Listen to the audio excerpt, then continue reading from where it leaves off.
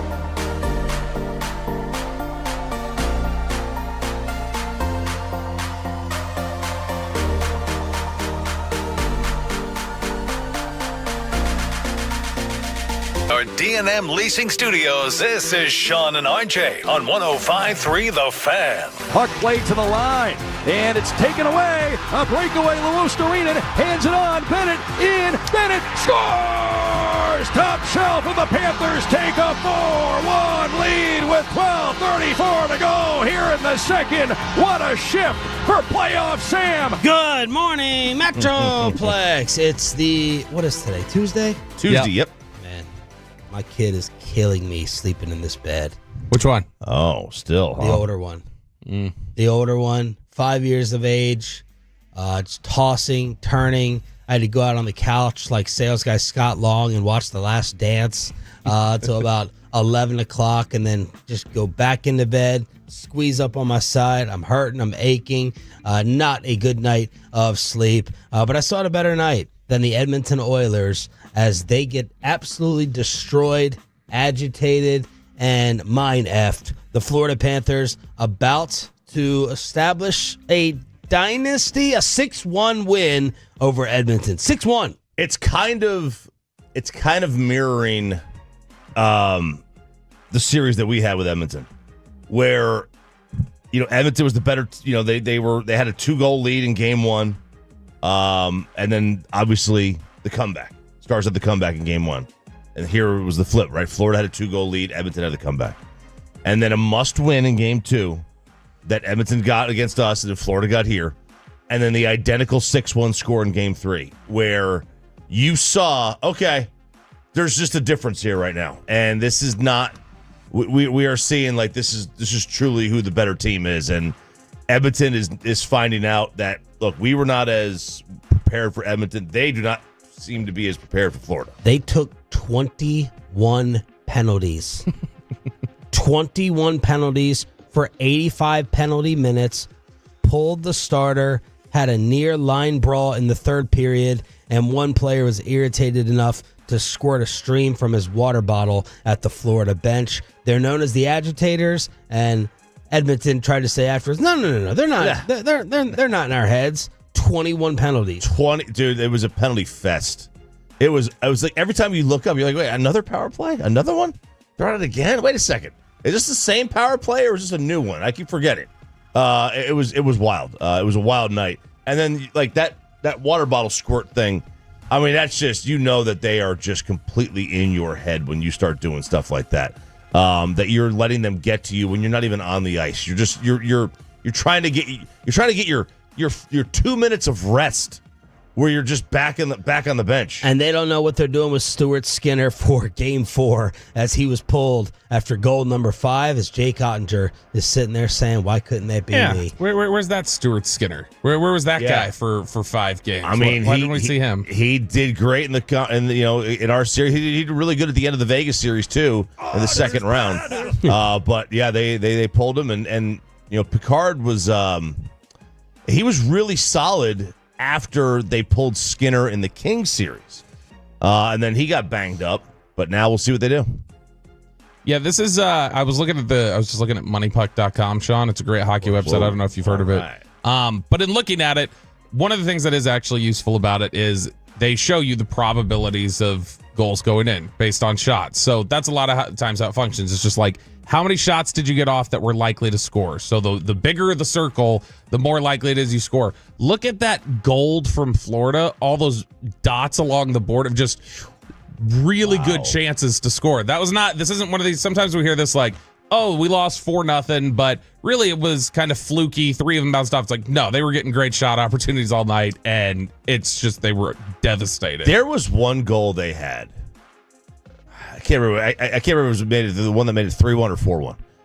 It was a clinic of passing to get to that goal, and it was on a power play. It was just remarkable. Like it was like they were toying with them. It was like one of those things where you're doing the play in basketball without the defense on the floor with you, and it's just like, oh, this is pretty. This is how it's supposed to work.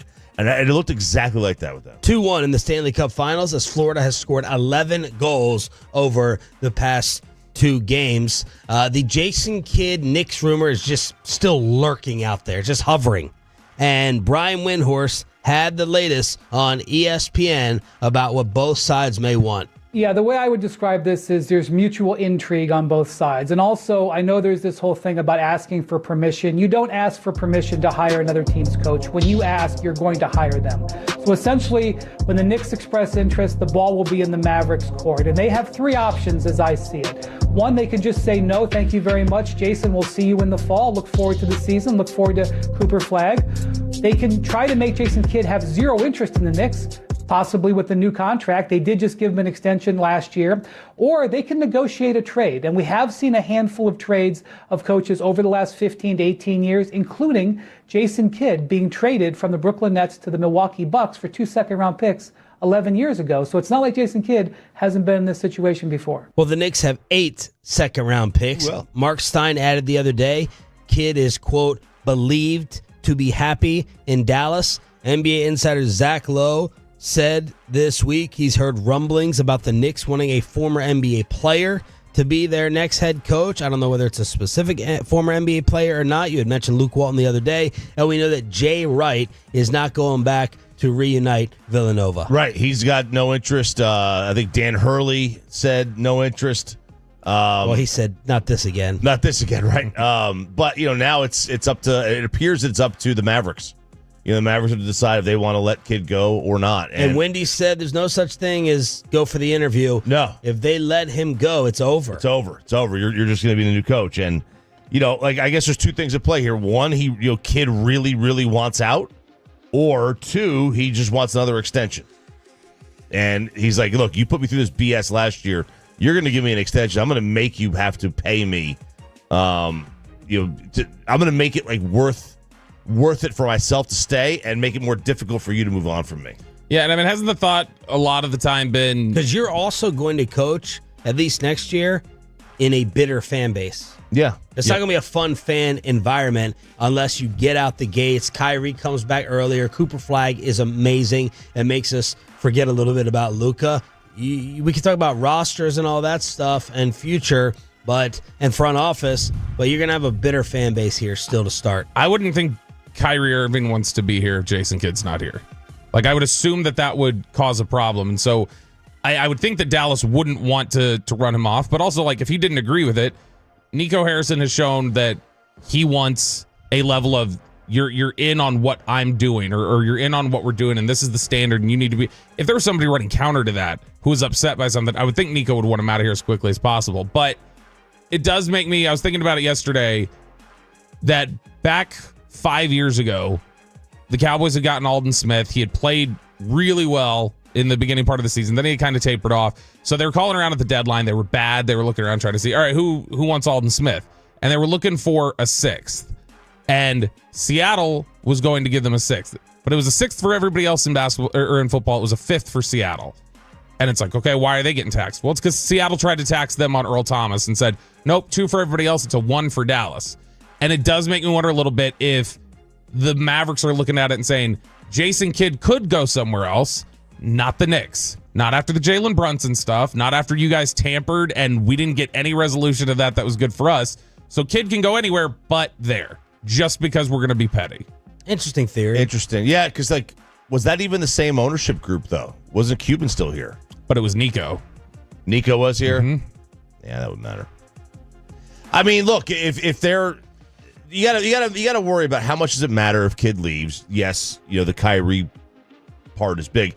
My question with Kyrie is does he even want to? Is he gonna opt in? Is he gonna re-sign? Yeah. What are you gonna give him? Are you gonna give a guy coming off that kind of an injury, an ACL or whatever, at his age? The big question in all this is the relationship with Kyrie Irving and Anthony Davis enough to just keep Jason and deny the interview?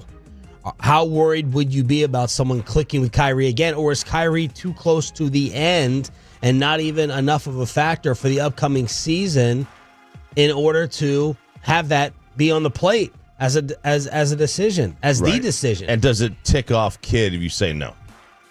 That's another part of it. What if you say no and he really wants to leave? He's got a contract, but we know how that works. Man, I don't know that Cooper Flagg is covering over your sins if you purge Luka, Kyrie, and Kidd in less than a year. Kidd, there's some people who don't think highly of him, but everybody's pretty much come around on like they love Kyrie. And Kyrie, to his credit, before he got hurt, he was playing his ass off after the Luka trade, where it was all on him. He was playing at a ridiculously high level that made you say, okay, that's still Kyrie Irving out there. That's not just a guy who needs another star out there with him. So I don't know. The biggest thing, obviously, the biggest question about Kyrie and how close to the end he is, or how good it'll be, we don't know how he's going to bounce back from the knee injury. Now, does he have the opt-out right now? Kyrie? It's a player option. It's all right. It's a player option. He's got to opt in. And he can opt out and re-sign for an extension. All right, so make the decision. Let's do talk radio. You're the Dallas Mavericks. You grant the permission or not? Everyone on the spot, 877-881-1053. Franklin LaFranco Injury Attorney text line. By the way, I put out the poll for the Tolos. It's at 1053SS on Twitter. Follow me. I'll follow you back. It's 70-30. Jason can go. He's replaceable. 70% of those voting saying, yeah, I'm willing to let him walk. It doesn't say how many years his contract extension is for. Like, nobody has. Google doesn't have it. Nobody has it. I would not. Like I wouldn't let him go just because I think he did a good job stabilizing things overall after the Luka trade and getting guys to play hard. I obviously don't know to what extent do they believe in their front office that he's quote unquote falling in line. Like, so from their perspective, if they don't think he's falling in line or they don't think he's completely in line, they may be like, go. But in terms of just in a vacuum, no, I wouldn't let him go. If he wants out, let him go. If he wants to leave, let him go. I don't want a guy here who doesn't want to be here. If he doesn't want to, if he truly wants the other job, then go. Is there a difference? Is there a difference between not wanting to be here though and just being like, there's a gig he would want more? I see what you're saying. So I don't know. It may just be. I mean, he's done this once before. He did it as a player at the end of his career, where he looked like he was going to come back to Dallas, and then he turned around and went, "Nope, I want to go to New York." So he may just have an affinity for the Knicks. I am going to. It says Kidd has 2 years remaining on the contract extension he signed during the Mavs 2024 run to the finals. Okay, so that's from Shams and McMahon. That's not that much. This may be just maybe a negotiation. Could be. Yeah, it might be a tactic for him. Is the fan text agreeing with Twitter that Jason Kidd is fine to leave, Peyton? The 302 says yes, he wants out, I think. 817 says I'm not keeping someone who doesn't want to be here. I don't take hostages. 561 says keep Jason Kidd. No interview. Why are we helping the Knicks out? All right. Well, maybe the compensation gets some second-round picks. In return, get another Jalen Brunson in the draft. Live on the Fan Cam, Twitch, and YouTube. Thanks for being a Tolo. That stands for Turn It On, Leave It On. By the way, Cooper Flagg plans to have a private visit with the Mavs here in the Metroplex on June 17th. 1 week after his first official Mavs visit, set to be the number one overall pick on June 25th. Chris Paul came out the other day and said he's trained with Cooper in L.A. a couple of times this offseason. Quote, he is as real as advertised. So that is the CP3 endorsement, with Cooper set to come here in about a week in order to have the sit down. On the anniversary of like the greatest day ever, right, in sports? That 30 for 30 on the OJ? It was the Bronco chase. It was the finals. Rockets finals. It was the Rangers Stanley Cup, whatever. There was something going on in base. It was crazy. Messier, Rockets, Knicks.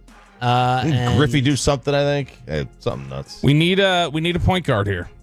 If Chris Paul thinks so highly of Cooper Flagg, you could just, bring it here to where RJ's favorite player ends up here. Chris Paul? Mm-hmm.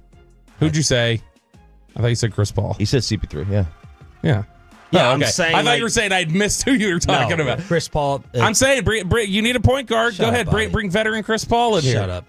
877-881-1053 in order to hit us up. Starting off the Tolo Tuesday edition, we have Luke Bryan tickets to hook you up with during the 7 o'clock Expressway. Has Chris Young been listening to the morning show because he addressed the possible trade that I came up with of Jacob deGrom? We got some Diamond Cavs on the home of the Rangers with the squad back in action against the Twins tonight. Next.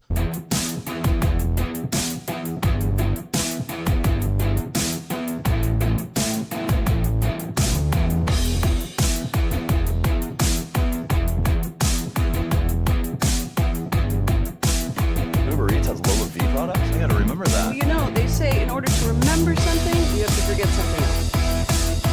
Okay, now that is a very cute haircut. That's a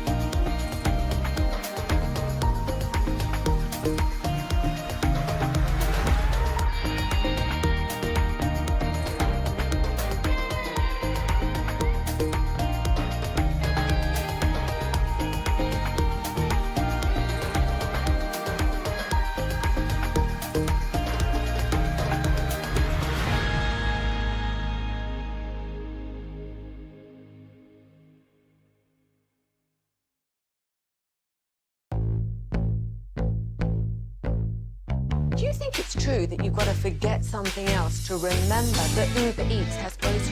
No, that's absurd. Hey, remember when you used to be what was it, Pepper Lady? Pepper Lady? Wasn't it Cinnamon Sisters? Basil Babes. Saffron Squad? Nutmeg Maidens? Free Curb? No. Nutmeg Maidens. I just said that. Was it Spice Girls? Doesn't sound right. Was it Saffron Squad?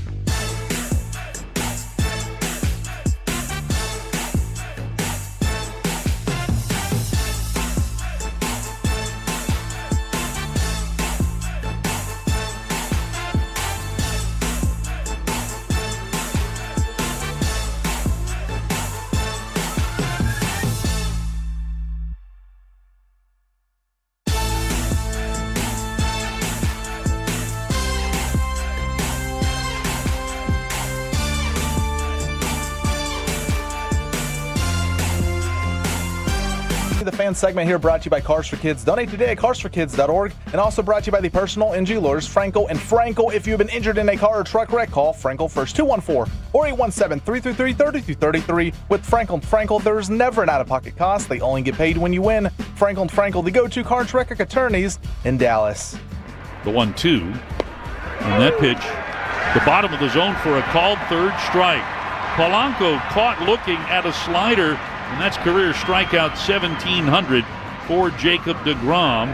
It comes in 1,400 and 2/3 innings of work. You're an idiot and you don't know baseball. Ranger fans, you're not dreaming. How can you not be romantic about baseball? These are Diamond Cavs on the home of the Rangers, 105.3 The Fan. Good morning, Metroplex. I'm Sean Sharif alongside RJ Choppy and our Cowboys insider, Bobby Roberto Belt. By the way, the boss man letting us know yesterday, the Rangers are putting up big-time ratings at this radio station because of you. So there's a Ranger following, even though it's been a frustrating, I would say, first 46 games. But the numbers are coming in big, proving yet again, baseball, maybe after college football, but baseball after football, probably number 2 in DFW. At least that's the way it looks right now, even though they are 4th place now in the American League West after the LA Angels overtook them. So the Rangers are 5.5 back. It's really tight in the division. The armpit making Jared Sandler get ready to eat his words, up on 3 over Seattle, up 5 over the Angels, and then the Athletics are 11.5 back. It hurts to see the Angels because they had a good start and they went into their typical Angel lull. We're like, oh, they're done. They're the typical Angels, and they've had a nice little rebound. Bobby, we've been talking about the same thing over and over again about no offense, got the pitching, trade possibilities. You brought up another issue though that we have not talked about and covered on the road, which they will be today to start off against the Twins, who are 35-30, second place in the Central.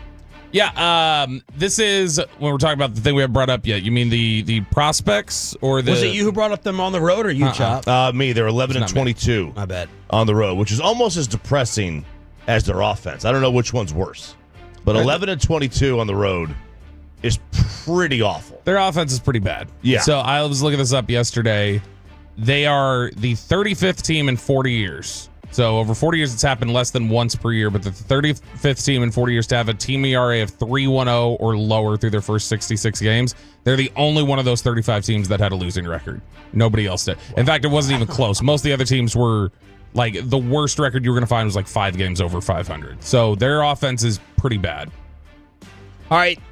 we were talking about trading pitching for offense, and the name that I threw out there was Jacob deGrom. And the thought just is, not to crap on the possible future Hall of Famer, but do you take advantage of the last time he may be healthy and performing like this over the age of 35?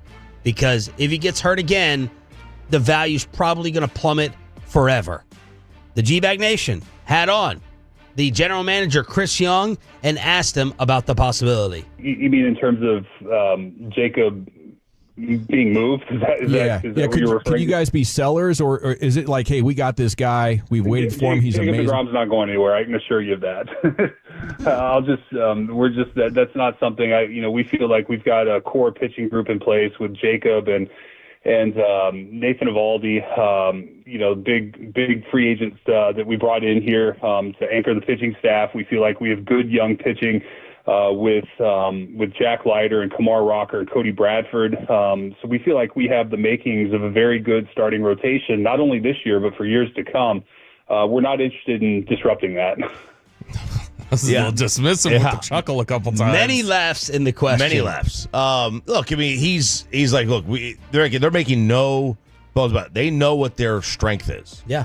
And they know that if they make the postseason, somehow they figure out some offense and get in, they know what is going to carry them to a title. Yeah, well, that's all well and good, but the follow-up is, how are you going to get the offense?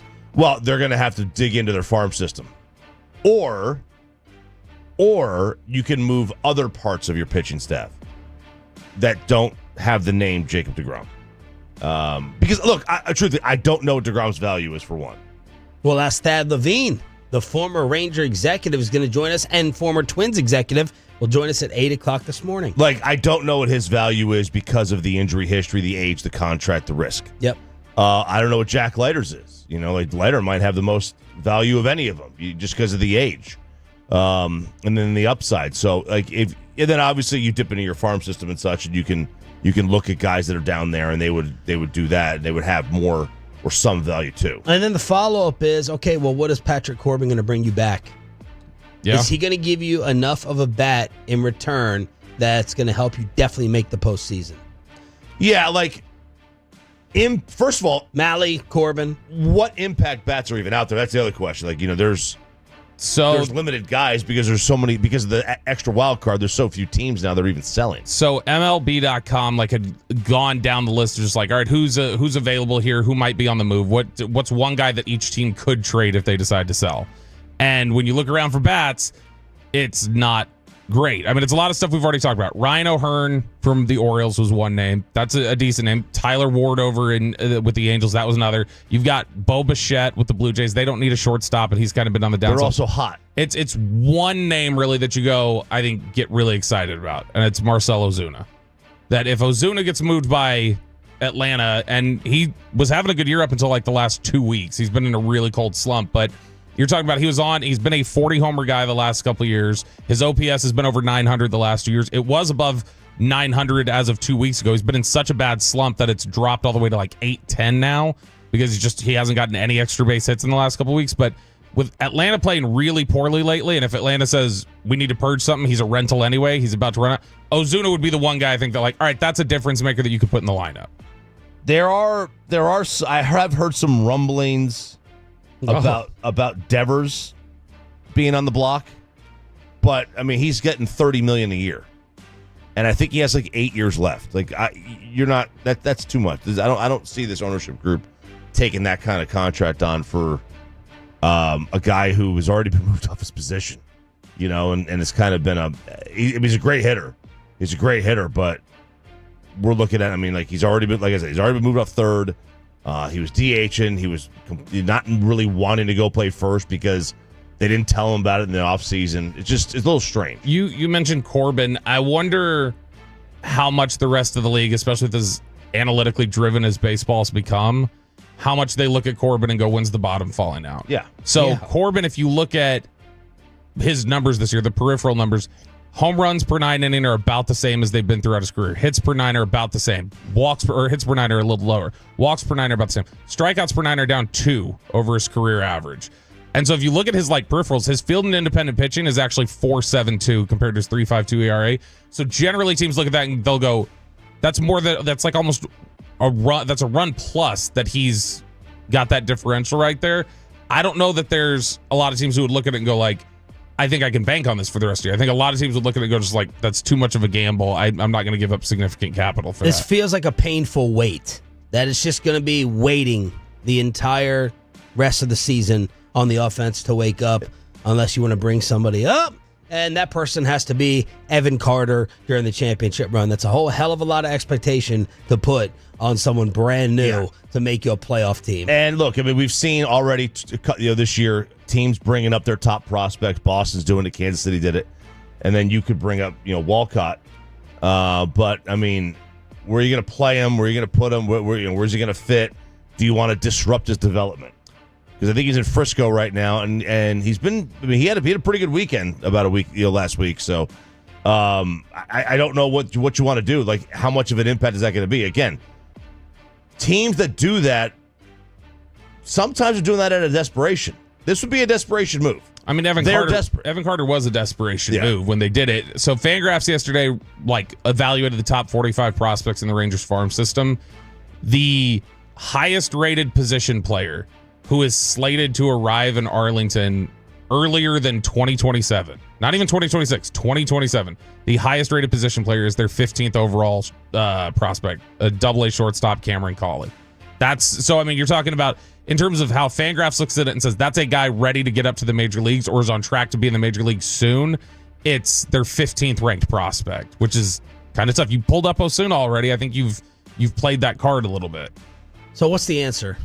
Wait or try to sell one of the pitchers or promote? You're going to have to wait at least another 3 weeks. I don't know that any team is going to make a trade. Yeah. This is still very, very early. We got lucky with Chapman in early June of 23, whatever. That teams don't generally do that. You look around the sport, who's been traded? Right. Your strategy is probably similar to your strategy with AMC, Sean. Hold and hope. Just hold and hope. You're hoping. I think right now they're the best likeliest outcome for them, or their best shot at this moment would probably be it's gonna come around. Would probably be their best bet. But if it doesn't, I think their play needs to be they sell and they just sell off and they try to revise a little bit. Otherwise, we're talking about heading into next year with the same issue the last 2 years, which is the offense wasn't enough, and you sat around the entire year thinking it was going to come around, and it didn't. And at that point, it's you've got to make an adjustment. I think the decision gets made by the end of June on what you are, because you have nothing but the American League Central coming up. All right, we got 500 teams. You're at Minnesota. You get the horrific White Sox. You get Kansas City. You're at the horrific Pirates. We know the Orioles already fired their manager. Then you get Seattle, and then you get Baltimore again for 3. So there's an opportunity here with the schedule. Mm-hmm. And Cristiano's probably sitting back and saying, all right, let's wait for other bats to be available as the playoff picture clears up, and let's wake up against these teams over the next month. That's certainly a strategy. White Sox, Pittsburgh, Orioles twice. Yeah, that's certainly a strategy, and you could absolutely get by doing that. And you can potentially kind of fix.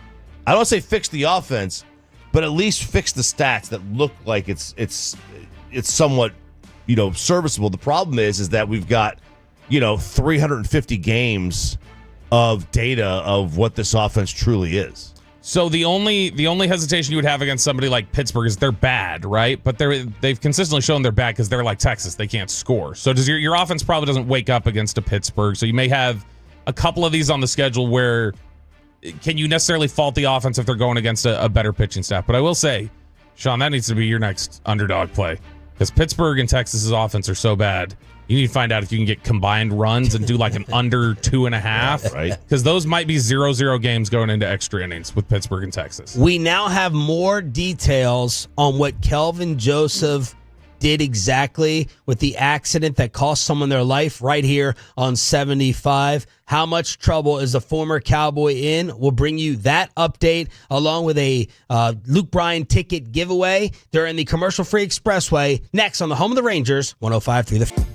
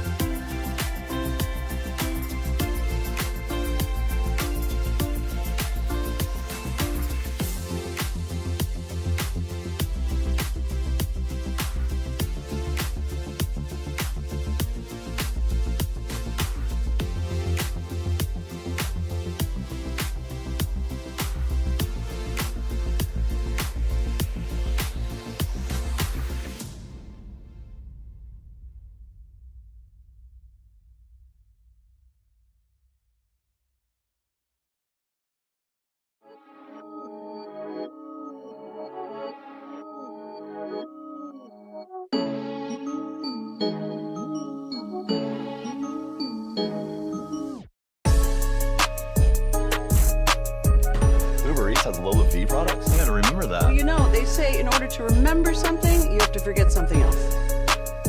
Okay, now that is a very cute haircut. That's like a little shag. I've never seen it before. Well, I mean, of course you have. It's the Rachel. Oh, is that your name? No, I mean like your name. No, I'm Jen. My name's Jen. Right, but I just mean like this is your haircut. But that's hair on your head. I'm not saying this is your hair. Okay, freaking me out a little bit.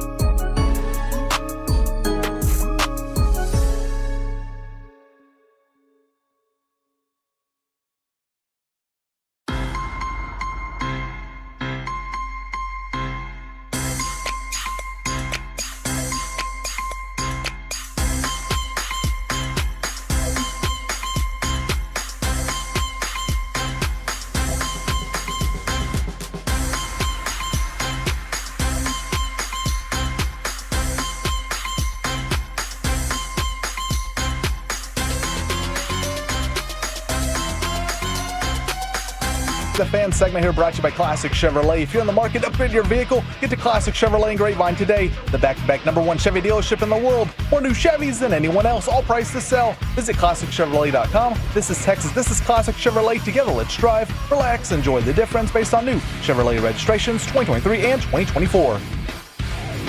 We now have some more updates on the Kelvin Joseph incident that cost someone their life on a motorcycle on Saturday here on 75 in Richardson. WFAA with the latest. Kelvin Joseph, the former Cowboy, drove nearly 3 miles from the scene of the fatal crash, then waited almost an hour before calling 911.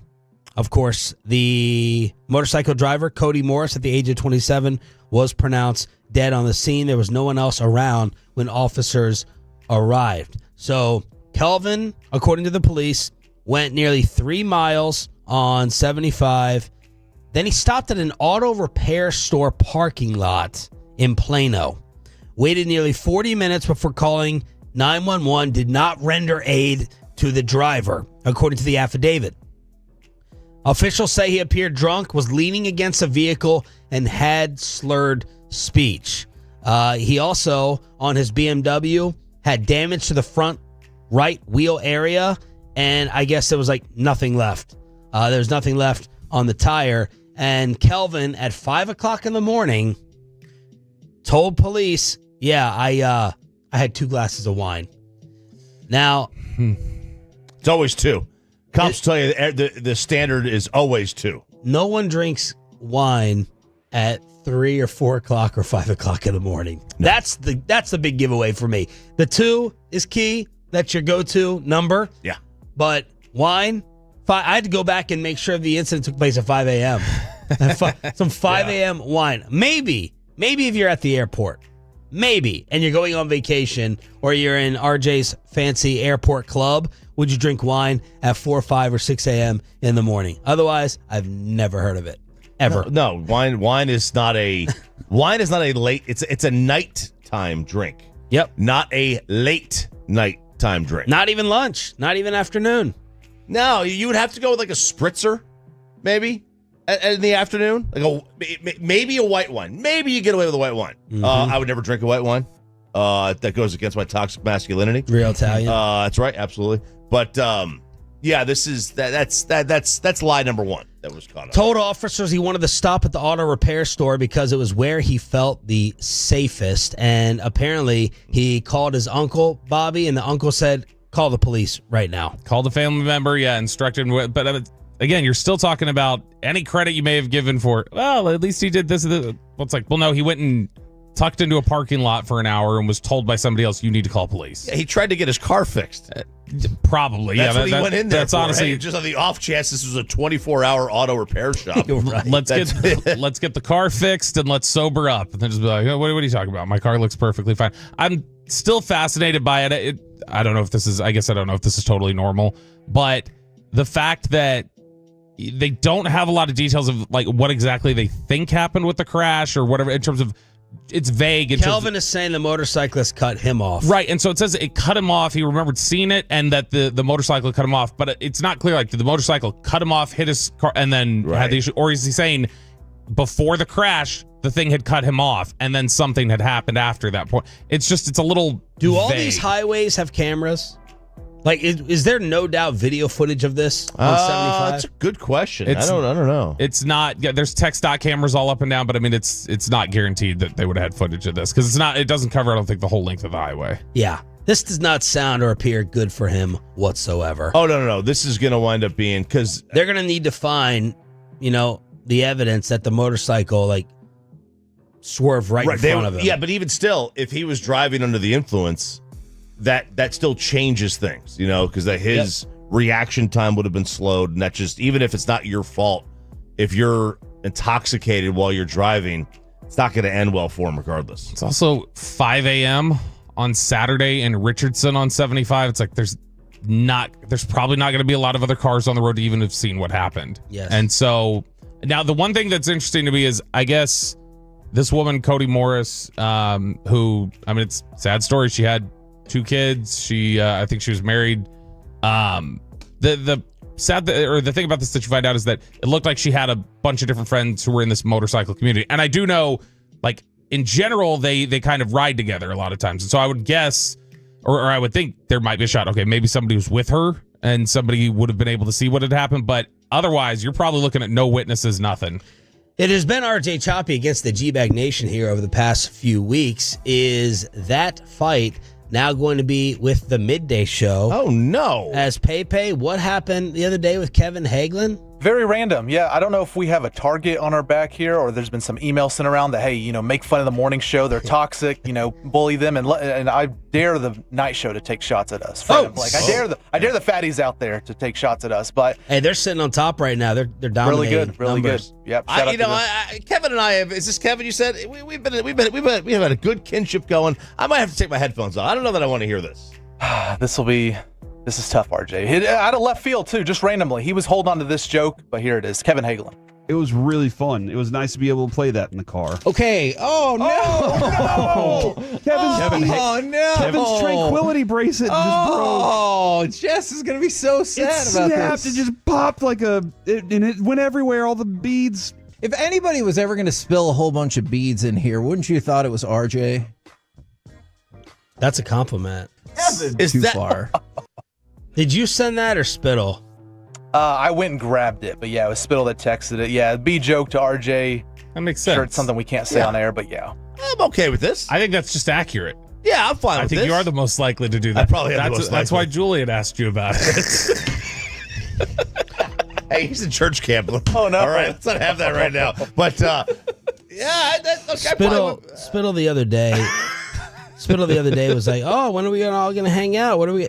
We need to hang out with him again to adjust his sense of humor meter. We need to get him back into because that's not worthy of. There's nothing there.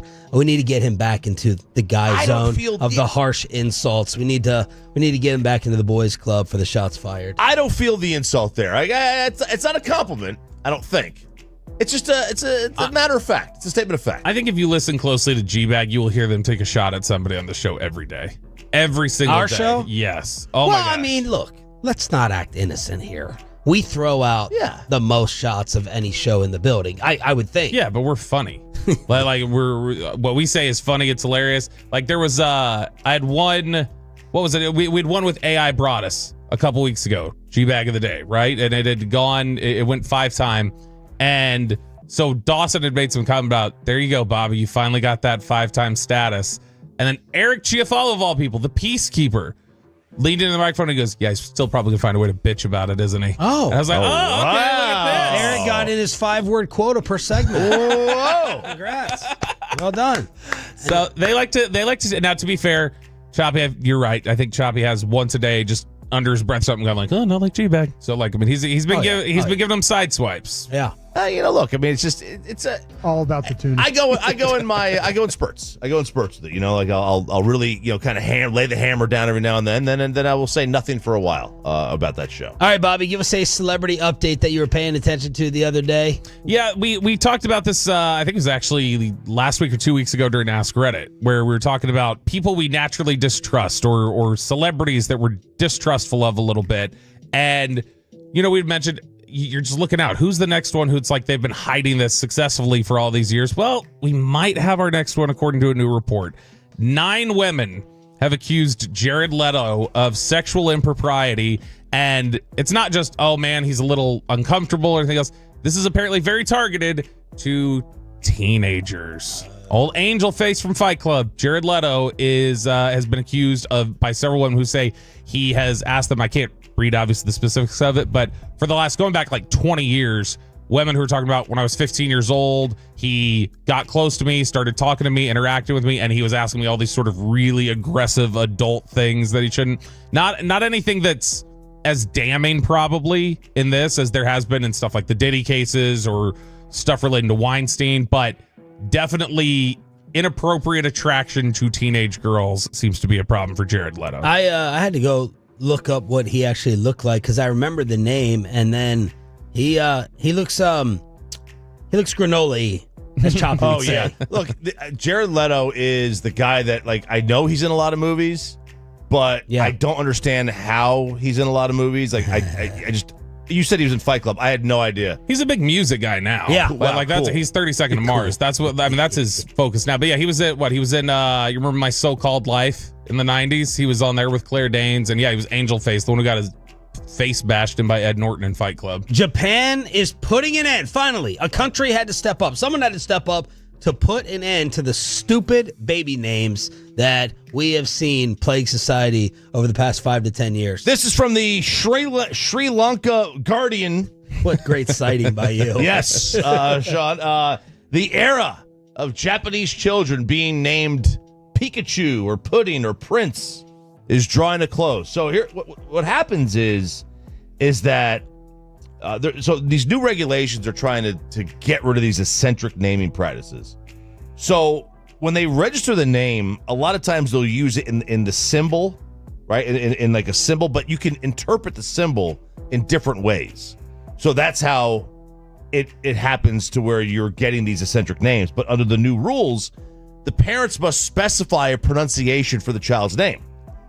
However, so I got to turn in, like I have an HOA project, I got to turn in my name for approval. yeah, with the turn it in. Japanese But government. however, not only do you have to name it and like specify the pronunciation, but new rules will block those that deem to have extreme readings that they are considering contrary to the child's best interest. So There we go. You're not going to be able to name your kid Prince or whatever, Pudding, Pikachu, which is what they've been using. They're not gonna be able to do that anymore. Man, we got to go to Wise County.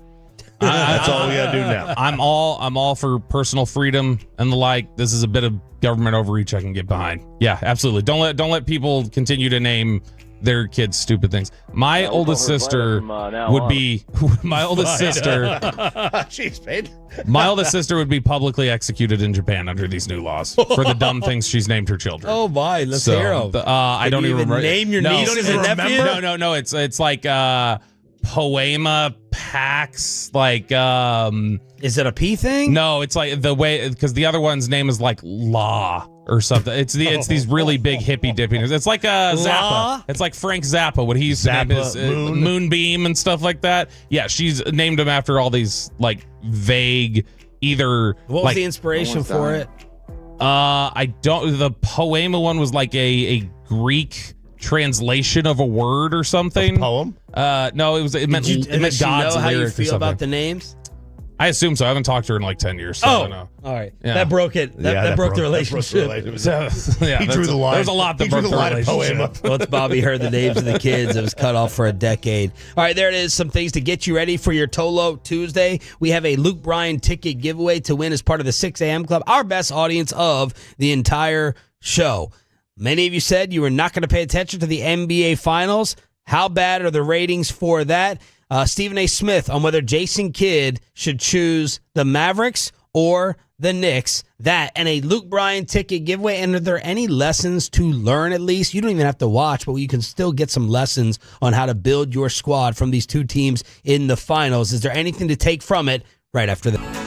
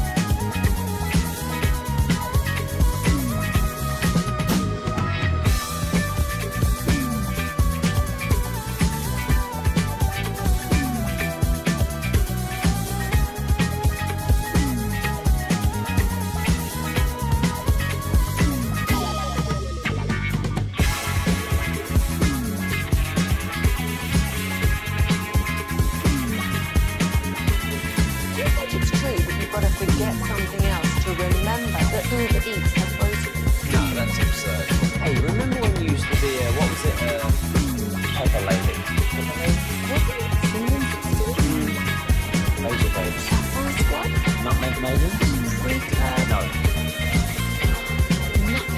I just said that. Was it Spice Girl? Doesn't sound right. What's it sometimes called?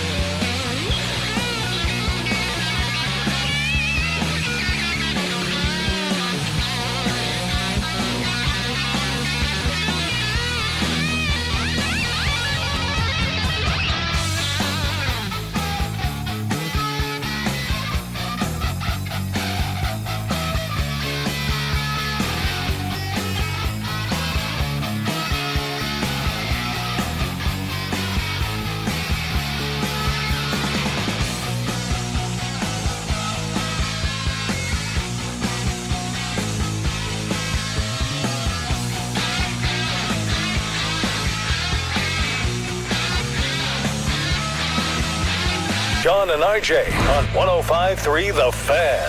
Off a face-off, Anton Lundell behind the net, the offensive end. And he bounces one out front. This one loose. Marchand shot, he scores! And the Panthers are on the board early. Brad Marchand out of the left circle. 56 seconds in. He pounced on a loose puck, and he cashes in. 1-0 Panthers. Was that an emasculation of the Edmonton Oilers last night? The Florida Panthers trying to win another Stanley Cup championship with a 6-1 beatdown. We had fights, we had penalties all over the place, and we had a blowout.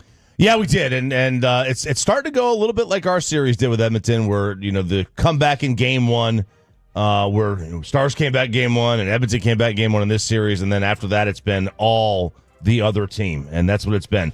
Identical Game 3 scores, 6-1 each. 6-1, the Edmonton beat us. 6-1, Florida beats Edmonton. And this was a clinic. This is what this was. They're just a better team right now, and they are absolutely putting it to Edmonton. And you love their head coach as well? Paul Maurice is, I think he's such a great coach. He's such a dry, sarcastic sense of humor. So this is, there's a question in here, and it's talking about one of the other players, Barkov, who has not had any points the first 2 games of this series, and just the maybe a Pete DeBoer shot at the end. Paul Barkov is at -4 and doesn't have any points in the finals. Are you worried at all about his playing? We're trading him. No, I'm not at all. There's action at both ends of the ice all the time. And I don't think this is a statistical series because it's not relatable to series than you've played in the past. I mean, the shot attempts, the sheer volume of quality offense driven by both teams. At the same time, both teams are defending very well. So, well, I got a minus on the 4-on-4. It's a heck of a shot block. It's in the back of the net. I didn't bench him. He's good. Little shot at that at the end. Maybe reading into it. I don't know. Maybe. You think it was a shot at Pete? I didn't bench him. I didn't, but minus on the 4-on-4. Yeah. I didn't bench him. One of the other things in the wake of Pete DeBoer's firing that we did not bring up, that just in checking social media, fans were furious over, was him basically saying we're not built for that in terms of the retaliation after the hint slash. Mm-hmm. And then you look at this, Tolo Chris hit us up and said, good things happen when you beat up McDavid. Panthers would have swept us. And it just made me think about the physicality and how when Pete said that, you basically emasculated your entire team. We're not built to respond off of that. Right. And they're to them. He's got it right. They're not a tough team. Like that doesn't mean they're not tough. It means they're not like agitators, instigators, necessarily fighters. That's you've got guys who will get chippy. Jamie will, and Marchment was brought in to do stuff like that. But as a whole, like Florida has, like everybody on Florida's team seems like they're a rabid dog who hasn't eaten in a week.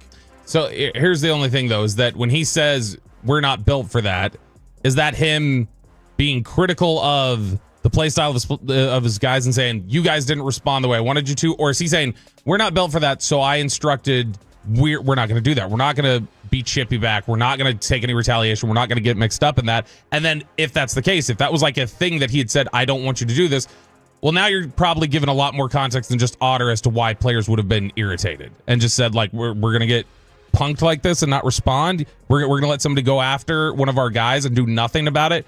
I could see that being a bigger roster-wide problem at that point. Game 3 of the NBA Finals is tomorrow night. So how are the ratings stacking up for both of these championship rounds? All right, so it appears that the networks don't really want you to know the ratings. So Game 1 of the NHL Finals, Stanley Cup. So we're already at Game 3. Game 1 drew 2.418 million.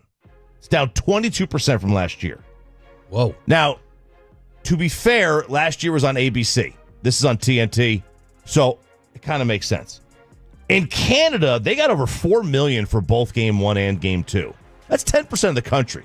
That's like a 30 million people watching here. That's pretty good. It's pretty solid. It's their sport. NBA, Game 2, I have not seen Game 2 ratings for the NBA, but Game 1 was a dud. Yeah, it was a big-time dud. We are talking about 8 million. 8.9. 8.917 or whatever. Lowest rated and least watched finals opener since they started tracking this in 1988, excluding the COVID series. So lowest rated, least watched finals, 9 million people. 9 million. And, we're looking at... For a thrilling ending. A tremendous ending. So Game 2, maybe you had more people tune in because of the ending, but those numbers are not out. And that tells me when they don't release them quick, they when they're good, they love to release them because the networks release them. But that 8.91 was even lower. That was lower than Rangers Diamondbacks. That got a 9.17, and that was one of the lowest rated World Series we've ever seen. Mavericks last year when they played in Game 1 got over 11 million. How many? Now, granted, that was Boston. How many people are actually tuned in to see that ending, though? Like, I would imagine if some people already were like, this is an overwhelming series, and then it spent 2 full quarters with a double-digit lead, even if it was kind of stagnant. It's a double-digit lead for a dominant team. I wonder how many people even tuned in to stick around for Indiana coming back. Yeah. It's a good question. I mean, because it wasn't, it was pretty quick. It wasn't like a slow build. All right. You sent this Tyrese Halliburton voice thing. I'm not hearing it. Okay. I'm not hearing it. Explain what this is that has gone viral. So this is circulating, and it's been circulating throughout the playoffs, and about Tyrese Halliburton's voice. So when he's talking, and he's mentioned, he goes, I don't know what's going on. When he's talking, his voice will shift octaves. Now, this clip may not show. Some of the other ones where he goes from high pitch to low pitch sounds demonic.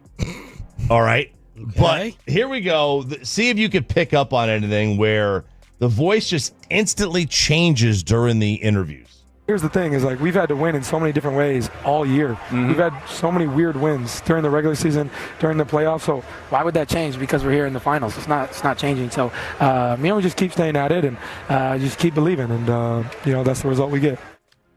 That's weird. That makes me believe someone hit fast forward or edited that. It sounded like someone hit a button on the VCR. It did sound like that, but yeah, like there's other clips. But he was like the internet is like, he's born on leap day, so he's obviously strange from the beginning. Urkel voice comparisons. change. The bigger thing to me with his voice is how much he sounds like at the beginning of that clip. He sounds like, A, he's 45 years old when he talks, I feel like. B, he sounds like Doc to me. Like Doc Rivers. Like, he sounds like younger Doc Rivers before Doc had, dropped an octave. I thought you were saying Doc Brown. No, Doc Rivers. So, but Doc, that's who he sounds like. When I first heard the clip we were playing at Halliburton the other day, I was like, is this Doc? During the regular season, during the playoffs. So why would that change because we're here in the finals? It's not changing. So that did change if that was natural. Yeah. Right there with one of the post-game interviews. Bobby, lessons that we could possibly take on how to get to this round? So Howard, again, with Luka? Howard Beck had done a write-up recently over at The Ringer where he just kind of took a look at how is team building done now in the NBA, because there's a lot of different methods to attack it. And he pointed out, he said that the Pacers in particular are a different kind of contender, and they're more emblematic of what this era of the NBA is, which he says the age of the super team is over. There are no gaudy big threes anymore, at least any good ones, thanks to a new salary cap system that makes it nearly impossible to stockpile stars. Talks about there's no Miami Super Friends, no Warriors death lineup. He said, in fact, when you look at just who finished in the conference finals, you've got the Oklahoma City, who won the Western Conference. They're the most conventional contender. They've got the reigning MVP, 2 young co-stars who were drafted by the team in a mix of homegrown talent. Minnesota, who lost to the Thunder, they followed a familiar path. They went and got Anthony Edwards with the number 1 pick. Then they went and acquired a defensive player of the year. They flipped Karl Anthony Towns for rotation players. Knicks, they went and built through, all right, let's get a free agent acquisition, buy a little bit low on Brunson, build around him with role players that fit. And he said the most unique out of all these, though, in the history of the NBA in terms of the way teams build is probably Indiana, which has been really aggressive acquiring players who are not homegrown, but also don't move the needle for most NBA fans. Yeah. He said, in fact, a casual fan perusing the transaction wire in recent years might have mistaken the Pacers for a team aiming for mere competency through a series of seemingly modest moves that in real time would have elicited a respectful nod. And he says that in today's NBA, there's no way to build a contender one way. As you see, everybody who's contending recently has fit different molds. But that's a great line, by the way. Like that, the moves got a respectful nod. Like, okay. Yeah, he mentioned it. He's like, you got Obi Toppin. Okay, cool. Oh, you paired Siakam with Halliburton? Sure, that seems like it makes sense. But you get 6 of those, and all of a sudden you get yourself a pretty good roster. But that's the thing. They took homegrown. They were purging guys not purging, but you know what I mean? Moving Sabonis. They acquired Brogdon and then flipped Brogdon for Nesmith. And they make all these little moves that just were all about. He said the overriding philosophy for the Pacers has clearly been patience and chemistry. Like, they just look for fits, and they look for patiently building. He said this has been a 10-year buildup of moves that Indiana's made, and they to get have where they to wanted. build this way as well because of where and who they are. Yeah, the market definitely has an impact on that, and that's sort of the way they've built in the past. Like, even those 90s Pacers teams at the end who started getting close, like really close with Reggie. It was Rick Smits and Chris Mullin and Jalen Rose. They were people who had like been acquired and gotten there over time. Brian Windhorst says there is mutual interest between Jason Kidd and the New York Knicks. Stephen A. on ESPN on which job is better. I think that when you look at the New York Knicks compared to the Dallas Mavericks, I'm looking at an Anthony Davis, I'm looking at a Lively, I'm looking at a Gafford. Kyrie towards ACL, obviously he's going to be out for most of next season, but Cooper Flagg certainly offsets that. So we got to look at it from that standpoint.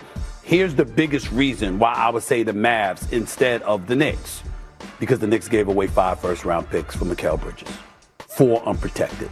So the assets that you have to improve upon what you have done is not there. I'm looking at Dallas. You're about to grab Cooper Flagg. Anthony Davis is going to be there. Kyrie eventually will be back, assuming he exercises play option or they re-up and sign him, because I hope they re-sign him. He seems happy there, loves Nico. He deserves his bag. If he's healthy, Kyrie Irving deserves his bag. But in either way you slice it, they've got some pieces there. So he's picking the Mavs over the Knicks because of the 5 first-rounders. The 5 first-rounders, which still blows my mind. 4 unprotected? 4 unprotected? For Mikal Bridges. If you're the Knicks, though, it's probably the thought process of, this is our window, we're going to capitalize. We're not going to be picking anywhere where you're going to build like consistently with back end. Like, generally, guys picked at the back end of the first round of the NBA, they're not the same kind of contributors. They're third-round picks in the NFL. It's like every 10 selections. It was still way too much to give up. 100%, Still way too much Ridiculous. to give up. But look, I mean, to me, it's always been the Knicks are in the East. The East is easy, especially next year with no Tatum. I think that's too short-sighted. Oh, it's definitely short-sighted, for sure. I understand what you're saying, but 2 moves can change a conference. Yeah. Oh, for sure. Like, what if Giannis goes to, where does Giannis go? Yeah. Oh, I mean, it was obviously them coming into their own a little bit too, but like to 2 moves. Holiday and Porzingis made Boston unstoppable last year. It was like instantly you can't beat them. And it was like nobody wants to be in the same conference as Boston. Now you look at it and go, Tatum's out.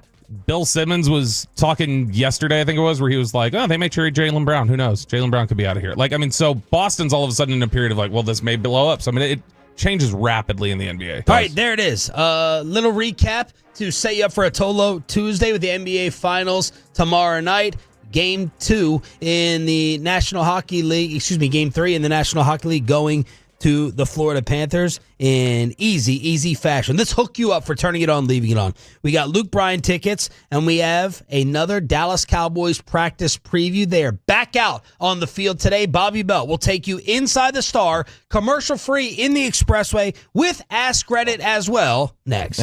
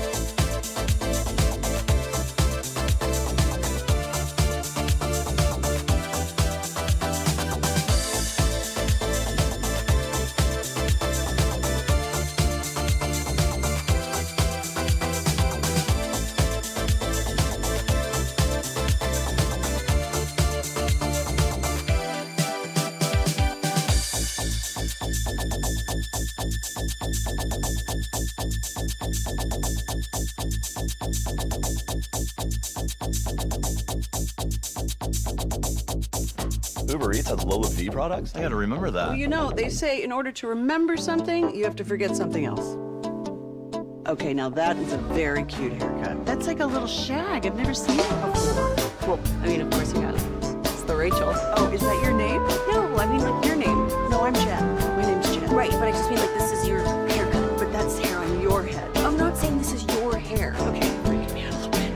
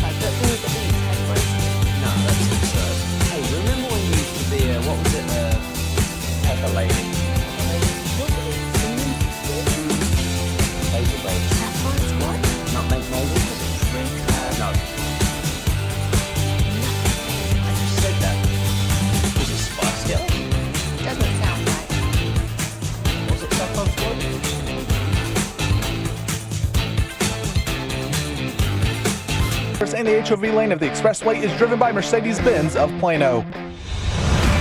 From news and notes to the coaches and players for America's team, let us go inside the stars on 105.3 The Fan.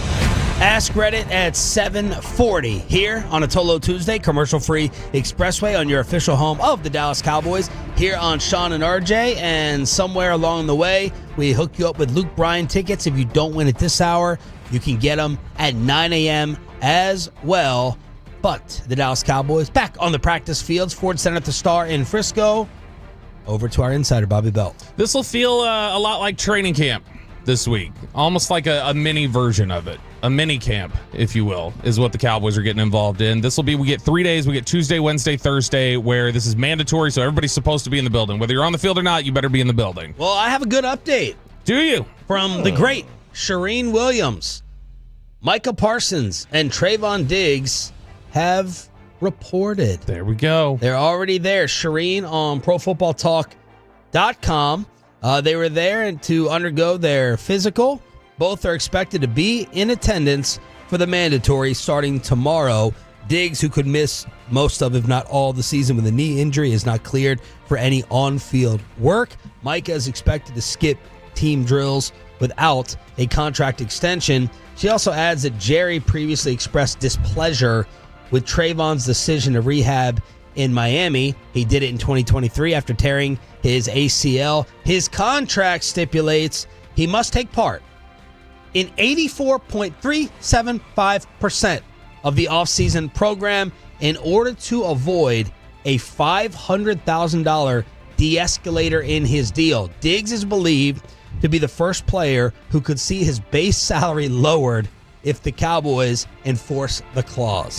Where the hell did they get that number from? I'm sure it's like it's a raw number that then it's just broken into a percentage. Like there's some raw So he baseline has to where be they there for need to 200 be. days, something like and that. it's Yeah, breaks. Okay. Did Shireen, was that Shireen's line in there that said Diggs expected to miss most, if not all, the season?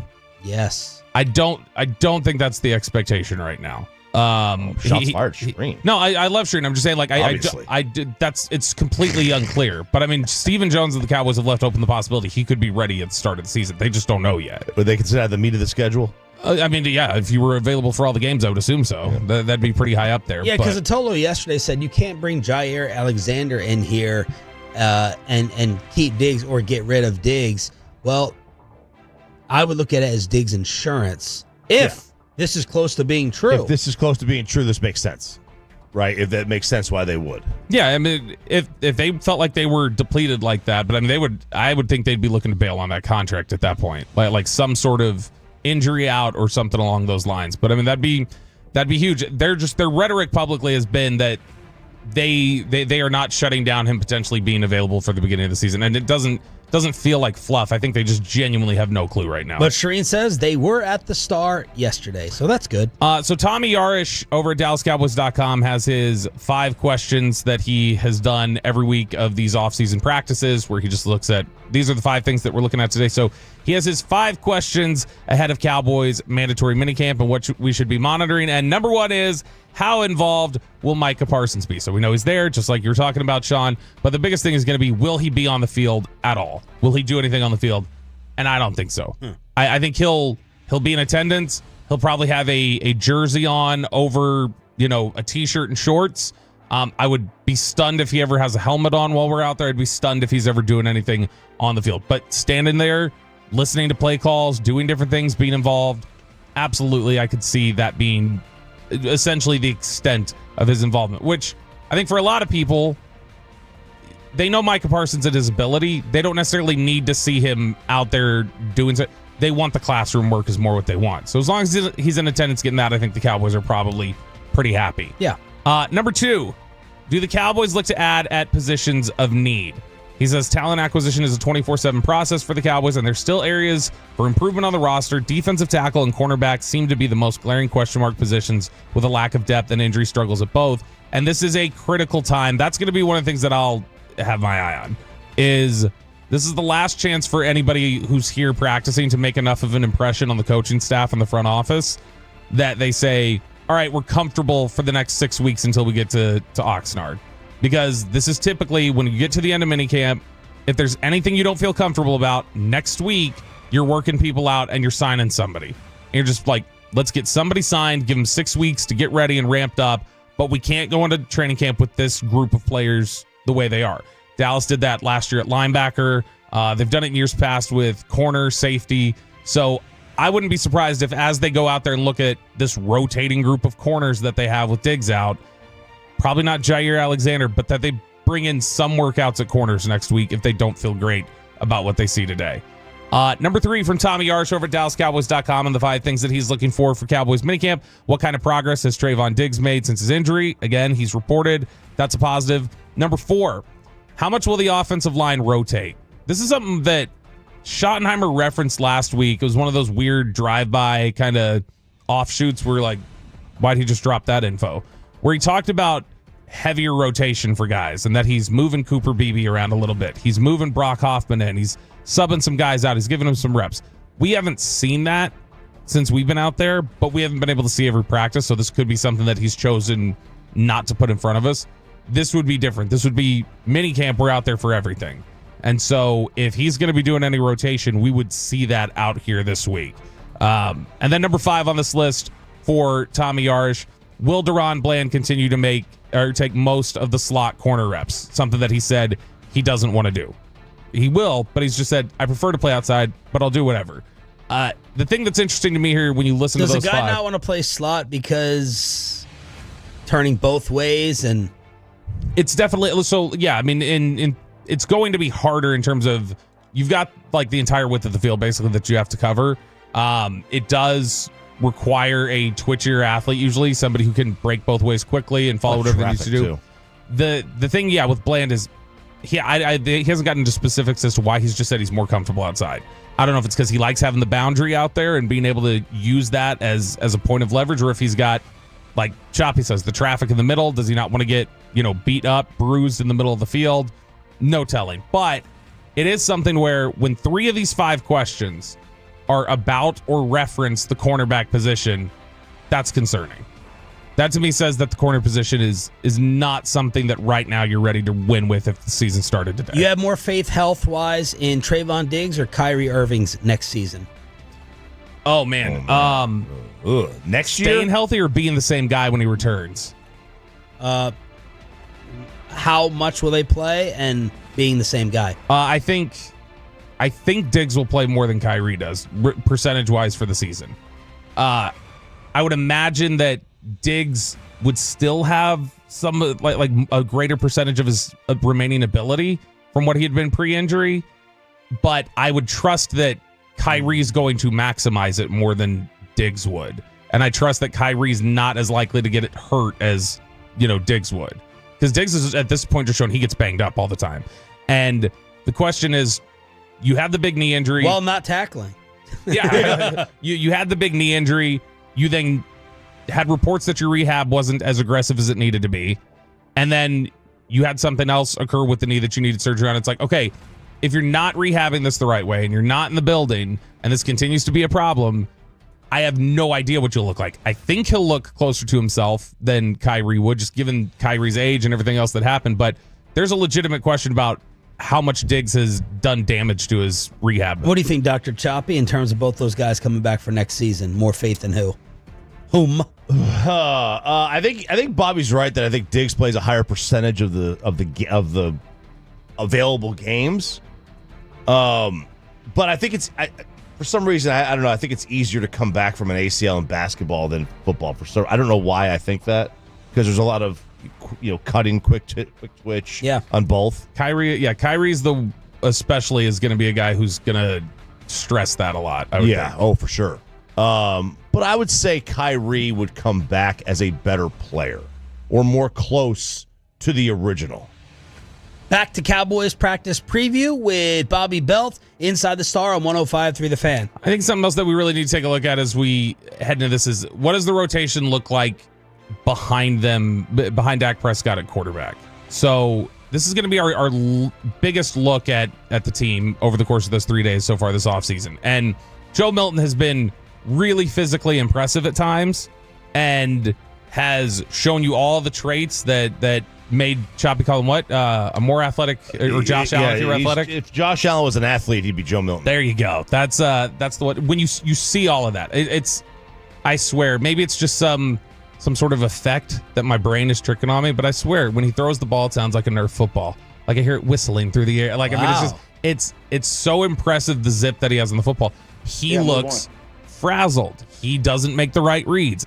I wonder if mind your tone. If this season started today, I don't know that Milton's starting if Dak got injured. I don't know that he'd be the first one. I think it would probably better be Will processor between Joe and Trey Lance. Man, seen in the Trey stage, seen in the practice is Lance. But Lance, so damn, Chop, you on that Tennessee education, bro. Chop. Hey, he started at Michigan. Okay, that's where he got his. That's where he was really groomed. Did you see Week 17 last year? So here's, where he cost the Patriots the number one pick. Here's the thing: Lance had very narrow vision. Lance made bad decisions. Lance processing, getting through the progressions it wasn't as frazzled as it looks with Milton.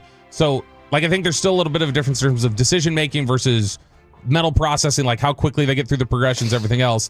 Lance, to me, was cleaner, at least from what I've seen at this stage, than Milton was. But Milton's got a ton of upside and he's shown more. I've seen more highlights in 3 OTA practices from Joe Milton than I ever saw in the entirety of Trey Lance's time. Joe won't throw interceptions because nobody can catch the balls that he throws. They're so far over the head of the receiver, nobody can get them. Well, he's getting a little cleaner with it because he was picked off last week. Oh, he's not overthrowing nearly as much. There's some miscommunication between him and I think it was Princeton Fant. Miscommunication. That's on the receiver as far as I'm concerned. But again, it was tunnel vision. Like, I remember watching him when he dropped back and he's looking down the field. I was paying attention to Milton and then watching him throw the ball. So I wasn't watching the play develop. But I watched Milton and I was looking at him and I was going, he's staring down somebody. He didn't move his eyes at all. He looked at this guy and as he was delivering the ball and I looked, then you see Clark step into frame. It's like, oh, he got that old quarterback vision cone on Madden. His was just a beam. Nothing will ever be as bad as the Lance pick last year in the flat that he had. That was, I was going to say, which one? We saw a lot of interceptions from him. In camp. Yeah, no, my favorite last year at camp was the one where he's literally just staring directly at somebody in the end zone, throws it into their stomach, and then you hear one of the receivers go F after the throw. But I mean, Milton's going to be a better player over the course of his career than Trey Lance. I don't even care if Milton's processing is worse than Lance's, because just physically he's going to get by in a number of ways. Lance just is not a football player to me. He's not a legitimate football player, and that's something where you've upgraded naturally there, even if the processing is something that is still a really big work in progress for Joe Milton. The other thing I'm going to be looking for here while we're out there practice, last week when we really saw George Pickens get involved, it was when CeeDee Lamb was out. CeeDee Lamb was there present at practice, but he was not involved. He was kind of standing in the huddle, different things like that. I want to see what Schottenheimer talked about last week in terms of CeeDee Lamb and George Pickens and the way they were operating in red zone situations when they've practiced and how exciting it's been for them. I'd like to see some of that with them together on the field. So I don't know why CeeDee Lamb was sitting out last week, if that was just a rest day, what they were doing, if he'll be out there this week or if he'll be similarly resting. But I really want to see, what does this fully orbed pass attack look like here at minicamp when Pickens has gotten the steps down, gotten the details down, the particulars, everything else, and he and CD are allowed to just flourish within the offense. I think we're going to start hearing a lot of chatter about how different the offense is from McCarthy and how it's going. I think it's going to look different this year. How so? Well, without dropping too many particulars because of limitations on when we're allowed to identify things or what we're allowed to identify, I just think that it looks different pre-snap. It looks different in a lot of the things they do post-snap. I think the structure will be noticeable. It'll be as noticeable. I'm not saying it's the same comparison. It will be as noticeable as when they went from Linehan to Kellen and how it just looked different. It was completely different. Yeah, the curl routes went the other way. Yeah, there's your go-to. There it is. A little mandatory minicamp preview with our Cowboys insider, Bobby Belt, on the home of America's team, 105.3 The Fan. Let's hook you up before Ask Reddit. All right, Tolos, right now now. Call number 10 at 877-881-1053 wins a pair of tickets to see Luke Bryan on Friday, June 20th at the Dos Equis Pavilion in Dallas. That's call number 10 at 877-881-1053. Former Ranger executive. What happened to the trio? Are they still boys? John Daniels, AJ Preller, and Thad Levine. Thad went to Minnesota. Rangers Twins today on this radio station. Thad will join us on the Fan Cam, Twitch, and YouTube at 8 to preview that series and give us an idea of what he would be thinking if he was Chris Young with all the starting pitchers and no offense. But it's Brian Broaddus' favorite segment of the week. Do you have a question, Kelly? Yeah, I have a lot of questions. Number one, how dare you? It is time for Ask Reddit. We do this every Tuesday right around 7:40. You can tune in and you can answer some of the most viral questions being asked over on Reddit. What did I do, Sean? You didn't do anything. And I don't want to call attention to any particular show. Just these TV shows with someone gets sat down. Oh, yeah.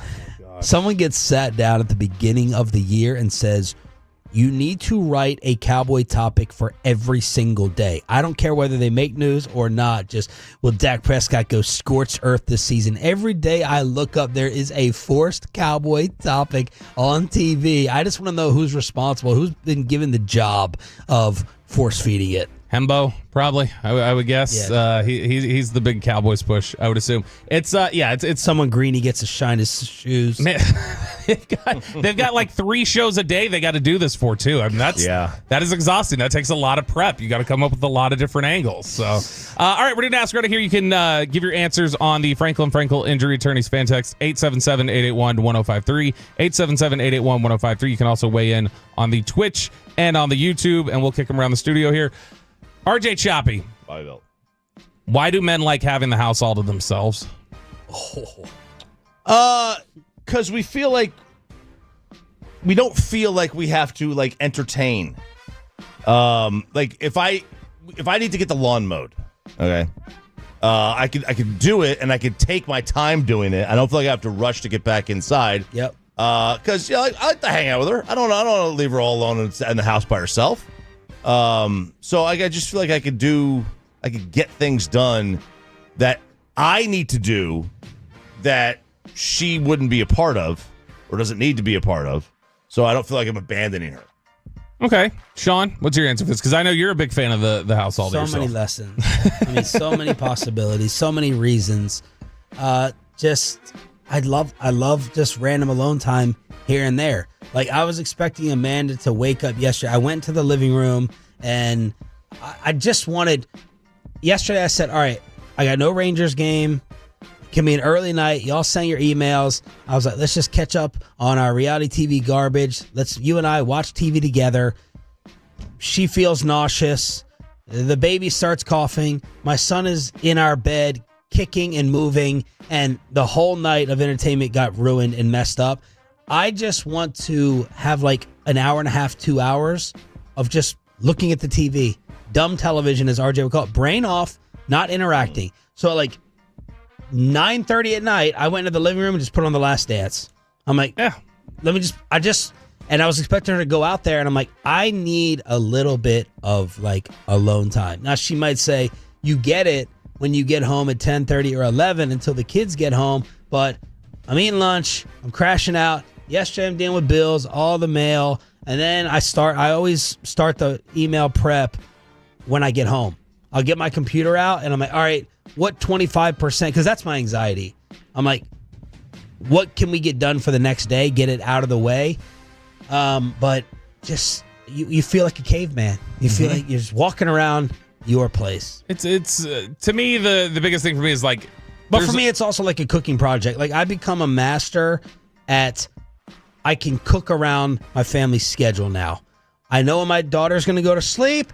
I can get this done, soak the rice. And then when she gets up, I don't do this. And then I can preheat the oven during that. And then she's going to go back to sleep, like grilling as well. Like you can do your project. You segmented it all out like a Food Network. Yes. Show. That's what you got to do. My life is nothing but segments. This to me, the biggest thing is that Bill Burr had a bit about this years ago where he was talking about his dad and how insane his dad's temper was.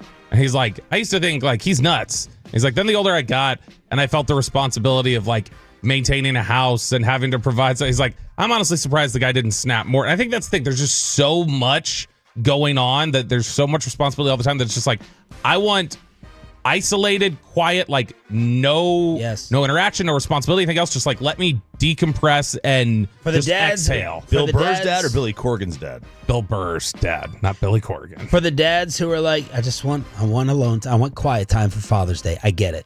I get it. The most common answers on the fan text we're getting so far, to walk around naked.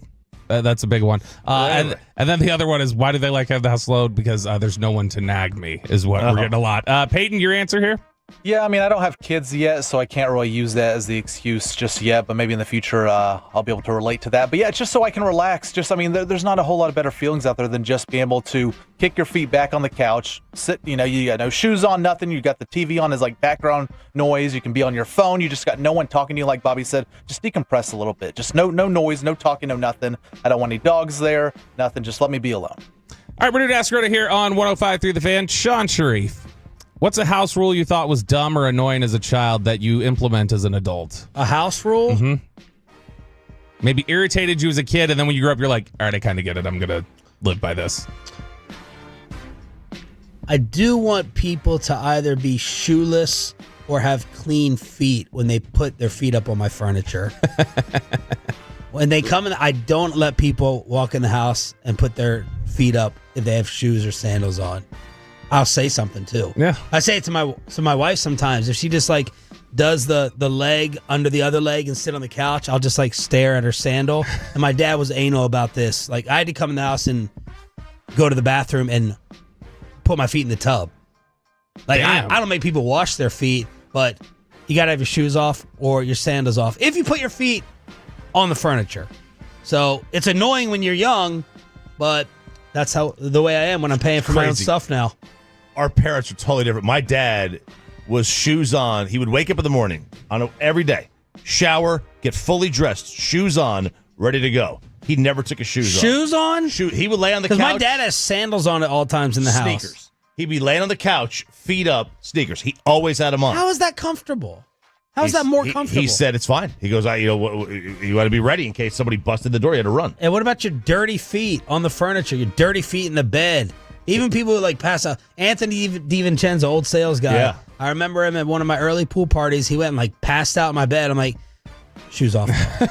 You can crash in here. I don't care if you sleep in the bed, but your shoes got to be off. He didn't care. He didn't care about the comfort. The cleanliness. He didn't care about that. Did it drive your mom crazy? She didn't. She wasn't going to say anything. And happy birthday, Luann. Yes, my mom. Her birthday. Happy birthday, Choppy Mom. Something. 70 something. 72. And also the TV time, like I was allowed to watch one night a week of television, try to reserve it for Monday Night Football. And then when I'm looking at my kid over in the iPad, yes, it shuts them up, but I'm like, I don't want to turn him into a zombie. Because there's times he turns into a zombie. Good, so I get it. The lack of TV time you hate growing up. And now we all get it.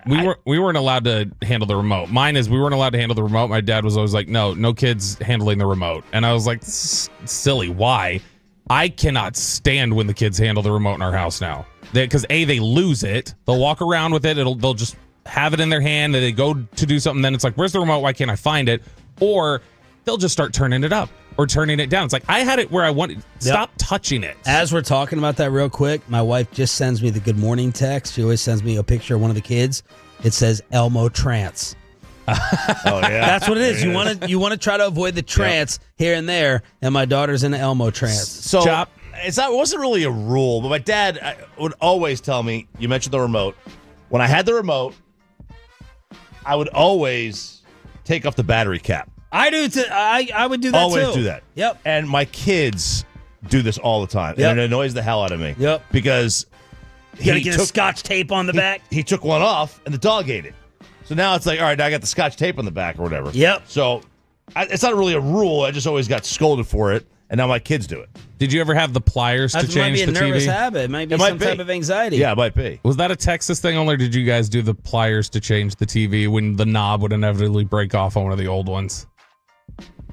I didn't. I don't think a knob ever broke off. Oh, you big East Coast snobs, East Coast elites. The knobs on the TV where you used to have that's why I said East Coast elites. So you'd have the little knobs. When those things would break off if kids were flipping them too hard, it would just have this little nub left, and you had to get pliers and grip it and be able to change the TV that way. Peyton, what's the house rule you didn't like as a kid that now you implement? Yeah, and the 214 agrees with me on this one, as they said the same thing, but turning the lights off in rooms that I'm not in. Because, I had a habit of doing that. I'd turn on the dining room. I'd be in there, then I'd leave, go to my room. My mom would come upstairs and be like, were you the last one in the dining room? I was like, well, maybe I might have been. And then she's like, well, why did you turn off the lights? Yeah. And so I didn't get it at first. I was like, why couldn't you just turn off the lights yourself? But then now I know, paying for bills myself now, that lights got to come off. I want you to do an experiment.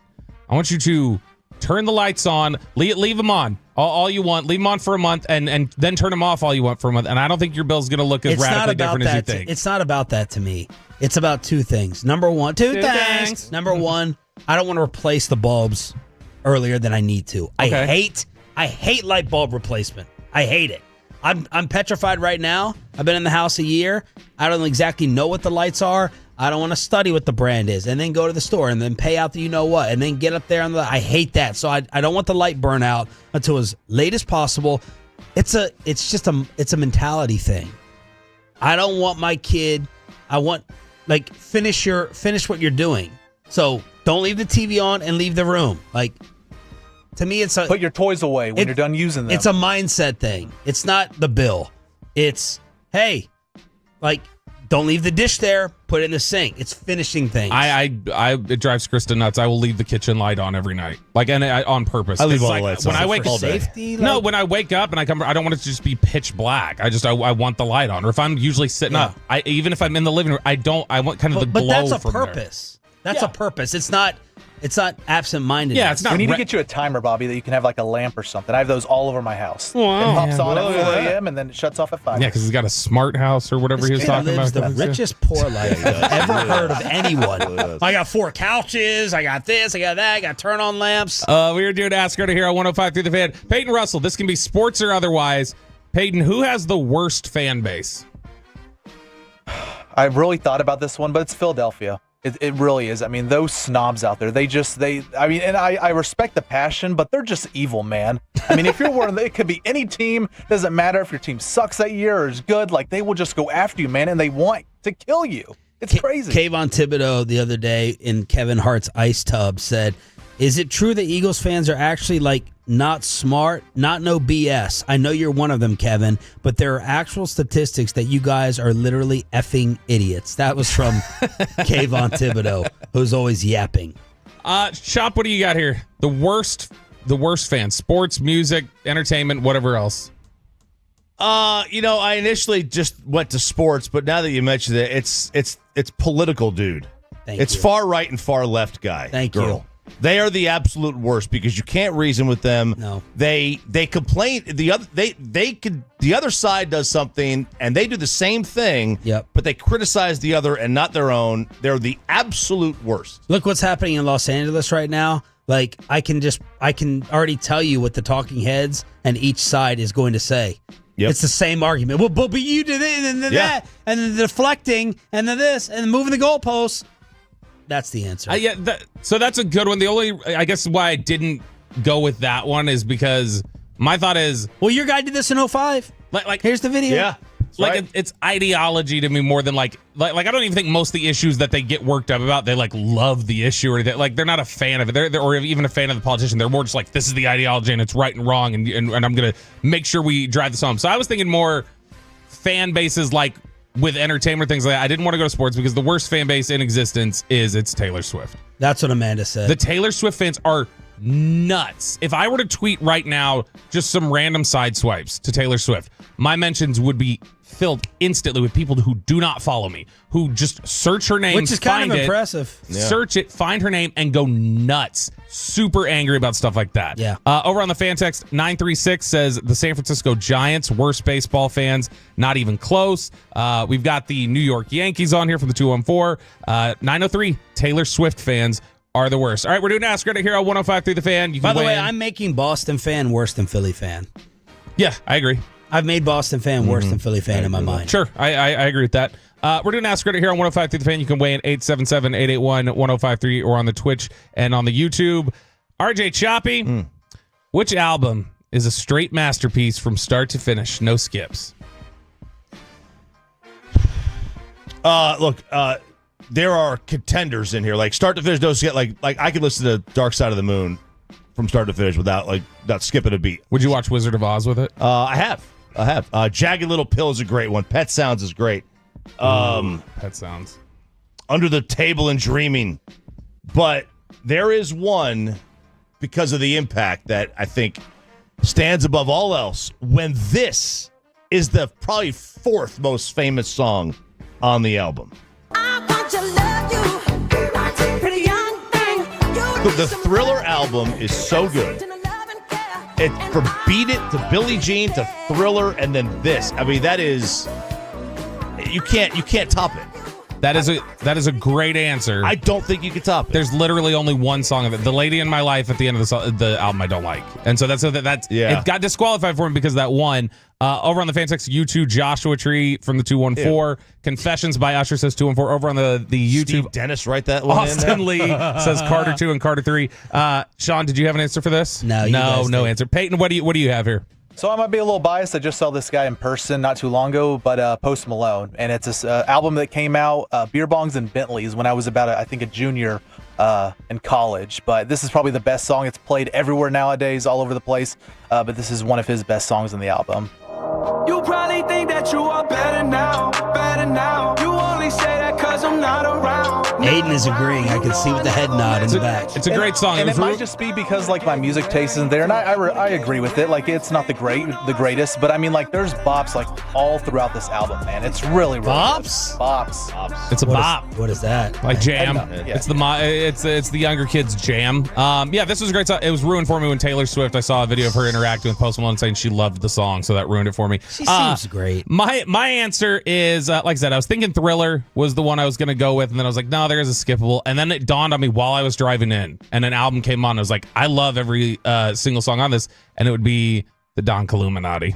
7 Days. More to be free than a life in the pen, making money off of cuss words, writing again. Learn how to think ahead, so I fight with my pen. This is such a masterpiece of an album, and it's posthumous. Obviously, he had recorded it before he died, but it's Tupac, the Don Illuminati. This to me was by far his best album. I used to hate it as a kid. I thought it was too raw and rugged compared to some of the cleaner stuff that he had done, production wise.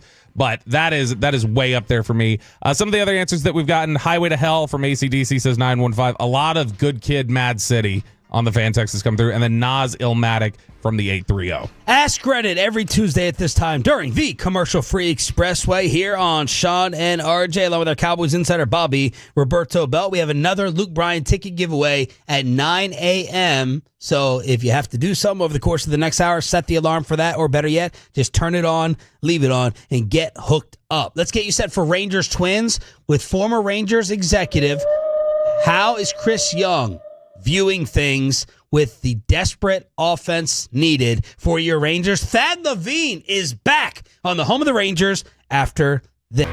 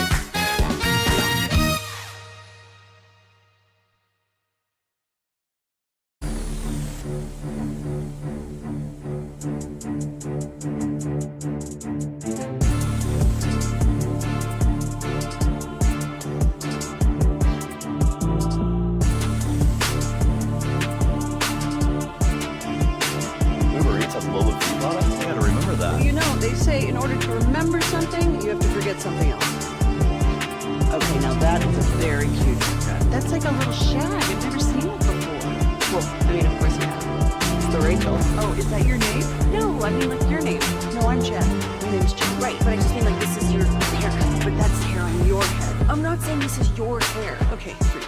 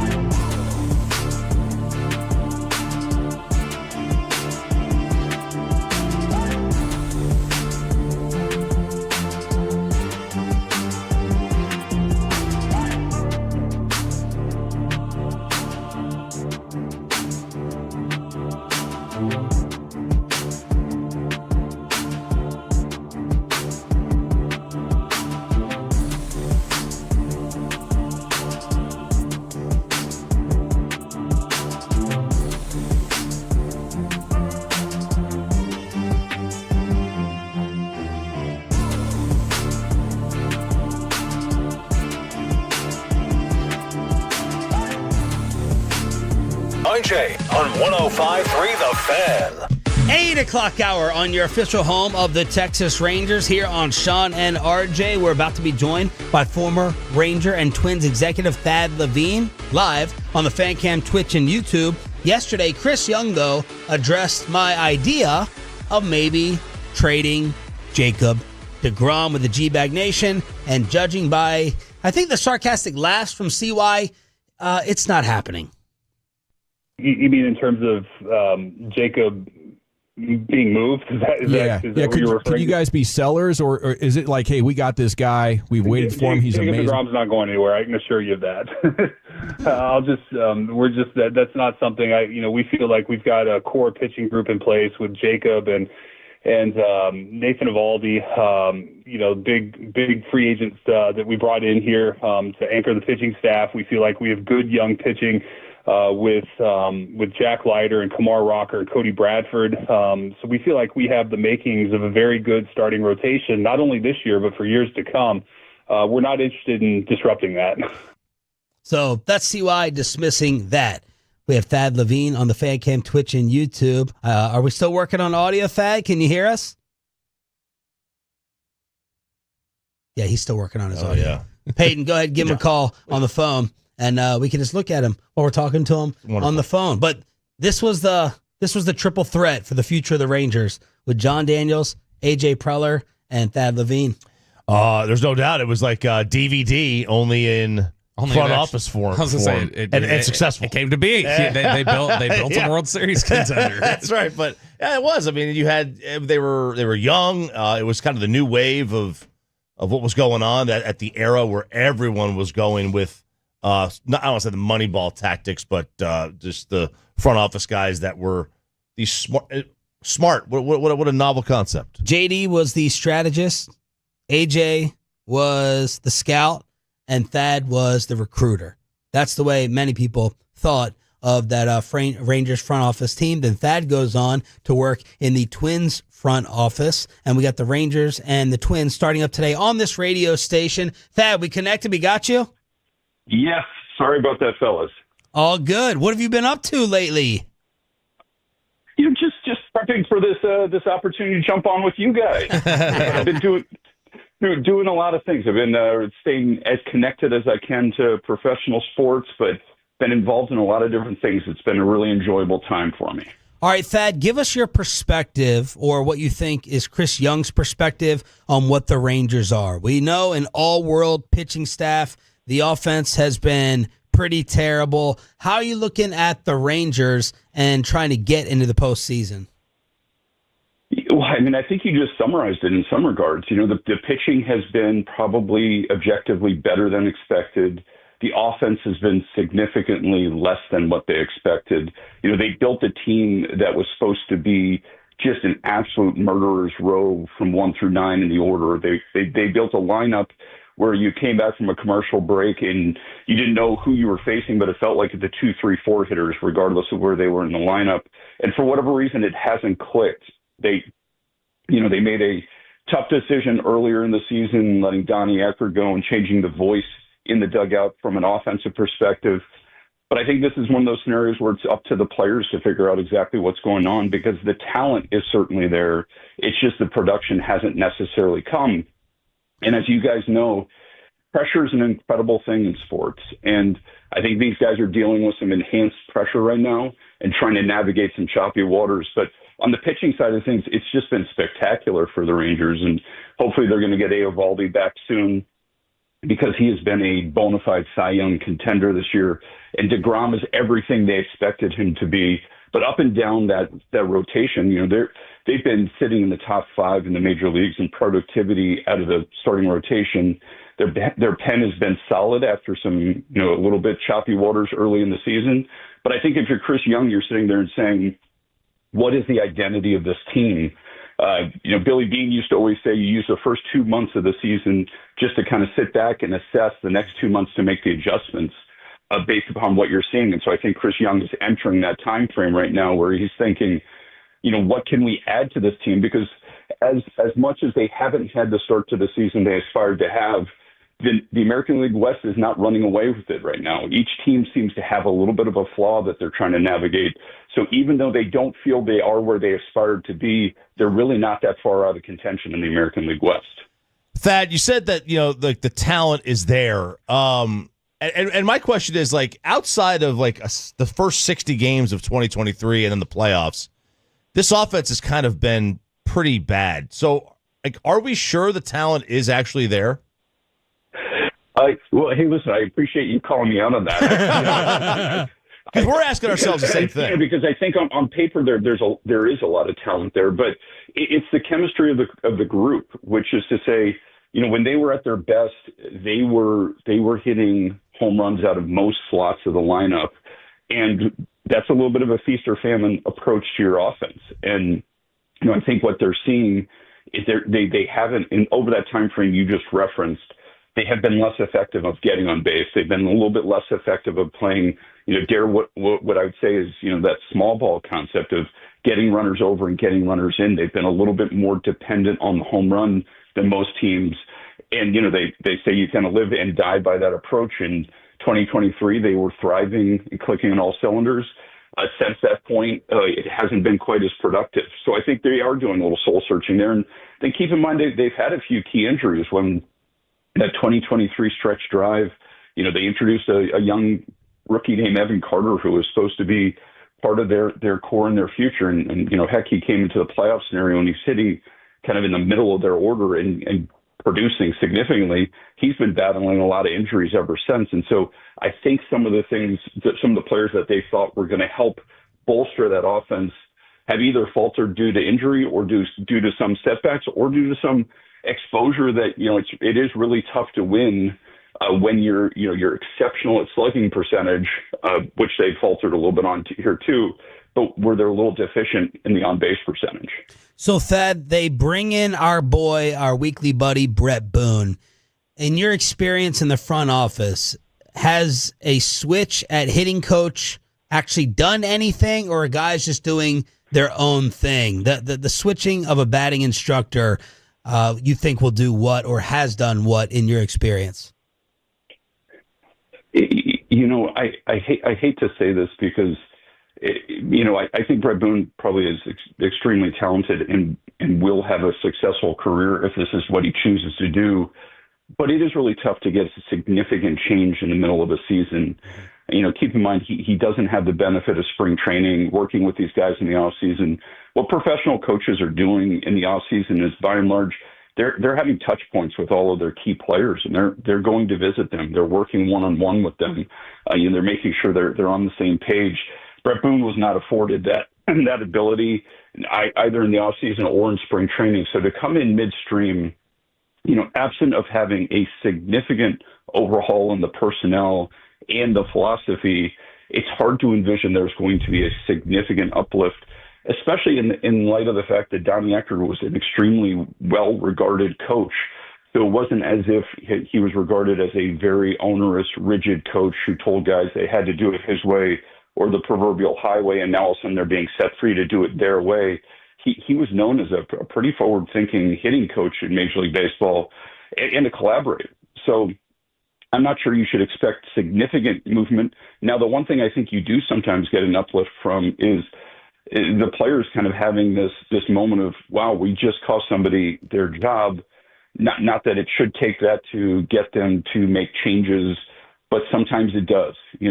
That's the stark realization that, oh my goodness, we didn't realize we were going this badly, that it was going to force them to make a change. Now that they have, we got to step up.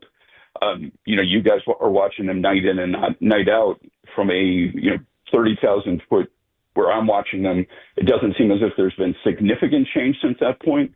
It seems pretty clear that when their pitching staff holds guys down, which they're doing almost every night, if that offense can post 4 or 5 runs, they're winning ball games. But when they're in a dogfight and it's less than 4 runs from the offense, it puts an undue amount of stress on the pitching. Former Twins GM and Rangers assistant GM Thad Levine joining us here on 105 through the Fan. Thad, what goes into the evaluation of buying or selling at the deadline? That's something that we're kind of trying to figure out for the Rangers right now. Is it market dependent? Are you just doing a lot of self-scouting and wondering what's the quality of my team? How much does it take to make them competitive? What's the process of evaluating that and deciding, do we buy, sell, or just stand pat? It's a blindfold and a dartboard. I wish I could tell. I'm just kidding. There's a lot that goes into it. So I think I always felt, and when I was there and had the pleasure of working with John Daniels, we kind of had some very specific criteria. We wanted to be a playoff contending team established with the roster we had. Then we wanted to add to it. And John Hart, who was one of both John's and my mentors, always said, if the team has done its part to be in contention, and we can all debate what in contention means, but if they are in contention, it is the time for the front office to step up and do something that demonstratively helps their playoff push. So that was our goal all the time. So, how that manifested itself was different year over year. Sometimes we were in first place. We were a prohibitive favorite to win the division. That certainly was a qualifier for being in contention, and we were going to push to try to get somebody who could not only help us get there, but perhaps more importantly, help us once we got to the playoffs. But then there were times where we were 5-6 games out of first place, but we believed in the team. We felt the underlying numbers suggested that we needed to step up because this team was about to click. And, that's when we went and got Cole Hamels one year, ended up coming from way behind and ultimately won the division and made a run in the playoffs. So I think it's up to each front office to determine the criteria. We were very clear on this. If we were in contention, we were going to buy. And so, over a 7-8 year period, we ended up buying 6 or 7 times. And then, ultimately that led to a little bit of a lull for the Texas Rangers, which, they then bounced back out of and won the World Series in 2023. I think on the selling side, it's similar. You just don't want to be caught in between. The goal should always be we're either building to win today or we're building to win tomorrow. But being in between and just standing pat and doing nothing is just a missed opportunity. And I think you then look at your competitors and then you see them actively taking steps to improve the team for today or for down the road. And if you're sitting still, that's an uncomfortable position. So I think we always tried to force ourselves, let's make a choice, let's pick a lane, and let's pursue it, because we just didn't want to be caught in the middle. It's a trade cycle where you have a chance to really impact the fortunes of your franchise, and you don't want to miss on those opportunities. Now, one thing I'll say is you see it once every couple of years. The Detroit Tigers last year were one of the most prominent sellers at the deadline. All they've done since selling at the deadline in 2024 is go on to have the best record in the major league. In the major league. So sometimes those sales do inspire activity in the clubhouse, almost despite the guys upstairs. That happens infrequently, but it certainly does happen from time to time. Thad, we were throwing around ideas of how to get the offense better, trading pitching, taking from our strength. So two-parter here. Which pitcher would have the most return value for the Rangers at the trade deadline? And I know they're not going to trade DeGrom, but considering age and contract and injury history, second Tommy John, what is his value on the trade market? Well, I think so. On the surface, I think he is still regarded qualitatively as, if not the best pitcher in the game, one of the best pitchers. So qualitatively, every one of us who is using, advanced analytics, scouting systems, scouts' eyes, all of those things triangulate to suggest Jacob deGrom is one of, if not the best qualitative pitcher in the game. Now, he comes with a few other factors that have to be considered. Certainly the age is a factor. Certainly his history recently of injuries is of concern. And then so too is the salary. That is going to be a factor as teams view him moving forward. But I would say that teams that can weather the contract have to look at him and say, he's not only somebody who can help us get to the playoffs, but when in the playoffs, he has the ability to not only neutralize, but dominate the best lineups in the game. And he would do it pitching game one of a playoff series. That is worth incredible value to teams. They're going to have to weigh that against the contract. They're going to have to weigh that against injury risk. But there are probably teams out there that would view that as a very positive gain because it will meaningfully enhance their championship odds, not only their ability to get there, but their ability to win a championship. And that's what we're all hunting. Thad, with the state of the offense, I know you're kind of preaching patience right now. How many bats in a deal do you think it would take to get them to where they need to be a serious contender? Are we talking about a bat that could come in a deGrom deal? It's not going to happen, but one big bat, two mediocre bats, like how much offensive help, if they were to make a deal, do you think this team needs? I guess I would search from within first and just find out, is there anything we're missing from within? Is there a philosophical change that we can embrace? What would it take to get this team rolling? Because as you guys know, I do believe from watching baseball, hitting is infectious. So too is not hitting. And I think what you guys have experienced is the not hitting part being infectious. But what would it take for you guys to start getting rolling? Is it, Marcus Semien seems like he's getting a little hotter right now. Is it pairing up Marcus Semien with Seager being hot in that middle of that order? Is it that, take some pressure off guys like Wyatt Langford and now all of a sudden he hits another stride? And then you look up and you say, okay, we've got the middle of our order clicking on a lot of cylinders and it just takes the pressure off some of the other guys. You've got some great complementary pieces there, like Smith, who's done extremely well, and he's been it's kind of a Swiss Army knife, both from a lineup standpoint, but also defensively. So I wonder how subtle a change would need to take. Maybe we're not clicking 1 through 9 at that point, but if you got the heart of that order going, they're going to be able to do enough damage to be able to support that pitching staff. And if that pitching staff keeps maintaining ERAs in the low to mid threes, that offense is more than capable of putting up 4 runs a night. Now, searching from without, if you're trading a guy like Jacob deGrom and meaningfully taking a step back from your starting rotation, I think there's a real debate. Are we building for next year, or are we trying to put the return of that in somebody who's going to help us today? That's probably a little bit of a tougher trade to execute because the team that is acquiring Jacob deGrom is not going to want to subtract meaningfully from their offense in the name of getting him, because he is definitely a go-for-it-now player. I think you'd have to view that acquisition on the other side of it as we're doing everything we can to try to win in 2025. And if deGrom continues to perform beyond that, great, but we're not missing on 2025. So I think it's unlikely you're going to be able to get a meaningful, now ready major league bat or bats back in return. That doesn't mean you couldn't get a few guys who are on the horizon with real prospect value, because I do think that's what Jacob deGrom would demand. I think what's more likely that you may have to bring back in that is a salaried player at the major league level. And if the focus is on an offensive player in that deal, that would make sense. I just think realistically, the team who's acquiring Jacob deGrom is pushing a heck of a lot of chips in for 2025.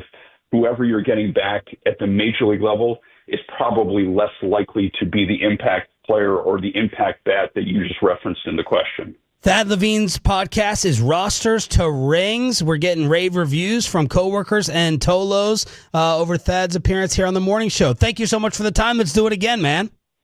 I appreciate it, guys. Thanks for having me on. Thad Levine on DFW Sports Station. Rangers, Twins, back in action tonight. Make sure that is off the line before I give the tease Peyton wants me to give. Oh, no. It's not pee-pee in the morning. He's changing it to poo-poo in the morning. Oh, hell yeah. 43-year-old professional broadcaster saying that next.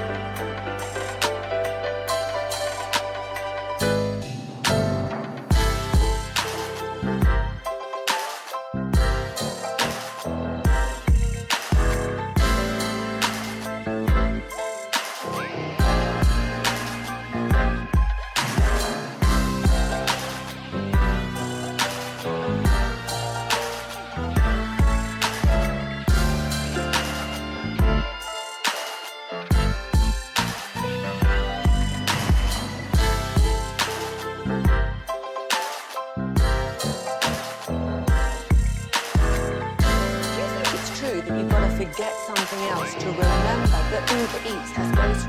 No, that's absurd. Hey, remember when you used to be what was it, Pepper Lady? Pepper Lady? Wasn't it Cinnamon Sisters? Hazel Babes. Saffron Squad? Nutmeg Maidens? Pre-curd? No. Nutmeg Maidens. I just said that. Was it Spice Girls? Doesn't sound right. Was it Saffron Squad?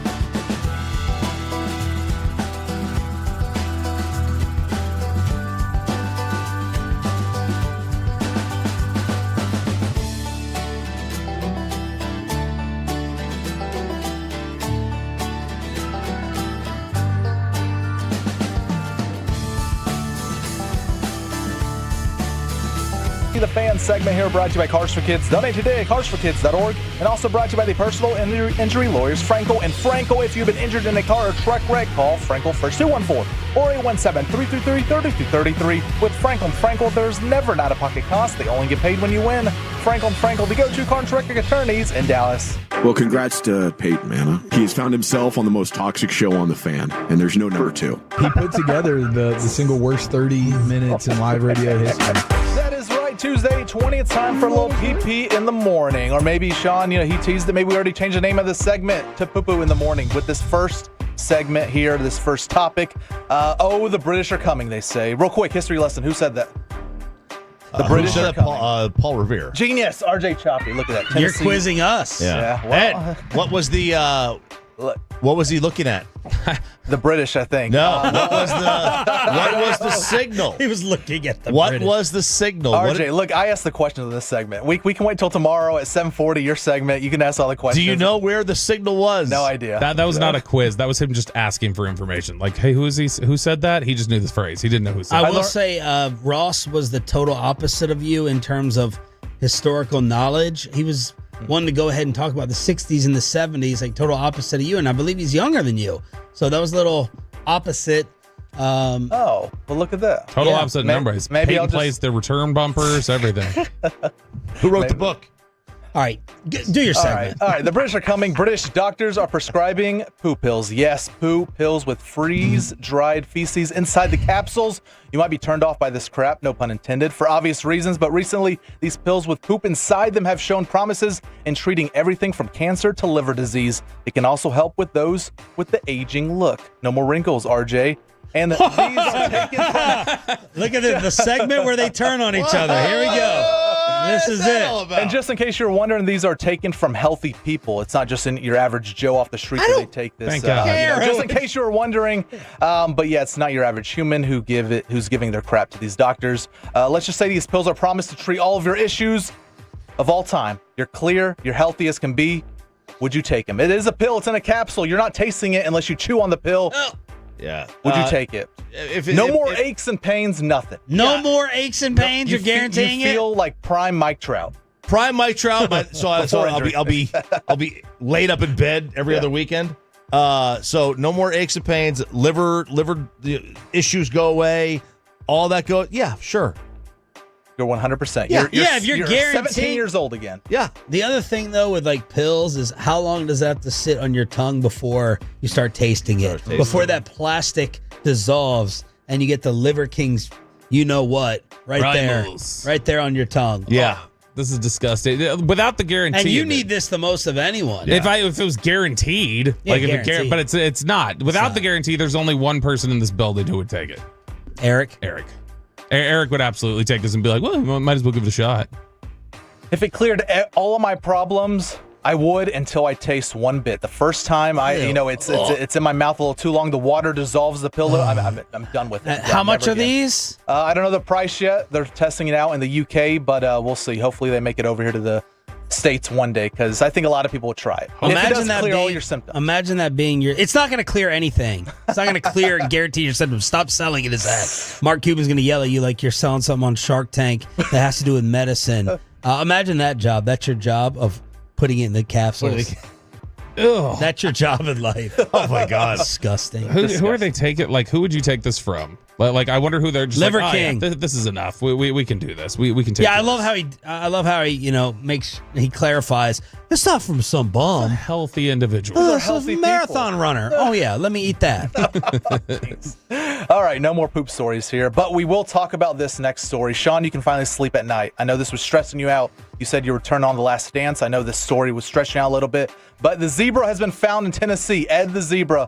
Everyone can finally relax. Ed the zebra has been found. Ed the zebra. And Aiden will have the video up on the fan cam. Look at him getting rescued there. They found him. Sean, look at us. Look at this. They picked him up in a helicopter. They took Jerry Jones' helicopter and just airlifted him out of there. But yes, he was a viral sensation the last couple of weeks. Ed the slowly zebra. Spinning around. I love the name Ed the zebra. Ed the zebra. I have not heard this story at all. This was a viral thing. There was where was this zebra? Tennessee. But where had he been? Like, where was he stuck that he needed rescue? Rutherford County in Tennessee, by the way. Are they super fast?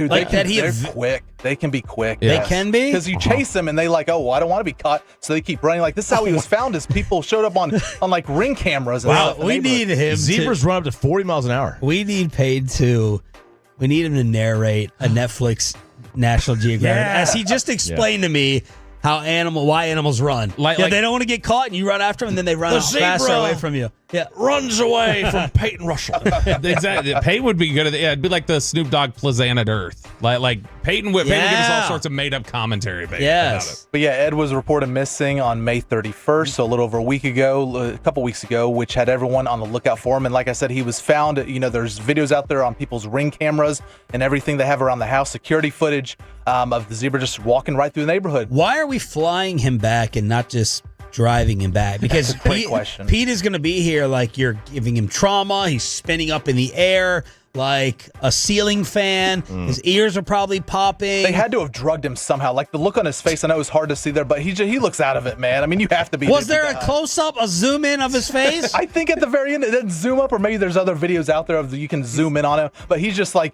eyes are kind of squinted. He's just relaxing. He's loving life, though. He probably did it on purpose. He's like, they're going to airlift me out of here. Let me run away from my owner. There's got to be a reason with the reins that they didn't have reins on him, and he was a wild animal. That's why they didn't put him in the truck. I don't know. Zebras can run up to 43 miles per hour. Welcome to the show, Bob. They're very you fast. just pulled a choppy. I did.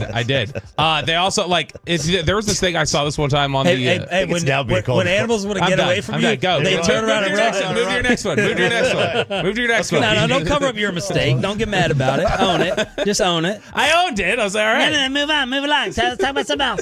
But yes, Ed the zebra has been found. Thank goodness. All right, it is PP in the morning, or poo-poo in the morning, as Sean stated last segment. Last story here, Delta Airlines. We have another airline story. Look, the planes are in trouble now, but inside the planes is where the issue is happening. Another week, another plane story here. We have a man who works at Barstool who filmed himself in a Delta airline flight, and he was a victim of a crying baby on the flight. Have you guys been affected by this trauma before? I don't think I have. I've had like the crying baby a little bit, but then they're calmed down within minutes. I've never had the ongoing cry, because this is a video that goes on, I assume, for minutes and minutes long. You didn't listen to it? I mean, it probably would have been good to play the audio and to see how annoying it was. Hear it. Well, I listened to it. I did hear it.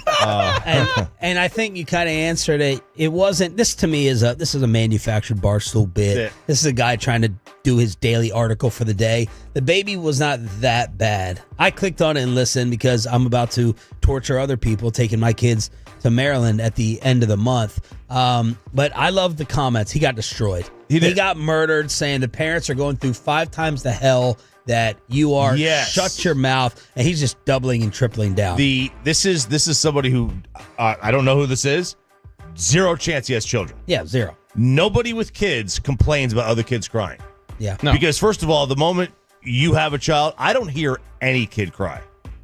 I only hear my own kids cry. It's some. Well, the parental hearing thing, like Amanda, my daughter's obsessed with Baby Shark. It puts her in a trance. If I want to get stuff done or I want to be left alone, I put on Baby Shark and she's like, how can you deal with that? How can you listen to the same thing over and over? I said, I'd much rather deal with that than her bugging me or whining or crying. I don't care what the TV is playing in terms of the kids' show. She can't handle it. She can't take it. The parents are absolutely going. They're mortified. That baby's parents are mortified. Are you supposed to, as a parent with a crying baby on a flight, does it do anything to, and I don't have kids, so I don't know this, I'm asking, but like, are you supposed to like walk up and down the aisle like to try and calm them down, or is that just... If my daughter is crying on this flight and the seatbelt sign is off, I will get up and walk up and down with her. She will stop crying. When I sit down with her on my lap, she becomes all squirmy and tries to get out. If I'm standing with her on my shoulder, I have a much better chance for a longer time period of her chilling out, but she'll be looking at the new plane stuff. She'll be looking at the people. That will keep her calm for a little bit until I sit back down. But I'm planning. We went to the beach with Julian with the kids, and it was like he was like maybe a year, and we were there for about a week, and he had developed an ear infection from the water. He was perfect on the way out. On the way back, the entire time he just screamed. And this is on one of those small, like the one seat and then two, so it was a much smaller plane. Awful. It was awful. What was he gonna do?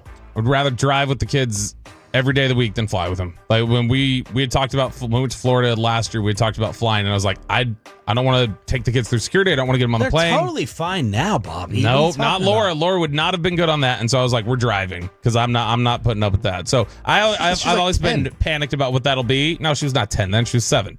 And then I would just. No, I feel guilty and awful for anybody who's dealing with it, but I would never snap on anyone. PP/poo-poo in the morning here every single Tuesday at 8:20 on 105.3 The Fan. How much are you willing to sacrifice for the Cowboys to make a trade for a star running back? That's next in Below the Belt on 105.3.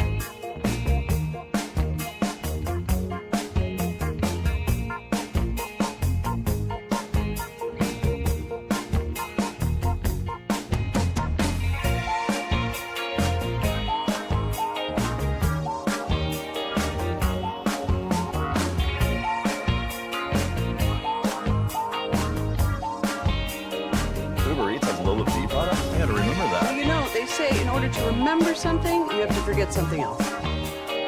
Okay, now that is a very cute haircut. That's like a little shag. I've never seen it before. Well, I mean, of course you have. It's the Rachel. Oh, is that your name? No, I mean like your name. No, I'm Jen. My name's Jen. Right, but I just mean like this is your haircut. But that's hair on your head. I'm not saying this is your hair. Okay, freak me out a little bit.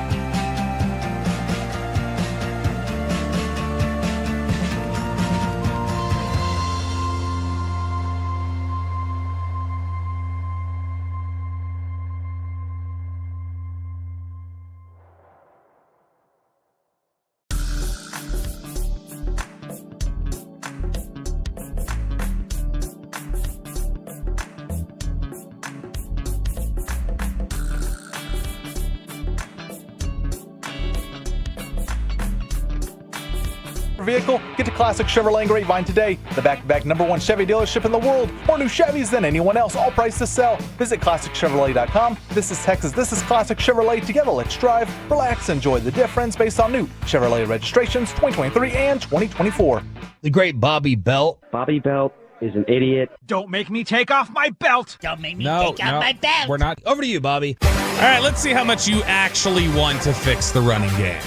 A lot of people complained about it, said, we need a star runner, should have added somebody this offseason, should have improved the running game. I've got an option for you. And we just got to see if you're comfortable with the cost it would take to acquire this player here. And Below the Belt, which is sponsored by D&M Leasing. You can check them out at dmautoleasing.com. James Cook, the running back from the Buffalo Bills, who has been really, really impressive the last couple of years. I love him. Last year helped me win the championship, Hayden, in case you had not heard. He is a two-time Pro Bowler, and it's wild to look at his stats. So the last 2 years, he's rushed for over 1,000 yards. Last year, he had 1,000 yards, 16 touchdowns. He had another 2 receiving, caught 32 passes. He plays like 40% of the snaps for Buffalo. It's not very much at all. It's like 50%. He's not out there very frequently. He's staggered and used in like very narrow ways. So he wants a new contract. He wants $15 million. He's not getting $15 million from Buffalo or anybody else. It's not happening. Even Saquon Barkley, when he went back out there and he was like the most revered running back free agent in a long time, Saquon got 12. That's going to be kind of the ceiling here. 12 is the top? 12 is the top currently in terms of for guys. McCaffrey got re-signed at, I think, 16 a couple of years ago. But when Zeke hit 15, that definitely flattened the market and dropped prices. And so James Cook can want 15. The reality is the very top of the market in recent years when exposed to the market has been more like 12.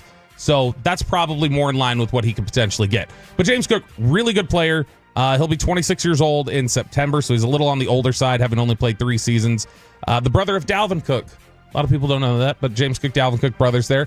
So I've got he has sold his home in Buffalo, apparently. He is done. He's not going around the organization. Sold the home? He sold his home in Buffalo. He's told them he's not reporting. He wants a new deal. It's been sour tensions, sour feelings in Buffalo for this entire offseason. If he wants a new deal, and he's trying to hold them to get, why would he sell the house? Because I think now the point that he's gotten to is he wants out. Right. I think he has. I don't think he's officially requested a trade yet, but he's definitely trying to leverage. Let me possibly correct you on the running back market. Mm-hmm.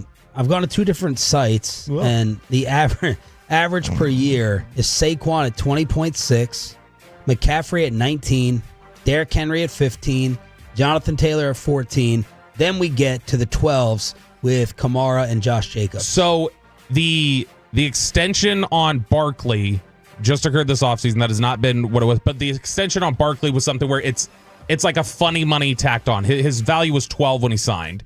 And that was after he put up 2,000 yards that he was given an extension. McCaffrey had gotten the 16, and then he got the extension recently that bumped him up. I didn't remember what the McCaffrey number was, but generally everything flat. Like, so Zeke got 15 in 2019.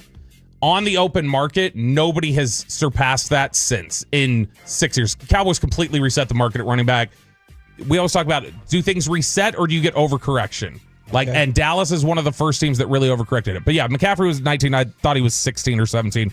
Didn't realize he was up to 19 now. But generally, Henry's 15. Right. These are extensions, Kamar's though. Like that's what I was talking about. Open market, what you would generally get exposed out there. When you look at James Cook and you look at the type of player that he is, he's been really good, but it'd be a ton of money to spend on somebody who has essentially been a part-time player. He doesn't play those sort of reps typically, and nobody's invested on a player like that. Think Marion Barber in the past. When he was splitting reps with Felix Jones, how frequently Marion Barber played with Felix Jones, Julius Jones. Yeah. That was sort of the amount of work that James Cook has gotten. So I got 3 trades that you can look at here if you would want to have. But you would be in favor, just in a vacuum, of James Cook on the Cowboys would be awesome, right? Oh, it would be awesome. I mean, not to crap all over your segment, but this has, a negative % chance of happening at his dollar value. Because a lot of people, the Fantex, are coming in with, why would you get a running back when you don't even know if your line is good? And the others have said they've already improved their running game through the offensive line. They have improved their running game through the offensive line. That didn't prevent anybody from complaining that they didn't get out there. James Cook is a beast. Yeah, he's good. James Cook is electric. Miles Sanders is a hope. So is Javonte Williams. I know, Bobby has turned Miles Sanders into Barry Sanders out here at practice. James Cook is a game changer. Yeah, he's an impact player at running back, and he's somebody who maximizes more than he gets. Javonte Williams, even if he's the return to Javonte Williams, is not an explosive player. Like, he's not what Cook is. Yeah. Sanders was that guy a couple years ago, probably isn't anymore. He may have more juice, but he probably isn't. So when James Cook gets straight out. As for the offensive line text, they're assuming with all the resources they put into this, they're going to have a good offensive line. I think you should operate on that assumption. I don't need to see the offensive line before I try and go get a guy who maybe dealt this offseason versus saying, you know what, next year after I see the offensive line's good, then I'll upgrade at running back and increase the talent. I agree. I think it does or should change how much you're willing to part with to get that. You're saying part with less. Yeah, I'm saying like you can have a lesser player. If I knew, well, I was saying like if I knew, if you knew the line when they drafted Zeke, the Cowboys knew they had a great offensive line. Yeah, I mean, shoot, Darren McFadden was like third in yards per carry the year before. Mm-hmm. So you know that line was going to be great. You could go get your running back, or you could spend a lot on the running back. I think what they're trying to say at this point is, yeah, you can go get people that could help that could be running backs stuff, help you run the game, but they wouldn't part with a really high pick or a lot of cash without knowing how good the offensive line is. I think if the offensive line is bad this year or the offensive line is worse than it was last year, that's an upset. I think the safe assumption is they will be good. And if they're bad, that is a failure and not expected. I think generally the expectation is their offensive line will be good this year, even if it won't be great. All right, so there's two ways you can go about getting a player like Cook. You can go capital or you can go player. So the only player that would make sense as a swap, just directly if you were to go player for player, would be somebody like Deron Bland, which I assume would be off the table for everybody here. Off the table. Given the cornerback situation. If Diggs were healthy and if Diggs had performed at a better level, if you hadn't seen so many struggles from Kalen Carson, maybe it would have been an option. But Bland has shown too much value to go ahead and make that kind of a move. So the options are the draft capital. I'm not saying I think James Cook is better at what he does than Deron Bland, but not with this set of circumstances. So when you look at draft capital that you have to give up, it's probably similar to the Pickens and Bateman question of who's going to get the contract extension versus who are you potentially going to have to expose to the market. So if I gave you James Cook, but it's at a trade for a third-round pick and you don't get a contract extension out of it, you can tag maybe once, but basically a third-round pick with no guarantee for the future. Would that be enough with the way this team is structured right now that you'd say I would add that to the future? No. Chop? No. I got to pay him 12 or 13 in a proposed long-term deal. You're not paying him. You're not paying him. You're not. This is third-round pick, and you understand this is a 1 year. This is DeAndre Swift. DeAndre Swift, when he got traded from the Lions to the Eagles, was a fourth-round pick and absolutely exposed to the market. No. Not a good enough team to be able to bank on it with. Okay, if I told you then that you're going to get an extension done with him, and it's going to be $12 million a year, probably over 3 to 4 years. He's 25 years old. Yep, 25 years old. A lot of carries already, but you're going to get an extension. I thought you done said with he played 40% of the time. But his usage within those, like when he's on the offense, his usage rate when he's on the field is really, really high. He had over 200 carries each of last year. So if you end up getting James Cook and were to trade for him and get an extension done, 12, 13 million annually, roughly 3-4 years, something like that, you would at that point then be looking at giving up future third, fourth, probably. So if I say you're locking him in, you're not walking away from him, but it's probably a third and a fourth. Christian McCaffrey went for a 2, 3, 4, and a 5. He's not McCaffrey, but he's near the top of the market. Is he better than David Montgomery? Yes. Yeah, I think so. Really? Oh. Because he got like 6. He got not twice as good as Montgomery. David Montgomery, I think, is there. You got to look at David Montgomery through the context of where he had played. Because when David Montgomery got 6, what was that? That was 2023. He had not been the player James Cook had been while Montgomery was with Chicago. Look, man, I'm still not doing it. This roster's so top heavy. It doesn't make smart financial sense to pay a running back $12 million. If the line is as good as I think it's going to be, I'm just going to plug and play And I'm not giving up another mid-round pick. I'm not giving up a third and a fourth and then paying you 12 on top of it. So the answer for me on that is also no. And I love James Cook. And that'll be something that we look at today will be the running back group while we're out there at minicamp today, tomorrow, Thursday. Schottenheimer, I'm sure, will get asked about the rotation because that'll be something that as we get into training camp, it'll be interesting to see who takes the majority of the carries. It's been assumed that it was going to be Javonte Williams. I think it's going to be Miles Sanders by the time we get to Oxnard. I do have the Dallas Cowboys in the first and second spot with future team homes from Vegas for a couple players. All right. Who are they? All right. Let me see how I can make this a fun guessing game first and below the belt. Jair Alexander's next team. You want to guess who the favorite is? Oh, He's Miami. a free agent. Miami's second.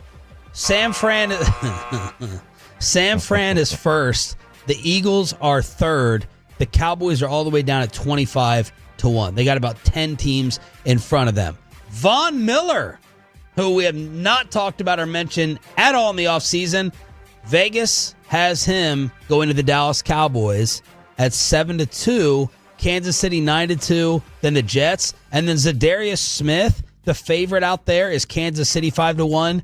And the Dallas Cowboys next at 6-1. So the Cowboys first for Von Miller, second for Zadarius Smith. Boy, Von Miller would. I know Von Miller would like to be here. Yeah, like just to be home in the area again. I'd be really stunned if he went to Kansas City, just because of the fact of when you look at Von Miller. How high was Denver even on that list?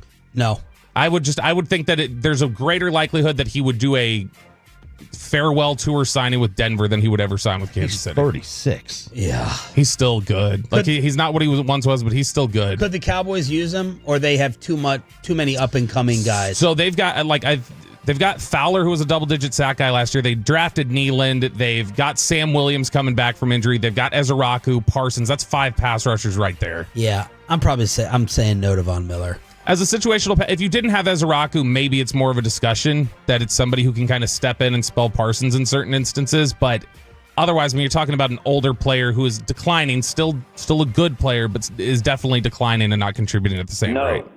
Below D-Belt on the home of the Dallas Cowboys. Set us up for the practice schedule this week. We'll be out there Tuesday, Wednesday, Thursday. Schottenheimer talks later today. Definitely talks Thursday. I think there's a question about Wednesday, but we'll definitely hear from Brian Schottenheimer and the players today.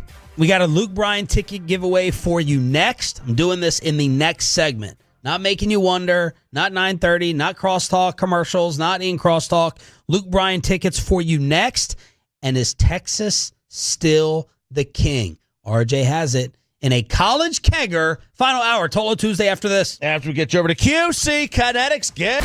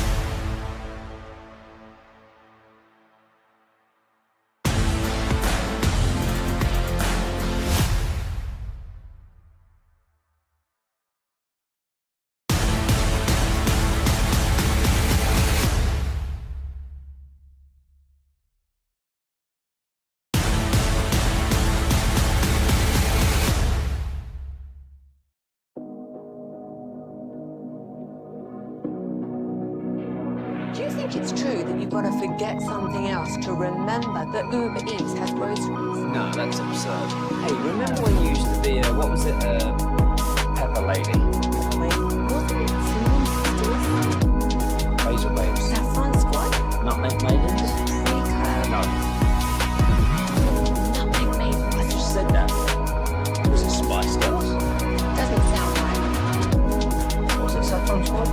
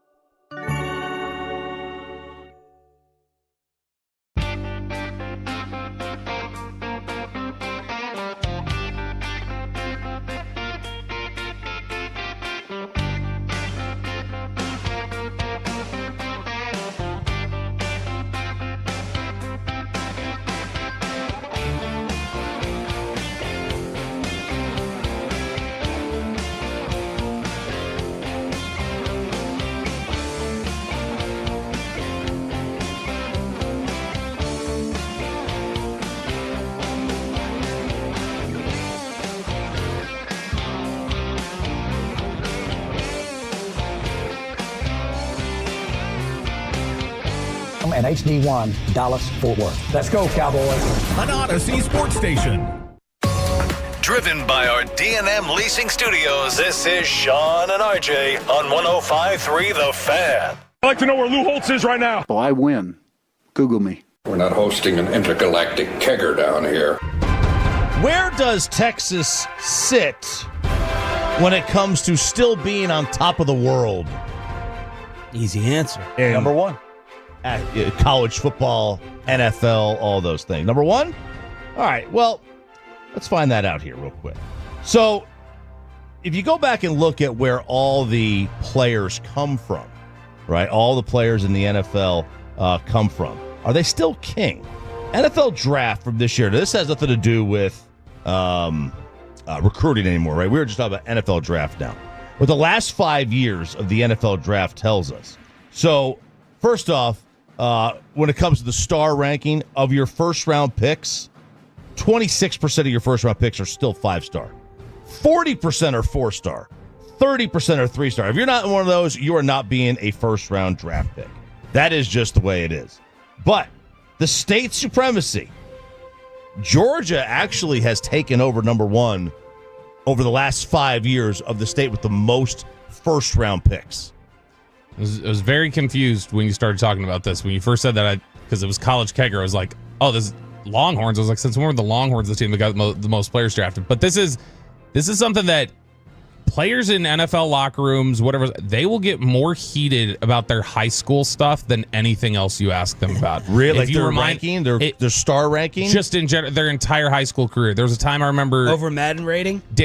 Over Madden rating. Daniel Ross and Mikhail McKay, who were two players with the Cowboys years back, they had both played each other in high school basketball. And I had reminded them of it somehow in a thing. And I got into the locker room the next day and Daniel Ross was like, yeah, me and Mikhail haven't talked since yesterday. I was like, why? He's like, we started fighting about that game. And they still will get super, but this is also another big one is just which state has the best high school football. People get pissed about this in locker rooms when they start fighting about it. So now Texas still has the most picks total over the last 5 years. They've had 157 players drafted. Florida is second, 139. And that's one that kind of goes back and forth. Florida will overtake, and then Texas will, then yada, yada, yada. 42% of all Texas recruits are blue chip. Then Georgia's third at 120. California dropping to fourth at 96. But from the first-round perspective, Texas with 19, Florida with 16, Georgia with 20, and California with 17.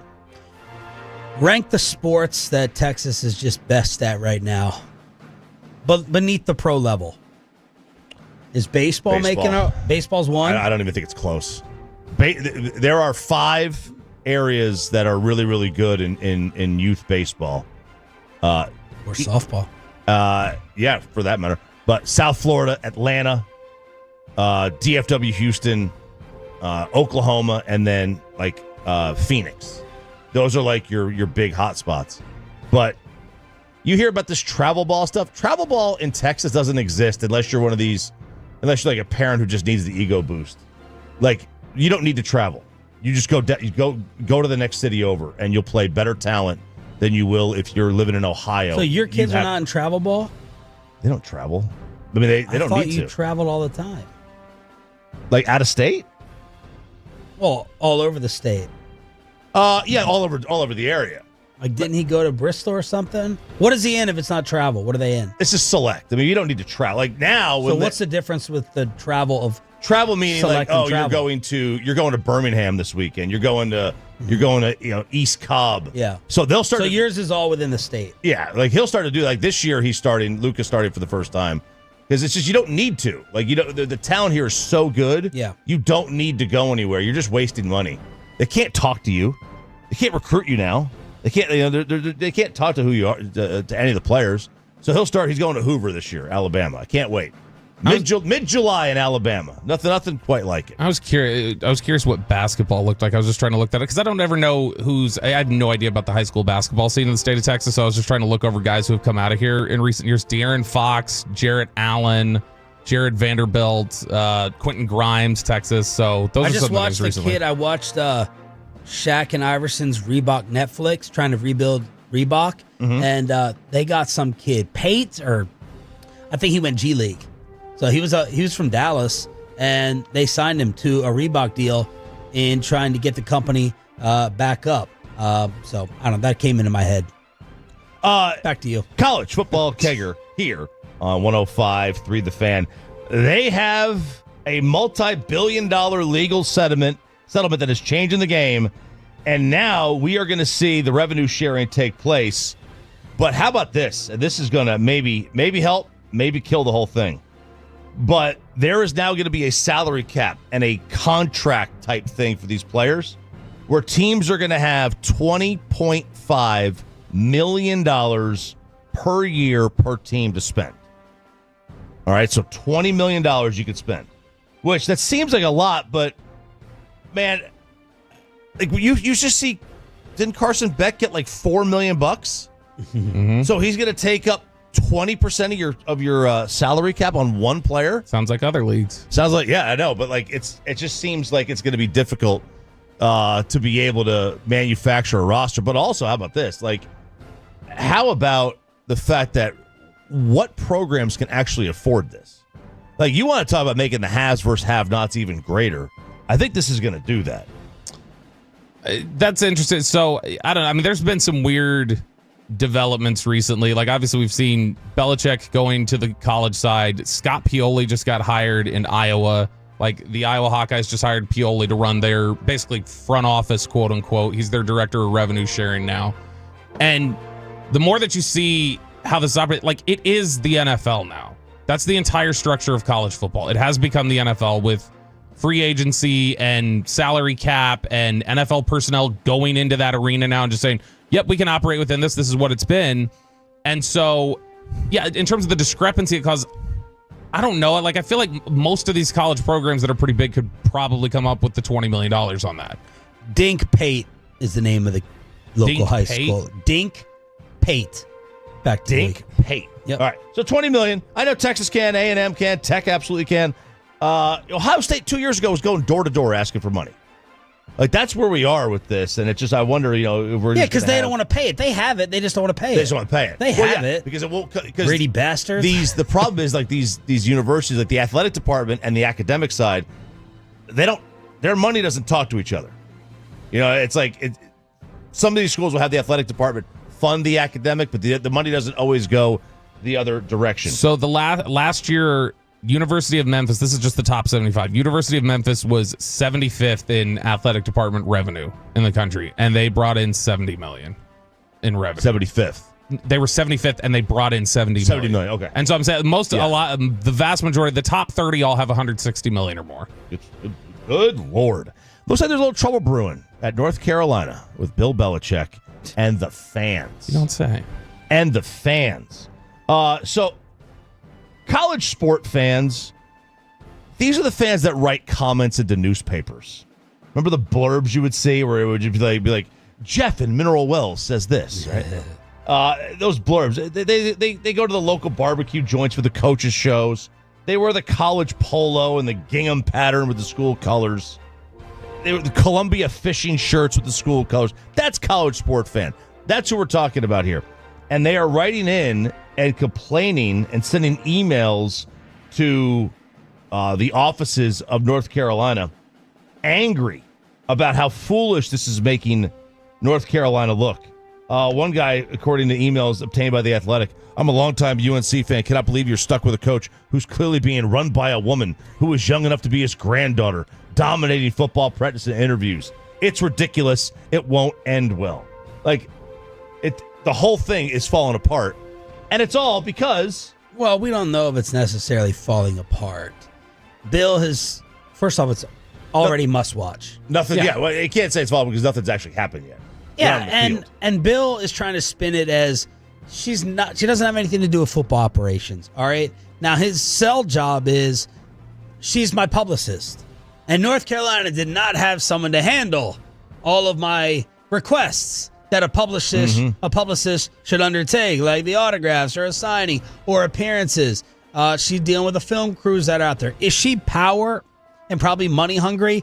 1,000%. Do we think that Bill Belichick would let her interfere with the way he runs his football team? Not single Bill, but boot up Bill. Boot up Bill. It's undefeated. It's never lost. It's never lost the game ever. And he has been captivated, mesmerized by what. Let's just say, and this is going to be another true test of his greatness. Let's say Bill's at 80%. She's weakened him. She's weakened him down to 80%. Let's see what 80% or 85% of Bill Belichick is at North Carolina. It could still be better than others. So before this person is whining and crying, I would shut your mouth and close your keyboard until we get to the midway point of the season. Let's find out. It's so weird, though, too, because of like what we're just referencing. You want to go back to being irrelevant? North Carolina football basically is irrelevant.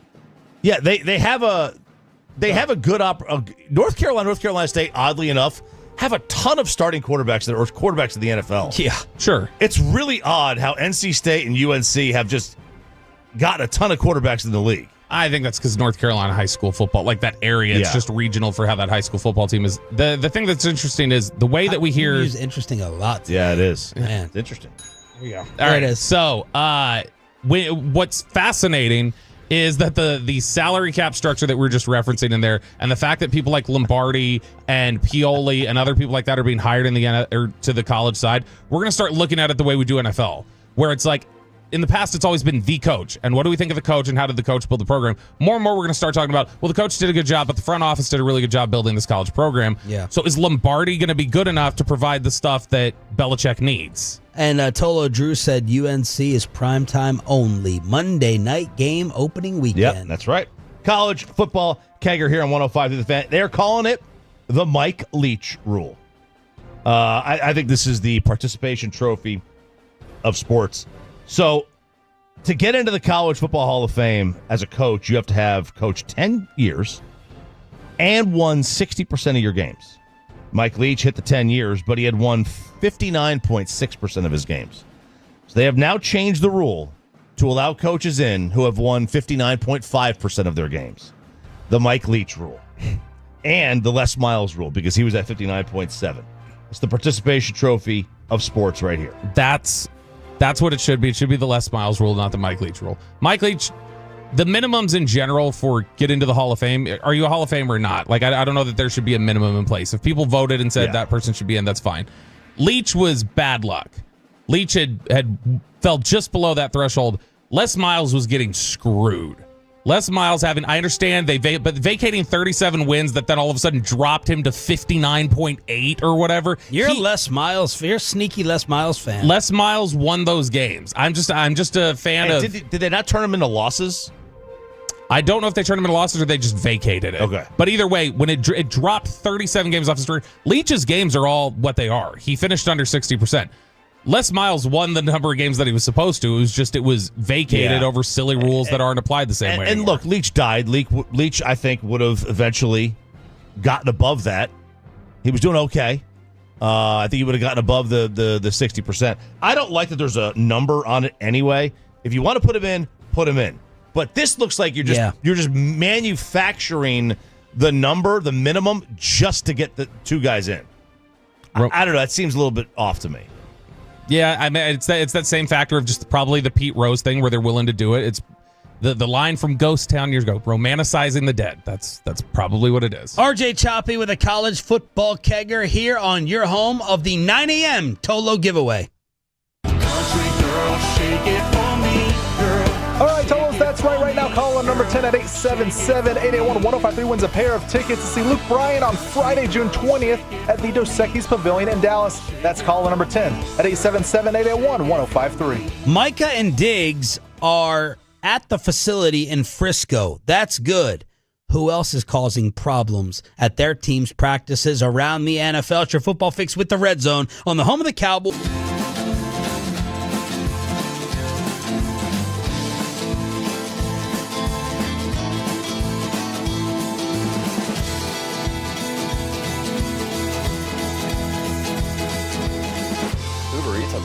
Products? I gotta remember that. Well, you know, they say in order to remember something, you have to forget something else. Okay, now that is a very cute haircut. That's like a little shag. I've never seen it before. Well, I mean, of course you have. for Rachel. Oh, is that your name? No, I mean like your name. No, I'm Jen. My name's Jen. Right, but I just mean like this is your haircut. But that's hair on your head. I'm not saying this is your hair. Okay.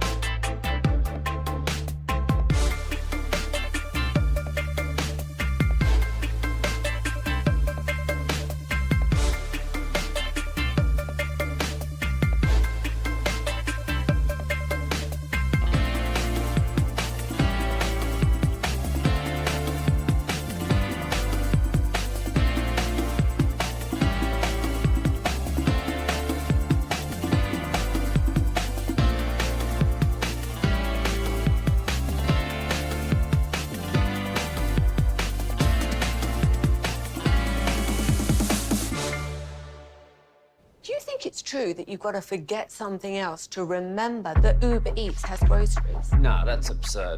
Hey, remember when you used to be a, what was it, Pepper Lady? Pepper Lady? Wasn't it Cinnamon Sisters? Hazel Babes. Saffron Squad? Nutmeg Maidens? Paprika? No. Nutmeg Maidens. I just said that. Was it Spice Girls? Doesn't sound right.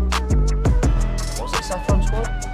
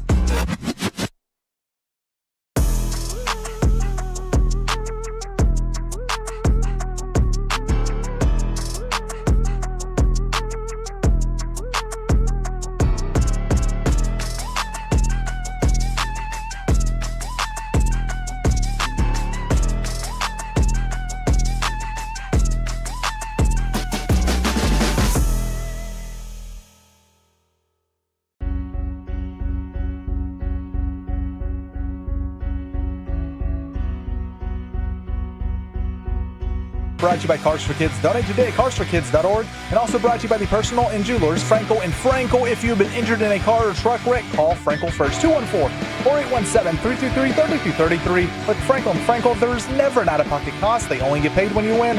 Frankel and Frankel, the go-to car and truck wreck attorneys in Dallas. How many people want to eat a W tonight? You know what I like about the media? They think you can just dial 1-800 and get a quarterback.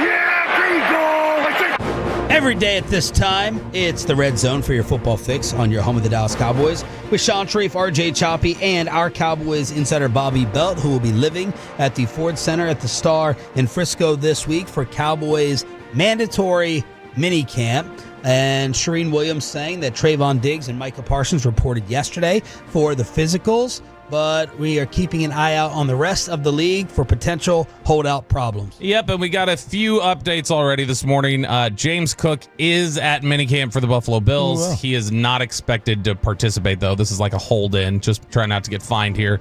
The Jets got both of their guys seeking new contracts to show up, Sauce Gardner and Garrett Wilson. Both of them are in attendance.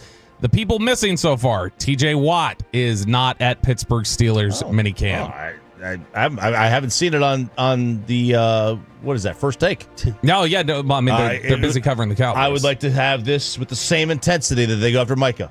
Well, that'd be nice. That'd be nice if they did it with the same intensity. Trey Hendrickson is not in camp with the Cincinnati Bengals. That one has gotten worse and worse as the offseason's rolled on. The more he and Zach Taylor talk about it, the more it sounds like Pete DeBoer and Jake Ottinger. Shamar Stewart will not practice for the Bengals. He's been holding out of all the offseason stuff. He's their first-round pick. It sounds like he will be there, but he's going to be watching. And then Jalen Ramsey not in attendance for the Dolphins. That's excused. And then the big one right now that we were talking about the other day that could have turned into a toxic situation for the Washington Commanders, Terry McLaurin is not showing up to minicamp. That was a question of whether or not he was actually going to say, all right, I'll show up, get paid. But as Mike Garafolo puts it on Twitter, he says that McLaurin is looking to send a message and is willing to incur over $100,000 worth of fines to have this happen. So a lot of those guys are missing, and then we're still waiting today on a few others. DK Metcalf had not shown up to any of the offseason stuff to this point for Pittsburgh. They assumed he was going to show up for minicamp, but he had not been there yet. Didn't he get a new deal? He did. What the hell is his problem? He's a little mixed up upstairs. He's busy. He's got a lot of things going on. Aaron Rodgers did show up to minicamp, so he could be bothered. He showed up for Pittsburgh. The one that's interesting to me that still cracks me up, Tampa Bay. Yeah, it is. It's fascinating. The one that's interesting to me, Hassan Reddick might not show up to the Tampa Bay Buccaneers minicamp. This dude is, I have no... Did he get paid again? He got paid. So last year, Hassan Reddick would not show up for the Eagles. The Jets made a trade for him with the understanding, hey, we're going to get you a deal, but after all the offseason stuff, he's like, good for me. I'll show up to everything. And he showed up, and he didn't go to OTAs. He didn't go to minicamp last year. He held out for an extended period where they were like, I guess we have to trade Hassan Reddick. Finally figured it out, whatever, but they're like, thanks, we'll move on. The Buccaneers signed him back this offseason recently. He did not show up to OTAs. Wow. He was at the team facility Monday, but there was a question about whether or not he would actually be there for the minicamp portion. It has not been reported yet if he has arrived. And then the other one that we're looking for right now is Marshawn Lattimore. I've not seen an update yet as to whether Lattimore showed up in Washington or not. Choppy, you got hacked off by the number one pick, learning to talk football in Tennessee. It's the whole process of where I think we are with quarterbacks as a whole. Albert Breer wrote an article and his Monday Morning Quarterback. Now, Albert's like one of the more plugged in guys in the league. And, he's talking about how the Titans are having Cam lead a lot of the meetings so he can learn how to explain the sport. He knows what he's seeing. Okay, so when he's watching tape, when he's in the game, he knows how to read the defense. He knows what's going on. He just can't explain it and talk football the way they want him to talk football. And this is a complete failure at the lower levels of teaching him how to talk football. And I think what we've seen is over the years, there's two kinds of quarterbacks. Obviously, you have your pocket passers and your mobile guys. And the mobile quarterbacks are you're super athletic. They can get away with not being able to maybe explain what they're seeing because they're so gifted that they don't have to. And then you've got your more stable or immobile players who they have to be able to explain and see what they're doing because they don't have that gift. And I think it's kind of we're at a crossroads because these players are so good, they're so talented, they're winning so many games that the coaches don't even bother coaching them anymore. It's just like, okay, just go and let's play, and we are going to use your physical ability and your rocket arm and your legs, and we may not need to teach you what you need to learn. I think we're failing. We're failing this kids. I think for Cam Ward specifically, the context is important of just his background. So he went to Columbia High School. He grew up in West Columbia, Texas. That's a 3,000 person town. At Columbia, he ran the wing tee. So he wasn't running traditional offense that a lot of programs do in Texas. Then he went to Incarnate Word for his first couple years of college. Transferred to Washington State. Transferred to Miami. Probably was going through different language changes. I think it's probably just a function of... It's a problem for a lot of people, but I think in this particular instance, he's probably just not been in a position to develop a lot of this stuff. So he's understanding it, he's picking it up, but they need him to kind of pick up all the nuances and particulars about the language. And the other problem is a lot of these college offenses, because you brought up Tennessee with what the problems they have, they're so basic. Like Tennessee is basically it's a one read. This is you're throwing to this spot on this play. That's where you're going. That's what was a problem for a lot of people. Mahomes, when Mahomes was coming out, a lot of teams were like, everything's there physically that you want to see. We have no idea what he knows because he's in the tech offense. Used to be that way with Bryles and the Baylor receivers. People were like, Baylor receivers are just like one guy's running a route and you don't know what they know. So, I mean, these sort of things I think apply in a lot of ways. It's going to be interesting with college becoming so much more pro-oriented in structure and business side of it. I wonder if it starts melding a little bit more in play style too. And then rookies getting offered prenups. Prenups, baby. You're always on the lookout for the divorce. I'm always on the lookout for something free too. Yeah. So this is James Sexton. He is a divorce lawyer, and he explained to TMZ. But not Jimmy Sexton, the agent, right? Agent, is it? No, it says James Sexton. Okay. And I doubt it's his brother because I don't think his parents would do that to him. James and Jimmy. Same thing. A lot of people go with the same letters. Yeah, that's true. But he's saying with Travis Hunter. So Travis Hunter got married to Leanna Lene in this lavish wedding without a prenup, without signing a prenuptial agreement. And as of at the time they got married, I don't believe he signed his rookie contract either. But this guy is saying it was incredibly foolish for him to do this. One of the most foolish things you could possibly see or do. And he said, we are offering any participant in the NFL draft, so over 200 players, a free prenuptial agreement. And this is his way of capitalizing on this thing. Right. I said, I'm going to throw a free prenup your way, and then when it comes time to act on it, then you'll pay me. Right, then I'll make my money on that side of it. Boy, which sports relationship and couple breaks up first, between Bill's, Travis's, or is there someone else I'm forgetting? Travis and Taylor, probably. I mean, they've been going the longest, and that seems to have gone really quiet. Wait, Taylor is Travis's girl? Or are you talking about Taylor Swift? Travis and Taylor Swift, of them breaking up. No. I meant Travis Hunter. But let me throw Kelsey into it. Kelsey Swift, Travis Hunter, Belichick. It's Kelsey Swift, Belichick, then Hunter, that order. Kelsey Swift ends first? Yeah, and then Belichick, then Hunter, that order. Hunter seems very committed to that girl. He does. He seems very committed. And all about it. By the way, this divorce attorney, you know what his first book was called? He had a book? Yeah, he's written 2 books. He's on Steve Harvey's show regularly giving divorce advice. Family Feud? His first book was called If You're in My Office, It's Too Late. Oh, God. That's a pretty long book title. That's a long book title. So there's prenups. I think Kelsey's finishes first, their relationship. Why aren't you believing? Because it should have been done by now, or that article or rumor that he was living with his best guy friend? No, I mean that could just be for training. Could be. He could just be out there. I was training. asking you what your justification was. I just think it's Taylor's. Taylor's got an album to write.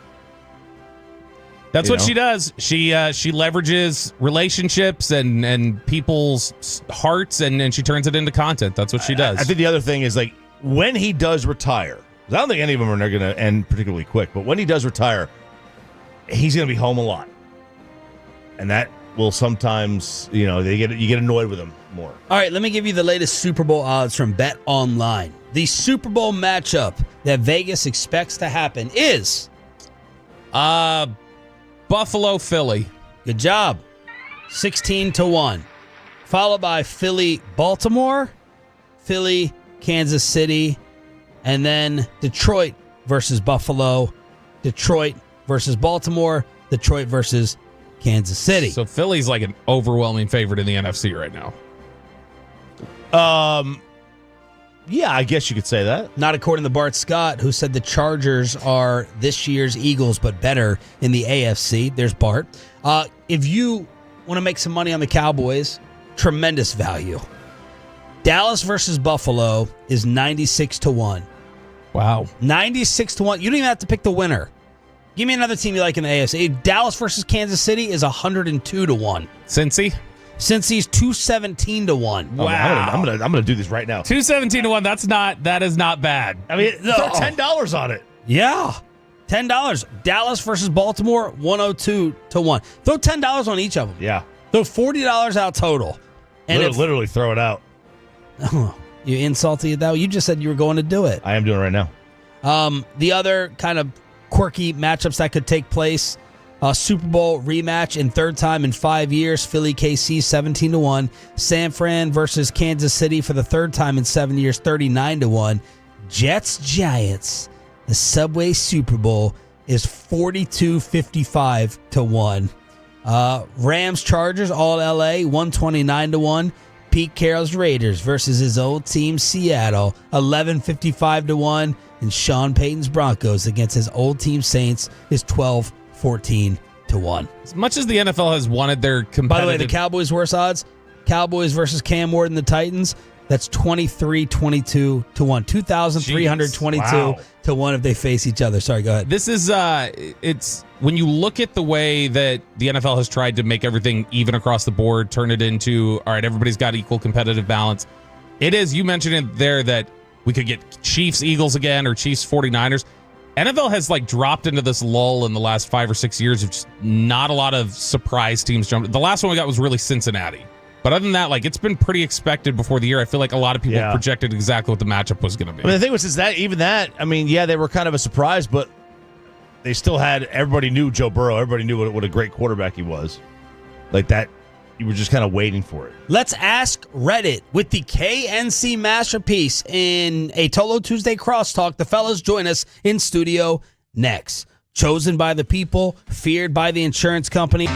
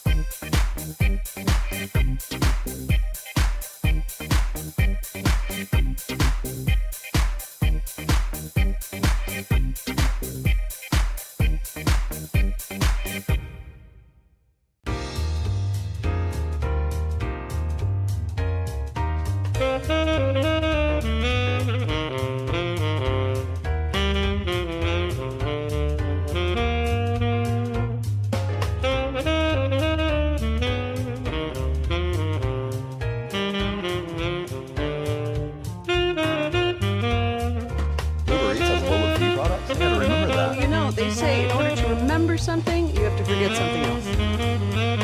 Okay, now that is a very cute haircut. That's like a little shag. I've never seen it before.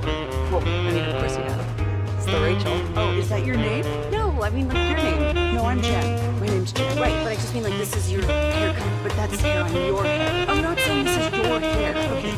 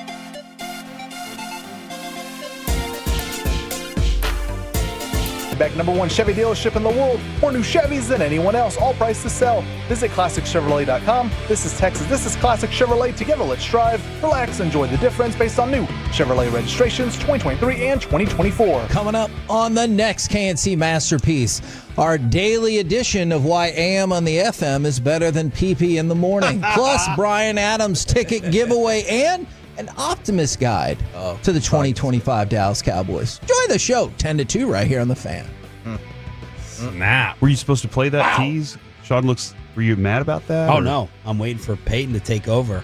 Look, we talked about it in the first hour. All these shows at this very station taking shots at us. G-Bag, it's like the Spider-Man meme where everyone's pointing finger guns at each other, KNC, I thought we were cool, man. I thought we were cool, but... You thought you were cool with Corey? I thought that was pretty clear you guys weren't. Really? No, he can't hear what Corey says in here before we get on the air. That's why. That's true. He doesn't actually hear what Corey says about Peyton. Mm-hmm. That's my bad, Corey. You know what's really unfortunate is usually y'all's tease for the next show. Oh, hey, Kevin! Say what you really think. For the next show plays kind of before we're probably going to record our tease. And so that's the day when I was like, hey, and we'll name all our actual guests, was just because I had just heard your tease like 5 seconds before that. And this was the same thing. Are you guys hearing this? Am I going to get in trouble for talking about these sports minutes? I mean, I guess we have for I don't think years. so. Have you heard? Every time Jim Rome's on, I call him a douchebag. Oh, so whoa! Have you heard the one running today? Have you heard what this guy's calling himself? Oh, I don't think He's trying to brand the hell out of himself. Pepe, let me know when you get this. Now, at first I was like, I'm all right, excited now. this is a joke. And then I heard it in the next hour, and I was like, all right, this guy is for real. And he says it at the beginning and the end of the... Is this the worst? Is this the worst sports minute that we've attacked over the last 5, 7, 10 years? Well, who's been the one seed of bad? Was it the queso with Boomer? He was like, "Oh, it's a queso Habanero and jalapenos." queso. But is there? He also called him Tom Thibodeau. Is there someone that was just on that drove you nuts, or is it Jim? I mean, I just really dislike. Boomer drives me nuts when he's like, "Hey, today is Tiger Woods' birthday. Can you believe it?" That's Boomer right there. No, he used to cover like New York, New Jersey high school sports for the National Minute. Yeah. Because I mean, obviously, like somebody there writes it for. He's not. Boomer's not sitting around writing. Oh, I'm a sportsman here. So it's his producer that like writes it for him. Yeah. And he just reads it. I couldn't. The one I can't stand. It's just because of the way he says his name, and it's DA. Damon Amendola. Oh man, I love DA for the simple reason. When we did our first Super Bowl in Houston, we had a segment back in the day called "Should I Eat It?" And it was any food that we'd randomly find in like a backpack that had been sitting there for 2 weeks or whatever. Should I eat it? Very simple. Well, I found a bag of M&Ms sitting on the on a table, and we were the only show, him and us. And he saw us, and he was watching us, and he was listening to the segment.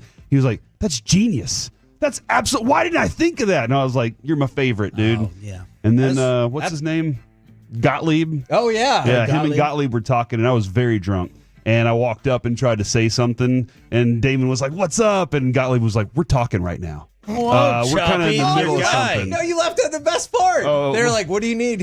And Corey goes, "I was just taking in all the knowledge or whatever." Soaking it up, They're man. like, Soaking it up. We're in the middle. This is the night that Choppy had talked to Cooper Manning too. So Do you we were remember talking when all I our set you up heroes. for that? No. Oh, yeah. I remember that. Yeah. But my favorite part was you just posted up on the pillar as if this was going to be a lengthy conversation, whether Cooper liked it or not. Yeah. And it was tremendous. Was this in the Houston bar? Yeah, it was Houston bar. Yeah. The best hotel bar. It was also the Super Bowl. I was on 3 stations at the same time. Well, I was on DA show, our show, and our Houston affiliate all at the same time. Look at that. At the same time? Yeah, Like I had multiple headsets on and 3 different That's microphones. wild. You guys are just wild. Peyton has pulled today's Sports Minute. This is the Sports Machine, Sean Levine, with an Odyssey Sports Minute sponsored by Wrangler. Shop Wrangler.com for new denim styles to kickstart your day. Wrangler, for the ride of life. So the Knicks job is open, and you've heard some names floated around. The problem is expectations, especially if you get Giannis. It's championship or bust. I think the Knicks are going to look back at this and go, Tom Thibodeau, you want the job? I'm the Sports Machine, Sean Levine. I'm the Sports Machine. He tagged it, too. He ended it with the The Sports content Machine. in that was 13 seconds long. You got So branded, more man. than half of it. Sound like your underdog ass. Yeah. Oh my God. There's a lot of The Sports Machine. That's George Michael, who I grew up with. Yes. All right, that's George Michael. His family should be suing. Well, not the company. Never mind. Don't do that. Oh, Let me see a picture of this guy. That's a bold suggestion to cross. There's a couple of, yeah. Yeah. Do you know where he's on air? He's not BetQL or BetMGM. 610. In Kansas City? He's at 610. This is your boy right here. So he's destined No, to that's be not him. national at some It point, says right? Sean Levine right under it. That's Ryan Hickey. There's Who's Ryan only Hickey? one host that's never gone national, but he's a super important host in the most important city. That's what's important. That's him. I read the piece, or maybe I heard you say it one day, and you were like, "I always had this dream of this, but then I found Dallas," and I was like, "No, I think I think that is a thing. I think it means a lot." Wouldn't you miss us? I know you wouldn't miss Bobby. So let's do Ask Reddit, Bobby. Yeah, Bobby. To finish up the crosstalk. What are you laughing at? hold on, before Choppy's the one always worried about canceling. I need to just tell me if I could read this story about Sean Levine. Oh, you guys keep talking. No, you need to fill the rest of the time with Ask I got Reddit. something, This is your Sean. bit. This is your I bit. was Surely it's all not right. worse. Corey's got something. We're doing Ask Reddit here on 105.3 The Fan. No, Corey's got something. all right, hold on, real quick. Let me roll You guys this one keep out. passing your Hold notes. on. Can I guess what it is? Hey, I'm an adult and I went to a high school prom. No, Oh, sorry. Do we have to pretend that didn't happen? I was listening yesterday, Toloing like I usually do, and I heard what I thought was a hilarious story. And that was your story about talking with Shoddy. And I thought I was like, man, what a great way to play along with that story. So when I got home yesterday, I found this limon, and it's a small limon that's just your size, Sean. So I thought I thought, well, go ahead and bring that into Sean to replace the tiny lemon that he gave to Shoddy. Is this the same size as what I gave Schottenheimer? It's about close. That. It's pretty close. That's a little bit girthier. You think so? Yeah. Oh, really? Yeah. It was smaller than that? Well, it was longer, but it was skinny. Okay, gotcha. Okay, all right. Ask Reddit here on 105.3 The Fan. Kevin Hagelin. Yes. This seems like something you'd have 80 answers for. What's something people romanticize, but it's actually horrible? Rose from Titanic and A Christmas Story. People Nobody romanticizes Rose. Yeah, they used to. Now we've turned the tide, much like we did with Christmas songs of the past. They're going to ask me what I was obsessed with. It's A Christmas Story. That movie is horrible. It's boring. It's racist, and we need to stop watching it. Man, that's aggressive.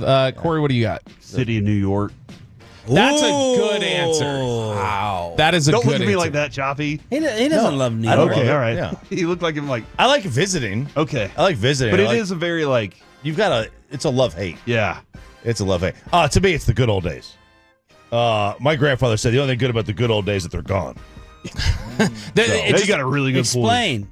Elaborate. What isn't great about the good old days? They didn't have air Everything. Nothing was great about it. You had to. And what are you defining as the good old days? Your childhood? Everybody has everybody's good old days are different. Yeah. Now, like the '90s were great. Because I'll take the good old days over this. Well, Choppy's grandfather's good old my days? grandfather's good old days. See, that's different. Like 1930s, But 1940s. take it to you growing up. To me, Do you growing up, qualify that as good old days? no, I don't think. I think the good old days. I think you got to go pre-war. Okay. Those are the good. That's what people. When people say the good old war? days.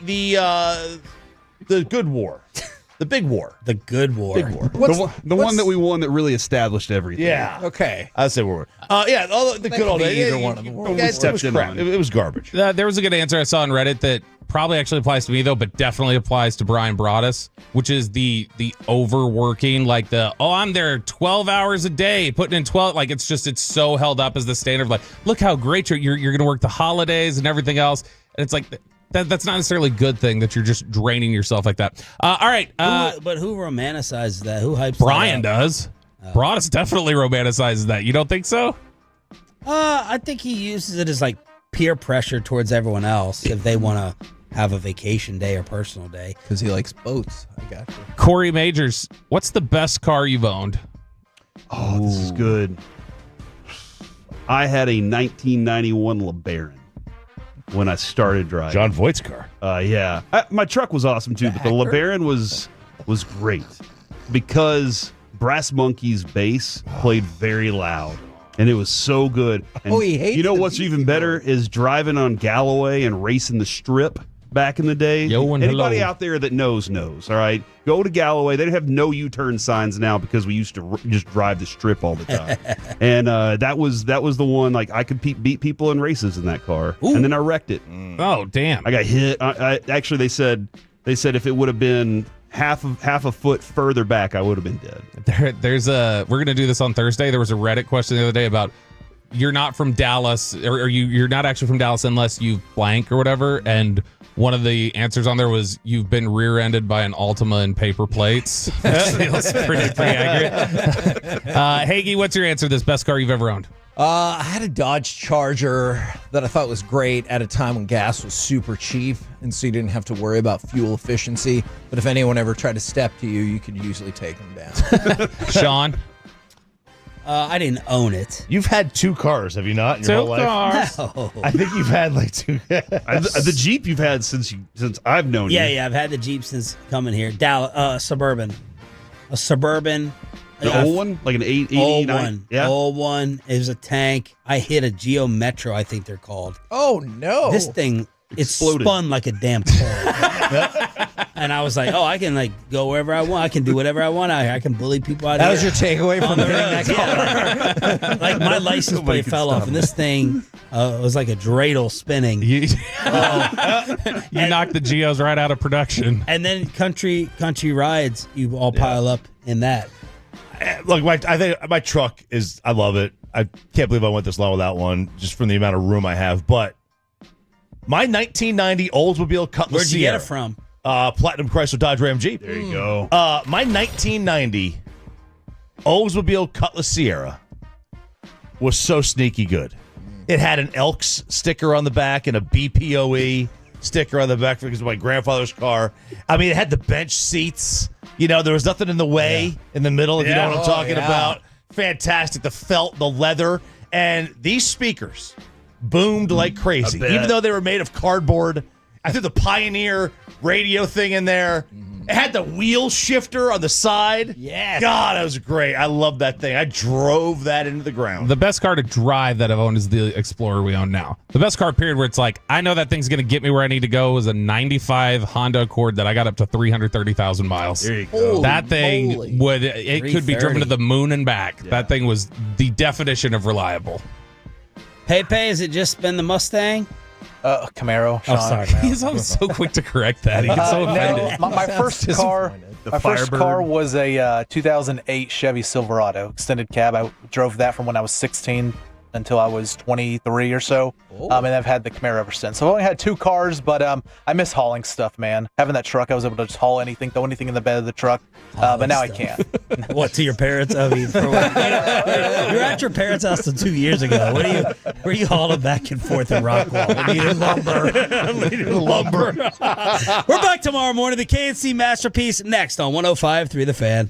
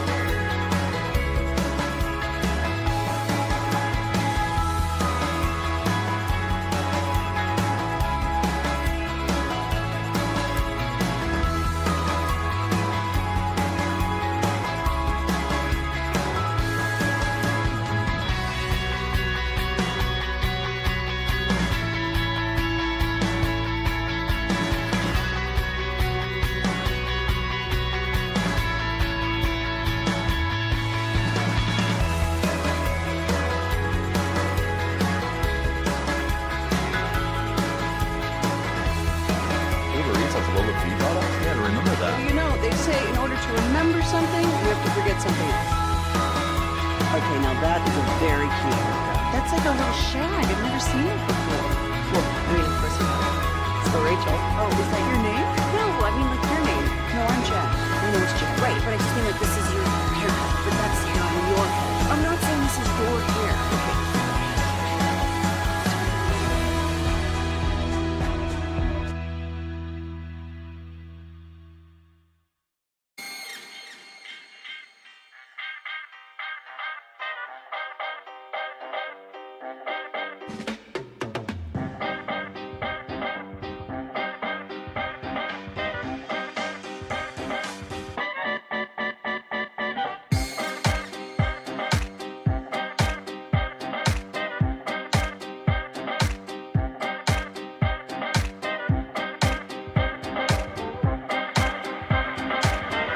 Driven by our D&M Leasing Studios, it's the KNC Masterpiece on 105.3 The Fan. KNC Masterpiece right here on 105.3 The Fan. You got me, Kevin Hagelin. You got, oh man, Corey Majors and the famous Alec Medford. Gentlemen, I have a weird question for you today. What's new? Well, yeah, it's true. Have you guys ever thought about taking up fishing? Yes, absolutely. Okay, do you have like a particular reason, or did you just want to do it for the halibut? We are 56 seconds into the show. 56 seconds into the show, and you're trying to ruin it already. I was going to share a story about how my grandfather and I used to meet at the Lake Ray Hubbard every day and hop in the boat and head out there and fish. Mm-hmm. Or in the morning, I'd go catch some fish with him beforehand, get the bass a sunning. Mm-hmm. And you throw that out there. And I have to question our entire friendship. We're almost 20 years into this thing. And this is upsetting. This is concerning. If I feel like you're addicted to it, and I have concerns. Oh, man, that was one of Bobby's Reddit questions. What are you addicted to? I was going to say learning about this more about the Civil War Reconstruction right now. You have been all in on the Civil War, haven't you? Man. That's why you were like, which war? Okay, I get it now. I get Andrew that. Johnson's not doing a great job with this Reconstruction so far. It's I'm hoping he can turn it around. And by the way, my son Carter has really gotten into fishing lately, so you're really showing your bass with that one, though, Kevin. Look at that. Look at that. What are we doing? Alec, do you think you're going to hate this show now because of the way it's started out? Probably. But hey, the good thing is we still got a little under 4 hours to right this wrong. There you go. I'm an optimist, Kevin. Glass half full. And you know what? Alec? Last night, we learned that the Florida Panthers want it more. It comes down to who wants it more, and they showed last night that they definitely want it more. I think they might want it more, but not because of the reasons you're saying. Because they beat the crap out of the Oilers. Dude, they whooped their butts. When it comes to fighting as well. Like, there was an Oilers player who just kept picking at the Panthers. So finally the dude from the Oilers turned around, it looked like a trip to take him to the ground. The ref tried to get in the way, and the Oilers dude was just teeing off on him on the ice. And then, if you look in the background where this big melee broke out, two of the other fights, the Florida Panthers people were clearly winning, and at best, one was a stalemate. They were whipping their ass in the game and on the ice in general. Yeah, they're showing it right now. They were destroying the Oilers in every conceivable metric last night. Yeah, they did, man. That's what I was hoping for from this series. Like, what did you ask me? Who are you rooting for? Who are you pulling for? And I said, to watch Edmonton get their asses whooped. Look, and they did last night. I don't know if it was Marchand or somebody else. I can't remember. But he had blood trickling down his nose and stuck out his tongue and was like, ha ha, like a crazy person. And that would probably intimidate me if I was also losing the game by 4 goals. Yeah. So I'm curious what Edmonton does now. I think the moment, and I want to know exactly, I don't know if anybody asked him afterwards. I'm sure Hockey Hawk is like, no, I already know. But he scored a goal last night and then skates up to the glass and starts pointing at his dome and says, we're smart. And it was because the shot went over his left shoulder. It went over Skinner's left shoulder, over glove side.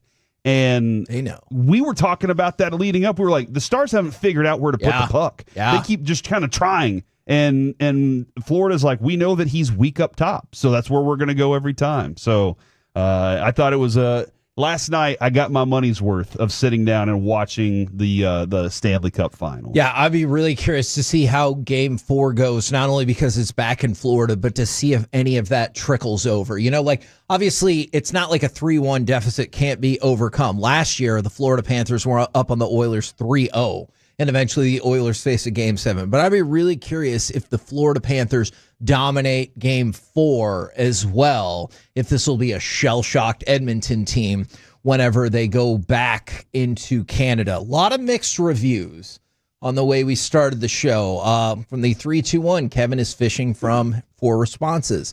Just for the halibut, LOL, LOL.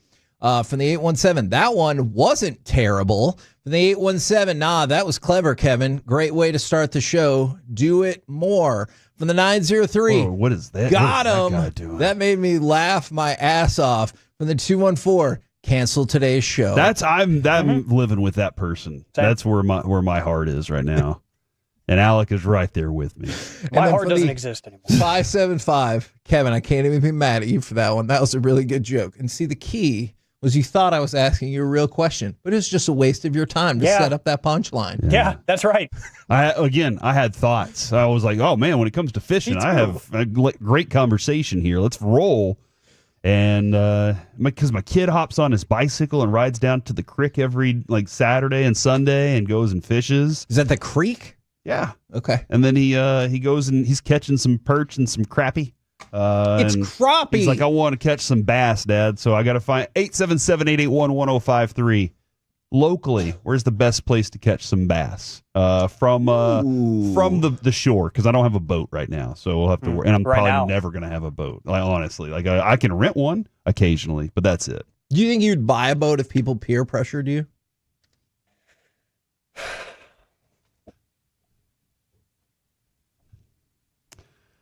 Your pay is gonna be docked. Rightfully so. It better be. Man, and I love it when people get in on it like this. At least he's not singing. He can't carry a tuna. All right, so that's solid. All right, so instead we're going to talk about football. I feel as though I've gotten as far with this as I possibly can. All right, Dallas Cowboys. End of your line. Mandatory. I know you were just waiting for me to throw out another line. I won't for now.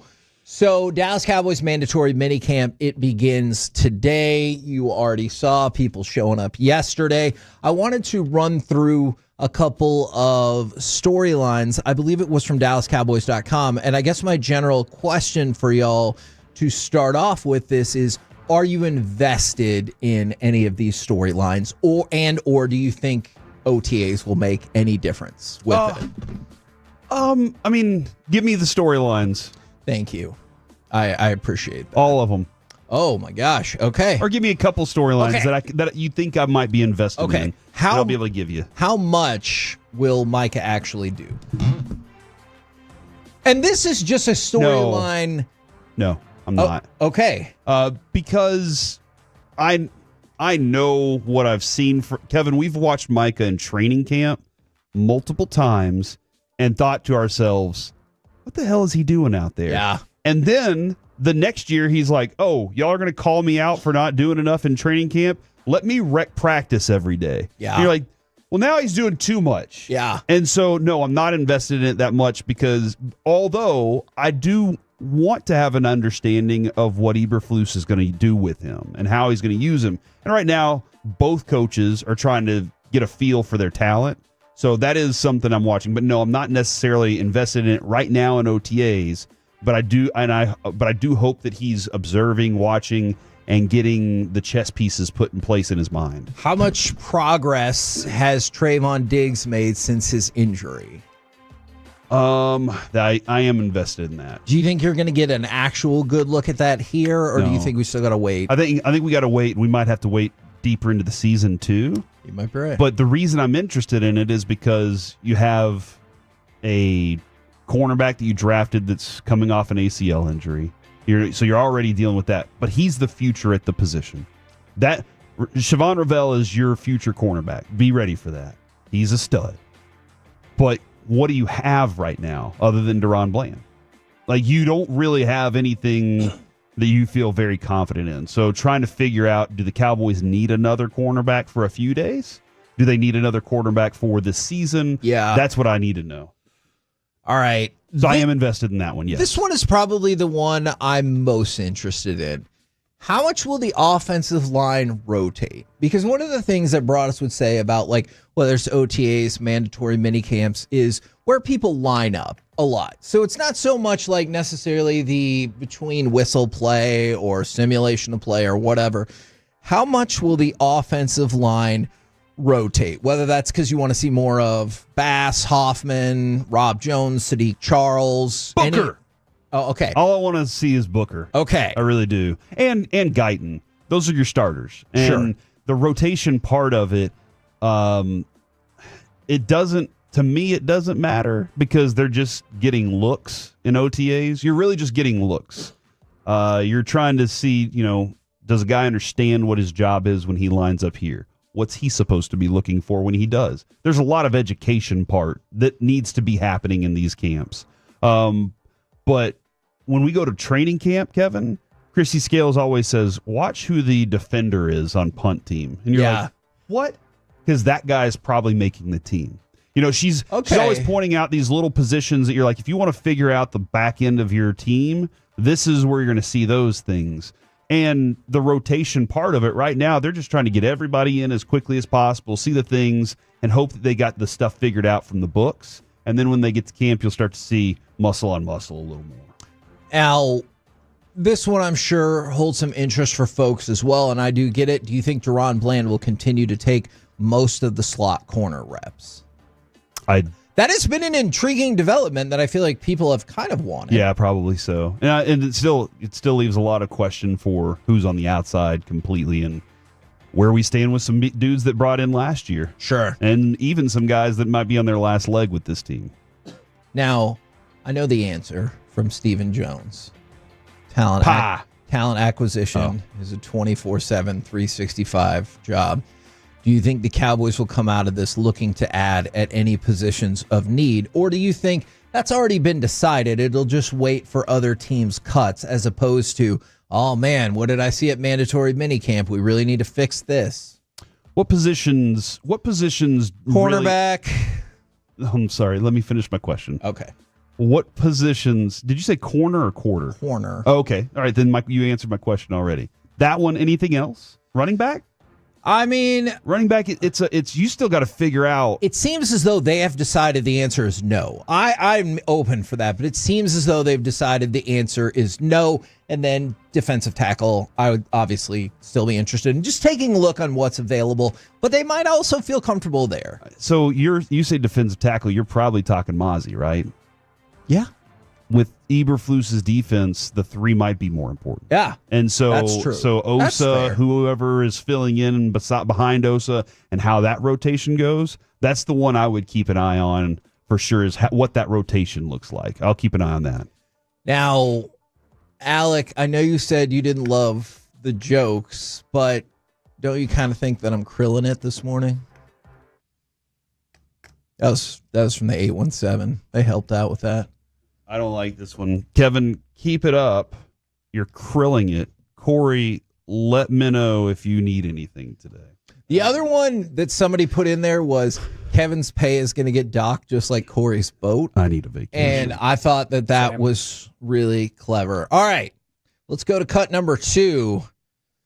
This is Chris Young. Is the question still in here or not? Do you know? Because the question... Yes, it is. Okay. This is a very valuable piece of information.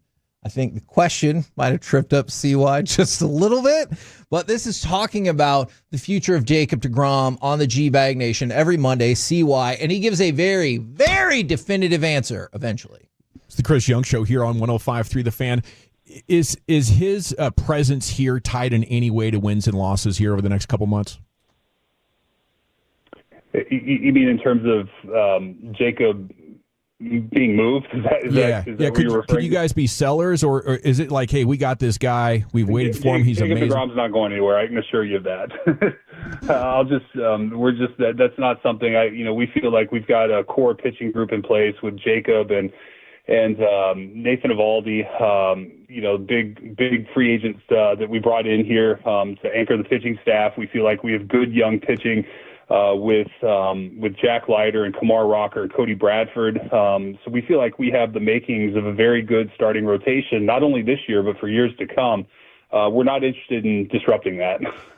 He laughed it off twice, which he also did not love the way that question was structured. All right, which Gavin Dawson joked about later.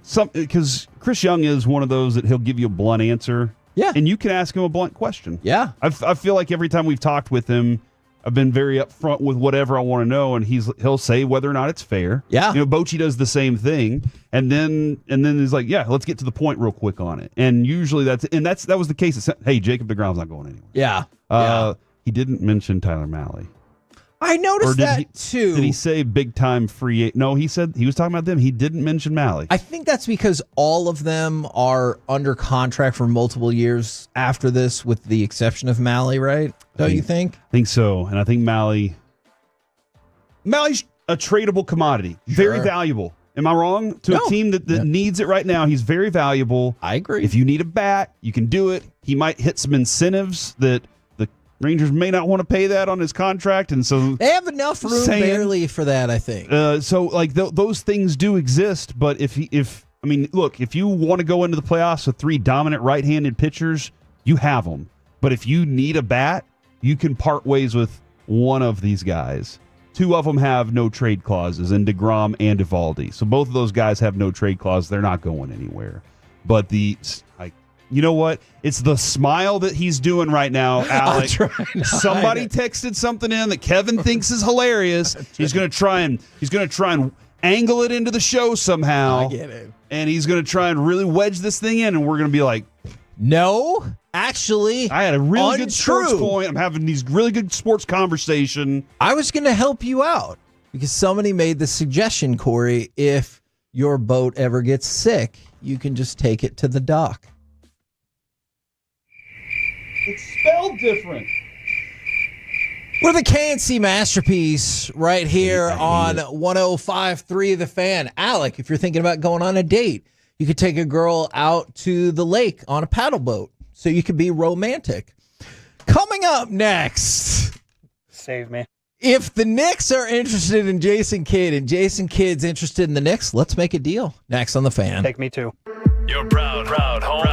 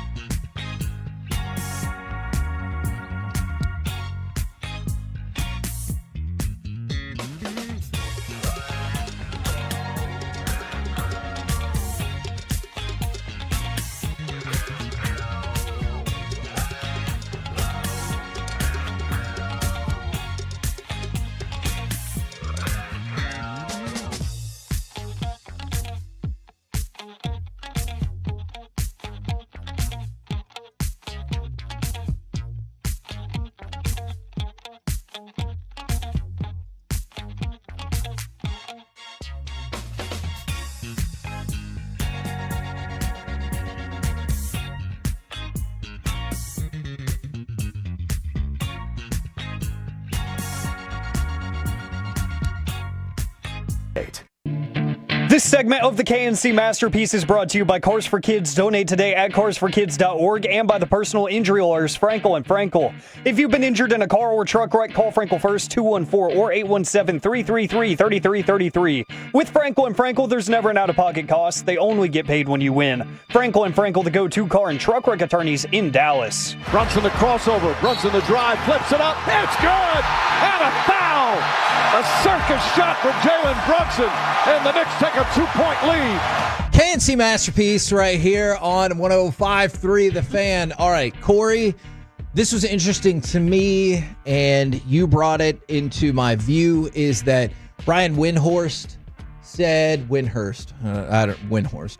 He said something about LeBron probably to start and then transition. You thought I was waiting. I'm not going to make another joke I feel here. like there was some Gallup thing in there or something. Our boss was standing outside the studio window. Giving you the he disapproved. Is that Bobby Lashley? Yeah, the Bobby Lashley, yeah. Yeah. So he hurts people, Kevin. I could see that.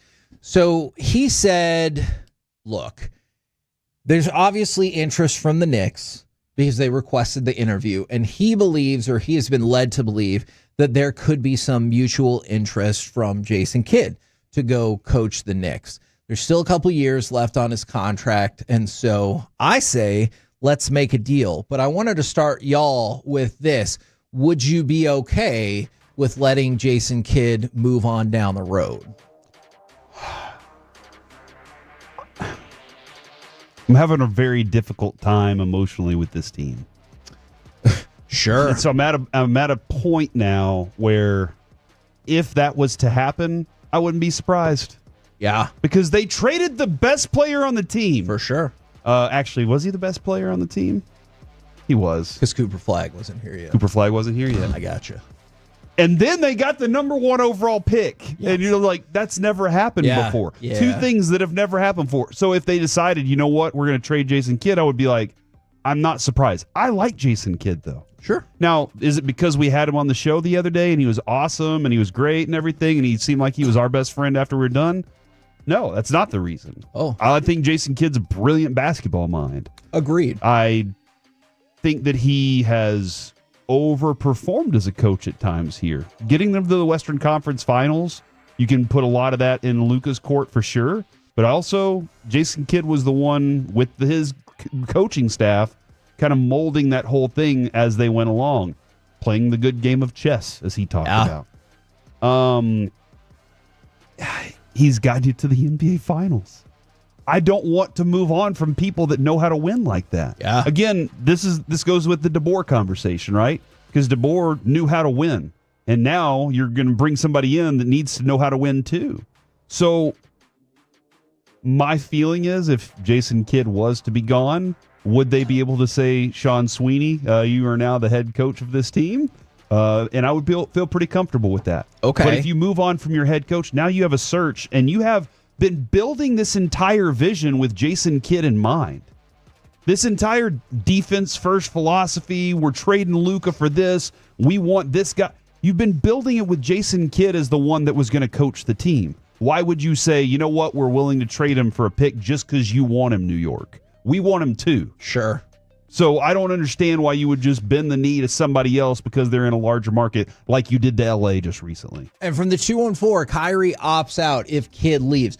You might be right about that. I don't know that for a fact, just because, and I know how much he respects Kidd's point guard ability and basketball. It was his hero. Yes. Yeah, and I definitely get that. I don't know if that will be the case strictly because of some of the financial things at play, but you might be right about that. Kyrie might opt out. And then it feels like a no-go just based on what Nico told us in his end-of-season presser, and it was that Kyrie is priority number 1. And if those 2 things are tied together, then I think this is a especially if non-starter. Jason Kidd's part of the sell. Yeah. Hey, Jason Kidd's been talking to you for like the last 3 months now. Yeah.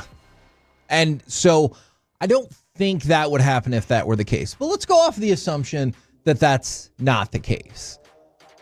Alec, would you be okay with moving on from Jason Kidd? Because Corey just said, hey, he doesn't want to, but I'll try to pitch you on it in just a second. I'd say no, for a lot of the same reasons that Corey mentioned, finding head coaches that just win is not easy, especially in basketball. You see the shelf life of NBA head coaches is just getting smaller and smaller. And whenever you can find a guy that earns tenure and legitimately earns it, like Jason Kidd has, I want to keep that guy. And reason number 2 being, we've heard time and again ever since, this opening has come up, what's the theme we've heard from all the national insiders? AD and Kyrie want to play for that coach. Yeah. Whether that means they leave or not is a different conversation. They want to play for that coach. So I'd rather have them invested if they're going to be on this team, because I think they're really good basketball players when they are invested and when they are healthy. So I'd rather keep them in town. What if the Knicks offered you a 2026 first round pick? So the reason why I bring that up For is, a coach? Okay, there is precedent for that. The Celtics traded Doc Rivers, good call, to the Clippers about a decade ago. They get a first round pick back. In the late 2000s, the Heat traded Stan Van Gundy to the Magic for a couple of second-round picks. So I guess I'll ask you both those scenarios. Would a couple of second-round picks work for you, or would a first-round pick work for you guys? Since you guys are, I want to keep him, let's just say, and I don't know that this is on the table, especially because I don't think the Knicks have a draft pick this year, but let's just say that we're on the table. A first-round pick. Do you think their picks are going to be good? Yeah. No. Okay. Although we do have the number 1 overall pick, so and it'll be for next year. No, what I'm saying is we can live off that for the next 10 years. So and that's just can I pause on that for just real quick? That is actually one of the reasons that I would at least listen to this conversation, depending on the opt-outs and everything. Because I just saw another person text in and say, I also think that Kyrie would opt out without Jason Kidd. Well, that changes the metric. But if they wouldn't, or if they couldn't, in the case of Anthony Davis, you were just talking about the window. So that's what I'm trying to do to add to the window, is I'm giving you another piece of ammunition potentially for a trade, or if you want to end up making that pick next year. 2 things here. Jason Kidd, would this be the 3rd time in his illustrious career that he left Dallas in a way that you were like, the hell, dude? And 2 for the Knicks. Yeah. The first time was whenever he, the whole 3J situation and Tony Braxton.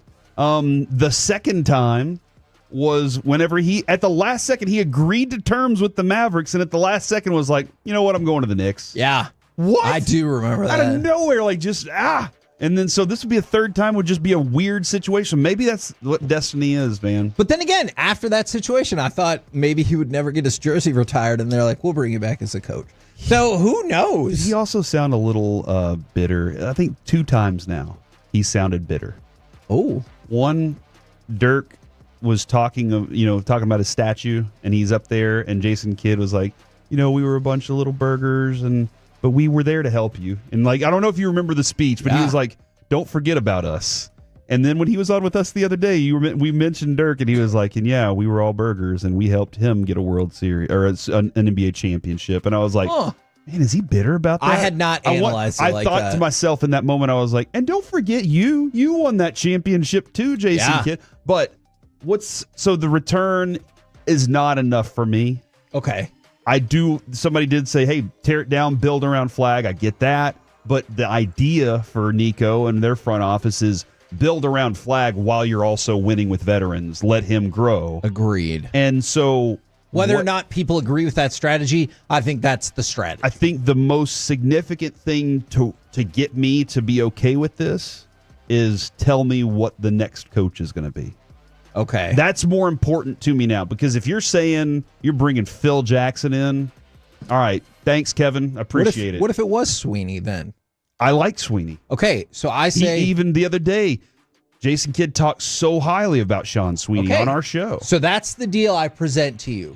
Sean Sweeney will be the next head coach. You get a 2026 or 27 first-round pick from the Knicks. All right, let's move. I guess it would be 26. It also keeps kind of the vision of this thing aligned, in that Sean Sweeney's been here watching all these moves being made, and it seems like he can just pick up where things left off. Hopefully. Then again, sometimes it is a little awkward being the guy that was in the group and then you got elevated and now you have to command the respect of them while you were one of their peers at one point. Yeah. So that is, but I think a lot of the guys do already have a lot of respect for Sean Sweeney. So that's the deal that I present to you, Alec. Do you accept it? And by the way, I want to make sure, Alec, we're not reporting that that's happening. Yeah. This is just we're going through some hypotheticals to figure out what we and like. that because Windhorst said there was mutual interest, and if you want something grounded in more reality for the Mavericks, I'll get to that in a second. Jordan Schultz is saying there's a lot of interest, absolutely undeniable interest from the Knicks. Did he also say he would kick Rappaport's He did ass not at the say that. Starbucks?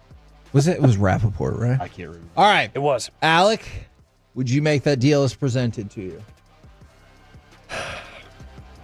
I think all things considered, if he really wants to leave, I'm making the deal. Okay. And I don't necessarily, I will tell you this. I think even mutual interest doesn't mean that he would necessarily want to leave. It's just like you take the conversation. I know some people think you take the conversation, it means you're already looking for your way out. Sure. Maybe that's the case, but I don't know that to be the case. And we know that's the case with, like, let's say in Major League Baseball. Everybody grows up at some point wanting, like, if they're going to be a Major League player, they want to wear the pinstripes at some point. You know, like, if they have the opportunity, they're going to say yes. Yeah. Because of the history and the rapport and how cool it would be and, you know, all of that nostalgia. If the Knicks come calling, you got to pick up the phone. You got to at least consider it. So yeah, it leans into that. But I'm gonna take the Capital because then I'm assuming at that point that Kyrie is leaving. So you're getting that salary off the books, and then that ammunition really does become ammunition because then that first round pick gets you a Drew Holiday if you want to go get that. And I think that move makes a lot more sense if Kyrie's not on the roster because then the money makes a lot more sense. So I think it makes sense if he really does want to leave. I'd probably go ahead and do it. Now, I want to talk about Omax Prosper for just a second. So his season was cut short because of wrist surgery. He was at the Episcopal School of Dallas yesterday hosting the Mavs Hoops Camp. So he still couldn't shoot or throw down any dunks, but he was out there helping the kids. That's concerning. Okay, because he's recovering from surgery. Gotcha. Not because of anything else, as far as I know. And so he was still out there helping the kids, and I thought that was really great. But I loved his quote about getting the number 1 pick. Quote, I was like, damn, I was not expecting that at all, obviously. This is great for us. Can't get better than that. It's just going to make our team so much better. I'm excited. So obviously I love everything about that quote, right down to the real human emotions at the beginning. Yeah.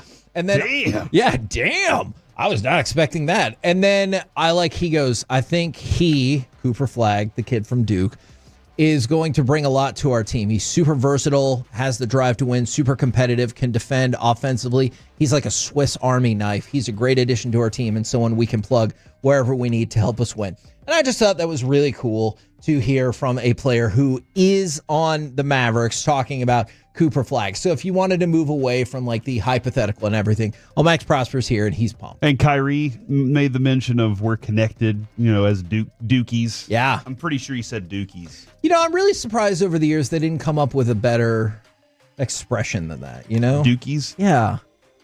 I mean, when you got the right one, you just stick with it. I guess so. We're the KNC Masterpiece right here on 105.3 The Fan. Coming up next, it's time for baseball nuggets and one of the most amazing catches in the history of baseball. Next on The Fan. Coming up in the next...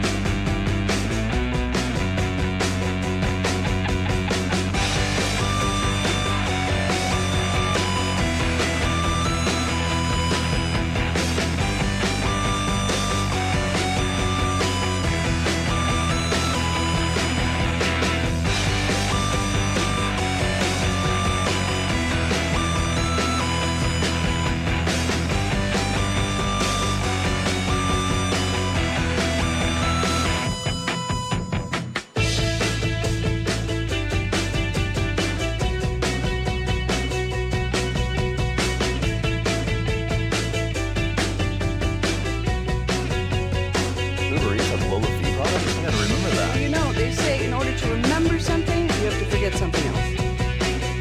Okay, now that is a very cute haircut. That's like a little shag. I've never seen it before. Well, I mean, of course you have. It's the Rachel. Oh, is that your name? No, what is your name? No, I'm Jack. My name's Jack. Right, but I just feel like this is your haircut. But that's not yours. I'm not saying this is your hair.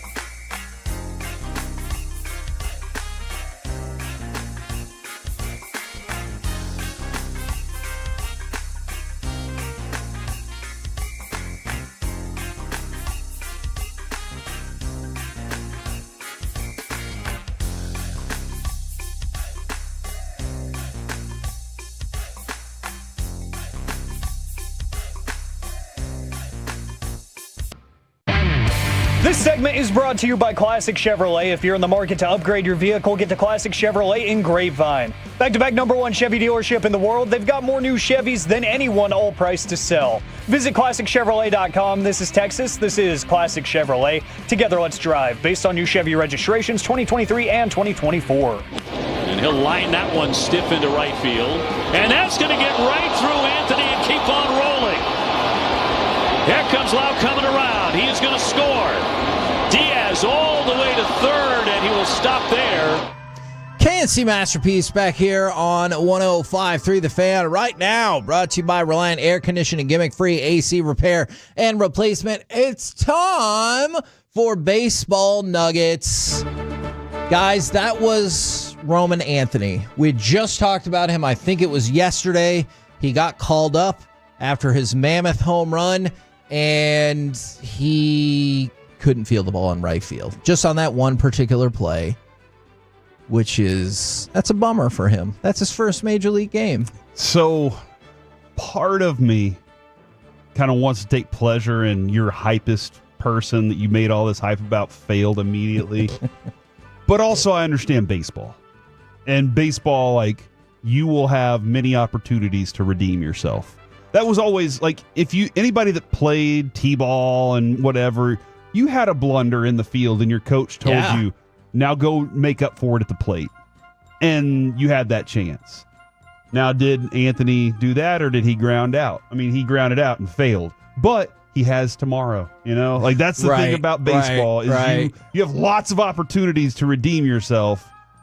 But it was an exciting time for Red Sox fans, very much like us with Wyatt Langford and Rocker and Leiter. Like, that's their feeling is this dude who's about to take over, we got him. Yeah, and look, I'm sure he'll turn out to be fantabulous. I just wanted to mention that. The hype was there. I'm sure he'll do great, but that was an inauspicious start. However, I really want to talk about the Oakland A's. I'm sorry.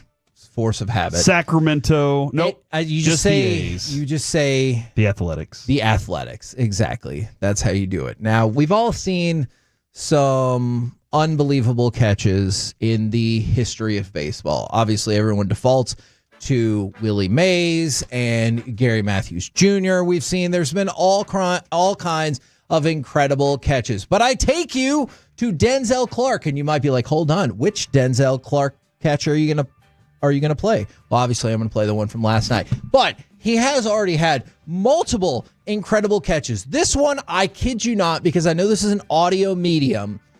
He climbs up on the wall. It looks like he extends out like probably at least maybe 3 or 4 feet above the wall, reaching backwards. And look, I'll let the A's take it away.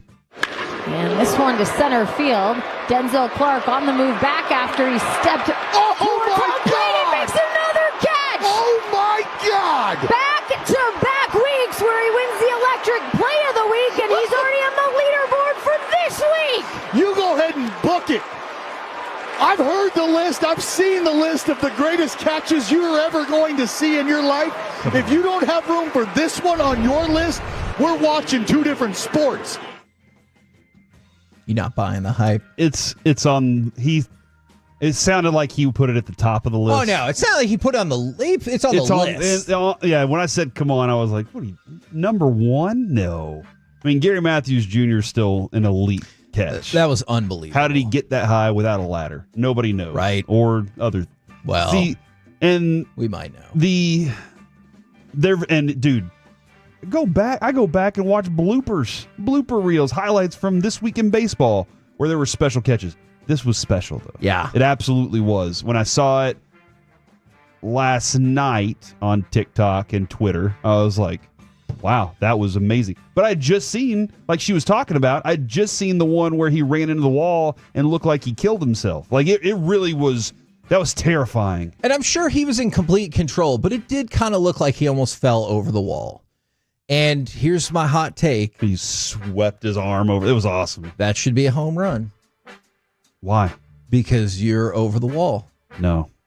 You fell over the wall. Your feet are still in play. He did not fall over the wall. No, I'm saying if he would have fallen over the wall. Gotcha. Like when Jeter fell into the stands? Yeah. Do you think that Jeter was should just be a guy home run? anyway. Everybody knows that. Okay, I'm not here to litigate the greatness of Derek Jeter. I do believe that if you catch the ball out of the field of play, your whole body is out of the field of play, then yes, it should be a foul ball or a home run. If you catch the ball and some part of your body is still within the lines of play, I believe that that is a catch. Just like in football, Kevin, you catch it and your tiptoes are in bounds. Yeah. What happens? They are like, we don't know if it was a catch or not. We're going to have to go review it. And they argue about it and they get the ruling wrong because they're stupid because Dez caught it. Right. I'll never forget. Okay, that's fair. Well, if you haven't seen the catch, go out of your way to check it out. Also, go out of your way to watch the MLB Speedway Classic. I've been meaning to bring this back up to you because it really feeds into the idea of what you want in a sporting event. On August 2nd, it'll be the Braves against the Reds in a regular season showdown at the Last Great Coliseum in Bristol, Tennessee. It will be essentially in the infield or kind of part of the infield of the raceway. Now, Corey, they built a baseball stadium in there? It's not. Is it already grass? They have temporary. No, I think it's all getting put down. Well, sure. But they have a lot of temporary seating, and they've got a setup for like a little concert and everything like that. I think Tim McGraw and Pitbull are going to do the concert because we've all needed that. And so, for real, there's not going to be a race at the time. There are. Yeah, the renderings on this are awesome. They are really impressive. It does. So yeah, there's a concert, baseball field right next to it, and they're going to have the whole stands all lit up and everything. Kevin, I'll be honest, dude. They may have taken my dream to the next level. I didn't even consider concert. All I thought was hockey game, football game, and race. Yes. I didn't think the entertainment of Tim McGraw and Pitbull. What a combo. Yeah. And this is what really threw me off, and I had to research it. Do you know the website buildsubmarines.com? Not yet. So it's the 2025 MLB Speedway Classic presented by buildsubmarines.com. That is actually for the United States Navy. Dude. And I didn't know that. First line when you pull up the website, want to build submarines? Hell yeah. Click browse open roles. What can I do? Do you have the proper training for let's see. any of that? Let's see. Probably not for this one. Section head, systems engineer. That's mechanical. I'm pretty sure I don't have the qualifications for that. Do you have an engineering degree? Senior EOD analyst, Naval Expeditionary Program Support Services. I can support, but the whole naval part of it and the EOD analyst, not good. Next, electrical assembler. The one thing I'm terrible at is electric. I'm afraid of electricity. So, jet engine and components. I can assemble components. Teach me how. I feel like your lack of engineering degree is probably going to hurt you on this. There's a lot of engineering jobs in this buildsubmarines.com thing. Yeah. A lot of principal specialist. I got principals. Are you saying I should just stick to this then? Yeah, I would. It sounds like fun, though, building submarines. Would you ever get in a submarine and go underwater in it? Yeah. It's scary to me. That's a scary idea to me. I mean, look, I wouldn't go with a whole bunch of people who are like hobbyists at this, but yeah, if it was some sort of like governmental thing, they're like, hey, you get to go on this submarine, I would check it out. I got you. All right, let's go. How did that come up, by the way? Buildsubmarines.com? That's who's presenting this game. They're okay. So on a racetrack on land. Yes. Okay, but like, I think the point is advertising. But I'm not going to lie. That caught my attention. Yep. Buildsubmarines.com. I really thought perhaps this was like a chain of hobby shops or some sort where you build the little models and everything. Oh, and you like doing that? Yes. I did not realize that it was essentially to help out the Navy. Because you have a tiny town in your house, right? It's Legos. Lego tiny town? Yeah. All right. You could become a build submarine influencer What's the town for 50,000. Oh, I can do that. I know how to influence. Okay. Same, kind of. Oh man, these submarines. Oh my god. Hey, what do you call the tiny town of Legos in your house? Stop saying it. That's just the Kevin room. Hageland? No, there's not a name for it. It's just the Kevin room. All right, guys, you might be shocked. I think it needs a sign. Okay, welcome to Hageland. Okay, we can. I don't know. Hageland's best. My word. I don't know if my wife will love that, but population 3. We can look into that. You guys might be surprised to know that Leody Taveras, who the Mariners really helped us out by picking up his contract, they have gone ahead and designated him for assignment. Are you surprised that Leody Taveras did not work out in Seattle? Not really. He didn't do great with the Mariners. He hit 205, though to be fair, 174. Though to be fair, that's not too far off from some of our hitters with a robust OPS of 470. Leody Taveras was already a trade candidate in the offseason. So they were already trying to figure out how to get Evan Carter to replace him. Then Evan Carter got hurt, and they were like, well, we need the player still, so we'll keep him around. They weren't able to trade him. He had no value because his batting was so terrible to start the season. And you're right, yeah, the rest of the team was too, but he was expendable because Evan Carter was on his way. And so that was always an expendable piece. And whenever he moved on, I thought it would be you know what? I really need to get my stuff together. I thought the Rangers would take that same way. Like, we got to get our stuff together. And neither one really did. The Rangers now may be coming around. We'll see.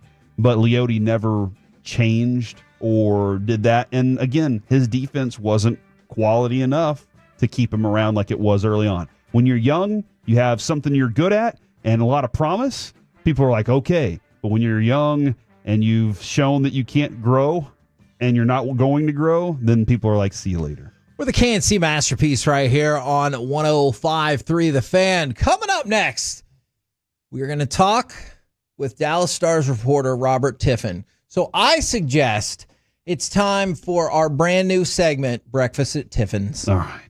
Next, right here on The Fan.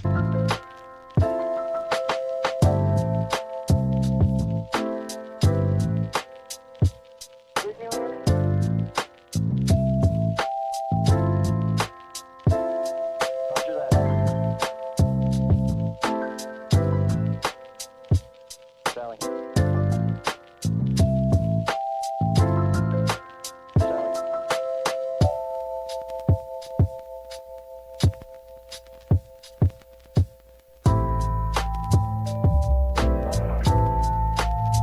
you think it's true that you've got to forget something else to remember that Uber Eats has groceries? No, that's absurd. Hey, remember when you used to be a, what was it, Pepper Lady? Pepper Lady? Wasn't it Cinnamon Sisters? Basil Babes. Saffron Squad? Nutmeg Maidens? Pre-curb? No, Nutmeg Maidens? I just said that. Was it Spice Girls? Doesn't sound right. Was it Saffron Squad?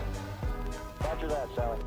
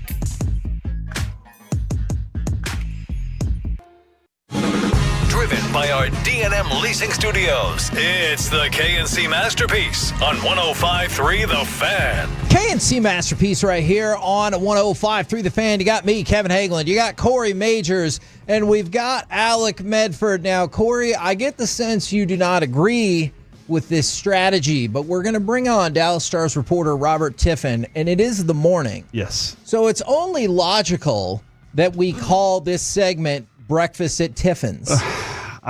Robert, what are your thoughts about my idea? Well, it just makes me hungry mostly. But, other than my usual aversion to puns, I guess I can't complain about the publicity. So hold on. This is great. You might not care for This is me. great. No, I like this sorry. because I did tell him yesterday. I was like, you can back out now that you know this. And he said he's still here. So that kind of gives us a positive feeling.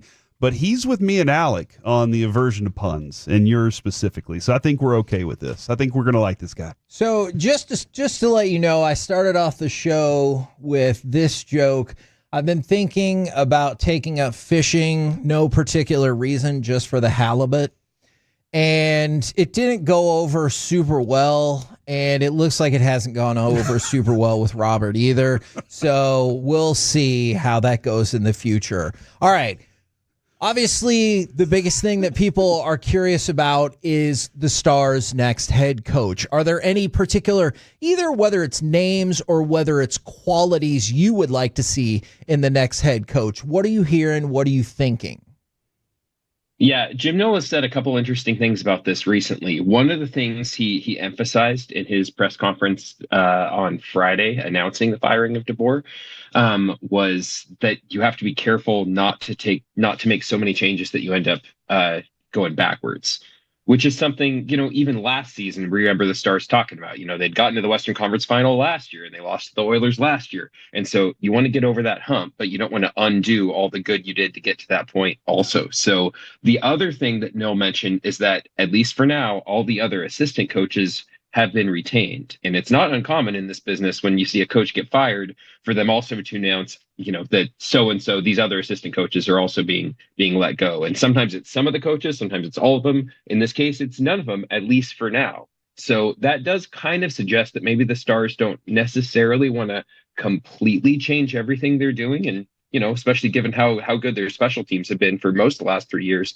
you can kind of understand that. So it looks like they might want something that doesn't necessarily revolutionize the way they've been playing, but genuinely what he said, which is a fresh voice. Yeah, and when you go to the fresh voice, how much does a coach's, history play into that? Because one of the things about Pete DeBoer is he is one of the best we've ever seen at getting to this point. But even getting to the Stanley Cup final has been a struggle for him as of late, and obviously he's never won it. So how much do you think a coach's background of playoff success or lack thereof for where the Stars are looking to go factored into this?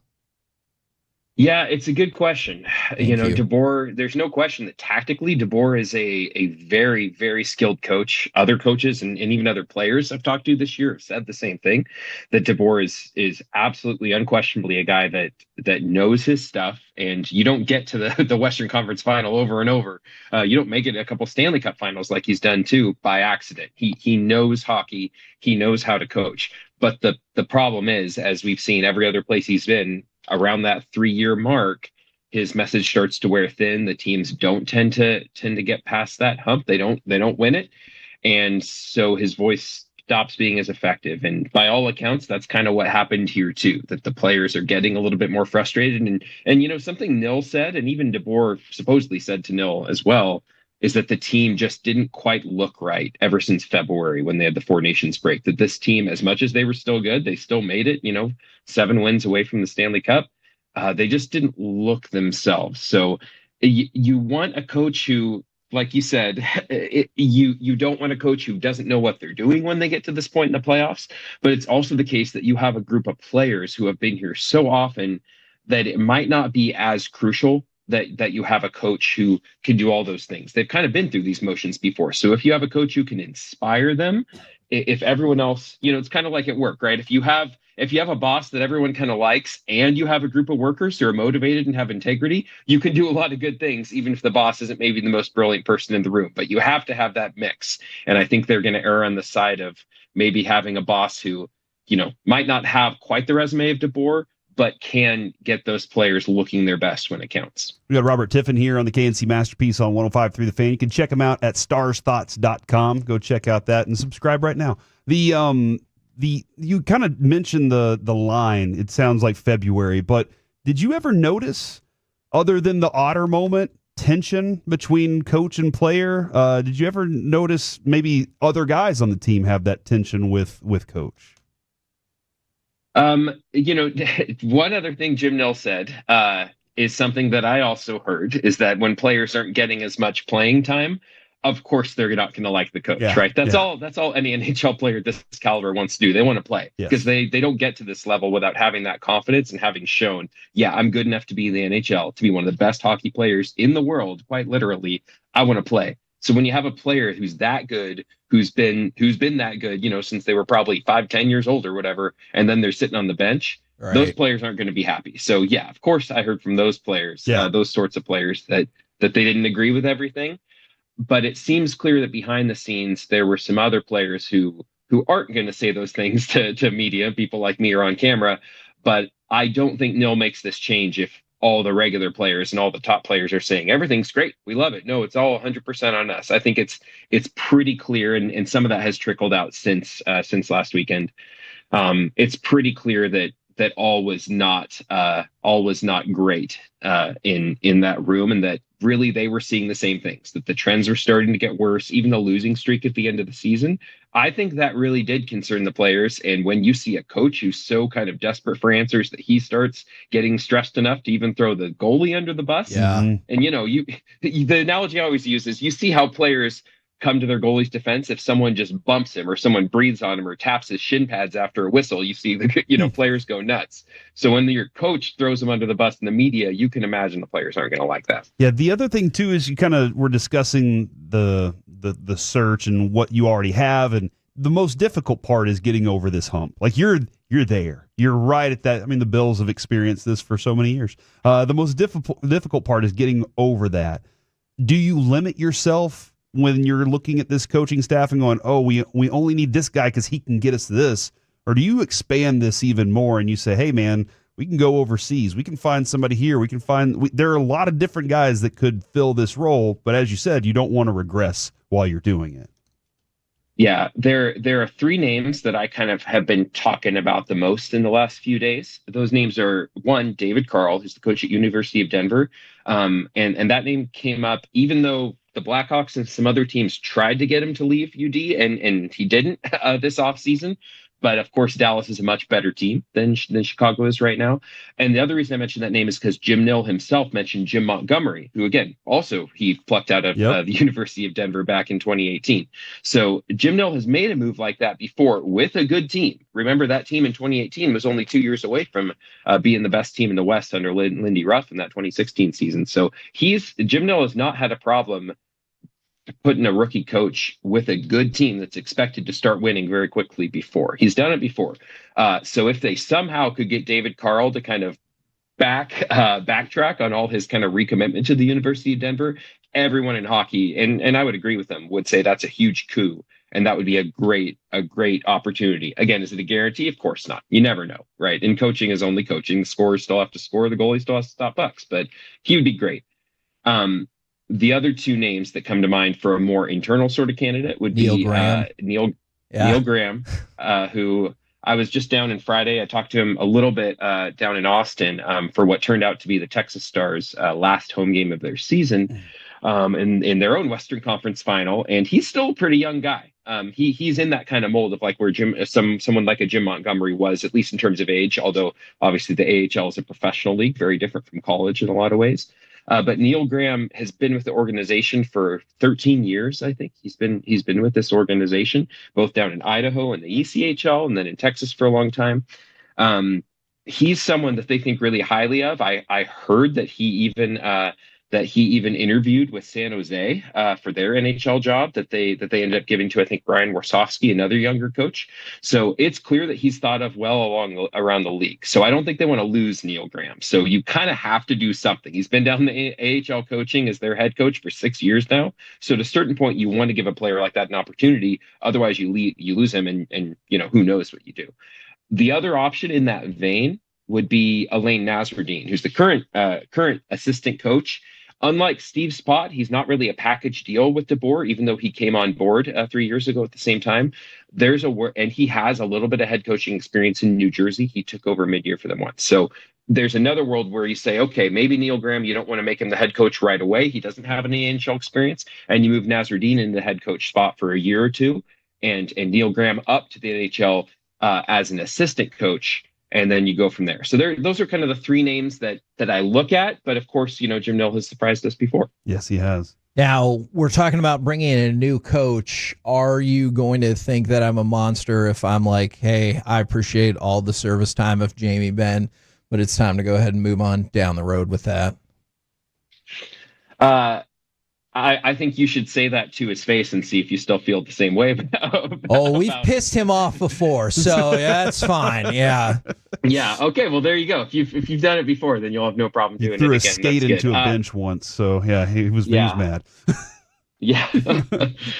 Look, you're not the only one saying that. You're not the only one asking that question, and you get to this point in a player's career, and Ben, even DeBoer, has himself said that. And others too, that Ben he wasn't at his best in this playoff run. He just wasn't.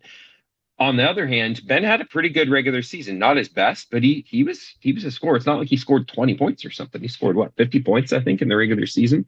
And he's a good player in that kind of bottom six role. And he's also a player who's shown, unlike other players the Stars have had in the past, his ego is not a problem when it comes to taking a diminished role. He can play on it, even a fourth line. He didn't even play on the power play down the stretch of the season or in the playoffs, and he was okay with that. He's not causing problems in the room at all.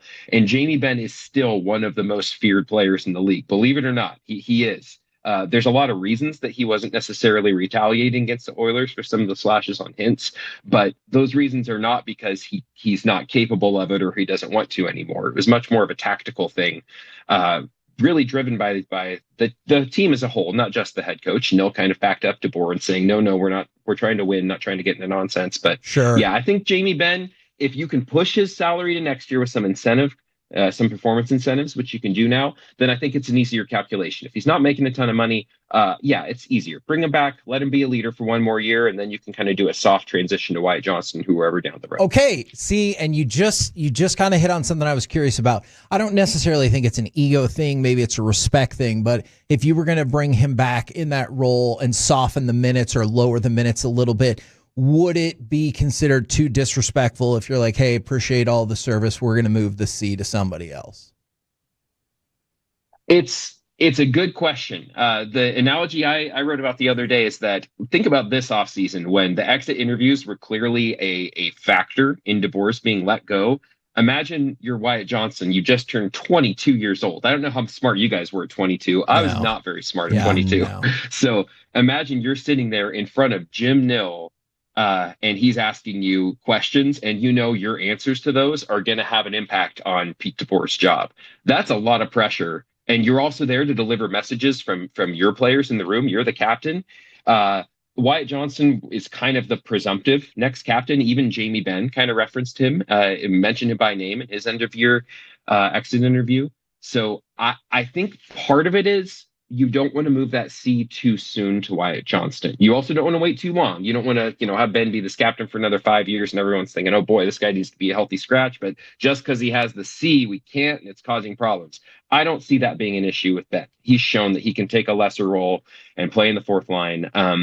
I just think my feeling, just from talking to these players, my feeling is that there's probably at least one more year where the easier path for everyone, including for Johnston, is for Ben to come back for at least one more year, see if he's got anything. And if he doesn't really have enough this year, if it's really a tough watch all season this year, then it's an easier call next year to move on. Either from the letter or his contract or both. But I think this year it's easier to still say, you know what, let's give Johnston one more year. Let's let him, even Johnston wore an A tiny bit this season when some players were hurt. But I don't think you have to rush that transition. I just don't think there's a need to rush that transition since Ben's contract is going to be a lot less this year. One of the things we had it seemed like every other game we had the discussion of the defense was leaky or the defense didn't do this. Mm-hmm. were we wrong in that assumption or in that assertion that the defense wasn't good enough throughout this playoff run on frequent times, and what can they do to fix that? You're not wrong at all. It was much leakier, especially down the stretch. Essentially, when they lost Heiskanen and Nils Lundqvist, who's not a top pairing defenseman or anything, but they lost two of their kind of staple defensemen on the right side, and they replaced him with Cody Ceci, and then Matt Dumba started coming back in the lineup and playing more minutes. And Cody Ceci, coaches tend to like him, but there's a reason that he's played for a lot of different teams in his career. He's got some really. He was a first round draft pick, skilled player. He's got a lot of good things about him. He's got some size, but he's just not the sort of player who strangles another team's offense. And the way the Stars play doesn't really strangle other teams' offense. They focus more on kind of defending the blue line than they do on, locking up players along the boards. Now, Liam Bichel, he is that sort of player who can kill plays along the boards. But the Stars didn't have enough of that. And especially a team like Edmonton, they were just allowed to get enough of those really premium grade A looks, high danger, whatever you want to call them. And that, I think you saw that leakiness of the Stars defense. A team like Edmonton is good enough and skilled enough and deep enough to exploit that. And they kind of took those cracks and ripped them open and walked through them. And that's why you saw them get outscored. I think on 5-on-5, it was 13-5. Edmonton outscored Dallas. So forget special teams.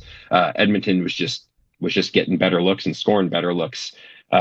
And Dallas just couldn't keep up with them. Now, the last thing I was curious about, and I know you said starsthoughts.com, you have an article up there because we've talked about Edmonton a bunch, and I was hoping to kind of hopefully drive people towards the website and give us some interesting information. They got their butts whooped last night. They did, but the article you have up now is getting past Edmonton should not be the primary goal for the Stars. I will admit, I have fallen into that trap as well. Can you expand kind of on your hypothesis there? Yeah.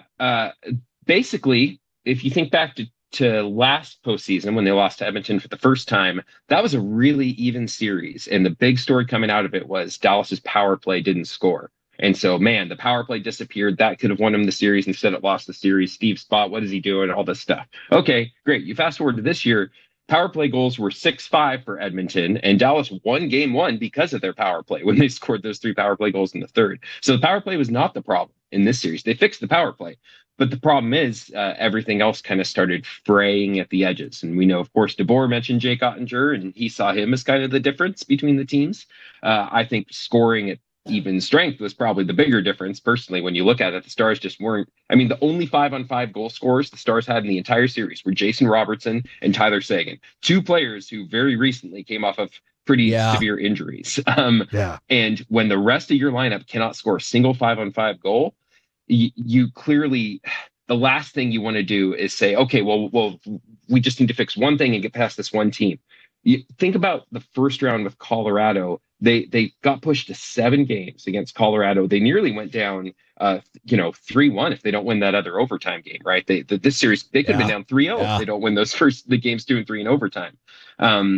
You can overcorrect so easily. And Neil mentioned this again. He mentioned it really clearly that you can move backwards so fast. So as much as you might want to focus on, they got to fix this or got to fix that because it all got highlighted in 5 bad games against Edmonton, you want to make sure you have that game 7 at home in the first round. They're playing that game 7 at home in the first round in Denver because they finished below the Avalanche because they lost just a couple more games in the regular season. Maybe they don't get out of the first round, and then we're having a completely different conversation. So they just need to get better as a whole. They need to get better. The defense, like you said, needs to get better.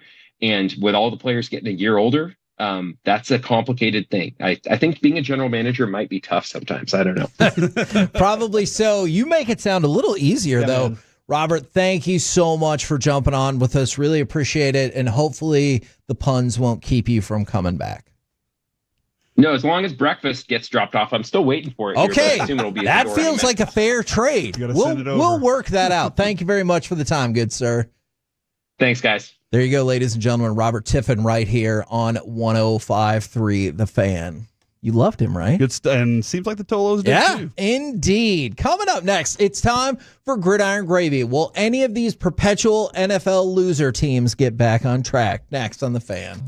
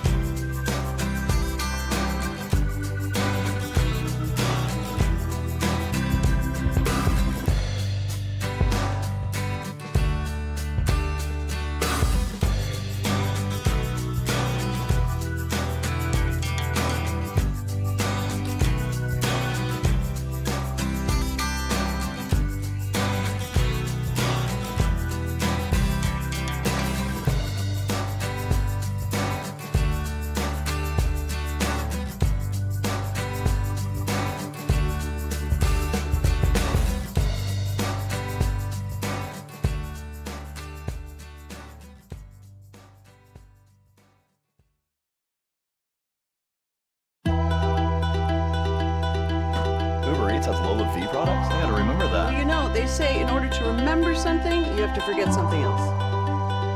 Okay, now that is a very cute haircut. That's like a little shag. I've never seen it before. Well, I mean, of course you have. It's the Rachel. Oh, is that your name? No, I mean like your name. No, I'm Jen. My name's Jen. Right, but I just mean like this is your haircut. But that's hair on your head. I'm not saying this is your hair. Okay, you're freaking me out a little bit.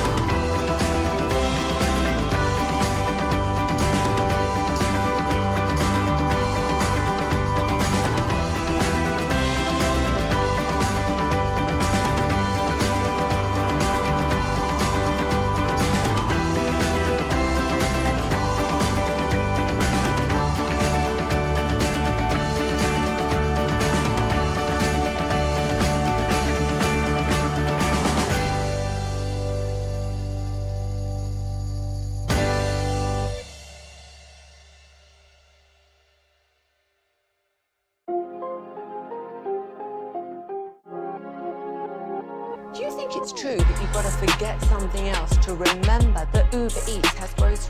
Nah, that's absurd. Hey, remember when you used to be what was it, Pepper Lady? Pepper Lady? Wasn't it Cinnamon Sisters? Basil Babes. Saffron Squad? Nutmeg Maidens? Pre-curve? No. Nutmeg Maidens? I just said that. Was it Spice Girls? Doesn't sound right. Was it Saffron Squad?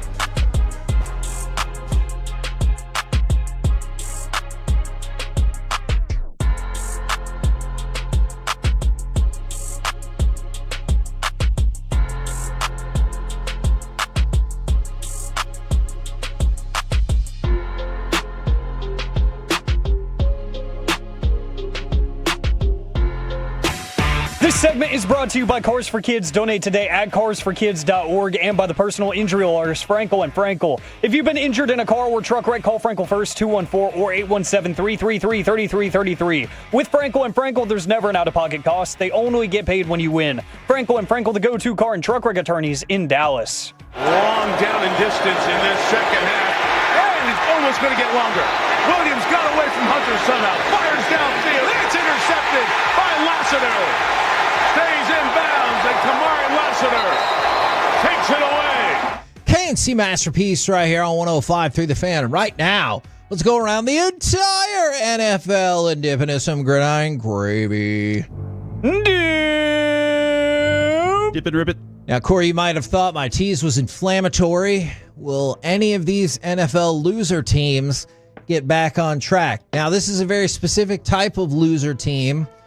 One who has not lost been, I mean, that one makes who's sense. lost probably. One who's not been to the playoffs. So If you're ready to say it's Cowboys segment, for this specific metric, they do not fit the loser team. Because they've been to the playoffs. Yes. Now, do they win in the playoffs? Not usually. But they do not fit. So here's my question. I have 6 franchises that haven't been to the playoffs in the last 4 years. All right. I want you to tell me which one of them is most likely to make the playoffs next. We have the Bears, as you probably guessed from that audio. All right. The Jets, the Panthers, the Saints, the Falcons, and the Colts. Okay. All right, so it's the Falcons, Colts, Panthers, Bears, Saints, and Jets. Those are your 6. Which do you think will be the next to make the playoffs? Alec, I'm going to kill the Jets. Whoa. Not like real. I'm not really going to kill them. Oh. But I just don't think in that division that they're going to be able to make the playoffs. Yeah, and it's weird because I feel like they're talented enough, but it's the division. Yeah. I don't think they can climb up high enough. Is that the most lopsided division to y'all, like in terms of, I know for a fact who's going to win this division? Probably. I kind of feel like the AFC West. But don't you think Denver could do something? But the Chiefs are still there. Sure. But I see where you're going with that. I'm also going to kill the Saints because they don't have a quarterback. True. They're figuring that out. Have you not seen their quarterback competition? No. It's probably for the best. I'm going to kill the Colts Oh. because they expect Daniel Jones to save them. I did see that article that you had sent about lots of people are now betting on Daniel Jones to be the comeback player of the year, and good for you. I don't think the Panthers are quite ready yet. Okay. So that leaves me with the Falcons and Bears. Would you agree, Alec? 100%. All right. Ooh. I will go with the Bears over the Falcons, although I do think the Falcons are in really good position right now that they've moved on from Kirk Cousins and gone to Michael Penix.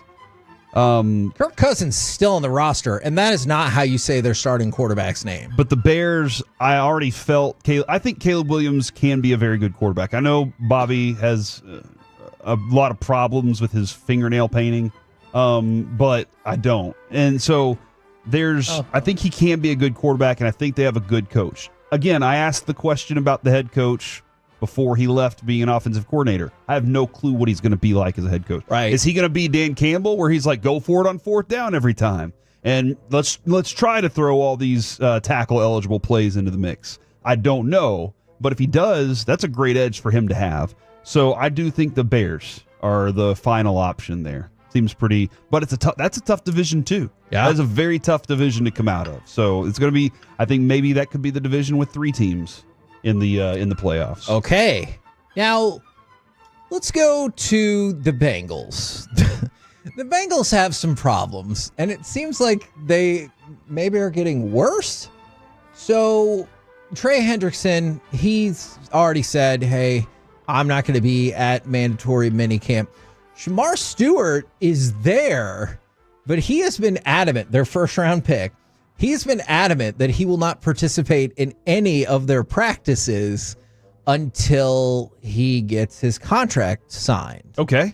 And so they just moved on from Jermaine Pratt today, too. That was yesterday. Oh, yesterday, yeah. And so basically the Bengals tried to put a extra clause into Stewart's contract that would turn a default into voiding the guarantees for other years. And he's like, that's not in other teams and first-round player contracts. So what? Okay. So he's there, but he's not practicing. Hendrickson is not practicing or not there. And then if you want to add this on, neither is TJ Watt. So that means the 2 players who are 1 and 2 in NFL sacks the last 2 years, neither one of them is at mandatory minicamp. Well, that's the way that mandatory minicamp seems to go, doesn't it? It really is. The mandatory is still voluntary, right? I mean, I guess if you're willing to eat the fines now, Jonnu Smith is not at mandatory minicamp either, but he's like, that's because you're going to trade me, so I'm not going to be there. That's interesting. I'm paraphrasing, but essentially. Because I guess you're already starting to emotionally break up with your friends, that you have on the team. You're like separating that by that. But don't you want to kind of get in there and get your legs loose? I guess not. These guys are like, dude, I'll do that all the time. I'd just be worried about, I guess, injury. But Man, now I started to think And you know about what? That might be the Dolphins saying, don't come. Yeah. Because we don't want you to get You know hurt. what? You might be right about that. This is one you said that you do not agree with. I was hoping you would expand.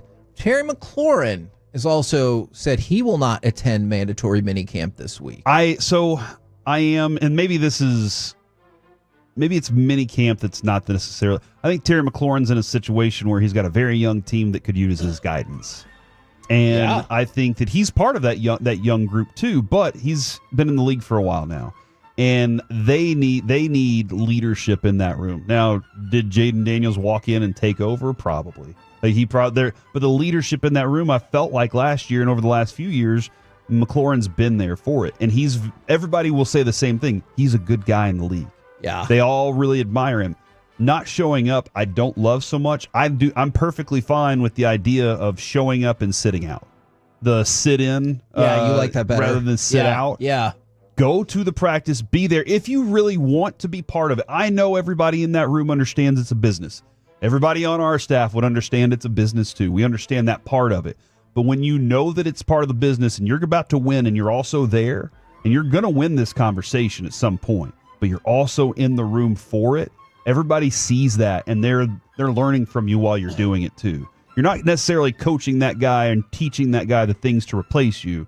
You are sitting there working with that group to make y'all all more successful. Are you ready to praise the Philadelphia Eagles again? I don't think you're going to have a choice. I might do it in C block. What? And that's unfortunate. All right, that means you're going to praise them twice in this show. Jeffrey Lurie has donated $50 million to open the Lurie Autism Institute in partnership with Children's Hospital of Philadelphia and Penn Medicine. The gift from the Lurie family is the largest single donation to U.S. academic medical centers focused on autism research across the lifespan. So it's the biggest one. Praise the Eagles. Do you know why he's doing this? I mean, and he's done several things with this. He has a strong personal connection. His brother Peter was diagnosed with autism at a young age, and I think that's, for a lot of us, it doesn't hit us until it hits us personally, and then we have a reason. Agreed. That's why. Hey, thank you, Jeffrey Lurie, for the work on that. Now, this is an intriguing hypothesis. I was reading about this from Awful Announcing, and the Super Bowl 60 ad inventory is just about sold out. Okay. And so already? Yeah, exactly. We don't even know. Okay, go ahead. So there is thought that NBC could potentially ask the NFL to allow more commercials. Now, I know you might think, first of all, huh? But yeah. So $7 million, give or take, for a 30-second spot. All right. All I want to do, Corey, is add 2 minutes of commercials. What's the big deal? It's $28 million. And what if you told the NFL, hey, maybe I can split it with you? Or whatever. Because, obviously the NFL would have to sign off on this. But just keep that in mind. Since they're sold out so early, the potential for perhaps slightly expanded commercial breaks during the Super Bowl. Not saying it's going to happen, but the potential is there. You know what else potential is there? Don't we have Kevin saying he's a huge Steelers fan? That we do. And now it looks like we have him screaming out to praise the Philadelphia Eagles. Kevin, crap. What do you have to say for yourself? I have been to Pennsylvania multiple times. That has nothing to do with this. Fraud. Okay, so it makes a lot of sense. That kind of feels makes like a lot that of has sense something now. to do with it. This guy. Ooh, PENNSYLVANNIA. There are 2 N's. Good enough for me. All right, I think there are 2 I's. What? Okay, whatever. Let's go to Max Crosby. Max Crosby said he underwent surgery in December, said he's 100% healthy and has had an incredible offseason thus far. So hooray, we're all happy for him. And then there's Nate Wiggins. Nate Wiggins said he feels like he needs to do significantly better in year 2 for the Ravens. All right.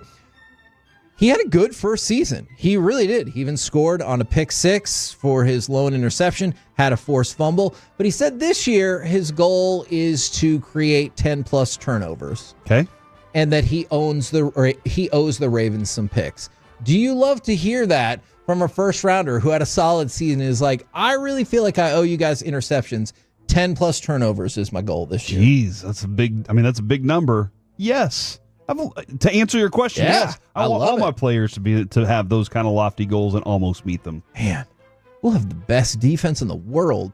We're the KNC Masterpiece right here on 105.3 The Fan. Coming up next, let's hear from the head coach, Brian Schottenheimer, next right here on The Fan. Coming up in the next G-Bag Nation.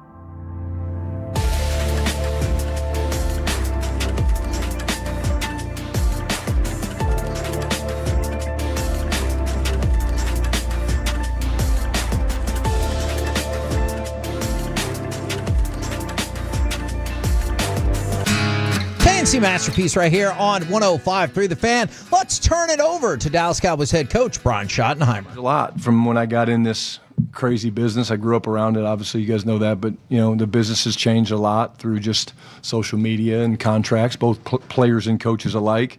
You can control what you can control. And, if a guy's here or not here, it doesn't mean I'm not going to connect with him and talk to him and spend time with him and get to know him.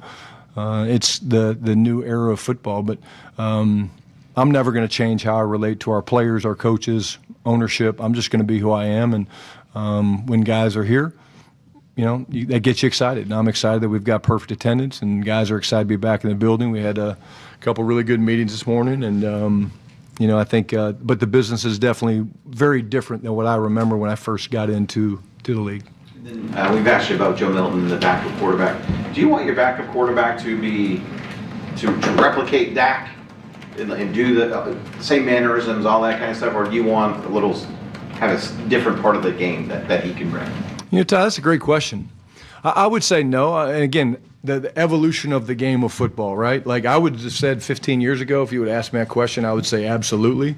There's things like the cadence that you need the guys behind your starter to replicate because you want the cadence to sound the same. But to me, no.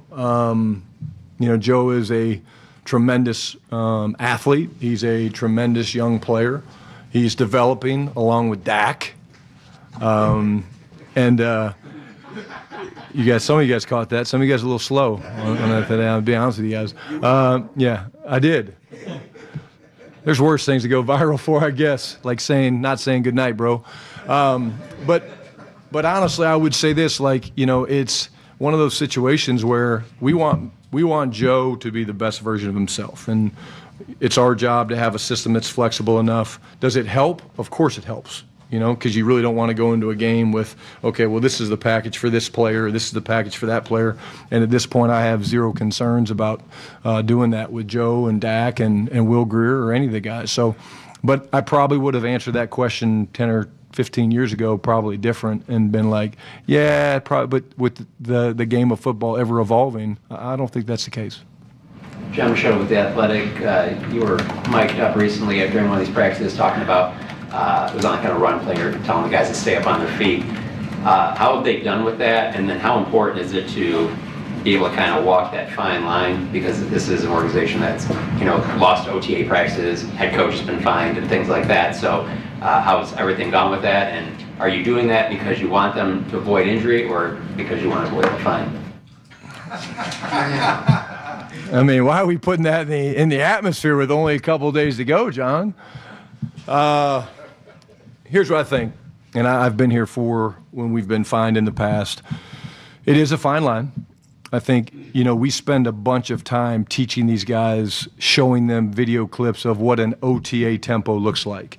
And mandatory minicamp tempo is no different. The restrictions that you have in OTAs are the same that you have in mandatory minicamp. The difference is we're allowed to have the players here, and it's mandatory, and you can fine them and things like that.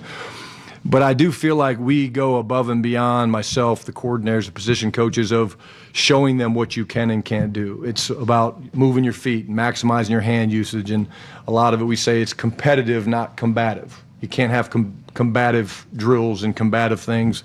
We don't throw players down. We don't torque guys. We stay away from the quarterback in the 3-yard quarterback halo. It's educational. You're teaching these guys how to practice, and the reason they want to practice the right way is if you can show that you can be ready and prepared to go play in a real football game without having to wear pads, then you're going to reward those guys when the season gets longer and you're into the latter months and it's November and December and things like that.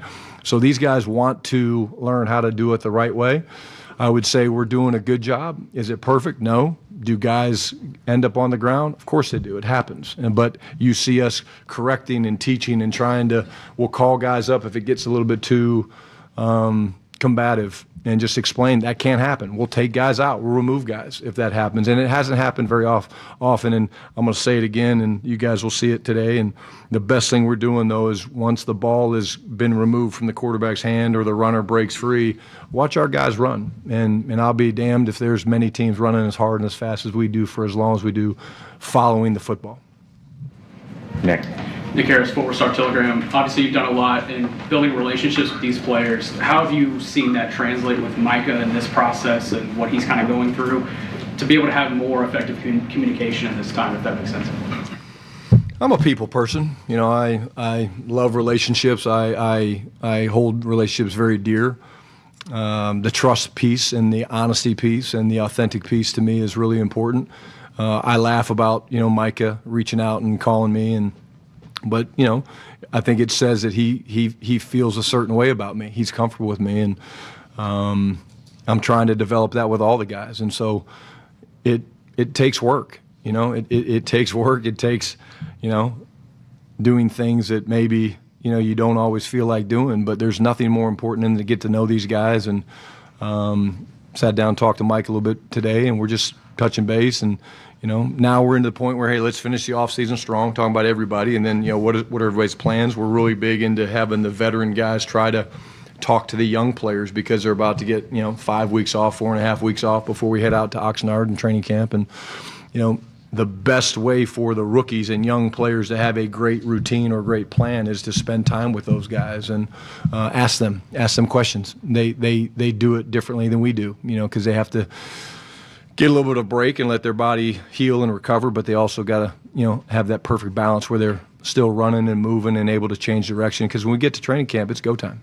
And then you and the quarterback room went on a great dance retreat. Explain that. What, forgive my ignorance there. Well, I'm still mad at Steve Shimko for setting that up, but because the dance moves, I think I'm a great dancer. My wife will disagree. I think I'm a really good dancer. Now, maybe dancing next to Joe Milton wasn't the best thing that I did. I don't know how I got put into that group. But, again, just some families got together, the quarterbacks, their families, my wife and I went. And it's just being together, you know, like we spend time in the building. You guys spend time in the building. You guys spend half your life in this room. But like when you do something outside the building, it's different. There's a different feeling where you're not more comfortable. That's not the right word, but you're more engaged, and just to, you know, be around the different people and to, you know, to see, you know, Dak's newborn, Aurora, and just, that's what life's about, man. Tommy Arch, DallasCowboys.com. What do you want to see over the next 3 days that'll have you feeling some sense of comfortability going into training camp? I want to see these guys compete. I want to see them continue to build and stack, you know, really 3 good days. The fact that it's mandatory minicamp doesn't really change, again, the way that we practice, but I want to see, I'd say we're having an excellent offseason. From the start of phase 1, when we came in here and we did all lifting and meetings, to phase 2, getting on the field and working a little bit more with fundamentals than scheme. You do more fundamentals in phase 2 because you can't really do things against the opponent. And then now coming off of OTAs and into mandatory minicamp. What mandatory minicamp has really become is it's just another couple OTAs in all reality. The biggest difference for us is we will have afternoon meetings. So we can watch the film and make the corrections and things like that. But in terms of the tempo, the consistency that we've had, that needs to carry over, and the focus needs to be good. Vacation's coming. We know that. But there's still work to be done these next 3 days. Stockies with The Athletic. Brian, one thing Mike McCarthy said a few times was his system was built on the quarterback being successful. Said that's how he learned it, and obviously his background of learning is similar to yours. Just what is your system? What do you anticipate it being built on? I mean, it starts with taking care of the football. The quarterbacks, obviously, everybody knows that. Quarterbacks, I agree with Mike. I mean, quarterbacks are so important to our game. But to me, it's never changed. You know, you got to win the turnover battle. You have to own the line of scrimmage. You have to attack with your playmakers, and you have to be multiple. That's what the system is on all 3 phases: special teams, offense, defense. It doesn't change. And the quarterback's one of those pieces. The quarterbacks are the piece that get a lot of the attention. But at the end of the day, we're going to be judged with whether we win or lose. And the best way to win in this league is to, 1, take care of the football; 2, to have an incredible set of offensive and defensive linemen to control the game, whether you run it, throw it. People want to talk about numbers. Do you throw it 40 times? Do you run it 40 times? Well, it doesn't really matter. You just have to own the line of scrimmage. And then we have some really good pieces. And so we have to move those pieces around and make them hard to find. And that's when you say attack with your playmakers doing that. And then we're going to be multiple. because I think being multiple is hard. This is the best of the best in the NFL, and there's incredible coaches, incredible players, and so if we can make them have any indecision at all about what's potentially coming as a blitz on defense or as a formation run, if we have any advantage because they're not sure and they're confused, then that's good for us. Of the many statistics out there now, is there one that you look at that will indicate to you during the season that Dak is being successful right now? He's doing what you want him to do in your system. Yeah, wins. Garrett Podell, CBS Sports. Brian, the organization talks about player acquisition being a year-round deal.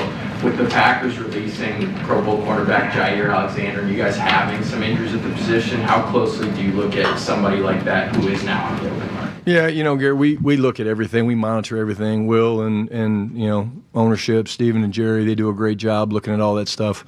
We monitor it all. I'm not going to get into specifics of what our conversations are like, but we will always be looking from today till the end of the season. We will always be looking at, is there a player that fits us? If so, what's it look like? And we'll have those real conversations. Mike. Mike Wesley, WFA. The Micah storyline obviously has a lot to do with his contract, has a lot to do with his buy-in to your new system, but just from a football perspective, what do you see as the tangible benefits of him being here today in terms of his vibe on the field and then what he can do to challenge some of the guys, specifically some of the new guys in the army? Well, I think number one, there's the number one thing is the connection piece.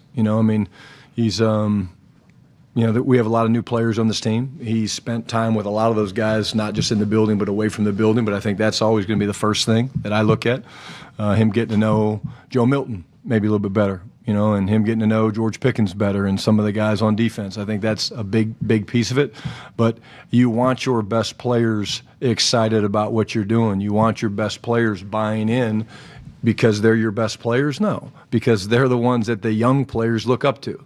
Because they're the ones that are like, okay, hey, that guy's different. And why is he different? It can't just be because he's got an incredible first step and knows how to bend an edge. He's got a work ethic. He's got a process that he goes through. We talked a lot about that today. Like, what is each player doing on a daily basis to help them become a great player? And so we talked about a couple of those things in terms of it's got to be authentic, it's got to mirror their identity, but what's the process that's going to allow them to get to the ultimate outcome, which is something that they're trying to achieve this year. There you go, Dallas Cowboys head coach Brian Schottenheimer right here on 105.3 The Fan. I got to tell you, we consistently get better feedback with his press conferences than any Cowboys coach I can remember. Will it actually win the team anything? Well, we'll see. Hope so. Yes, I hope so as well. Coming up next, will we get this Marcus Semien the rest of the season? Plus, we've had Rangers executives on the air the past couple of days. They break down the trade deadline for us. We'll do it next right here in The Fan.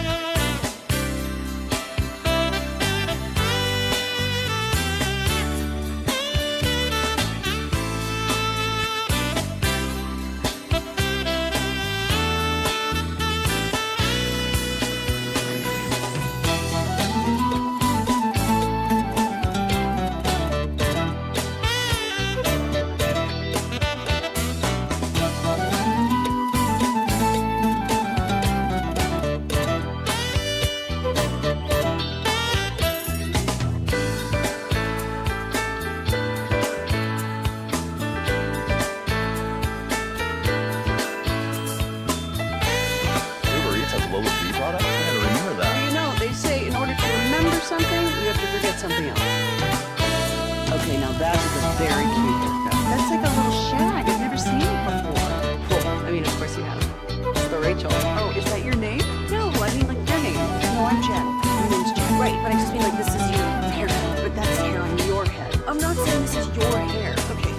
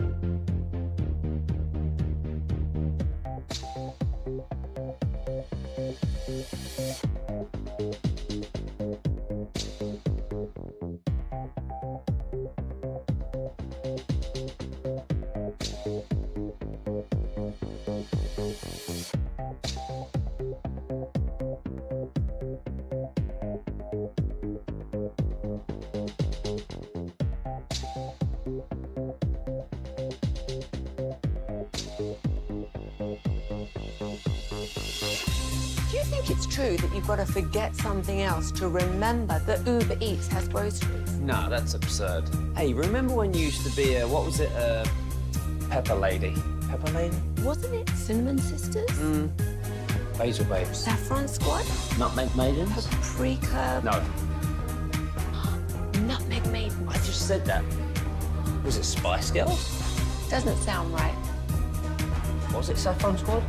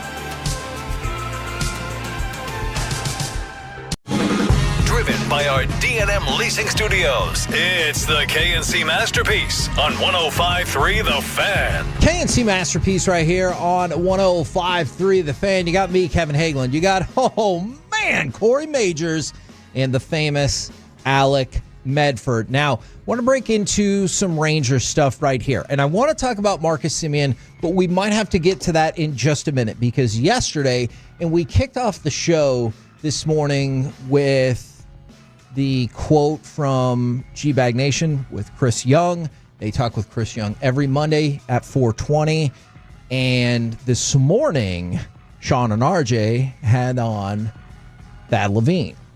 Thad Levine, if you're not fancy. Well, no, it's Thad Levine. Okay, who well, was I'm just with saying, the Rangers. if people aren't fancy. He was with the Rangers while John Daniels here. I believe John Hart at the same time, and then he took off to be the GM of Minnesota for a while. And so I want to start with cut number 4 because it all kind of folds into the trade deadline because, look, we're still about a month and a half away. I already went through my contention last week that I think you're probably still a month away from like really seeing moves get made. But the Rangers are in a place where they're still not playing well enough to make you be like, hey, let's go for it. But they're not playing so bad that everybody's like, tear it down. So let's go to Levine. How can with Sean and RJ this morning, how can a GM determine if they should be buyers or sellers? It's a blindfold and a dartboard. I wish I could tell. I'm just kidding. They got scared. There's a lot that goes into it. So I think I always felt, and when I was there and had the pleasure of working with John Daniels, we kind of had some very specific criteria. We wanted to be a playoff contending team established with the roster we had.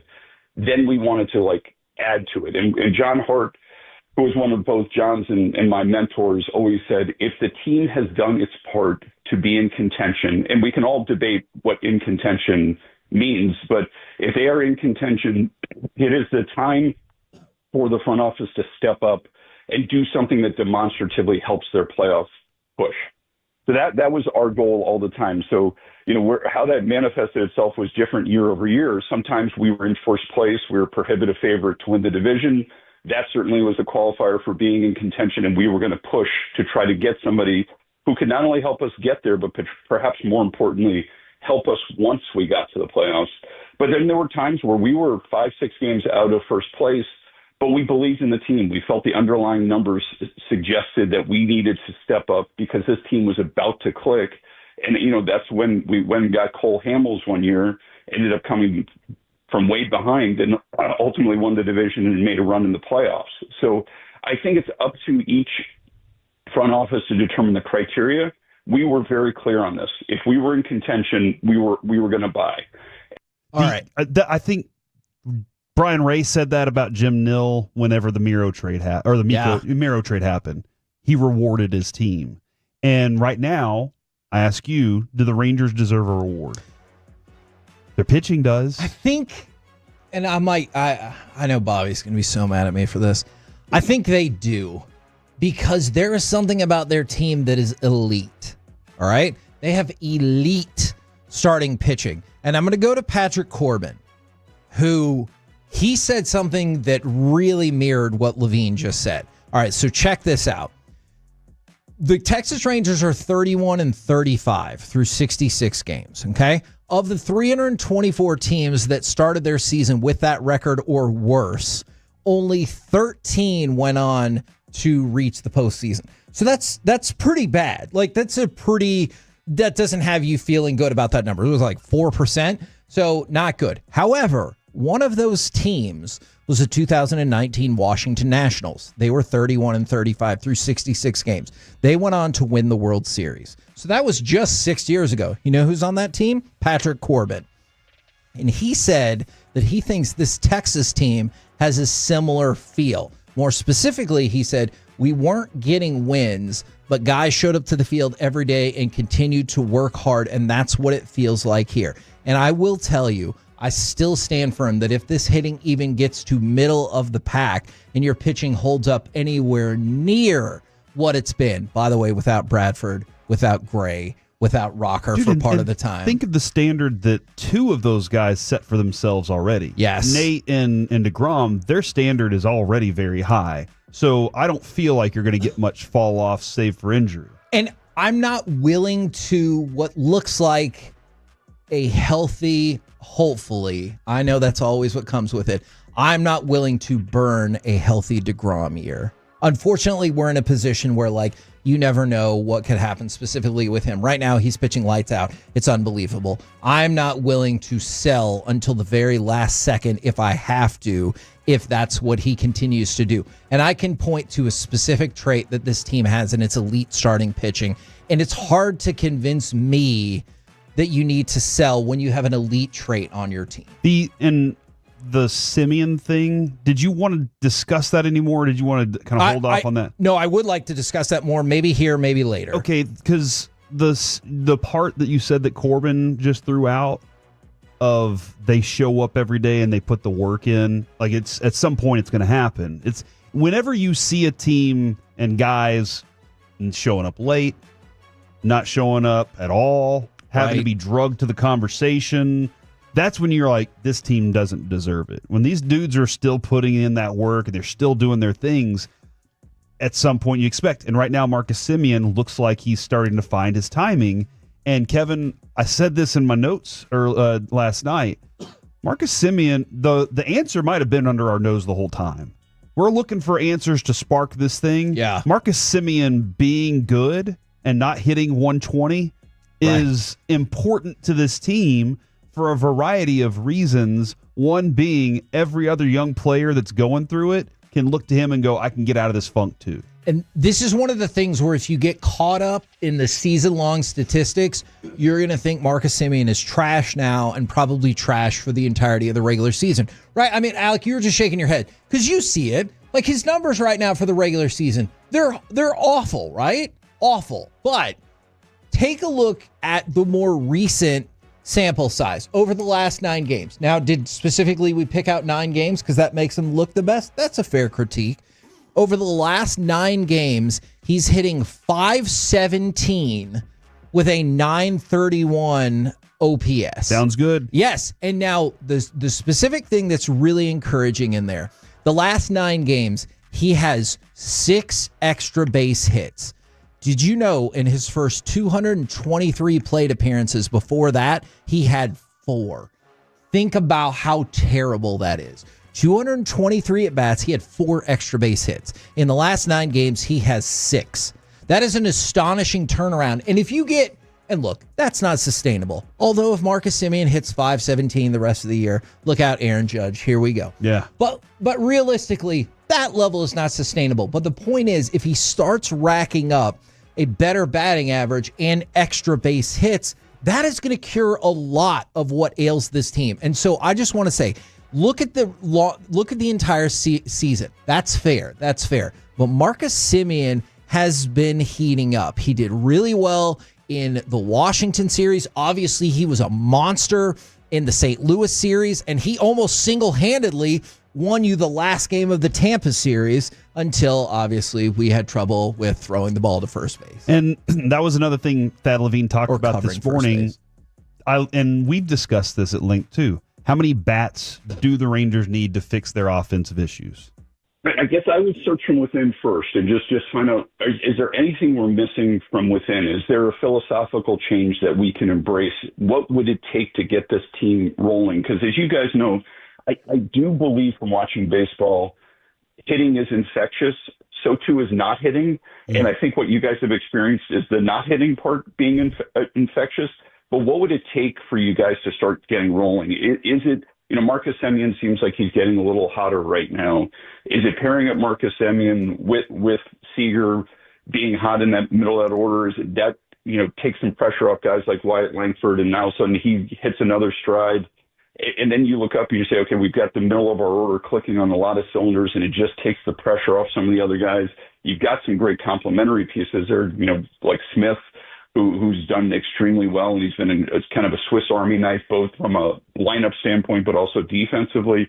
So I wonder how subtle a change would need to take. Maybe we're not clicking 1 through 9 at that point, but if you got the heart of that order going, they're going to be able to do enough damage to be able to support that pitching staff. And if that pitching staff keeps maintaining ERAs in the low to mid 3s, that offense is more than capable of putting up 4 runs a night.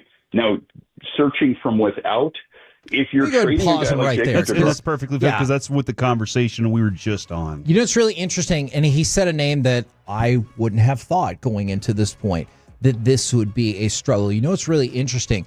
Almost at the exact same time that Marcus Semien took off, Corey Seager has hit the skids. Yeah. He's 0 for 22 this month. His mechanics, there's something that he can't quite grasp yet. And I will tell you, that's what I'm seeing. Of all the people on this team hitting wise, clearly I'm going to default to Corey Seager. We'll come figure back it around, out. yeah. I realize you need to see that happen, preferably at the same time. You would love for it to really take off starting tonight, where Semien continues to be doing his thing or is solid, and then Corey Seager takes off because 4 walks, including 1 in each of the last 4 games. So at least he's gotten on base that way to go on with 8 strikeouts, but no hits in 22 at bats.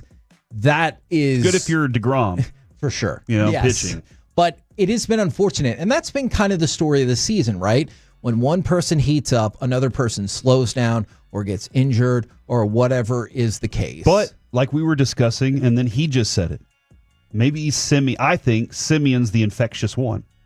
Okay. He's agent 0, if you will, or patient 0. Where once he gets going, the other guys around him, and he said, maybe it's where you put him in the lineup, whatever. But I think Simeon's one of those guys that can be the infectious one amongst the bunch. And again, when he's been good, they've been good. Yeah. When he's been bad, they've been bad. So I think those pair together very well.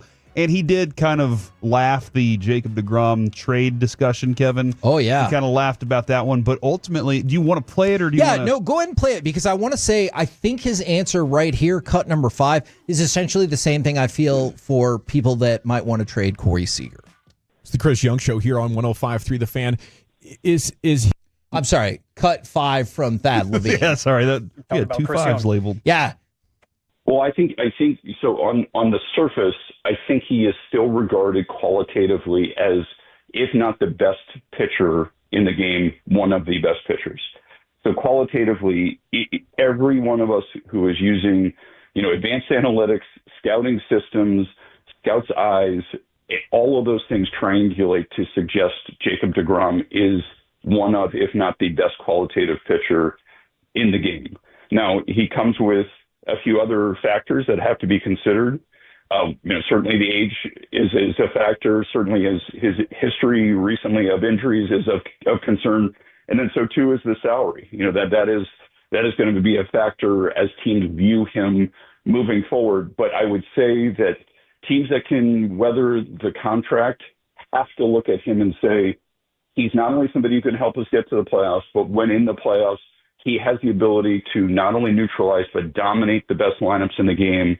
And he would do it pitching game 1 of a playoff series. That is worth incredible value to teams. They're going to have to weigh that against the contract. They're going to have to weigh that against injury risk.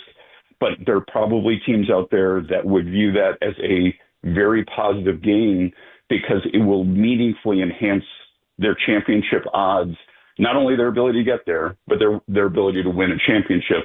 And that's what we're all hunting. All right. And he finished by saying, but ultimately, I don't think the Rangers would get in return what he's worth because of that. Yeah, and that's the same way I feel about Corey Seager. If you were really looking to blow it up, which we've been giving no indication from CY, from Levine. No, they want to win. Yeah, that is imminent. Chris Young's goal is to win another one with Bochy in this year. I think that's as far as he wants to think right now, and he's got to do everything he can to get that to happen right now. We're the KNC Masterpiece right here on 105.3 The Fan. Coming up next, we move into the Expressway. We got a Bryan Adams ticket giveaway, plus AM on the FM. Plus, yesterday, we did a segment that someone called Despicable. Whoa. So, we bring you the Optimist Guide to the 2025 Dallas Cowboys season next on The Fan.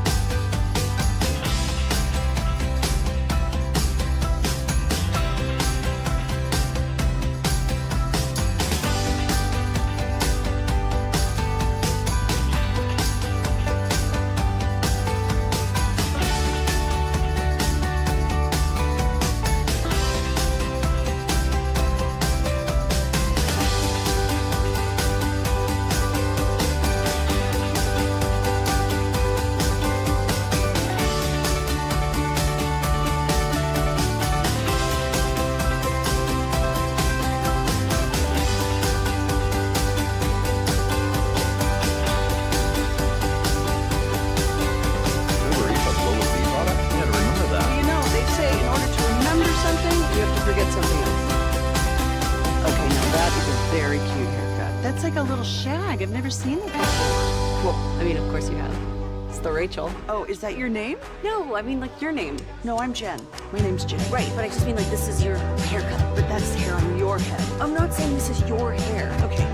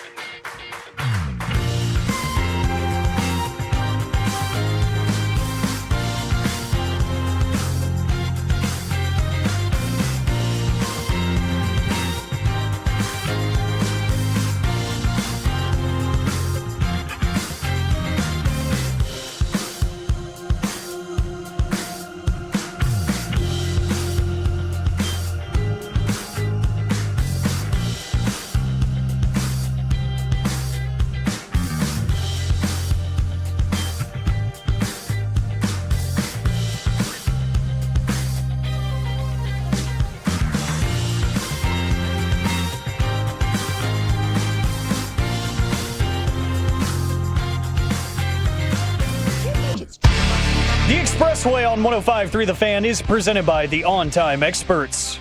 And play action. Prescott back to throw. Deep to the right side. Lamb made a man miss and running down the sideline. And Lamb's on the horse. And Lamb's in the end zone. Touchdown CD Lamb. 65 yards.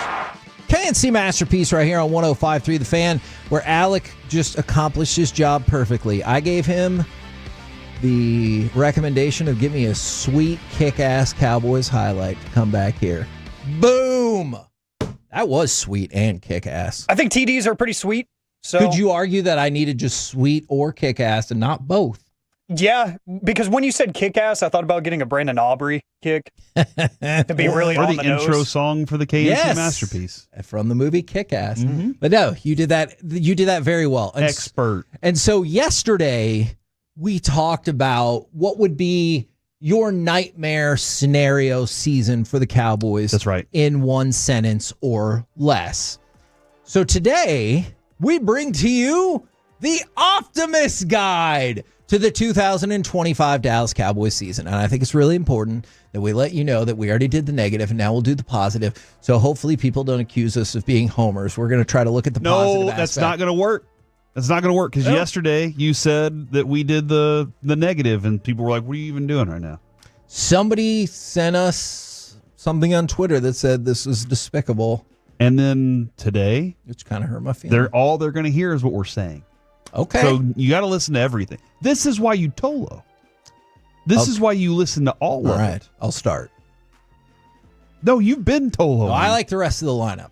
10-2? You can't listen to this show anyway. Not my favorite. I listen to what you say. You can go back and you know what? That reminds me of that time that Mike said, I hear everything that I say. Yes. That was one of my Favorite drops, that and him yelling at Broadus to shut up. So an optimist guide for the 2025 NFL season. I will present points to you. You can either accept or not accept them at your own accord. Optimism guide number 1, Dak Prescott. Did you know that one time he finished second for MVP? I don't know if you guys knew that. Thought I'd tell you that information. But also, he told reporters, I could pretty much do it all. Now, of course, this was before. He still wasn't cleared for contact, but don't worry about that. He said, I feel good. I don't think any of us question the leadership in Dak Prescott, and you have finally presented him with another receiving weapon, which is something that I feel like all of us have said, hey, if there's anything you haven't done properly for him, it's this. This is, I think George Pickens is going to be what we wanted Brandon Cooks to be. Yes. I could see that. I legit, because his best work, Alec, I agree, I don't know if you agree with me here, Pickens' best work is downfield, and it looked like it was with Pittsburgh. So I feel like what we were hoping out of Cooks was that he could be that downfield threat. Now, CeeDee Lamb can also be a downfield threat too, but he does his best work underneath. We pointed out, since he came into the league, George Pickens has the third most downfield receiving yards of any player in the NFL. So, hooray! And he can twist his body into those areas. Here, I do have a question, because I give Dak a hard time too. Here's how the career arc has been with Dak Prescott. Oh my God, can you believe this kid's doing this thing right now? This is awesome. Right. And then, hey, we got full support. All right, dude, we got to start seeing it now. So it plateaued at some point. And the last couple of years, maybe I've been a little more down, and there's some reasons for that. But when people say Dak's garbage, I think that's ridiculous. When people say Dak is the greatest, that's also ridiculous. There is a middle ground for Dak. So for every time you point out the bad things he does, dude, there's a complete, yes, he does these things really well too. It's just those things have not culminated into the victory that you need to be able to stamp it and go, yeah, he is that. So, but there is, anybody that points out the bad, there's an exact opposite that is good for Dak Prescott on everything so far. So there's no proof either way that he's good or bad. He's just in the middle. Yeah. And that's where my stance is on Dak Prescott. Well, look, and the next on the optimism list is, of course, going to be George Pickens for the reason that you mentioned. I've already seen multiple people text in. You have a real wide receiver, a second wide receiver. And I know they said 1 and 1A, and I appreciate that. But like CeeDee Lamb, and you can argue this with me all you like, I'm not going to agree with you. CeeDee Lamb is a top 5, at worst, top 6 receiver in the NFL. That's a fact. All right. And so now you've paired him with somebody that, Corey, going back to what you said when we first started this show, is hungry for a contract and wants to show what they can do. They want to show George Pickens. You get the sense he wants to show what he can do as a top-notch wide receiver who wants to get paid, and he also wants to show what he can do in terms of not being problematic on the sideline or in the locker room. Those are positive components to have on your team. Yep, that's true. Another reason for optimism, I'm going to have to sell this one a little bit more, the offensive line. All right.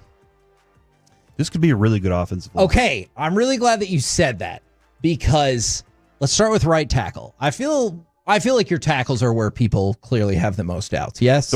Yes, and the right tackle position, I think, is going to rely a lot on what the right guard can do. That's unfortunate that the right tackle just isn't in his own world dominant, but he's really good whenever he has a really good right guard next to him. Yes. So I'll go with that. And perhaps a change of coaching will do a better job of leaning into what Terrence Steele is particularly good at. But you just mentioned it. All right. So there's some big assumptions here, but let's play it out, because this is the optimist guide.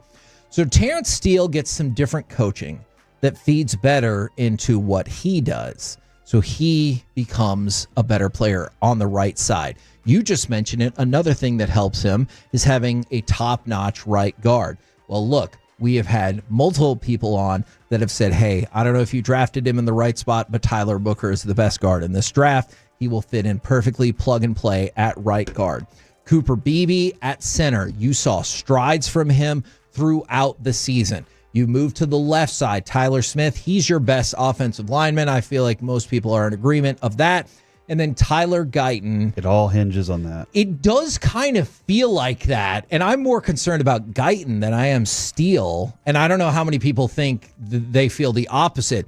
But if Guyton can take a step up where you drafted him, and it's tough, because if you draft somebody in the first round, you don't necessarily want to hear he's a project. Right? Like usually that's like, that's why we took him in the 4th or 5th round.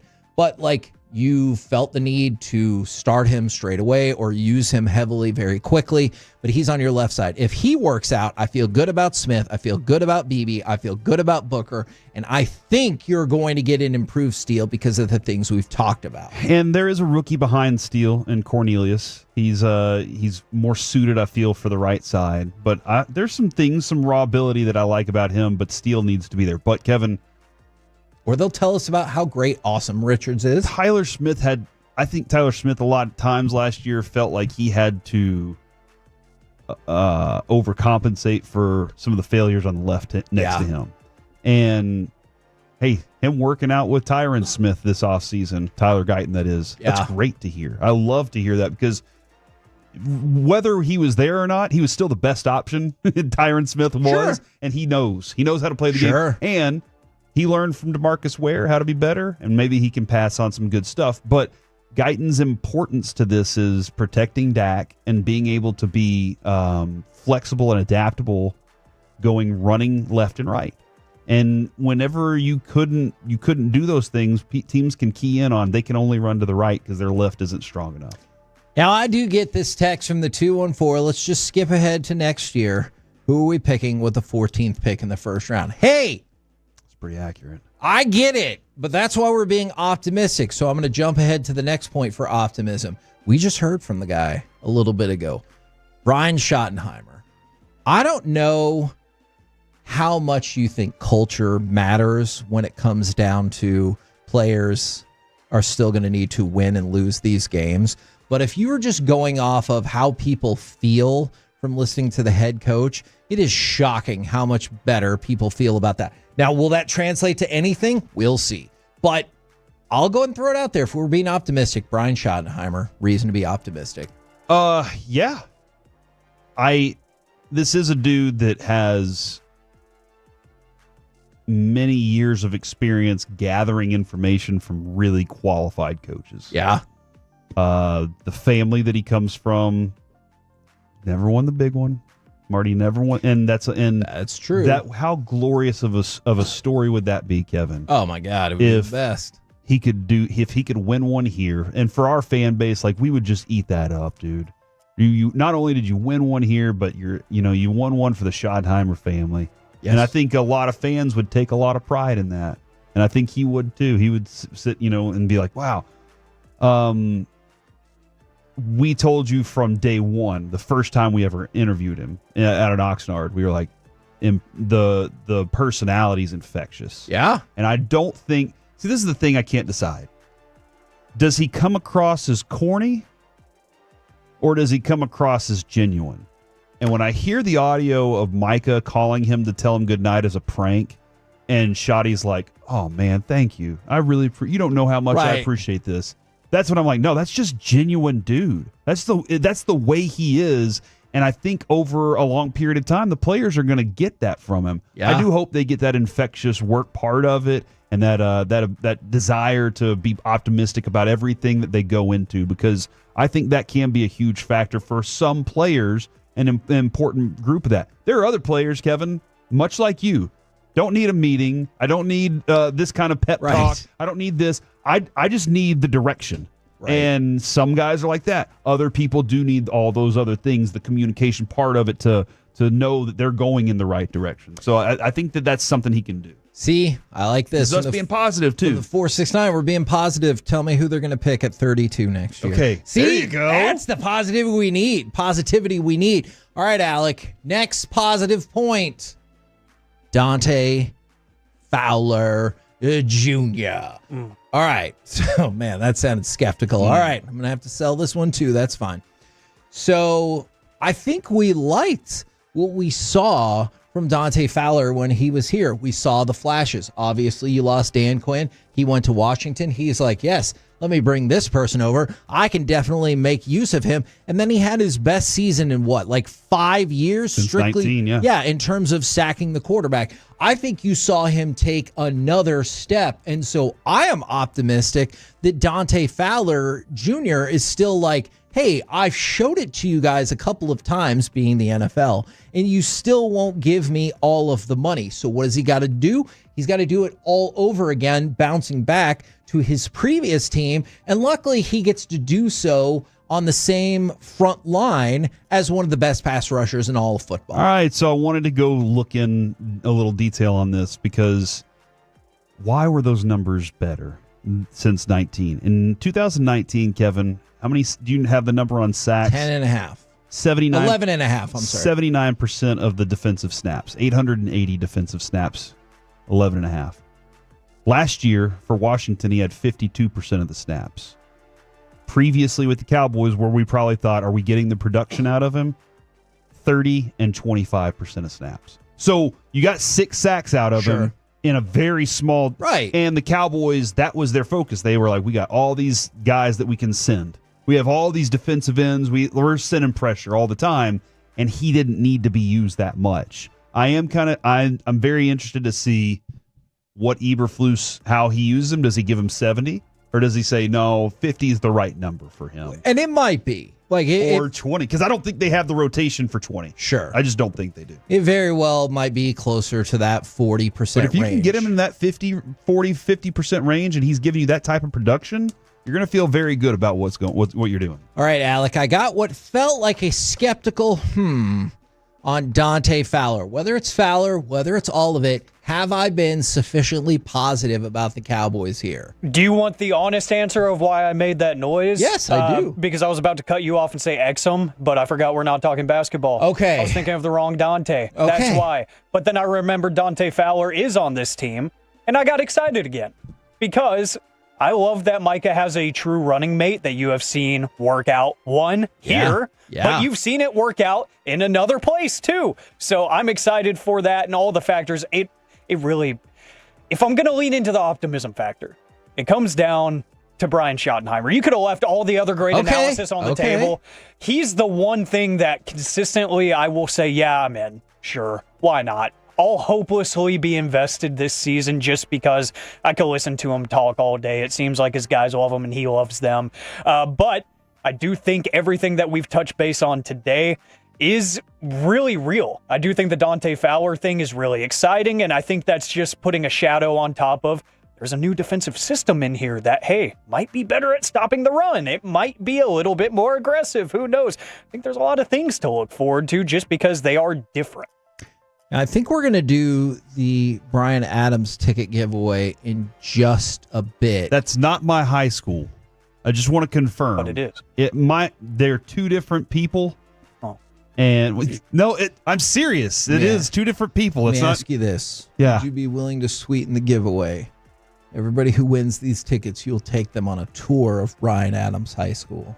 Do we need to save that? I think I kind of need to talk to the high school about that tour situation, but I think they'll let me. Public school? Yeah. I might be like the 12th or 15th most famous person from there. Wow. Maybe. Is Kenyon Martin number 1? Kenyon Martin's maybe number 2. Because I do believe that behind actual Brian Adams? Doug English would be the most famous one. Okay. He was anyway, but it's not my high school. This is the singer. His concert. Okay, we will get to that in a minute, but right now, it's time for this. What does this button do? Please, please, do not push the button. You have no idea what it... Alec, you be quiet. Alec, that was awful. 1 for Alec, 0 for Peyton. Don't you dare touch that dial. Don't you dare do it. It is time for AM on the FM. My name is Alec Medford, the man that they call the pride of Mansfield, Texas, 877-881-1053, the Frankel and Frankel Injury Attorneys text line to answer today's question of the day. Twitch and YouTube want to hear from you as well. Plus, we've got a bit of a choose-your-own-adventure sports-wise.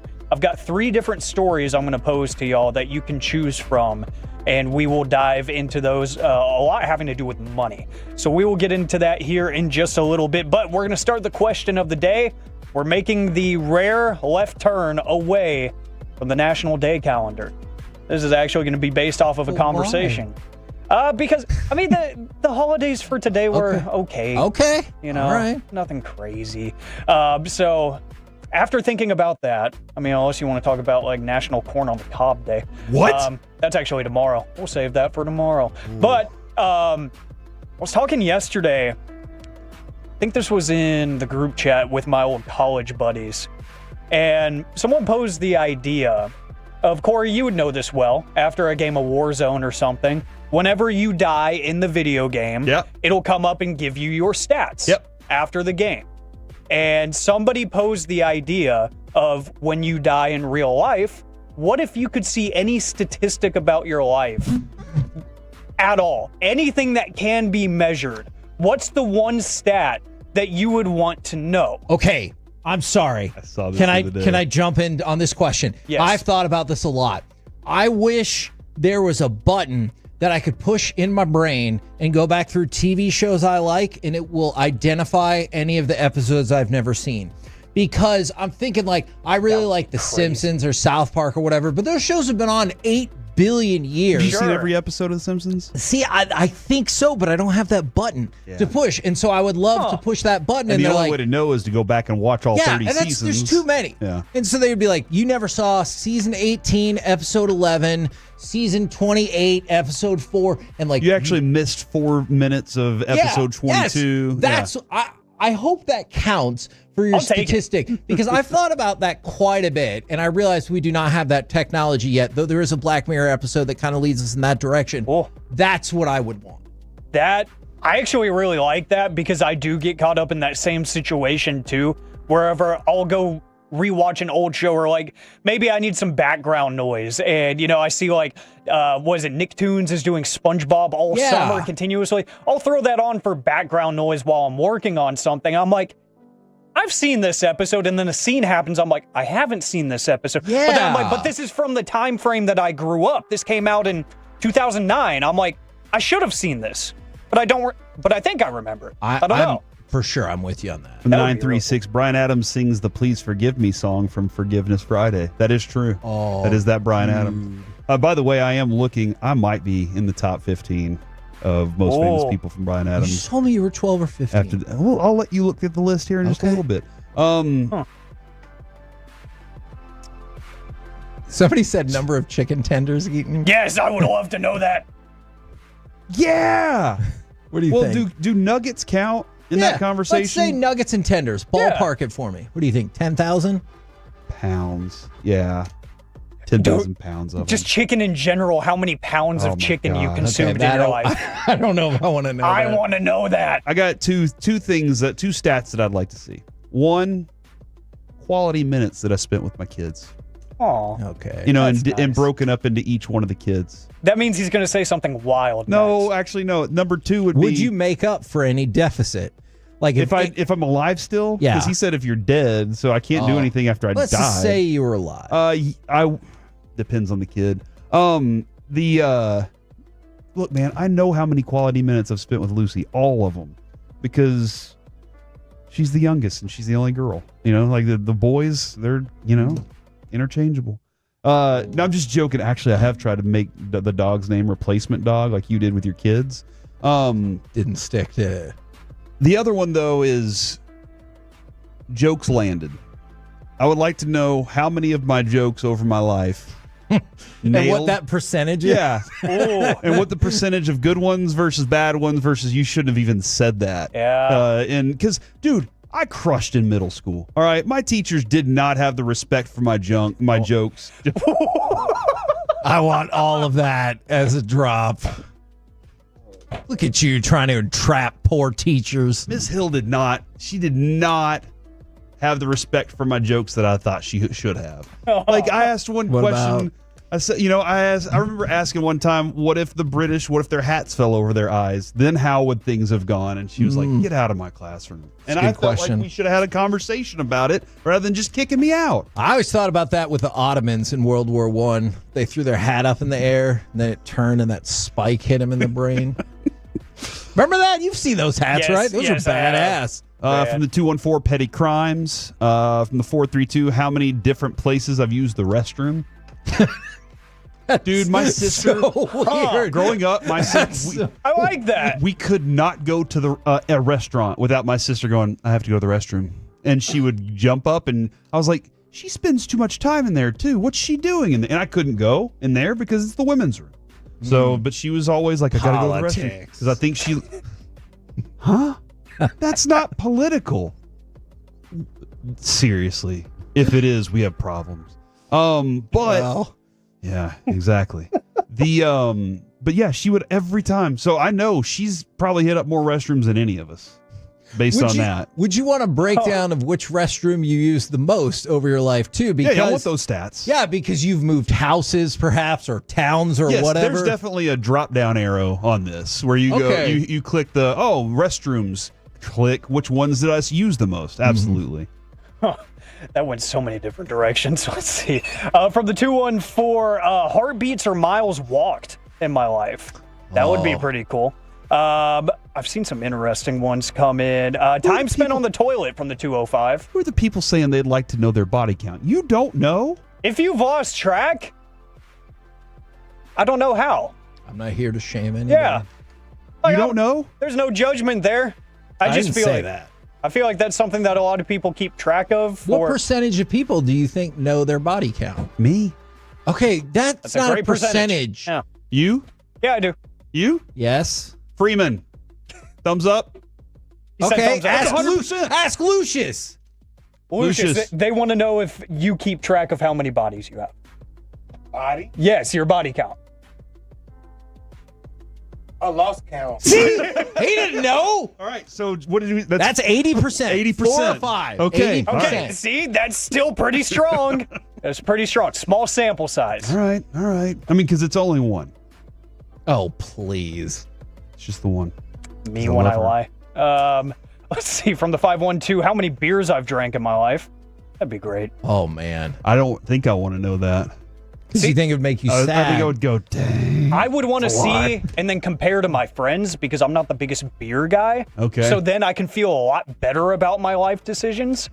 Even though I know that if we compared like mixed drinks or something, it would be pretty bad. See, look, but we all have something that makes us realize we could have done better with our life.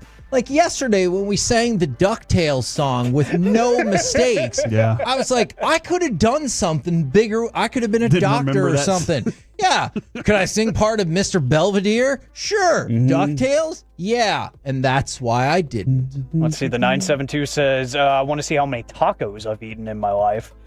Ounces of alcohol consumed from the 325. See, I just want the totals of that stuff, like total pounds of chicken consumed. I would like to know that. I went through growing up a massive Mountain Dew phase as like a, early teen. I want to know how many ounces of Mountain Dew were consumed in that time frame specifically. I like that question. Like that would be amazing. I would love to know a lot of those things. I feel like there's a lot of statistics that looking back at it, you wouldn't realize you would want to know until you actually see them. Sure. I did see somebody say, I want to know the top 5 times I almost died and didn't know it. Oh, that's good. That is really good. That is really good. Text. Yeah. And That's then a really maybe good text. hit that drop down arrow and watch the video of when it happened. You get instant replay of Yeah. it. You get like the NFL New man. York office, the different angles of it. John Madden slows it down. He's like, boom, right here. Right here. Yeah, right That's here. terrifying. Yeah, 940. That's a great text right there. Keep those coming in. 877-881-1053. The top stats you would want to see from your life. That's a really, really deep cut. There's a lot of interesting things I would want to know. Guys, I've got to choose your own path. And it's all sports related. I've got 3 different stories. Ooh. Would you like to talk about the average ticket prices for the 2025 NFL season? Would you like to talk about the MLB buying a stake in a media company that we all know and love? Or just how much money Alcaraz has made especially after winning the French Open. Look, I thought when he said steak earlier, I thought he was talking about steaks. And now I'm hungry. But now the Alcaraz thing kind of sticks out. Yeah. So agreed. Okay, so we're going to talk about Carlos Alcaraz. He's out-earned Nadal at 22 years old, even after you adjust for inflation. Wow, in really? Nadal's career. So at 22 years, 1 month, and 3 days old, he is the same exact age as Nadal when he won his 5th major, which is kind of crazy to think.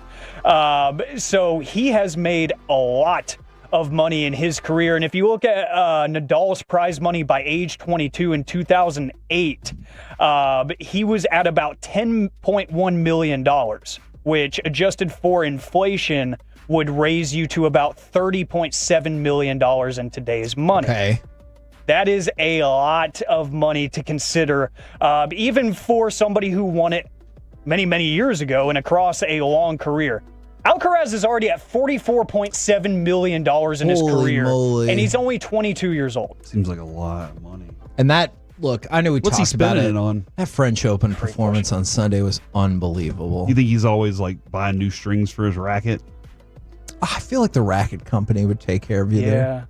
He doesn't have to spend money on his rackets? Probably not. Look, we talk about this all the time. The richer and more famous you get, the more free stuff you get, which No, is very it's not confusing. free. It's bartered.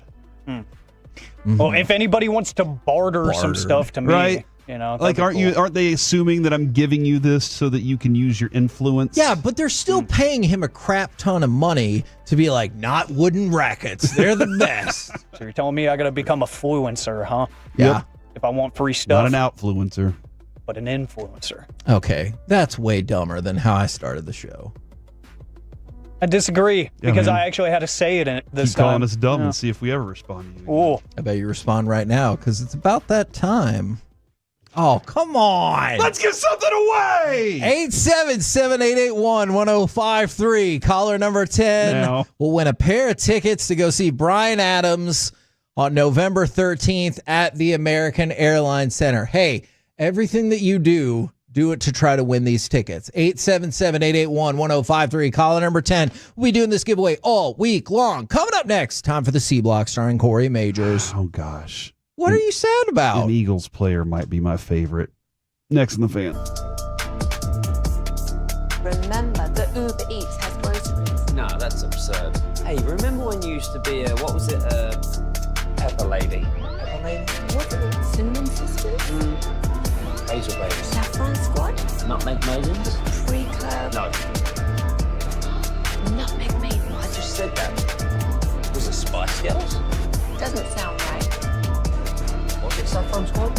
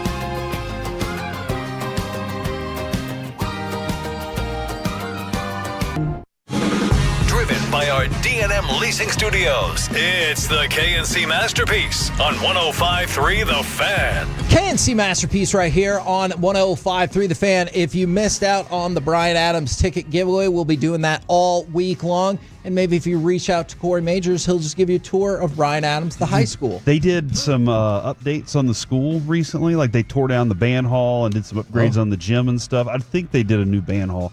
But the school looks really good, dude. So I'm very... Okay, so clearly you still drive by the school. Sometimes, yeah. You can just drive by with another person and give them a tour. Say drive by in my old neighborhood. That's not what I meant, but fair.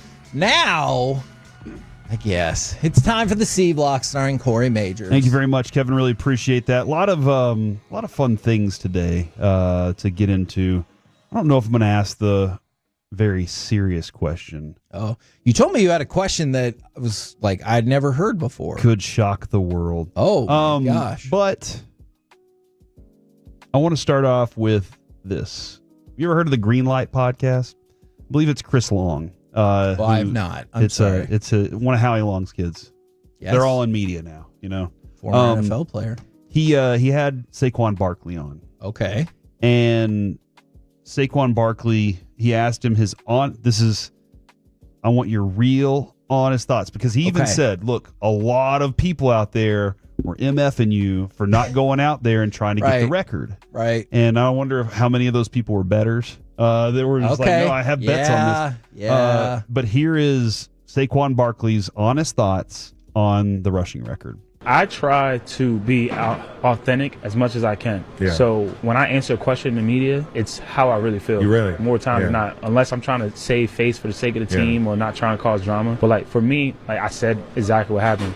Nick called me, asked me what I would like to do. Right. And going into the game before the last game, I didn't care for the record at all, to be completely honest. And then when I rushed for 2,000 and we still had 8 minutes left to go in the game, but we were up by 40 points or whatever. Mm-hmm.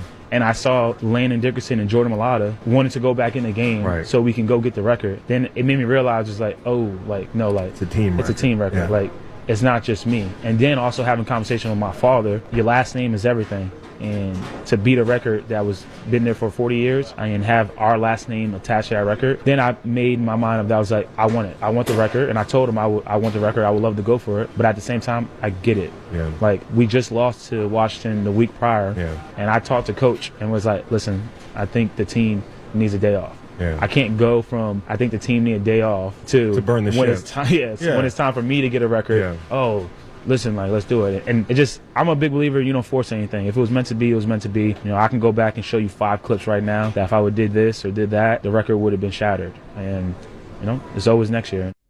Man, I love that even in the midst of that, he was like, but also if you look back at the games I was in, these 5 or 6 cuts, I would have gotten it if not for that. After one of the most incredible running back seasons we've ever seen. He could have done it, dude.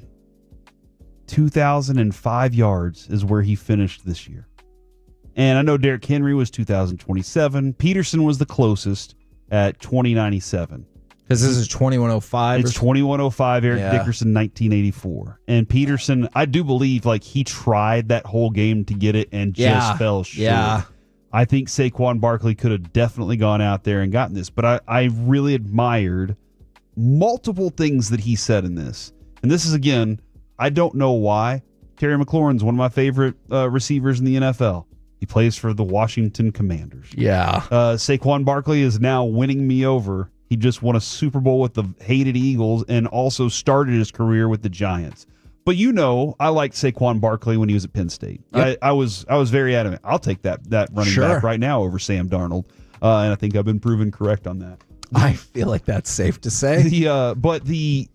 Hearing him say the first line of, I'm genuine with the media. Now go back and listen to things that he's said over time. And some people are just like that. Some people don't know any other way to be than just tell you what I think. And I'm going to tell you as honestly as I can. Some people are going to say, I'm being honest without trying to hurt feelings too. And I'm trying to be political there. But there are other people that are just like, I don't know, I lie all the time. And Michael would always say, all the GMs lie because they have to protect things. But he's like, look, I'm going to give you as straightforward of an answer as I can. That's the first thing I appreciate. The second thing I appreciate in that was I went to coach and asked him for a day off for the team. I can't then go ask him, hey, I need that. Like, that really is, he's right. But it also lets you know what kind of communication they have with Nick Sirianni. That he went to him and said, I think the team needs a day off. And coach said, all right, well, we'll give you that because you're a leader on this team and you have the pulse of this team. So anytime we ask, is Nick Sirianni a great coach? The connection is mostly about the way he runs the culture of that room, and it sounds like they have a lot to do with what that culture is. And then obviously that other third thing, Kevin, like you just pointed out, in the moment he even realized what was happening there. Look, he said something too, and maybe it's because I've been like immersed in this medieval world of how England used to do things and everything, but I really liked it when he said he talked with his dad and it was like, your last name means something, and to have like your last name like be attached to that record, like that really connected with me. Yeah, from the 682, he has one extra game. Should it have really counted? This will always be a conversation in Major Goes League. back to Roger Maris. Yeah, Major League Baseball. We're at 162 now. It used to be 154. It used to be, you just keep counting back. How many, has the NFL always been 16 games? No, it used to be 14. Well, actually, if you go way back, then it was like 12 and all of this. But yeah, actually, it kind of does feel like that. So I think you saw the progression from 12 to 14 to 16 to 17. And so that's 18. That is a conversation, obviously. But even as he pointed out there in that clip, look, there are times. Roger Staubach has said this about that game that Jackie Smith dropped the ball in the end zone. How many people blame Jackie Smith? Yeah, everybody, because that's the one moment that they could have finished it. And he's like, do you know how many passes I could have done better or how many plays we could have run better? Roger Staubach will say so many plays that could have gone different ways. Think about this. I mean, for Barkley, he's probably thinking, if I hadn't been able to get that block on that one play, I wouldn't have had an 87-yard touchdown.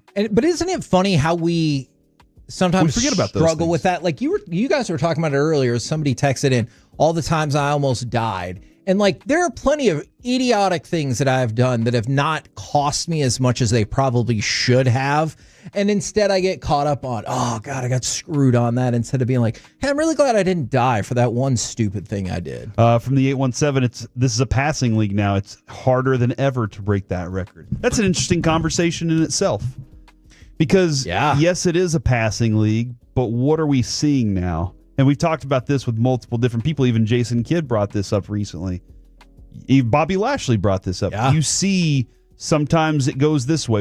This is what Jason Kidd was talking about. Hey, man, your defense right now, like, is that swinging back in your direction? He said, I think a lot of people are going to join you on that island, Corey, because whenever there's a deficiency at something, people attack the deficiency. Yeah. So right now, what has happened in the NFL is we're all passing. So defenses are being built to stop the pass, not as much being built to stop the run. So what happens in those periods where they're not built for it, you take advantage of it. Yeah. You expose the opponent for that, which is why the best thing to do is always build a very good balanced team.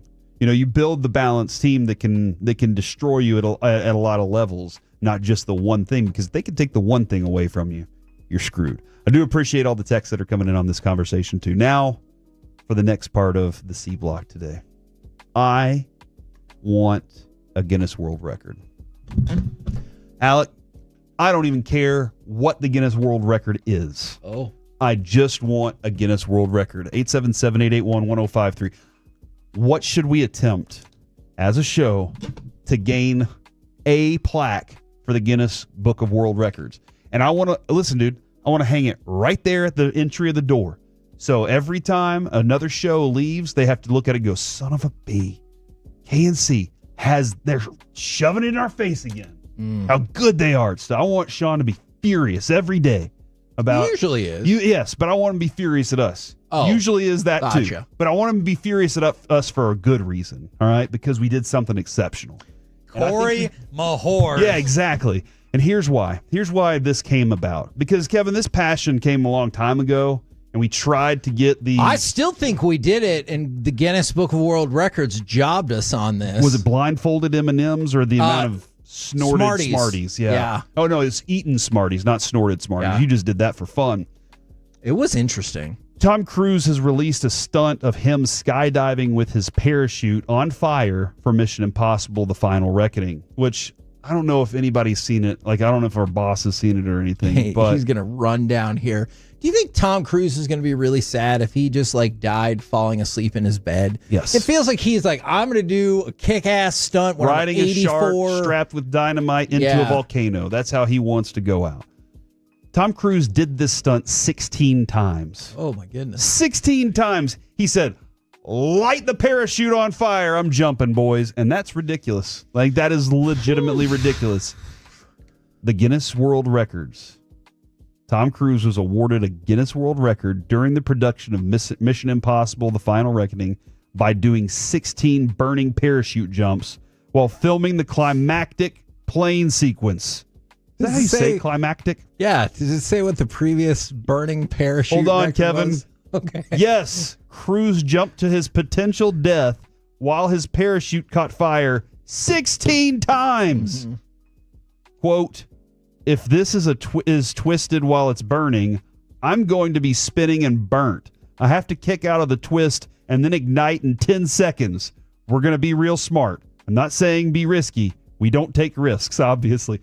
What do you mean we don't take risks? Look, you lit your parachute on fire.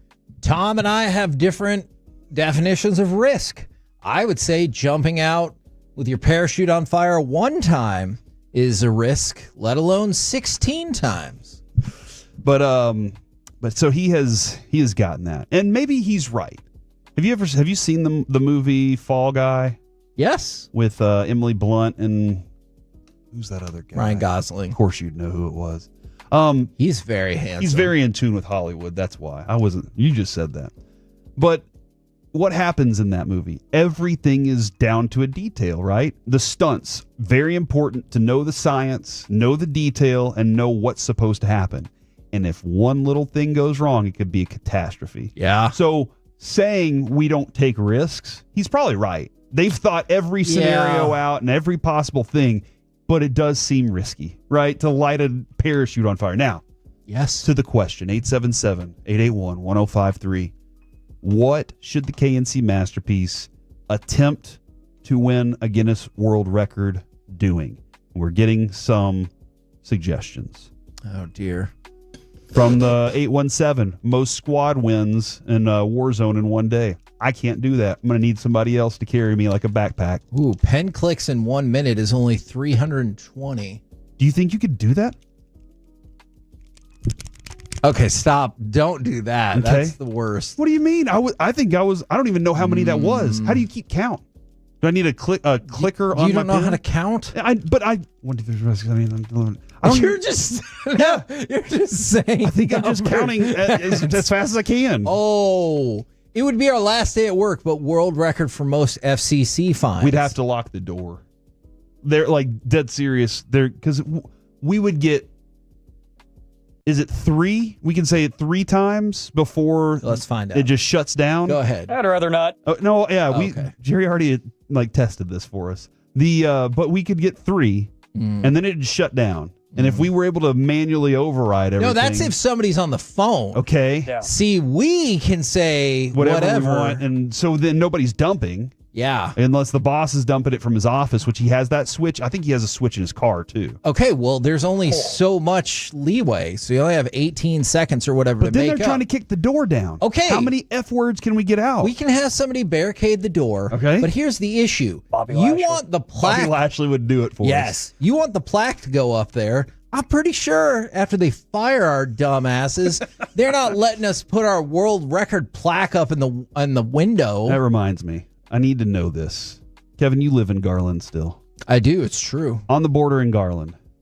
I was Employee of the Month, I believe 2 times in a row. I was a busboy. I used to have my name up on the plaque in that restaurant. Mm-hmm. I don't know if it's still there. Would you mind swinging through? And Is that on the border still? It's at Northwest Highway and Saturn, I believe, or Centerville. If you could just check and see if Corey's name's still up there. Northwest Highway in Centerville. That's really close. It's really close. Yeah. From the 682, longest radio broadcast with no commercials. I don't know if that's a thing or not. You know, Frank tried to get me to do Frank 17 Provenzano. flaming parachute jumps. Pass. Okay. Man, how pissed would Tom Cruise be about that, too? He'd like, we're getting that record You know back. what? Screw it. We're getting 18. Mission Impossible final reckoning. Frank Provenzano wanted me to wear some Depends for one of the peace-a-thons to do like the longest. He told you he'd pay you, and you didn't do it. He would pay the charity, not me. Well, and he also said you would have to go in the diaper, so that was another thing too. You were like, I don't think I can. Guinness record for most puns in a segment. Nope. I do have an answer on the radio impunsible? broadcast. Though. On the radio broadcast. Okay. Yeah, the longest radio broadcast without commercials was set in Australia, Sydney, Australia, 55 hours and 26 minutes. It's tough. What? By I thought it was going to be the 9:05. normathon. Yeah, that's a tough one right there, dude. We've tried. I mean, 14 hours is pretty good, but Hold on. 55? If we get as many people as the G-Bag Nation has, we'd be fine. We could just, it's just like rotating the Cowboys defensive line in the 90s. Like, you just have to have a couple people sit out. They can go take a break. Hell, when we did like the last two peace-a-thons, Mike left for like 3 hours in the middle of it. They said that on the border shut down, and somebody says, yes, Corey, I'm here now, but it says Corey Mahor's on it. So that's the C block, ladies and gentlemen. We learned nothing today, but that's the way I like it. We're the KNC Masterpiece right here on 105.3 The Fan. Coming up next, let's do some NFL overreaction or reality right here on The Fan.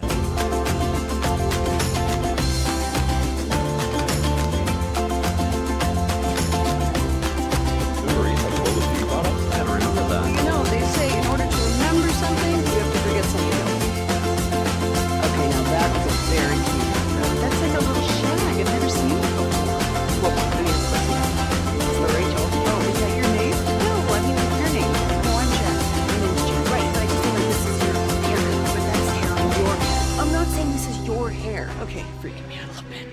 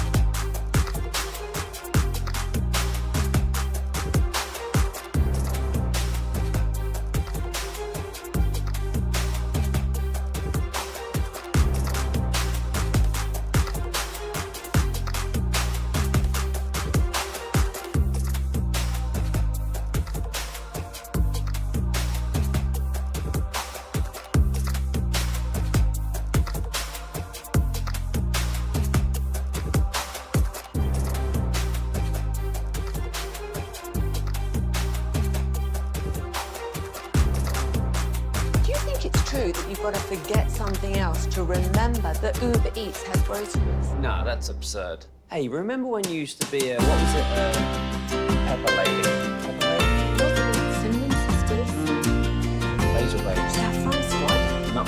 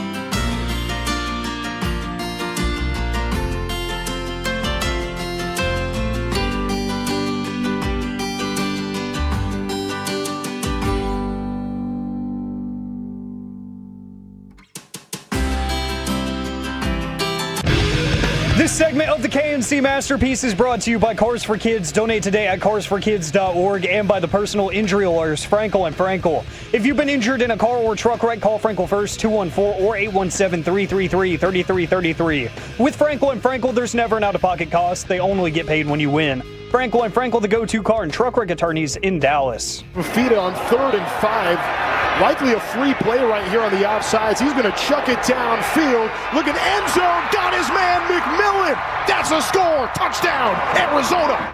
KNC Masterpiece right here on 105.3 The Fan. It's time for some NFL overreaction or reality. Real quick. Go ahead. Going back, I know we're not supposed to do this in radio, Kevin. Yeah, but I appreciate we're trying to the Tolos. teach people. The Tolos continue to have conversations even through the breaks. One suggestion for the Guinness World Record: most completed passes with a football during a radio broadcast. Then you can say you're officially the football show of record, and Sean would hate that. Oh man, he really would. Yeah. So, and we've done that before, where we just threw the football around during our shows. Yes. Instead of actually concentrating and doing a radio show. But okay, well that's not great. It was on a Saturday. By the way, I did see somebody text in and say that Simone Biles apologized to Riley Gaines. The apology is really long, so I'll have to get back to you on that. Were the words "I'm sorry" in it? It started with "I wanted to follow up from my last tweets." Okay. And that sounds like it's going to be long. Yeah, it is. So we'll get back around to that. All right. NFL overreaction or reality. Corey, I'm going to start with your guy since you brought him up. Overreaction or reality, Terry McLaurin will realize the error of his ways and show up at mandatory minicamp. Overreaction. I don't think he will. Oh. I think he wants his contract. I've been very adamant for a long time. I'm on player side on this, employee side. The owners did a very good job back in the day convincing us that the players were greedy. We have since seen the amount of money that owners have, and we know who the greedy ones are. And I understand when you have the facility for these people to have the arena for it, you want the money, your cut of it. The players want their cut too. So any holdouts, I'm like, hey man, y'all, they'll figure it out. I do wonder though, at what point with the amount of holdouts will owners go, it doesn't matter anymore. Hold out all you want. And will that be a point of leverage anymore? Interesting. I guess really holding out games is the only way to have the leverage. Yeah. Alec, overreaction or reality, Terry McLaurin will show up at Washington minicamp. That's going to be an overreaction until he gets his deal. Then he'll show up. I think he's got enough in the bank account, but he's also got enough equity with that fan base and with that organization to say, I deserve this, and it's totally okay if I get what I deserve. So I think he's got enough equity with the team to say, well, just, stop beating around the bush. Let's get this done, and then I'm back. Now, this one's a little complicated. NFL overreaction or reality. CJ Stroud's going to be just fine. All right. Now, there's a couple things to this. First of all, it looks like he's going to get more control in the Texans' offense this year. But also, about a week ago, his head coach declined to elaborate on if his elbow was sore, and reporters asked him about it today, and CJ Stroud's like, y'all have too much time. I'm fine. So, overreaction or reality, CJ Stroud is going to be fine. Yeah, I think he'll be fine. Okay. Just like I thought Joe Burrow's hand was going to be fine. How many times did he end up wearing that brace on his hand? Oh my gosh. Like a million. Yeah, I think I think it's going to be fine there. My friend is a very big Texans fan. Okay. And when they signed Nick Chubb, he was just like over the moon bragging about it. $2.5 million plus incentives. Yeah. And I would have done it. Yes, me too. And I said, that's great. Can they block it? That's why CJ Stroud should probably continue looking like, hey, y'all got to protect me because I'm hurt here. That's what I would play up. I need more protection, guys. And then maybe those guys rally and protect him. Alec, CJ Stroud, he's going to be fine. I think he is in the short term, and then he's going to get bulldozed by like week 5 because his offensive line is non-existent. So I think in the short term, I think they are being honest. I think he is okay, but I don't think a lingering non-issue injury like this is a good thing to head into the season with when your offensive line is absolute trash. Okay, that's actually going to lead into my next question. NFL overreaction or reality? Trevor Lawrence is not going to be fine.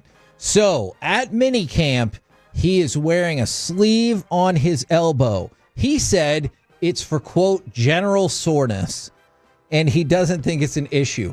We just started. We didn't even really start.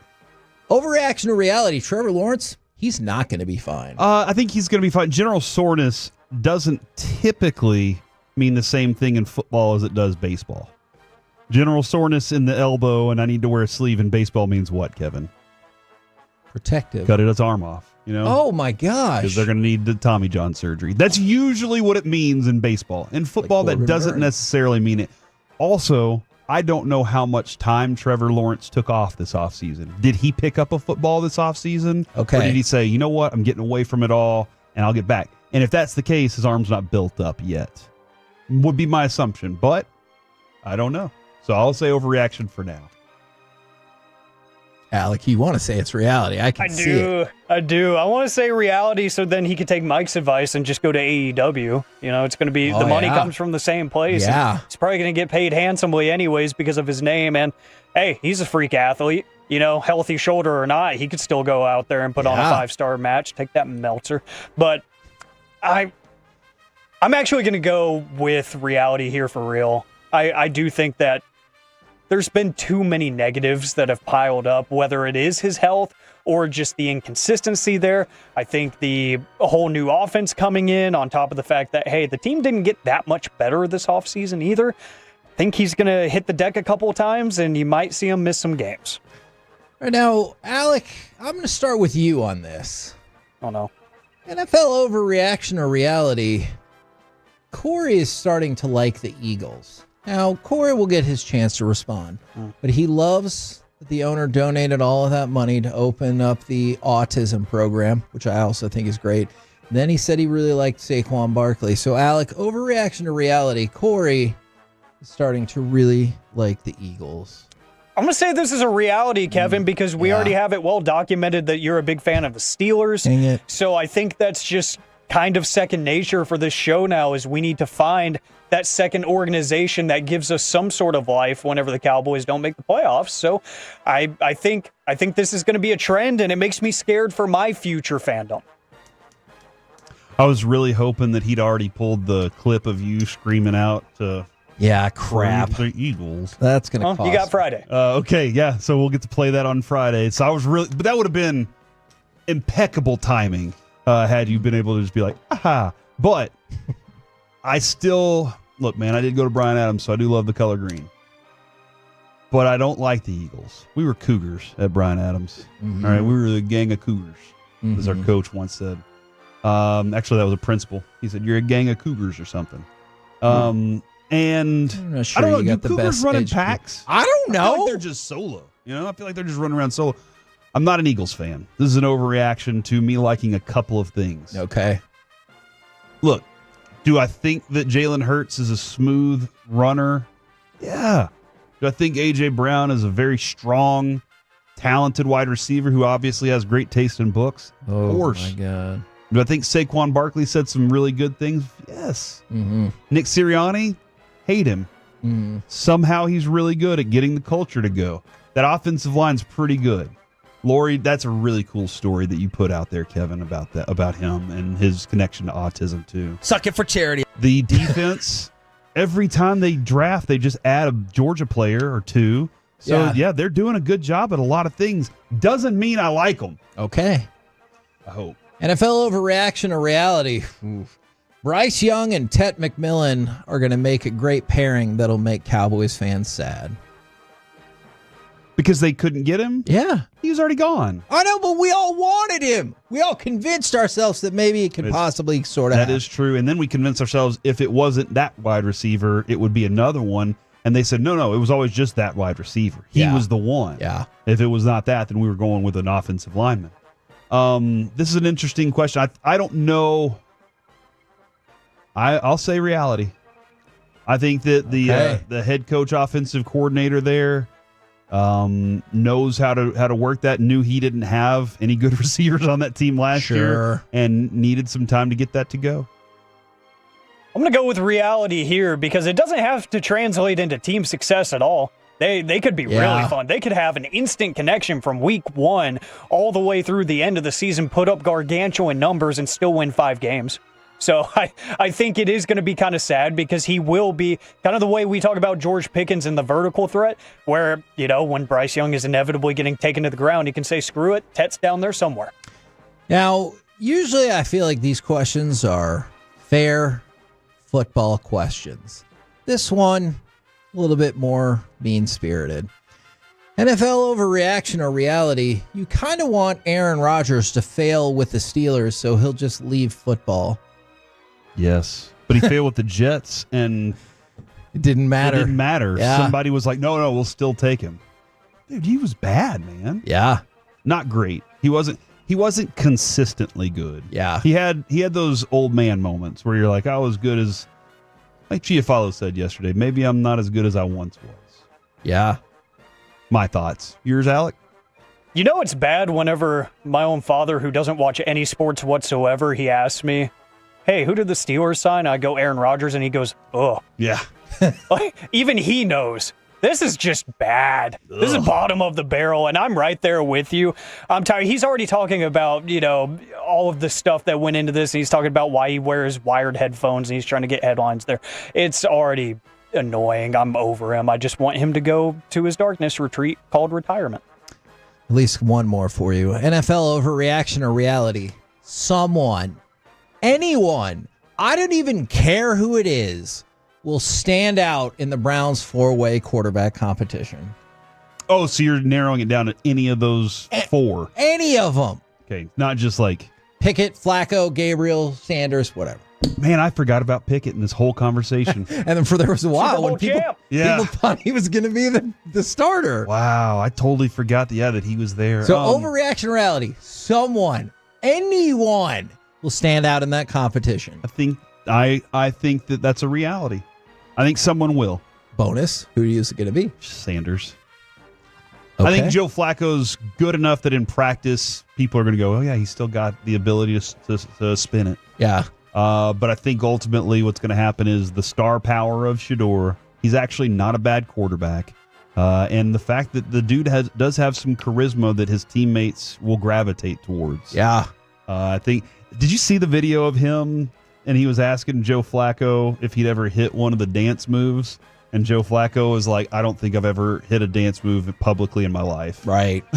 I was like, yeah, that's how it is. By the way, quick update. We'll find out what's going on. I do see multiple people texting in that they're having issues and maybe the Odyssey app crashed. Fix it. We'll see what we can do. All right, Alec, someone, anyone, overreaction or reality? Reality, because somebody's got to win the job. Does that mean they're going to stand out? They're going to make it sound like they stand out, even if they don't actually stand out. But to answer part B, I do think it is Shedeur, because I think he's going to get the locker room behind him. I think they're going to gravitate towards him. Like, he's going to be just good enough compared to the other guys to say, yeah, like, okay, there's clearly a step there, but the locker room's going to be like, hey, that's our guy. Kind of like the Cowboys team is with Schottenheimer. It's like, that's our guy. We like him. We want to play with him and play for him. So I think he gets the locker room behind him, and that wins the vote. All right. I like it. There's your NFL. Rock the vote. Overreaction or reality. Text in if you remember that. Coming up next, let's chit-chat with those fellas from the G-Bag Nation right here on 105.3 The Fan.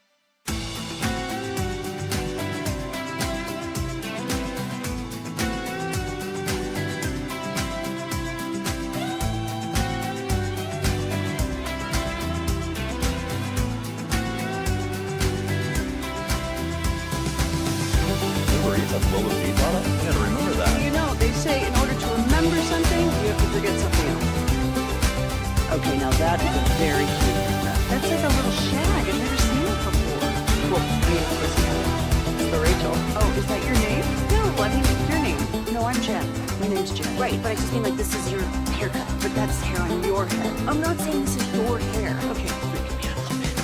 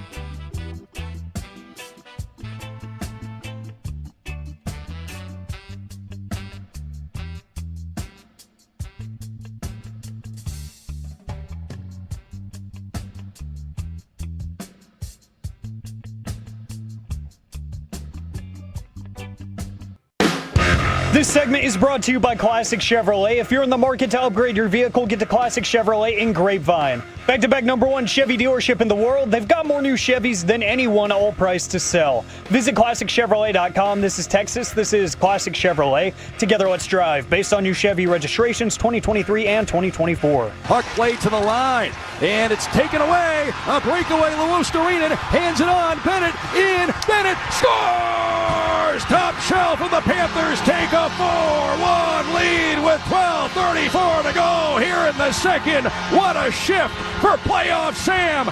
KNC Masterpiece right here on 105.3 The Fan. One of those last words is about what I thought about how Edmonton looked last night. A ship? Shift. Okay. Shift happens. Yep. Right now, courtesy of D&M Leasing, it's time for our chit-chat with those fellas from the G-Bag Nation. Gentlemen, how is he today? Terrific, Higgy. As I was saying, when shift happens, you want to call Permapeer. Yes. Doing great. Just watching Micah Parsons' off-season workouts here, and I was wondering, do you think Nico would trade him for his lack of commitment? I mean, this is Luka. Yes. They're showing the montages, and it reminds me of Luka walking up that hill in Europe a couple of years ago. That was the example of him grinding. Cardio walks. Here's Micah getting ready. I was on a seeing treadmill. Luka's doing he's doing squats and stuff now. I'm seeing got some good like, weight working there. Got some definition in the arms. Remember that picture face that looks- Kristaps posted of him working out, and he was like swinging. It was a picture of him holding a medicine ball. I mean, that was it. Like he was like working out really hard, killing it right now. Yeah. What do you? All right. So, do you think Lucas will win a title in the next, let's say, 3 years? Yes. I don't think so. I think the Lakers have their work cut out for them getting LeBron under contract, which apparently they want to do, and then building the supporting cast around. Yeah. I think it's important if you look at how the Pacers and the Thunder are constructed. It's with a lot of guys who are between like this 6'4" and 6'8", who are athletic and are versatile. Yeah. So you want a bunch of those guys around one star, and I don't think Luka plus LeBron, who's not a good defender anymore, gives you a chance to assemble that good of supporting cast. So I would think maybe Luka could win a championship when LeBron retires, plus a couple of years for them to build out the roster. I don't trust their GM. You do or do not? Do not. Do not. Do not. Yeah, I think that's probably fair. Last night, I know it's just game 3, but the way that the Panthers physically asserted themselves and dominated even the breakout fight, how much do you think just that one game could tilt this series? Man, well, and what are they going to do at goalie now? Do they put Skinner back in? Do they keep Pickard in? I mean, I still think Edmonton's shown that being down 3-0 last year, like they've got some resolve. They feel like, okay, we can still hang with and beat this Florida team. But ultimately, I just think the Panthers are better. And that's why, like, if you look at from a Stars fan's perspective, the Stars would have had no chance against Florida. They would have kicked the crap out of them, which that's why it infuriates me when you try and talk about, okay, the changes that need to be made with this roster. The Stars have to do things to improve. They have, obviously, the style and play and the way in which they're constructed. Yeah. You're a really good team, but there's a certain point in which you're not able to break through. So you've got to make some necessary changes, and to get players that are going to make the type of impact for you, you're going to have to give away some of your own good players, because those are who other teams are going to want. Like Logan Stankoven is going to be a really good player in the NHL. The Stars had to give him up to go ahead and get Mikko Rantanen. If you want to acquire somebody else that's going to be able to make changes here, you're going to have to give up a Jason Robertson, a Wyatt Johnston, maybe a Rope Hintz. It was interesting. Jim Nill Hintz was the only name that he brought up yesterday when he was talking. So I don't know. I mean, I think they are going to be looking to make some serious changes. But this is Florida's series. It just, does it go 6? Does it go 7? Florida's the best team in the NHL, and they're a dynasty. Just fighting it up. I do love that. So there was the kind of the light check. Edmonton dropped on one of the players, did it again. The Florida player finally spun around, tripped him to the ice, and just whooped his ass. And then you look at that. If you look at the background, there was 2 other Florida Panthers players that were beating down Edmonton players. And the best Edmonton could hope for is it looked like there was a stalemate. And I was like, all right, so there's 4 fights I can see right in front of me. You're getting destroyed in 3 of them, and one of them might be even. Yeah, they got punked, and I think the Oilers did some punking to the Stars, and that's a missing ingredient that I think is very evident right now with Florida. They have found a way to mesh skill and toughness at the highest level. It's fun to watch. And Florida, they had to have a similar shift that the Stars are having. Yes. They were President's Trophy winner. They were a really good team. They weren't built to win the playoffs. The Stars obviously are. They've made it to 3 straight Western Conference finals, but they need to add some of that greasiness, if you will, to be able to make it and be a cup champion. I know obviously the head coach matters. I'm not going to go all RJ on you on this one, but do you feel like you're more invested in the reshaping of the personnel on the team or more in on who's going to be the next head coach? Because I think I'm more like, hey, that's great. I hope we get the best head coach in the world and rock on. But, like, this roster needs to be tweaked up. So even the Stars fan doesn't know who the coach is, whoever that's going to be. Yeah. Let's not act like we know these coaches like we know, like, major league managers or NBA coaches. Somebody's going to come in. He's probably going to have a system. We're all going to get happy about the system. They're going to lose. They're going to fire him. It's going to be about another system. Yeah. There's a point at which the coach doesn't matter, though, and I think Jim has the possibility of building such a dominant roster that a lot of coaches could win. Sure. It's a shame that the coach you currently had didn't win because he seemed like, to me, he was the right guy. Yeah. You look at all the his ability to get a team to a final, a Western Conference final. That to me is just amazing. I mean, we would build a statue for somebody at the Cowboys that did that. Oh my God, yes. I mean, and now we're talking about, but we're going to hire a guy that we really don't know all that well. Yeah. And we're going to grow with him and we're going to talk about like we know him and all that, but we really don't. Hockey's different in that way. Unless you're a super dialed in, living it every single day, you're not going to know who this coach probably is or what he does or what he has done. I was just real quick, Broadus, you know more than any of us. I really don't. That's why I'm doing radio with you what right it's now. like to be in that world where you Well can't said. get over the hump, where one team's in your way and you just can't get over it. And you're trying to, the Dallas Cowboys. you're trying to do that. Yeah, we're in Green Bay, and it took a bad draft. Took Jerry and Lace and those guys just drafting all special teams players for us to have a chance. We'd show up and get our ass kicked in a conference championship game or something like that. But yeah, it was tough. It's you're in that place where you're sitting there banging your head against the wall trying to figure out how do we do it, and sometimes it just takes that team to fall off. Is there any player in the history of maybe DFW sports that if they had their career in current day versus where they were, like Danny White, Danny White would be viewed so much differently if his career was going on right now. Romo, he's better versus than Dak. in the 80s. Yeah, he'd be like a $60 million quarterback right now. Like, oh my gosh, this guy can get to the conference championship game. I mean, he'd be like in the conversation with Josh Allen basically right now. What now? This came up. We didn't get definitive research, so I'm going to add to my research pool right now. What percentage of people do you think know what their body count is? Oh, I heard you talking about this. And do you know what it? Do each of you know what it is? Yeah, I would assume like 80% of the people would know that. We came up with 4 out of 5 earlier. So do you know? Yes, I do. Okay. Dawson. You don't have to give Dawson's got a calculator. He's got a calculator. He's like, he hit the multiplication sign. Carrying the 98 over into 2000. Not hard to add it up. I was more of a long-term relationship. Okay, I don't need the number. I just need to know, do you know the number? Sure. Okay. I think we all, don't we all? I mean, you're going 100% of people. Not everybody on this floor right now knows their number. Really? I mean, you don't what point remember is the who number you slept with? I know. No. By now. Like the number really has to don't. get so high that you just don't. Oh, Wolchuk's shaking his head. No. I Are you lost. talking about the time like you were in New Orleans and I you just lost blacked track. out? I lost track. Okay. Well, I mean, college was a crazy time. 5-on-5 action. It's like it was like the height of Tinder. I mean, would say, Tinder for- and Acting Denton like at UNT was, I mean, fish in a American barrel. gigolo over here. I was married. well, I was a married at late that bloomer. point, yeah. I mean, I got that Richard right. tried to make Yeah. up for lost time there, Brian, and things got a little wild. He was putting up some numbers. All right. So Do you that's, think they remember being with Are you embarrassed? Probably not. The wild Jeez. women. so that's 7 Those out are of just really 9. hairy Some guys. do. So 78% right now know what the count is. All right. You guys have done some excellent work today. No, what do you mine's guys got coming up on the program? Well, I would first like to point out I think that's actually like 82 or 83%. Not on the other side of that. It's not. 7 of He 9? has the calculator 7 of out, 9 dude. is 78%. Put it in your calculator. 7 of 9, 78%. Oh, you were right. My bad. I shouldn't have attempted He's to. got a calculator in his brain He over is there. the human calculator. But what's coming up on the show? The K in Kevin Hagelin stands for calculator, Jack. You broke him. Gosh, But 8 out of 10 is 80%. So wouldn't 7 out of 9 be a higher percentage? 7 out of 9 is lower. 7 out of 9 is lower than 8-0.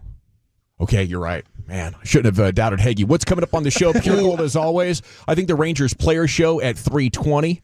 And, Bobby Pelt's Minicamp report coming up at 3. Okay. Make it 70%. Will Chambers just said he has zero clue about himself. All right. That's my guy, Will. All right, there you go. Yes. With the G-Bag Nation, we have the KNC Masterpiece. Make your way back with us tomorrow, 10 a.m. to 2 p.m. right here on 105.3 The Fan. Good night, Kevin. Math.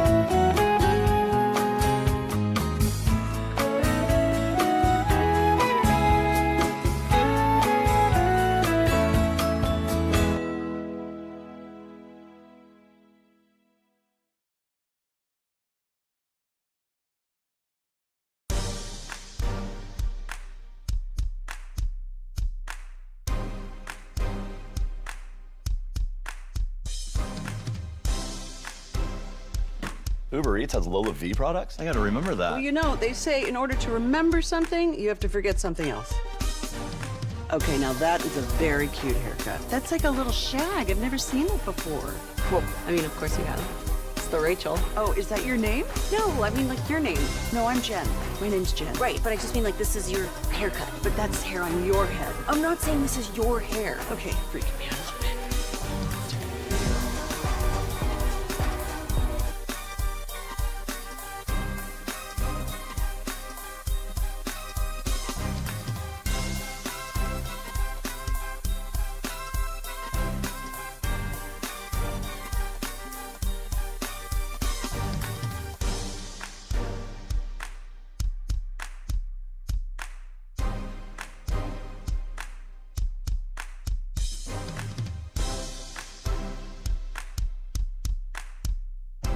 Do you think it's true that you've got to forget something else to remember that Uber Eats has groceries?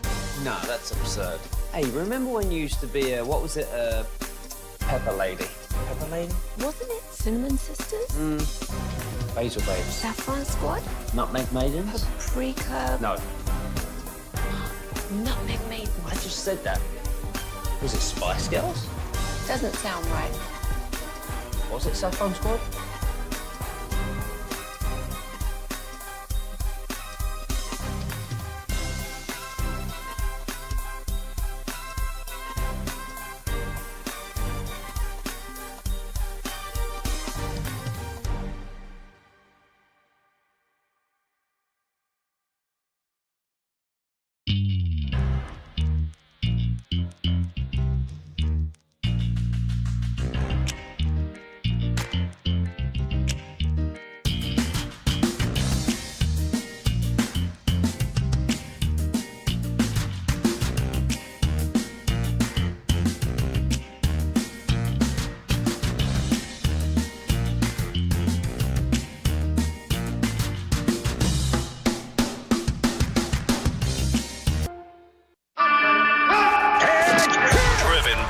D&M Leasing Studios. You're rolling with the G-Bag Nation on 105.3 The Fan. Here we go. It's hour number 1 of the G-Bag Nation on 105.3 The Fan. Hope you're having a fantastic day. We are off and running and ready for 4 hours of sports content. General at your service, if you see me, bear me. N.A. There's Brian Broaddus, the former Cowboy Scout, Super Bowl champion, in his draft polo on. You have Lucius Alexander in the Pimp Cup at Master Control here, 75 in Fitzhugh. Fixing to go 4 hours flawless. He'll keep the Gators down best he can. Wolchuk and Shia follower in the house, and Carter Freeman is coordinating your video. You can watch us at 105throughthefan.com, Twitch, and on YouTube. And Cowboys mandatory minicamp is underway. Stars coaching search is underway. Rangers baseball coming up in 4 hours. NBA draft 3 weeks and 2 days away. Is that what we're looking at? No, less than that. 2 weeks and 2 days. Yeah. Something like that. Yeah, June 27th, right? Yeah, it's like a week after the season ends. Very exciting times. And now we're standing by for reports coming out of the mandatory minicamp. The reporters are on a hold. You can no longer live tweet practice, which is unfortunate. But when this thing wraps and they get a chance to talk to the players, they're going to unload those notebooks. And throughout today's show, breaking news and new topics based on what happened today will be evolving, and we hope you can stay here with us. So far, Shoddy talked about Micah Parsons, getting him with that good night call. He says, I was really kind of ticked off at my kids, to be honest. I called my son and said, Bud, you got to look out for Dad. He's like a football movie character, I swear. Yeah, he is. He's making it a lot more fun. The press conferences are more entertaining than they've ever been. Says, but I don't know these things. I just thought he missed me. Yeah. It's cool. Yeah. He reached out to check in and see what's going on. I was like, damn. So I got on my kids and my daughter, and I was like, I don't do much of that social media stuff, and he got me pretty good. So that's the update on that. Well, and on the so innocent, so naive, just thinking his guys love him so much the same way he loves them. Yeah, hey, I'd have been there too if it wasn't for Lucius. You know? Oh, yeah. Me and Shoddy are in the same lane of life. We got our kids. We got our work. And, man, there's just no time to keep up. Yeah. You know, I see the new words and the new trends coming out there, and I'm like, man, I wonder where that came from. And, you know, and usually that's like 2 years late. So, but more like 4 to 6. 4 to 6. 4 to 6. Crazy. Yeah, I was saying things in 2016. You guys just now saying. I'm like, oh, look at that. See, there you go. Yeah, maybe a decade. Look at this. Look it's at that. Mainstream now. Yeah. Say goodbye. Took us about a decade to get rolling. Yeah, man, we're behind. Yeah. On to new stuff. Well, Tommy Arish, DallasCowboys.com, says that Micah and Jerry had a one-on-one for about 30 minutes at minicamp practice today. Oh, they're doing one-on-ones out there. So they were just having a nice conversation. Joseph Hoyt has a picture of Micah taking a knee on the sidelines. He did not actually do drills, but I guess the big news is that, him and Jerry were talking. Maybe they're trying to get this thing ironed out. Well, you know, I think that's interesting. Maybe, you know, we're talking about anything. I would just think if Micah has gotten this far, the Cowboys have not in their pattern of behavior shown that this means they're going to come right with an offer right now. I would just be surprised. I think that's Jerry kind of shooting the breeze and, you know, maybe letting him know, dude, the bullets are going to start flying. You know, I might have to say some things about you. You might fire back at us, and that's going to be good for the news cycle. So you bring it. I might throw it back. Nothing personal, bro. You know, here some point in training camp we'll get a deal done and everything will be happy. But between now and then, we're going to hammer this thing out like we usually do, which is to drag this out. I think Micah might have to take this to I'm going to miss games, and then he'll get the deal done because, the Cowboys don't budge until there's a real deadline. And the only real deadline they have is at the end of the second franchise tag. He told you last week, I'm looking forward to being the first week at Oxnard, but it's in the owner's hands now. That means if there's no deal, I'll be holding out, right? That is a clear interpretation. He's not going to be at the beginning of Oxnard. Well, if he makes any kind of indication he's holding out, if I'm Will McClay, I go sign Von Miller right now then. I sign Von Miller, and I'm going to try and piece together with players the number of sacks I'm going to get from Micah this year. I'm going to try and piece together 15, 16 sacks. I'm going to try and get some from Fowler. I'm going to try and get some from Von Miller. I'm going to try and get some from Ezeraku. I'm going to try and just piece this thing together the best I can. Because if he's going to hold out and we have no intention of we don't want to cave on a holdout. Yeah. And he wants to continue to miss game checks, which no player wants to do. Yeah. But okay. That'd be a power move right there. If I get any kind of, if I go and talk to Jerry and maybe Jerry saddles up to Will and says, listen, talking to Micah, there's a possibility this might not get done. Then if I'm Will, I immediately say, do you have any problems with me going to getting Von Miller then? That's what I would do. I would just try and piece together the number of sacks that it's going to take to get me to Micah Parsons' numbers, and it's not going to be pretty. It's not going to be the best. It's not going to, people not going to fear us like they probably should, but I got to protect myself now because, if a holdout turns into like, oh, we're playing without, the team's doing just fine without Micah right now. They're finding a way to get sacks. They're finding a way to play run defense. The defense isn't completely falling apart. So that's what I would do. I would just say, if he's planning on holding out, we need to react in a bold way. Love what you're saying there. I think that's a great contingency. The fact Mike is there today, though, I think speaks volumes. You've got T.J. Watt and Trey Hendrickson both want new deals. Same position. They're not there with their team. Yeah, no, Micah this is good. There. This is good. I think the fact that he's at mandatory minicamp is cool. I think it's probably because of the conversations he and Shoddy had and the fun that they're all having. I think this is a testament to that. But I think it was very clear what he said last week. Now, maybe he had a conversation that would take him off of what he put on Twitter last week, but until there's a public statement otherwise, I think he told us, I will not be at training camp unless Jerry Jones gives me the contract that I want, and we know the Cowboys aren't going to give him that contract until their feet are held to the fire, like Zeke did, like a few others have. Obviously CeeDee Lamb did. And I can't imagine getting ready to play week one without Micah Parsons. If you have any aspirations of getting it, like, sure, maybe we could patch it together with Ezeraku and Sam Williams and Von Miller. We have no choice now. And Dante Fowler. If we just got to get to the number of 16. See, and that's what the Cowboys need to do. They need to be ruthless in these negotiations. Like, fine, you want to hold out? Good. We're going to rush the passer. Let us know when you're ready to play. If they would do that, then agents would stop destroying them at the bargaining table. But right now, they're like a turtle on their back saying, oh, no, one of our superstars is insisting that we reset the market for him. What do we do? There's no way we're going to trade him or move on from him, are we? You don't. And now that the agents have figured that out, they're just playing you like a fiddle.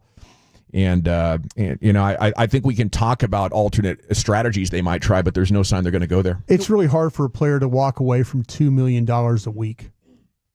It's hard. When you look at Micah's contract, to hold out and then also be fined on top of that. But think about him just missing games and missing game checks. It's $2 million. That'd be $34 million. Yeah. Just think about that. Just think about all the, that's difficult for a player to do. But you have to be prepared for it. In this case, if you now they, in a way, I feel like they brought this on themselves. But also too, maybe Jerry's telling Mike, listen, we need David to talk to Steven and Adam. We don't need this to kind of keep going on and on and on. Let us have a chance to kind of negotiate here. Let us have a chance to kind of work with you and see what we can do. Don't just like make this a last minute thing. I would try and understand. I go, where are you guys at on this? Where are you as a player? Where are you? And get him to tell me that. Maybe he doesn't tell him that, but I would, if I'm Jerry, I'm saying, hey, I can't do this without talking to your guy. Mm-hmm. And if your guy's going to hold me up, then we might have to do some other things here. But the front office here needs to change the direction of how they sign players. Absolutely. Because right now they're like a pitcher out there getting just beat up. And maybe Jerry spun some magic today. I guess we should leave the opportunity for that because he did that with Tyron Smith. It was like, is the deal going to get done? Next thing you know, Tyron's at camp. They have a conversation, and now Tyron's headed for the most team-friendly deal they signed of the era. Yeah, Steven is better at explaining to Micah how things are going to work with the cap. Jerry is there, I think, to just tell Micah, listen, this is how I see it right now. Steven's the one that knows the nuts and bolts because Steven's got to think about his cap going forward. Jerry is probably not into the cap as much as Steven and Adam and those guys. So if Micah, like you say, Jerry puts his arm around Mike and says, listen, this is where I'm at. This is one of those meetings, I believe. I don't believe this is a nuts and bolts of, hey, listen, if you sit down with me right now and I'll show you the spreadsheet and I'll show you how this is going to look here in 3-4 years and see if you like the direction that we're going here. Because if you try to take all this, then we're not going to be as good and that's not your fault. That's our fault. But I'm just explaining to you right now where we're at. You don't owe us anything. You don't owe us, but I just want to show you where we're at. I think sometimes that makes a difference. It does. I think sometimes it opens the players' eyes that wow, okay, well, we're going to suck without some of these guys. Okay, speaking of sucking, do you think the nature of the relationship between the Jones boys and Mulligetta, do you think that has an impact here? Like, does it get personal with some of these Mulligetta agents? is an SOB, and I mean that in admiration. I don't mean that right now. I do not. I'm not. That is a guy. I mean, could a Mulligetta client actually do that and take less? Be like, hey, Jerry's making some good points. I think Dave would be like, hell no, he's not. Right. Come back here. Yeah, the agent doesn't want to be the one that takes less of a deal. Yeah, because that's bad for all the other players. That's all, all the other agents would then get mad. Right now, every agent that has a high-profile client is cheering for David Mulligetta to rake these guys. Just cheering for him. But, the Cowboys have got to change their fortune some way or somehow. Indeed. They're the sucker at the table right now. Big week for the Rangers. They're trying to claw their way back into the picture of the division. They need to make up 5 games just to get back to even. It'll be Mahle, Leiter, Corbin the next 3 nights as they are in Minnesota visiting the Twins. I feel like Mahle is auditioning for his next team right now. Even if you're buyers, I think Mally's going to go. And it's kind of exciting because I don't know what they're going to get for him, but it's a significant salary slot as well. Rangers player show coming up at 3:20. Sands is going to be joining us at 4:40. Wait, okay, we got Jake Berger coming up. Oh, good. Tuesday. We got Berger. He's one of our faves. Yeah, Jake Berger's coming up. We love Berger. He's been hitting some nice ones. Okay, no, we got Sean Armstrong. Oh, okay. Sean Armstrong. Yeah, we got Sean Armstrong coming up at 3:20. Pivot. So there's been a lot of text here over the last 10 minutes or so. Let's just let that settle. And I'm pretty sure that the Rangers player show has Armstrong's name all over it coming up at 3:20. We'll get Berger on soon. Be a great week to have on Marcus Semien, but I guess he's got some things going on up there that prevented him from doing that. But I was like, man, is there any way we could get Semien, who's been the best hitter in baseball over the last week and a half? But I guess we'll just settle for the future because when he gets hot, he stays hot. CY was on with us yesterday. If you missed it, and he did confirm that Eovaldi and DeGrom are here, for their contracts. It's not a situation they're looking to trade out of if they have to sell. I think they're looking at it like as long as we have these two guys pitching like this, and they could be the next Verlanders. They could be the next Scherzers who just go to 40, and we're fine right here. They're actually going to pitch amazing over the next couple. Okay, this might be my favorite story of the day. Just going to put it out there right now. Hopefully I'm not stealing any rim session content coming up later on, Chief. But no, free game. Maybe I'm getting butt cracked, but at Spurs Reporter here, according to multiple independent sources, Victor Wembanyama is not only deeply interested in Shaolin culture, he had a master shave his head, and he is now beginning a 10-day retreat at that temple. His upcoming travel plans have been paused, and his entourage has already left. So Wemby going on a significant spiritual journey here. He's dining with monks. And yeah, that sounds fascinating, dude. Like, you know, if you dive deep into whatever it is, you know, a lot of the spiritual teachings say, bro, you got to take like 6 weeks a year and get right with God. You know, you need a sabbatical. That's where that idea comes from. Like, if we want to be balanced spiritually as humans, I think we would take more long vacations and, you know, go deep inside our spirituality or whatever. The pro athletes can do that. That's just a major quality of life advantage, and it's good to see young Wemby making the most of like it. Kareem Abdul-Jabbar did that. Yeah, Ricky Williams did it. Took a year off. Ricky Williams too. Yeah, he was living in a tent, doing shrooms, smoking dope, reading books. Yeah, and you know, came back, became a chiropractor.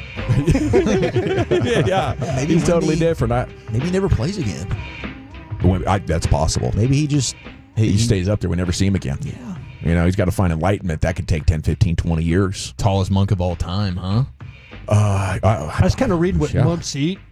Yeah, what are monks eating? I'm kind of in the plan of the Christian monks, the Benedictines, those guys. Franciscans. Yeah, they are like the rule of Saint Benedict, and they have their staples are bread, cheese, vegetables, fruits, meat, legumes. Those are beans, cold beer, and sometimes fish, meat. They sometimes eat a little of that, but there's some other ones like if you're talking about, let's see, if you go Buddhist. They only eat like once or twice before noon.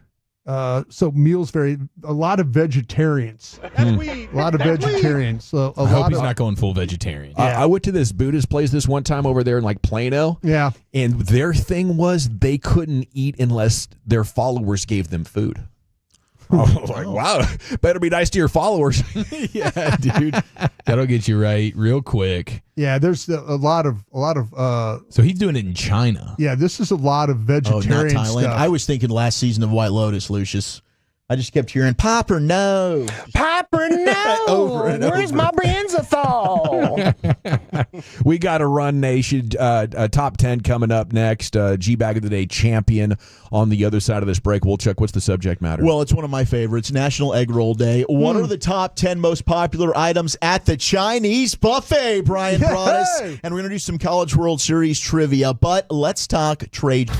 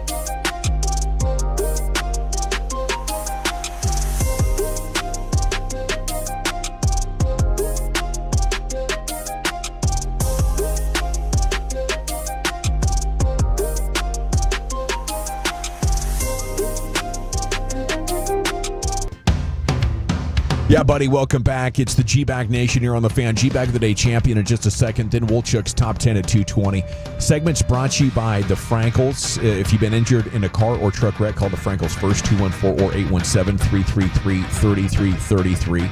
There's never an out-of-pocket cost. They only get paid when you win. Franklin Frankel, the go-to car and truck wreck attorneys in Dallas. Okay, it's time to go into the Pimp Cup where Lucius has your champ. Mic check. Yeah, man, I got it for you right here. It went to a vote-off yesterday between the Tolos on the G-Bag Nation Twitter page. Our winner right here is Joey Cares. Shout out to Joey, because he cares if nobody else cares. I'll tell you what. Oh, Joey. But Joey does not listen, so that's why he fell for this joke. I'm about to go to the emergency room. What's wrong? My eyes. Your what? My eyes. What they doing? When I close my KC. Oh, no, I'm gonna go. I'm on my way home. No. Yeah. When I close my KC. Oh, man. I'm on my way, boy. I'm on my way. Yeah. F that. Boy, did you call your daughter? Joey. Huh? Listen to what I'm saying. What? Go ahead. I said when I close my KC. Oh, you motherfucker made me spin this whole truck around. Oh, no. F that. She said, Joey, my eyes. He said, what they doing? See if Joey can make it 2 in his pursuit of 5 coming up tonight at 5:30, right before LA Live. It's the G-Bag of the Day. Segment's also brought to you by Cars for Kids. Donate today, carsforkids.org. And here he is, Zach with an H. Oh, my goodness. It's really the Brian Broaddus national days today, because we've got National Egg Roll Day and National Iced Tea Day. Oh, I mean, love these both, are outstanding. So the top 10, what are your top 10 favorite things when you go to the Chinese buffet? What are you going for? 877-881-1053. I've got the top 10 most popular items. But how are you doing this tea thing? The iced tea? Yeah, like the best tea brands? Well, type of teas? I just left out I'm not doing the tea. Okay. Yeah. You punted You're on the right. tea. I didn't know No, you're where right. to go No, with the tea. yeah, that's somewhere to go. That's Like Lipton. That was a tough one. Yeah, no, it really is. I was like, the flavored teas, Yeah. like, what do I do with the tea? I don't know. Those Nestle iced teas used to have us in a headlock back in the day, bro. Yeah. Nestle iced teas. Amazing. The cans. The can. Arizona. Those are the blue and gold cans, or blue and yellow. Arizona cans. iced tea is kept the same price. Yeah. It's still 99 cents. Those things are delicious. But I mean, shout out to iced tea. I do, when I go to a Chinese buffet, I do get the iced tea. Absolutely. Listen to some old iced tea on my way in today. There we go. Classics. Gosh, iced tea. But we've got a question for you guys. College Men's World Series. It's set. Yeah, cuz. All right.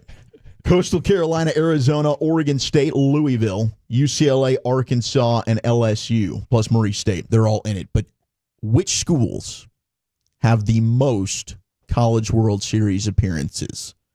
Let's see how many you guys can name. LSU has 20 of them. I know that. LSU is definitely one of the most. Murray State has none. This is their first. Murray State would not be one of the top 11 schools. Arkansas, I think Arkansas here recently has been pretty good. I'm going to say Arkansas has 8. Oregon State.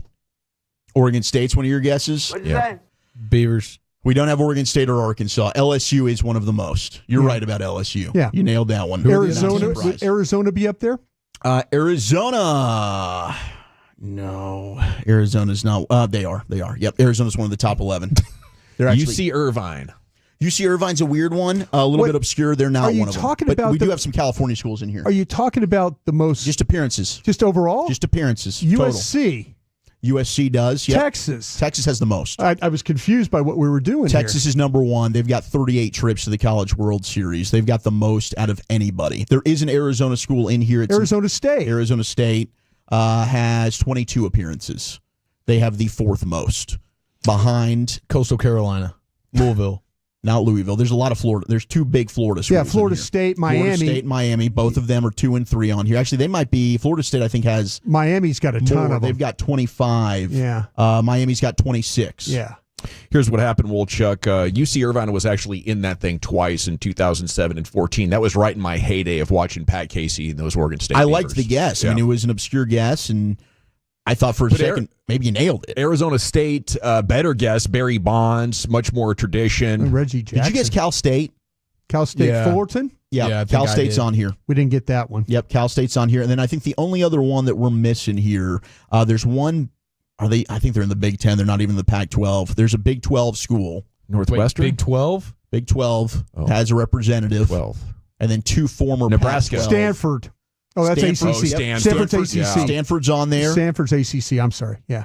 God, what am I thinking? But there is one former Pac-12 that's now Big Ten. They're a Oregon. big program. Not Oregon. They only got good recently. It's not Nebraska. And I don't know how Cal? good they've been recently. Cal's ACC. USC? It's USC. Okay. Yeah, the fighting Jared Didn't I say Sandler. USC? Did you say USC? Right off the I don't know jump. if you did. I did right off the jump. But we have Oklahoma State. That's the one that we're missing. Oklahoma State. Oklahoma State, yep, with quite a few appearances. So they were really, really good in the 80s. I and the misunderstood 90s. the game. I thought you were asking me how many with Not the current wins. group have been in the.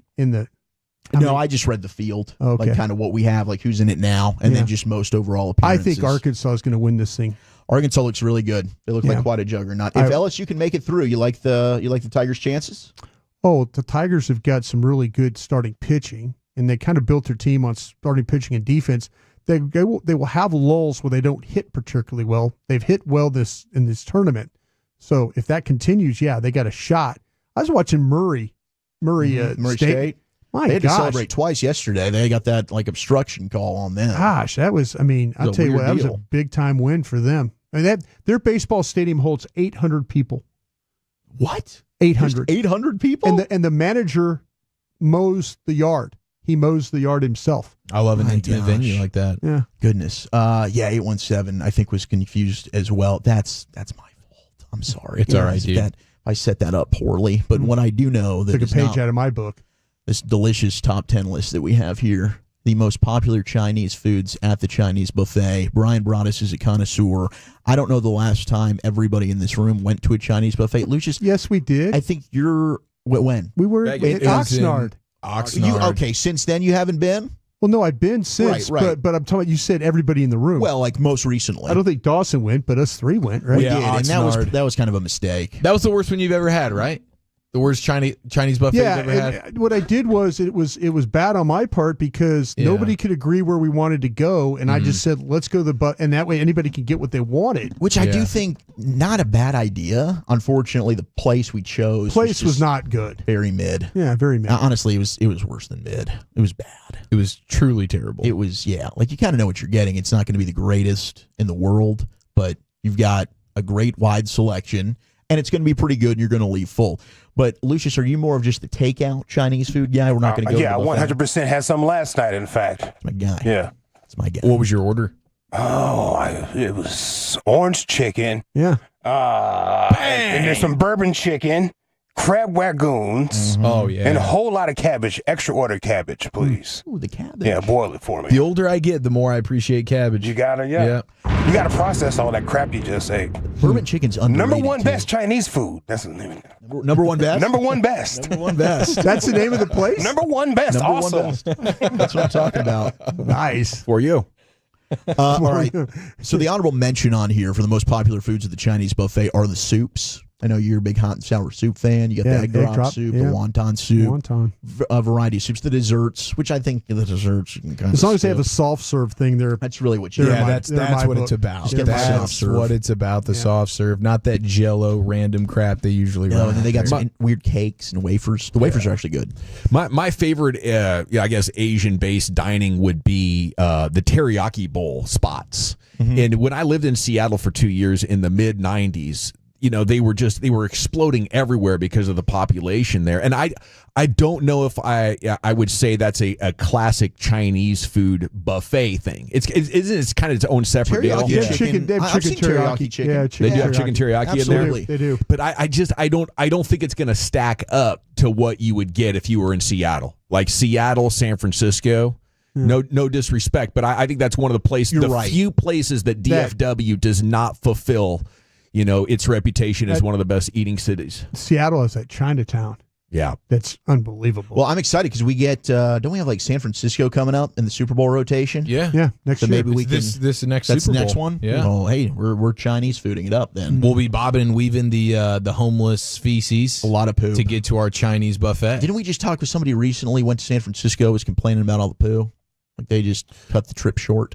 Yeah. Oh, really? Yeah, there's well, they have that app. They have like the Snapchat, but it's called Snap Poo. Like it was so So you bad. can warn people that there's grumpers on your walk route. That's a real thing in San Fran. Our party did witness a one guy, one cup situation. Oh, no. Yeah. That's par for the course. I appreciated him not wanting to leave it on the sidewalk. You know, Yeah. it might have been his front yard. But it's sad. It's sad. He was saving lunch for an Eagles fan. That's what he was doing. There you go. Recycle. Hey, 469's right. That Great Wall in Frisco, the Chinese buffet. That's a really good one. Not too far from the Star. Oh, that's one that's on. It's on Right off Preston. Preston. Right off That's Preston. that's no, an outstanding It one. is very good. They've Very got good choice there. You've got a carving station there as well. Was that the one near the Hooters? There used to be one right there near the it's Hooters. right next door. Sherlock's was across the street. No. This one's That's right. the one we used to go to. This one's next to an In-N-Out Burger. Oh, place. okay. Yeah, and like Red Lobster. It's right before you get on the tollway. Oh, yeah. We're not talking about by the stadium. No. Right, but, That's weed. is the one you go to by the stadium that Lucius is talking about? Yeah, there's one by the stadium right there off by the- Collins. Yes, that's what I'm talking about right there. That's the one that I was hammered. I was hammered That's the after one you're the talking Back me up, parade. I dropped Dawson off. He was amazed I made it to his car. Yeah. He's like, "Okay, good luck, bro." And I'm like, yeah, "I'll see you." And I went straight to the Chinese buffet. I Hope walked. Peggy's slow. not listening to that segment. Oh, I hope not either. Seriously. Oh, you're a bad person. Number 10 is dumplings. I just don't get it. He saw me how drunk I was. He should have Oh, known. he did. Hey, Hagee saved us, man. He stayed for a good chunk of our show because we were all just like, I don't know if we can do radio right now. We were having such a good time. The dumplings are 10. You've got your sweet and sour chicken, shrimp, or pork at number 9. Okay. The crab rangoons are at 8. Yeah. That's too low. I got to be honest with you, the first thing I go for at the Chinese buffet. Yeah, that immediately is- beeline for the They're crab usually rangoon. right next door to the spring rolls and And the the egg regular rolls. egg rolls. Oh, yeah. Boy, your Chinese buffet is hitting if it has crab legs. Oh, they Crab yes. legs? If it has Crab crab legs, legs. you can just crack right. Yeah. I've never had the with it. I've seen crawfish. I've never seen crawfish. the crab legs. There's a couple of sushi buffets, Tokyo One and Osaka. Yeah, they've got some Osaka is crab legs. that's on Osaka's that's delicious. on Beltline. Yeah, that's and a good Addison. one. Yeah, that's good. Kung got Pao crab chicken comes in at 7. Terrific. I love a little spicy kick to it. Boop. Lo mein at 6. Get your noodles. 5 is the egg rolls. Shout out to National Egg Lo Roll. mein is like a little rapper. Little rapper from mein. China or something. Lo mein. Beef and broccoli at 4. I tell you what, you got to be careful. The broccoli could be way too soft. Really? Yeah, it's too mushy sometimes because they let it steam in that pan and it gets way too. It's got these little bite to it with the beef. I also think the proportion, like you get giant pieces of broccoli and then just little slivers of the beef. We need bigger pieces of beef. Yeah, the ratios are crazy. 3-to-1 broccoli. It's a joke. General Tso's chicken at 3. Is it so? Is that what it is? It is so. Is it the So or Sal? Is that the one with peanuts in it? I think that might be the Kung Pao. That's Kung Pao's Yeah, got it's Kung. peanuts. Yeah. Orange chicken at 2. Orange chicken's chicken's goated. so great. I mean, what? Do you put it on rice? That's all. Yes, Yeah. you got to have the Yeah. rice stuck to it on the Yeah. same Yeah. fork. Yeah. Well, when I go to a Panda Express, I'm actually going to do the chow mein. Okay. I am going to do that. There's way You too put much the rice vegetable. in a bowl and then put the orange chicken on top of the rice. Yes. Yeah, that is. You're doing it right. That's the other way to go about it. Yes, the sushi is Japanese, 817. The sushi's not in the top 10 here. Well, I was going to say about the sushi. But they do have sushi. They have Yeah, it. yeah, they do. They do. offer it. It's offered. They do. And then fried rice is number 1. That is the go-to. I'll tell you what. I'll put most Chinese fried buffets. rice in my hot and sour soup.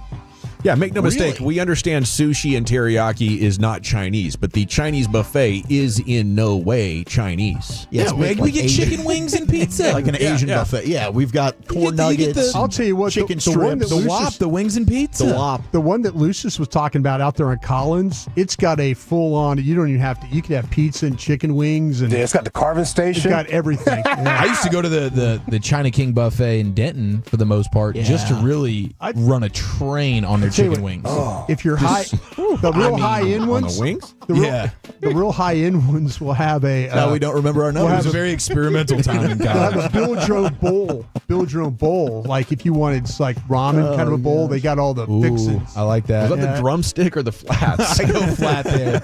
It's the Combination. I love it. I love ways. it. All righty. G-Bag Nation 105.3 The Fan. Bobby Belt talking minicamp coming up at 3 o'clock. The takeaways are starting to roll through. Chief, what are we doing next? Football's finest, where mandatory minicamp means violence and no one giving an S about your feelings. You know who does give an S about your feelings? Well, that's Collars.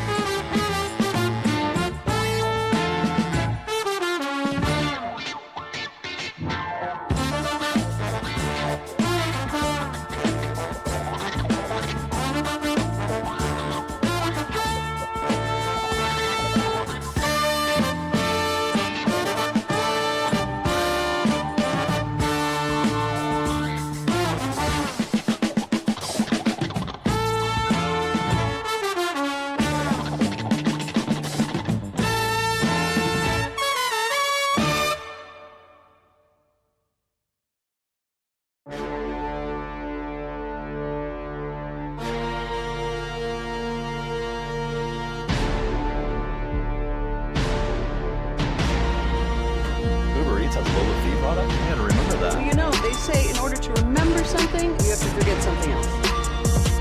Okay, now that is a very cute haircut. That's like a little shag. I've never seen it before. Well, I mean, of course you have. So Rachel. Oh, is that your name? No, I mean like your name. No, I'm Jen. My name's Jen. Right, but I just mean like this is your haircut, but that's hair on your head. I'm not saying this is your hair. Okay.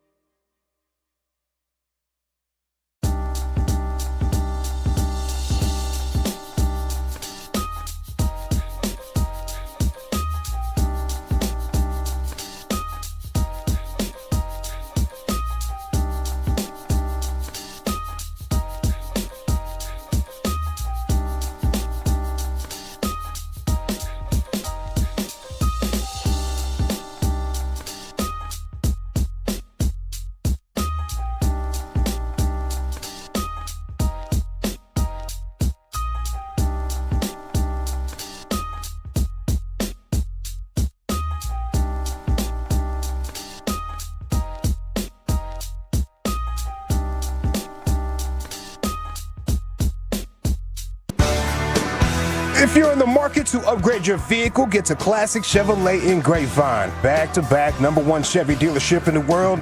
They've got more new Chevys than anyone, and they're all priced to sell. Silverados, Tahoes, Blazers, Malibus, Equinox, and more.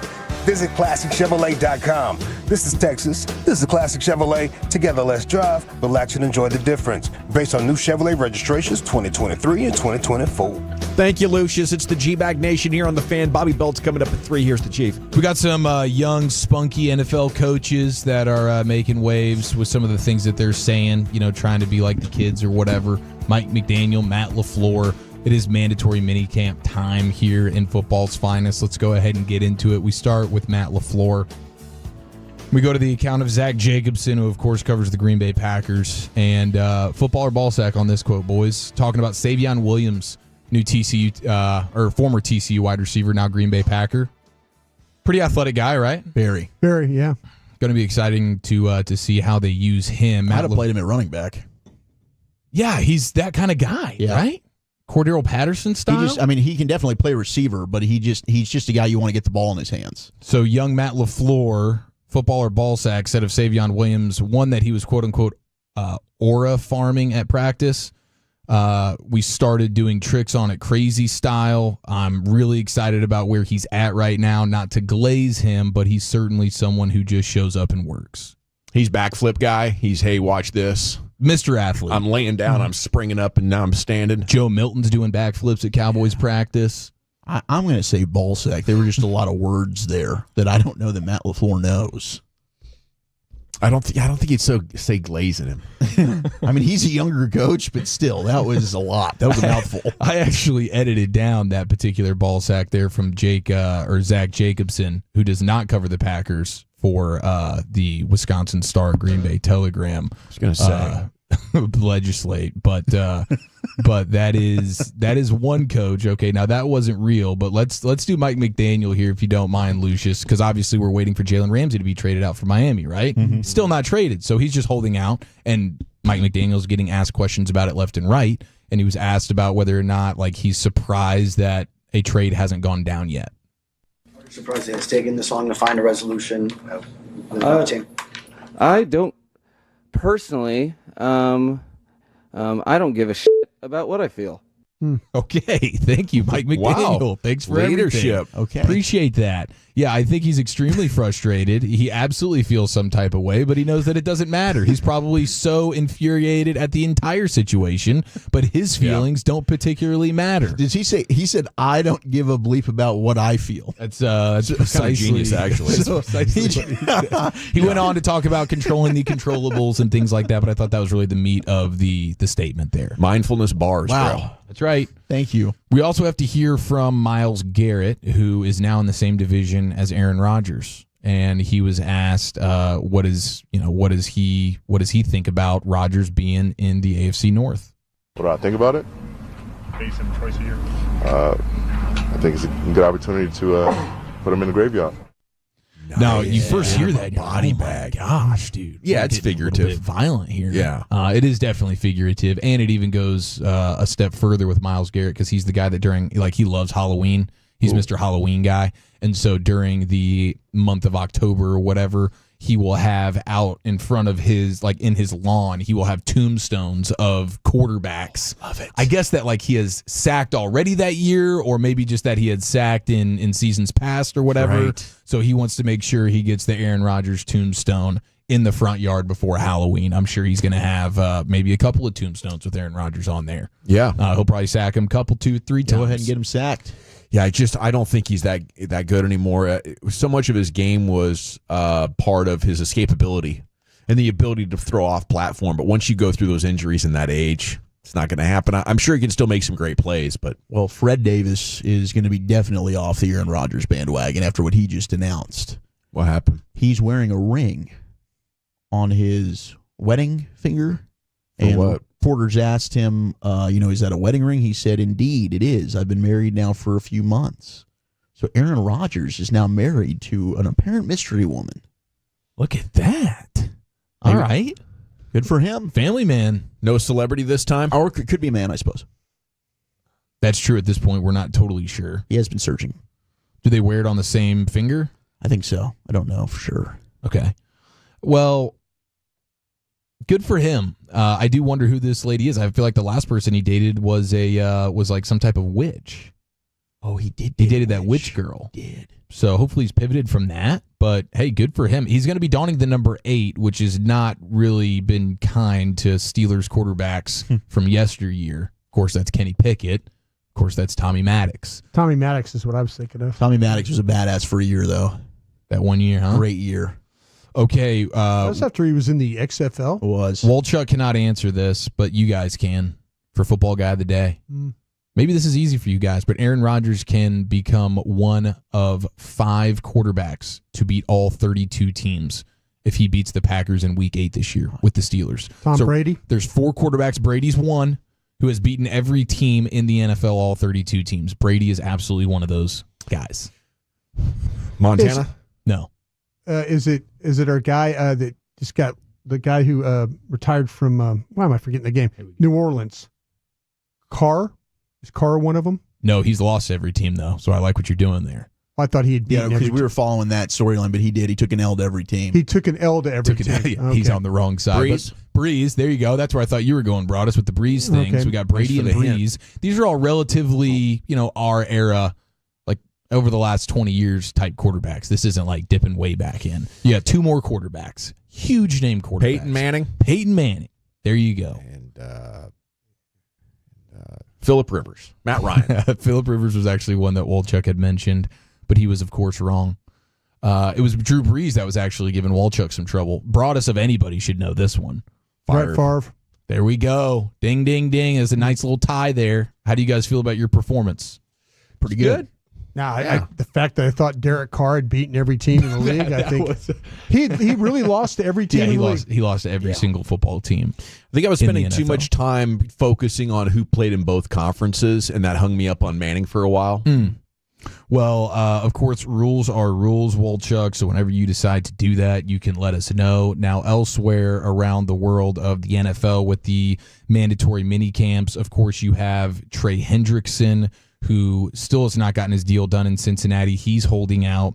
TJ Watt holding out. You're looking at $105,000 in total to miss day 1, 2, and 3 of mandatory minicamp. So that's what TJ Watt, that's what Trey Hendrickson are going to be on the books for. Now, the other thing that you have to consider too with the Bengals, this is sort of who they are and what they do. They also don't have their rookie first round defensive end Shamar Stewart at mandatory minicamp, certainly not practicing. I guess he's there, but he's just not practicing because they can't come to an agreement on the rookie contract, even though it seems like it's happening all over the place. But the Bengals are doing weird stuff, right? They're doing weird stuff. There's like weird language in the contract that shouldn't be in there. And Shamar Stewart, I think, went off on him in a viral video that's going around today. He says, I'm 100% right. It should be a no-brainer. In Trey's case, it should be a no-brainer too. So he's talking about the vet. He's like, I'm not asking for anything y'all have never done before. But y'all, talking about the Bengals, just want to win arguments more than winning games, in my opinion. He's telling that to the Cincinnati Bengals media at his locker. He's there physically, but he's not actually participating on the field. The Bengals continue to just outdo themselves with how poor it is that they take care of their guys. Yeah, I think unfortunately they are the Cowboys' peers in that regard. Like who are the teams that drag their feet the most and aren't that good at figuring out how to get deals done early? I think it's Cowboys Bengals. By the way, we do have a bettor that has placed a $2 bet on the Browns to beat the Giants in the Super Bowl. So Browns to beat the Giants. I bet those are pretty good odds. $2 bet. $6,000? $6,000? $10,000 is what that would pay. Wow. $2 measly on Browns, Giants, Super Bowl, $10,000. Yeah. Not going to happen. The flop checks and Mama take away 5 of them flop checks. I want to stay hungry for the Crimson Tide. Thanks, Wolchuk. And thank you, Chief. Okay, Rangers Player Show coming up in about 25 minutes. What was Bobby Belt's perspective on Jerry and Micah meeting for 30 minutes today while practice went down up there at the Star? That's coming up next here, the G-Bag Nation of the Fan.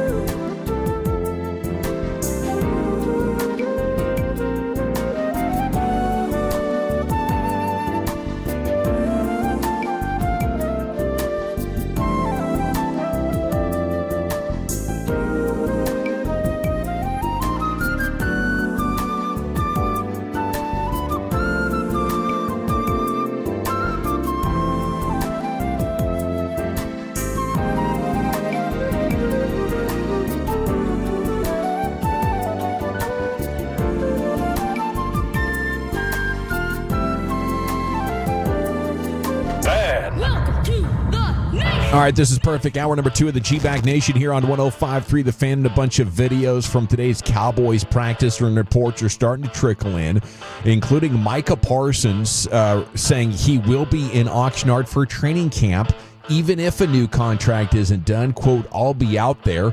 Machota reporting that he did not say if he'll be on the field during practice. He said he and Jerry Jones never discussed his contract during their lengthy talk today. And that is the other thing, social media pictures capturing Micah and Jerry talking there on the sidelines during practices. Bobby Belt from Sean and RJ joins us now here in the G-Bag Nation right now. on your home of the Cowboys, 105.3 The Fan. Yeah, Shotty was great in his pre-deal press conference. Said he's got full attendance. Trayvon Diggs was there as well today. So he said there is full attendance and everybody was happy to be there. As Bobby Belt joins us now here in the G-Bag Nation. Good evening, Bob. How you doing? Howdy, General. How are you? Doing wonderful. What was your perspective? What's your opinion of Micah not practicing but chatting with Jer there for a half hour?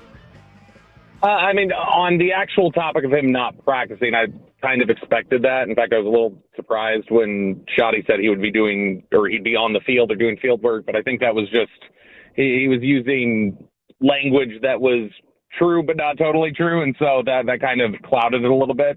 In terms of him talking to Jerry, that doesn't surprise me. I mean, as soon as Jerry was out there, I figured, all right, they're going to spend time with each other if Mike is going to be off to the side. And so they were, arm over the shoulder, face to face, talking for quite a bit of time. But they have a really good relationship. They've got a really strong connection, and have always, whenever they've been out there practice at the same time, they almost always check in with each other.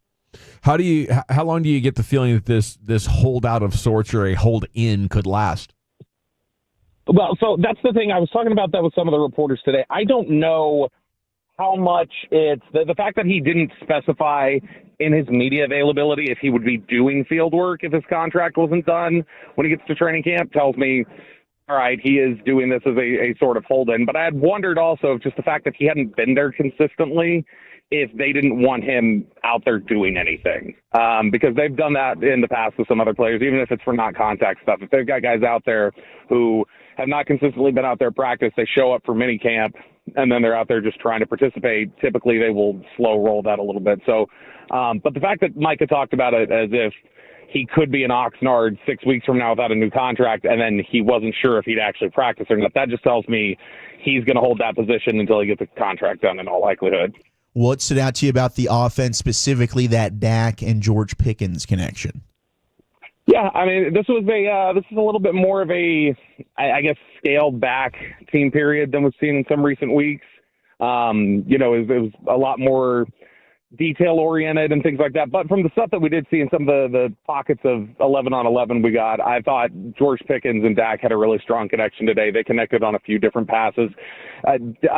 George Pickens absolutely cooked Israel Mukuamu on a route where he faked the slant inside, took a hard step, and then broke outside, and just dropped Mukuamu to his rear. And that was something where I kind of wondered if maybe it was a surface thing because we saw a couple of receivers slip while they were out there. But regardless, he had him completely fooled, got open. Everybody was really excited for it. He and Dak were pumped. And so their connection all day was really, really strong. I thought this was one of Dak's better practices that we've been able to see so far this offseason. He looked a lot more comfortable. He hit Mingo on a deep seam route, looked in connection with everybody. He and CD connected a few times. So overall, I thought this was a good day for Dak, but this is two practices in a row where I felt like, George Pickens really stood out in a big way. Did Miles Sanders still look like the guy with a little bit more spry legs than Javonte Williams? Yeah, and that's natural too, just because of their play styles. But I guess I'm been surprised at just how much spring seems to be to Miles Sanders' game. And there was one moment in particular where there was a screen. They're obviously not doing contact play, been whistled dead. And yet they always kind of, run the play out a little bit to the end zone. And Miles Sanders didn't have the ball, but he was sprinting ahead to block air, basically. So, just in terms of the energy and the bounce and just sort of the running out the ground ball type of mentality. That's been a lot of what we've seen from Miles Sanders. And, originally they were both kind of rotating first-team reps, Javonte Williams and Miles Sanders out there at the OTAs. Today was the first day that I had noticed that Miles Sanders was consistently, when the first team would walk out, he was the first one getting the reps. So they were still rotating, but it was Sanders who would get the reps the very first time, every time the first team offense would go out there. Hey, Bobby, when you're talking about the linebacker play, I assume it's Sanborn and Murray being the two guys? Mm-hmm. Sanborn and Murray were the guys out there. Yeah, so where was Leofau and all this stuff like that? Was he involved in anything that they were doing, or who was subbing in on those things? No, so they actually didn't do. They had the first team and the second team completely separated out. Typically, you'll see some rotation. So the only time we've seen any rotation recently has been at corner. So when Bland has been out there and they've been base packaged, they will put Bland on the outside, and then they will rotate Andrew Booth, and they'll rotate Kaiir Elam. Kaiir Elam was practicing today. Andrew Booth was not. So that kind of changed the dynamic of how they were doing things on defense, where it was Elam and Bland doing all the first-team reps, and when they go nickel, he would kick inside. McQuama would go to the outside where Bland had been. So there wasn't any rotation on defense. Their defense today was their first-team defense. They weren't subbing anybody out except to do nickel stuff. So, but I think that, Leofau had been – I didn't even notice Leofau at any point today. I didn't see him get in any second-team reps. It was actually a light day. We're missing a number of guys in practice. Carson is still working back at corner. Andrew Booth didn't practice. Shamar James didn't practice. But, the first-team defense was pretty much locked in. The only thing that I saw in terms of people subbing out or anything a little odd was on the offense. And that was Jake Ferguson was not getting the reps at first-team tight end for some reason. I don't know why. He was out there practicing. He would get reps in with the second-team offense. He did first-team reps in the 7-on-7, but Brevin Spanford was out there getting the first reps at tight end. Then it was Luke Schoonmaker with the first team, and then when they would go two tight end packages, it was Spanford and Schoonmaker.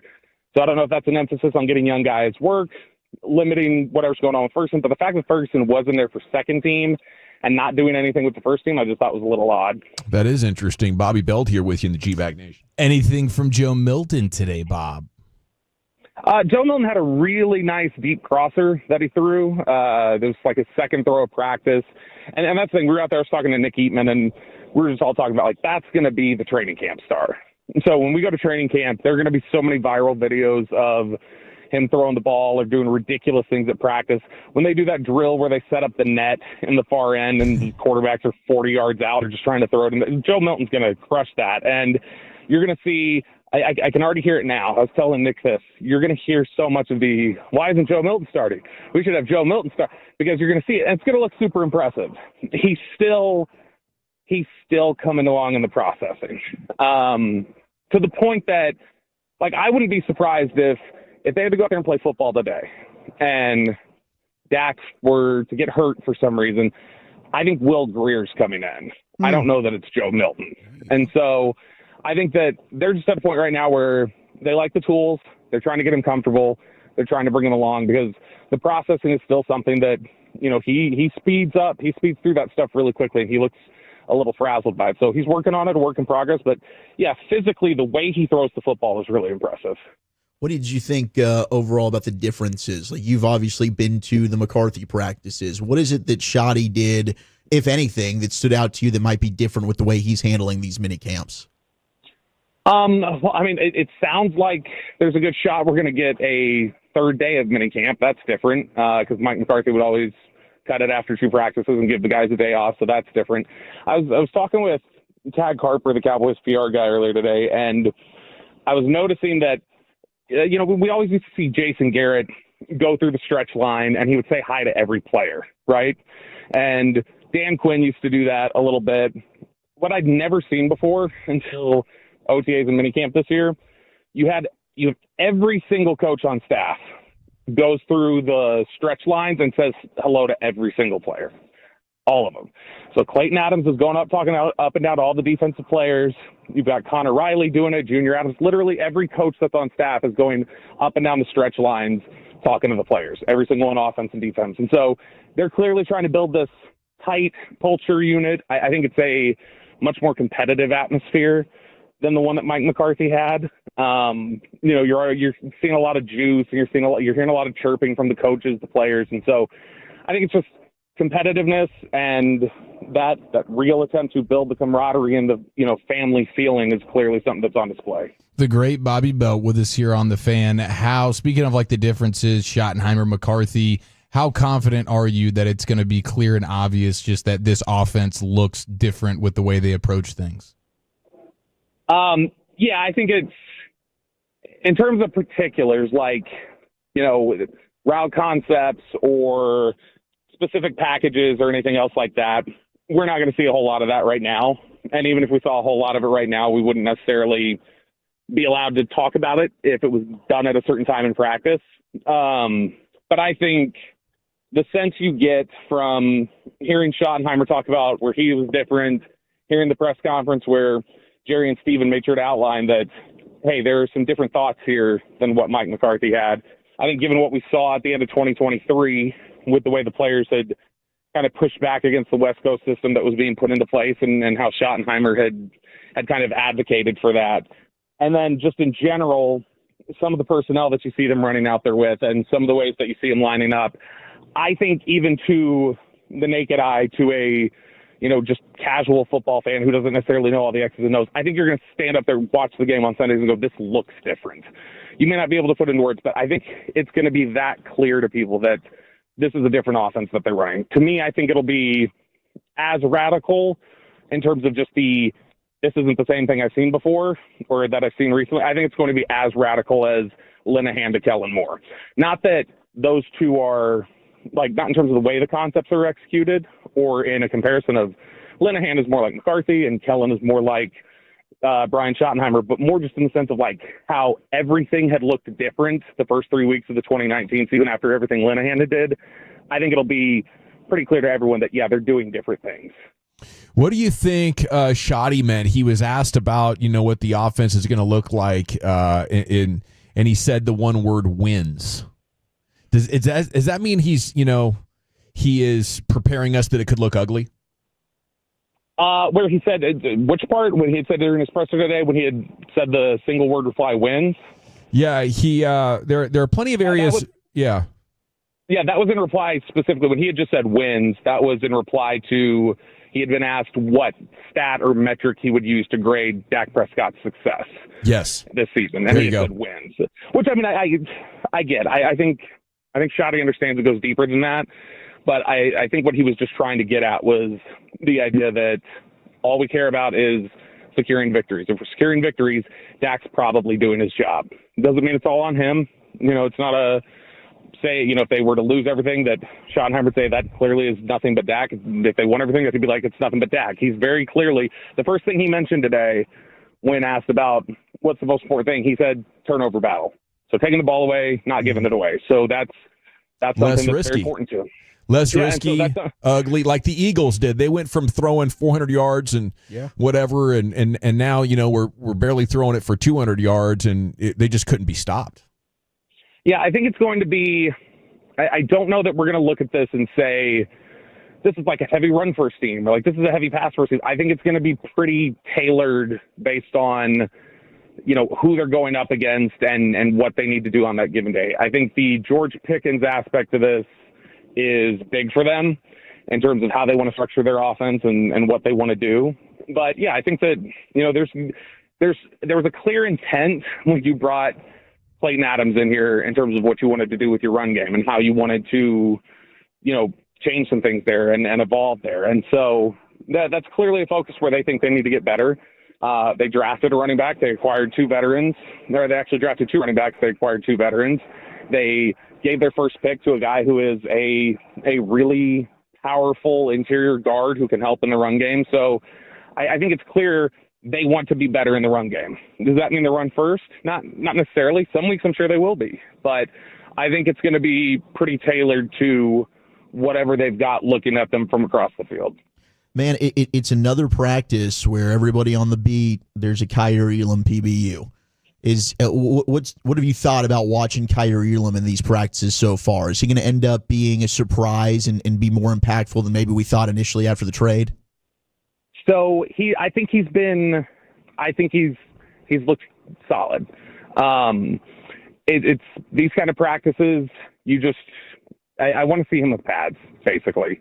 I think that pads is going to be the biggest thing, where he could have had the most dominant practices out here at OTAs and minicamp, and that would have been great, and we would have been talking about it, and I would have talked about being really encouraged by it. I wouldn't have felt comfortable till the pads come on. He's just somebody who, throughout his career, has had these sort of, performances in the spring and the summer, and then when the pads come on, he's kind of disappeared in Buffalo when you hear people talk about it. And so he's a really, really hard worker.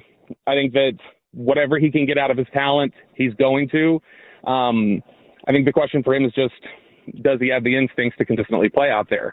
The pass breakups, yeah, he's made some plays a couple different times. Today's was a little, it's kind of a technicality because there was a free play there. They had jumped off sides, and so Dak was just kind of throwing it. But, yeah, he's been impressive, from a standpoint of just, he's not out here getting cooked. Like, he doesn't have the Mukwamu player. He hasn't had an instance like Booth did in one of these where, he just got beat deep down the field. So he's generally been okay. Pickens got him for a step or two last week. Dak put some air under it. He was able to make a pass breakup. So I think he's been positive. It's just not anything that I'm willing to feel really comfortable about yet. Got to run, Bob. Thank you so much, and we'll hear you tomorrow with Sean and RJ. I love you all. He's Bobby Belt here in the G-Bag Nation, home of the Cowboys. We'll step aside. Rangers Player Show, Sean Armstrong coming up next. I want to chat about Window Nation before we get there, though, because if you have any window wants or needs right now, Window Nation's going to get you taken care of with an amazing deal. Buy 4, get 4.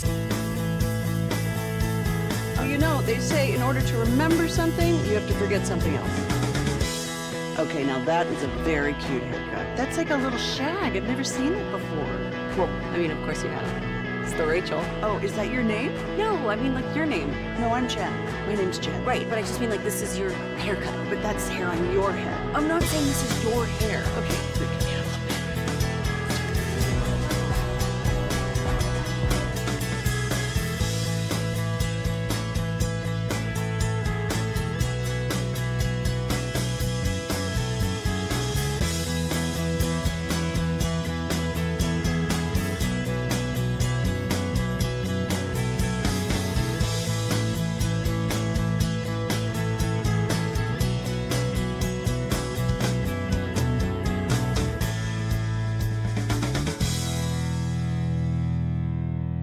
Do you think it's true that you've got to forget something else to remember that Uber Eats has groceries? No, that's absurd. Hey, remember when you used to be a, what was it, Pepper Lady? Pepper Lady? Wasn't it Cinnamon Sisters? Basil Babes. Saffron Squad? Nutmeg Maidens? Pre-curb? No. Nutmeg Maidens? I just said that. Was it Spice Girls? Doesn't sound right. Was it Saffron Squad?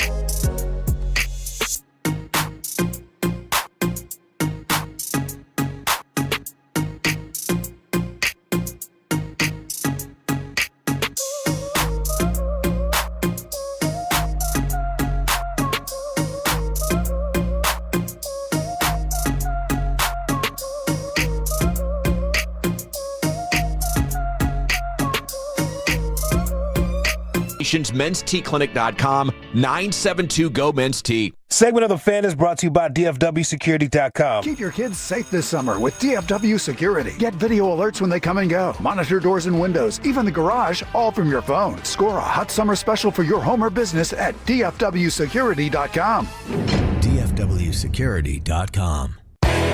Welcome back, Nation. Time for the Rangers Player Show. They're in Minnesota tonight. Our next guest has been on fire on the road out of the bullpen. Whip under .5. He's crushing it. The Rangers Player Show brought to you by Globe Life Field. Over 125 years, Globe Life has helped protect families when they need it most. Globe Life, make tomorrow better. As reliever Sean Armstrong joins you now here on your home of the Rangers. And a good afternoon, sir. How the heck are you? Doing good, man. Can't complain. How are you guys? Well, it's great to have you. What do you think's been working for you so well on the road, and just overall, good season? Congrats on that. But you've been unhittable on the road, buddy. Just trying to just stay locked in and be one pitch at a time. I think that after talking with the pitching staff, pitching core, and analytics guys here, kind of after the outing that kind of I ran into against Houston, I was more upset with myself of not taking control and stepping back and, getting my breath instead of, just kind of feel like I rushed myself there and, just want to do a good job of, setting the tone for myself. I think the pitching staff as a whole has been doing a phenomenal job over the course of the season and, just trying to be one pitch at a time and control what I can control and, go out there and just throw strikes and attack guys. I love that, man. What else can you tell us about how this coaching staff is helpful, with you guys working through that adversity? Yeah, I think it's just more the camaraderie, man. I think that, having, Maddox obviously, leading the core and then having Bushy and then Teagues, first year. I think, as a bullpen we can't speak, highly enough of Teagues. The way that he, kind of deciphers information, brings to us different things that we can kind of work on, we can harp on, things that we're doing good, things that we're, not doing so good, but then also things that we can kind of implement into our arsenal and the way we attack guys, but then also the openness for conversation amongst us as well, kind of our thoughts and what we're working on and, just the communication I expect from top to bottom from, Maddox, Bush, Teagues has been absolutely outstanding. Everyone's on the same page, and there's just it's kind of the same message from all of them, but in a different format. And then again, the ability for the open door policy here for us to be able to go to them outside the lines during the game, after games, before games, whenever it is, they're there for us and to, learn from us learn from them. And it's just been a lot of fun to be a part of. Sean, we've been watching you guys just absolutely deal, no matter if it's the bullpen or the starting rotation. And I know from the fan base, it's like, well, where the hell are the runs coming from? For you guys, does that add to the pressure at all? Like you almost got to be perfect every single pitch? Yeah, I think it's something that, I think our hitters feel the pressure enough. And I think that from a pitching staff, I think the term that we're kind of using is control what we can control. We have a very talented lineup. We have a very veteran presence lineup. And then the rookies and the younger guys that are in that lineup, they're outstanding players. I know it's probably a fan sport. It's frustrating, but at the same time, again, we're going to win as a team and lose as a team. So, we're not going to get caught up in, stats or whatever that is amongst our hitters. But again, we got a really good core staff. We got a really good core lineup. And we believe in them just as much as anybody else. And we know it's going to turn around. And again, at the end of the day, I think, as a pitching staff, we focus on one game at a time, one win at a time, one out at a time, and let the other stuff kind of fall into place. Hey, Sean, I was going to follow up with Zach asked you, though, but you guys have been in so many high-leverage situations. Is this something that, if you have a lot of them early, that you do benefit late when that happens? I think that it definitely sets the forefront for the second half of the season, but I think, you look across our bullpen and, we've all been in the playoffs for the most part. We have guys that have been in the World Series, but then we have younger guys here like, Latzy and Wynn and, Boz, Latzy and Wynn, they were part of a World Series, they saw the World Series. But I think it's just one of those things where, again, we're thriving off one another. Nobody cares what inning we pitch, what out we get. All we want to do is pass the baton and go out there and get outs and put up zeros. And then, inherited runners on base. We want to get them outs and save them for the next guy to us. We have a lot of fun in that bullpen, and I think our core as a bullpen as a whole is pretty special right now. I mean, we've all kind of been journeymen around, except for a couple of guys here that, have been drafted and groomed by the Rangers, and hats off to them too. I mean, Latzy and Wynn, unbelievable arms. We're blessed to have them a part of this bullpen, and I think it's just been a lot of fun, man. I think that's the biggest thing is, like, as a bullpen and as a whole, we look forward to going to the ballpark every day. And I mean, that's says a lot for a 162 game season. Sean Armstrong with us here on The Fan. I heard you're a big sports card fan. And Josh Young is. I'm sure there's other players on the team that you've bonded with over there. So what's the collection like? What are some of your prized possessions? I mean, it's my wife actually cut me off today. She's like, so you got to stop. she's like, I'm getting too many packages at the house. But no, I mean, I collect. I mean, honestly, like my most prized possessions are guys I played with. I have, quite a few. My big collection are one-of-ones, and that's something that I truly collect. I mean, and I'll be honest, Patrick Corbin's got me into football quite a bit. So I mean, been pulling a lot of Josh Allen, a lot of Jalen Daniels, a lot of old school stuff. But baseball is my biggest thing. Like I got the one-of-one list is pretty high. I mean, with DeGrom, Evaldi, Seager, Langford, Smitty, Devers, Guerrero Jr., Shohei. I mean, Paul Skeens, Scooble, Jose Ramirez. Like, it just that's something that I kind of collect. But then again, on every teammate that I play with, I try and buy their card. So that's something that I'm after big time. And then I have a pretty big jersey collection at home, and I try and get all the cards of the guys that I have jerseys of signed and put inside the jersey case, and hopefully one day my son appreciates it as much as I do. So yeah. So I mean, that's kind of the big thing for me is just collecting, those cards and passing it on to him one day. Live it up. Beautiful story, Sean. Great job, and we'll catch up with you soon. Sounds good. Thank you guys for having me. Thank you, man. Sean Armstrong with you here in the G-Bag Nation. It's the Rangers Player Show on 105.3 The Fan. And, yeah, I'd say if my wife was getting too many packages at the house, I'd cut that habit off as well. I think that's a clear sign that might be time to slow it down. Segment's also brought to you by Cars for Kids. Donate today, carsforkids.org. It's also brought to you by the Frankels. Life's unpredictable. Accidents happen. If you or a loved one is injured in a car or truck wreck, call the Frankels for a free consultation, 214 or 817-333-3333. Go to frankelfirm.com. And that Rangers Player Show brought to you by Globe Life. For over 125 years, Globe Life has helped protect families when they need it most. Globe Life, make tomorrow better. Rangers in Minnesota tonight. And the pregame is coming up at 6 o'clock with the first pitch at 6:35. Okay, ESPN's Bradford Doolittle writing about what the Rangers should do ahead of the deadline. And there's some good news, bad news in here for you, Wolchuk. The good news, their win average simulating the rest of the season is sitting at 79.6. So from this point forward, they should play better still is what the numbers continue to say. And, their percentage in the playoffs, you'd rather see it higher. It's at 18.4%. Their championship percentage is at 0.3%. But then he looks at, DH. And I assume when Jock comes back, he's going to be great.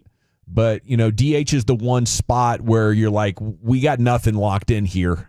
We don't have any great options. Even if you had Jock Peterson, it wouldn't be a bad idea to not have him be an everyday player because of his injury history. So, I'm looking at that DH spot. It's just been pathetic what he did, but I think this should be easy. Mahle for a young guy who's been hitting bombs. That's what I'm looking for, and I think that's doable. And CY told us yesterday, no way they're trading DeGrom. He actually laughed at the question multiple times, which is actually why I was surprised Wolchuk asked it at the time.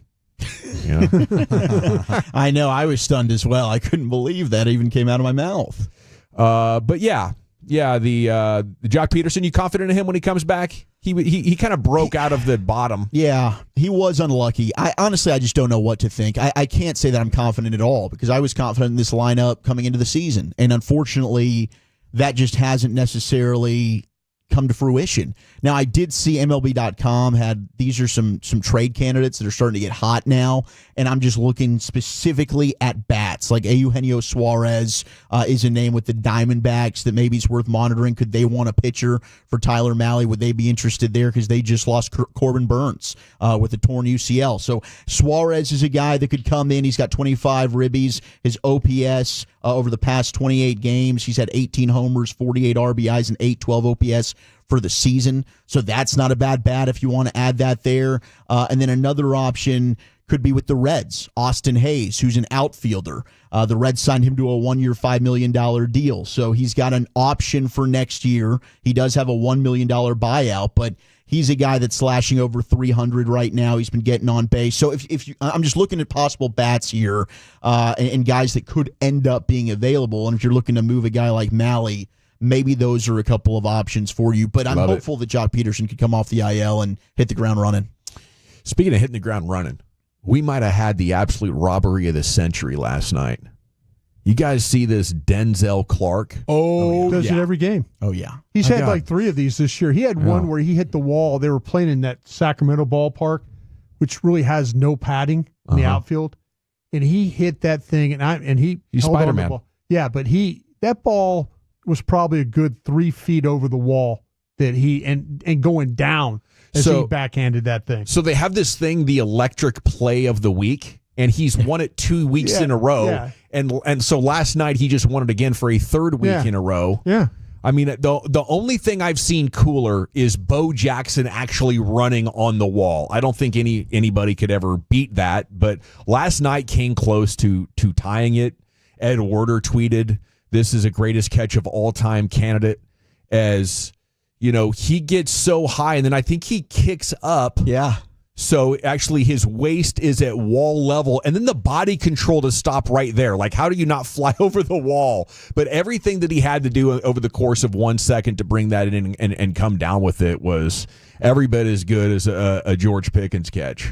No, he literally last night, half his body was laying over the fence. Yeah. I'm surprised he didn't tip over. Yeah, and he didn't. And now I'll tell you, it was just amazing because the way he tracks it. But you could see, like, he had that run in that time when he hit the wall, like, super hard. So you could see him look at the wall, look back. And he was kind of thinking, okay. Here we go. And then when he just, his ability to elevate and then still be able to find the ball as it's, and backhand it. Like, crazy. I mean. Like, still be the glove placement there while just climbing halfway up the wall. Unbelievable catch. The pitcher's reaction was incredible, too. He's just like, he can't believe what he just saw. His hands are on top of his head, and he's just thanking the good Lord that he's got one of the most athletic center fielders we've seen in a while. That would be so exciting every time you give up one of those to center field, and it's like, oh, God, wait a minute. We got Clark out there. We got Spider-Man Hold out on there. now. We're good.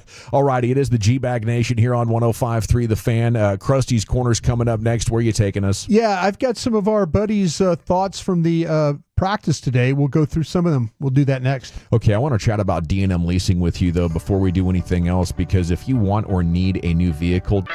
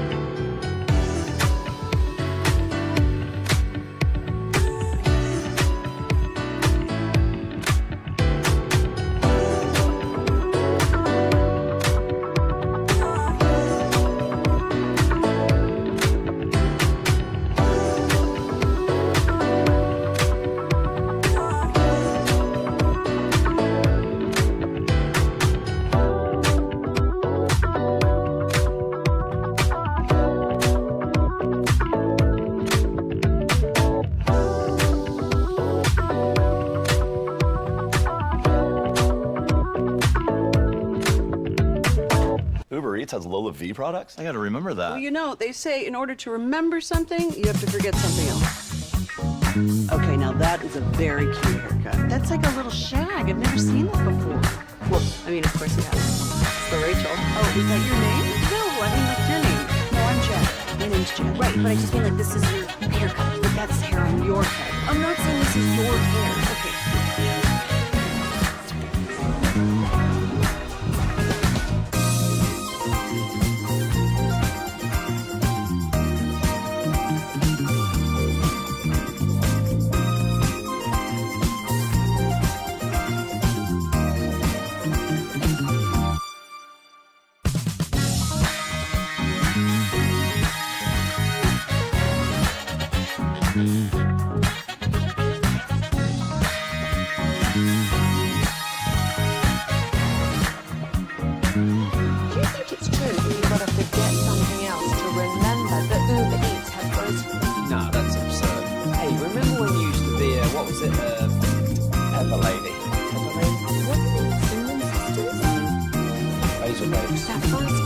Nutmeg maidens? Paprika. No. Nutmeg maidens. I just said that. Was it Spice Girls? Doesn't sound right. Was it sometimes called?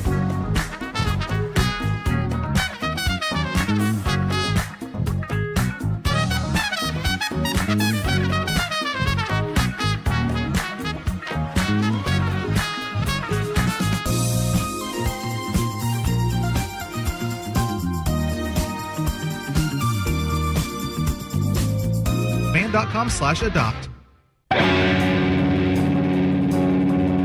If you're in the market to upgrade your vehicle, get to Classic Chevrolet in Grapevine, back-to-back #1 Chevy dealership in the world.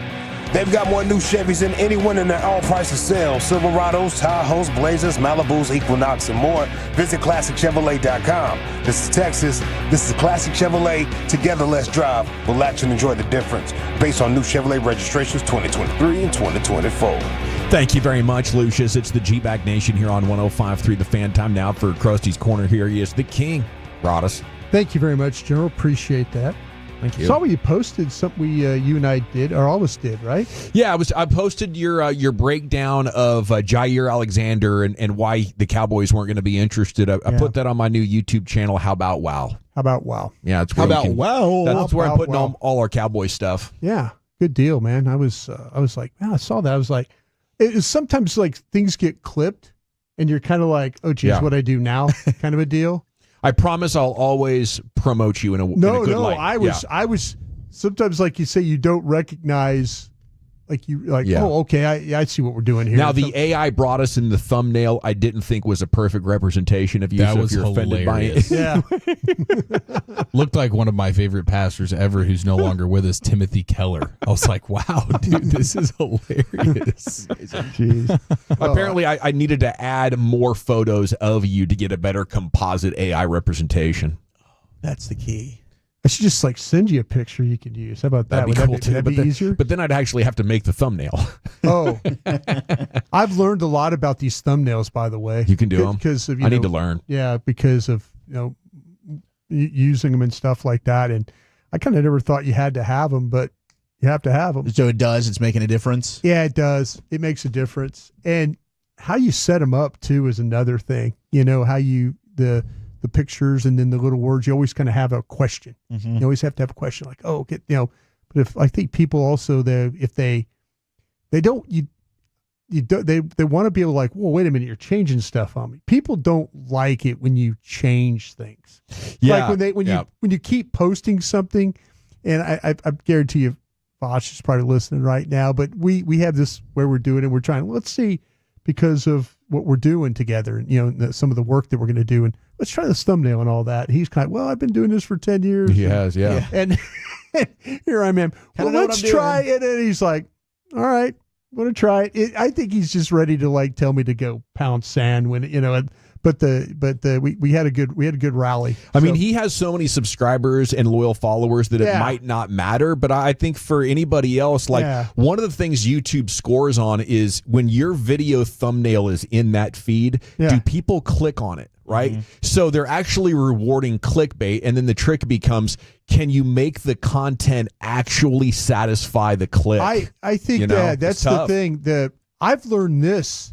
If you have your picture in the actual thumbnail, it makes a difference because people will pass by you thinking it's a clickbait thing. Yeah. They'll say, well, who I'm not going to do that. That's a clickbait thumbnail right there. So I'm learning, man. I know a lot of people out there are annoyed by the clickbait, and trust us, we hate to put it up. No, but you have to play the game. I tell you, I told you the discussion I had with a gentleman the other day about Sean Payton. He took a conversation that we had, and then another one that we had that I had with Vosh about, Sean and what they thought about Williams, the running back here with the Cowboys. And Sean was positive. Sean was positive with me. And the thing that bothered me was in his thumbnail, he said Sean Payton picture, and then, picture of me, shocking revelation from Sean Payton. And I'm going, shocking? He was positive about it. That's the bait. But that's the thing about it is I reached out and I go, excuse me, what's shocking about what Sean said?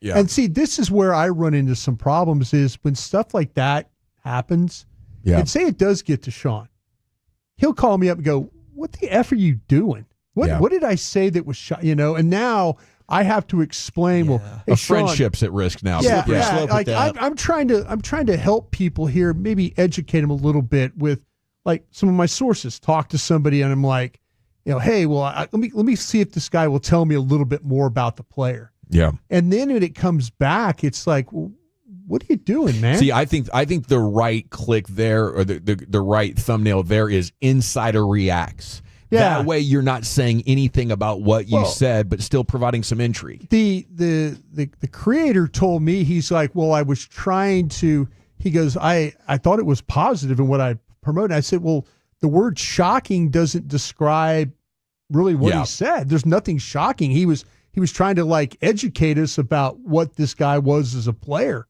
Mm-hmm. And he, and I was like, that's the tough part is now if he comes back at me and asks, what did I say that was shocking? And I don't want to talk to you anymore about this crap. Yeah. And so you lose somebody that way.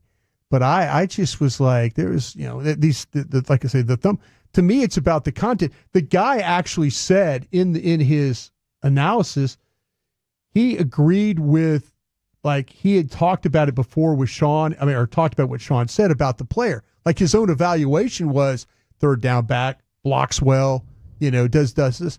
I'm like, why didn't you take that as an opportunity then to like promote yourself? Yeah, like absolutely. NFL coach agrees with my assessment, or something like take what maybe like former NFL scout agrees with my assessment. Mm-hmm. Take it as a positive that you could pat yourself on the back that the guy who coached the player said the same thing that you've been saying for weeks now about the player. So it was one of those things. I just I don't know the intent. So right. I don't know. Are you trying to get clicks, or are you trying to like have really good content? Yeah, I think you got to do both at the same time, and both these things can be hard to do. Yeah. But I think the more shocking thing would be actually if Javonte was capable of having a 300 carry season. That's the case. But Sean was very like, listen, he's coming off knee surgery. It's 2 years removed. This, that, and the other. So I take the opportunity. If you're out there, take the opportunity to promote yourself.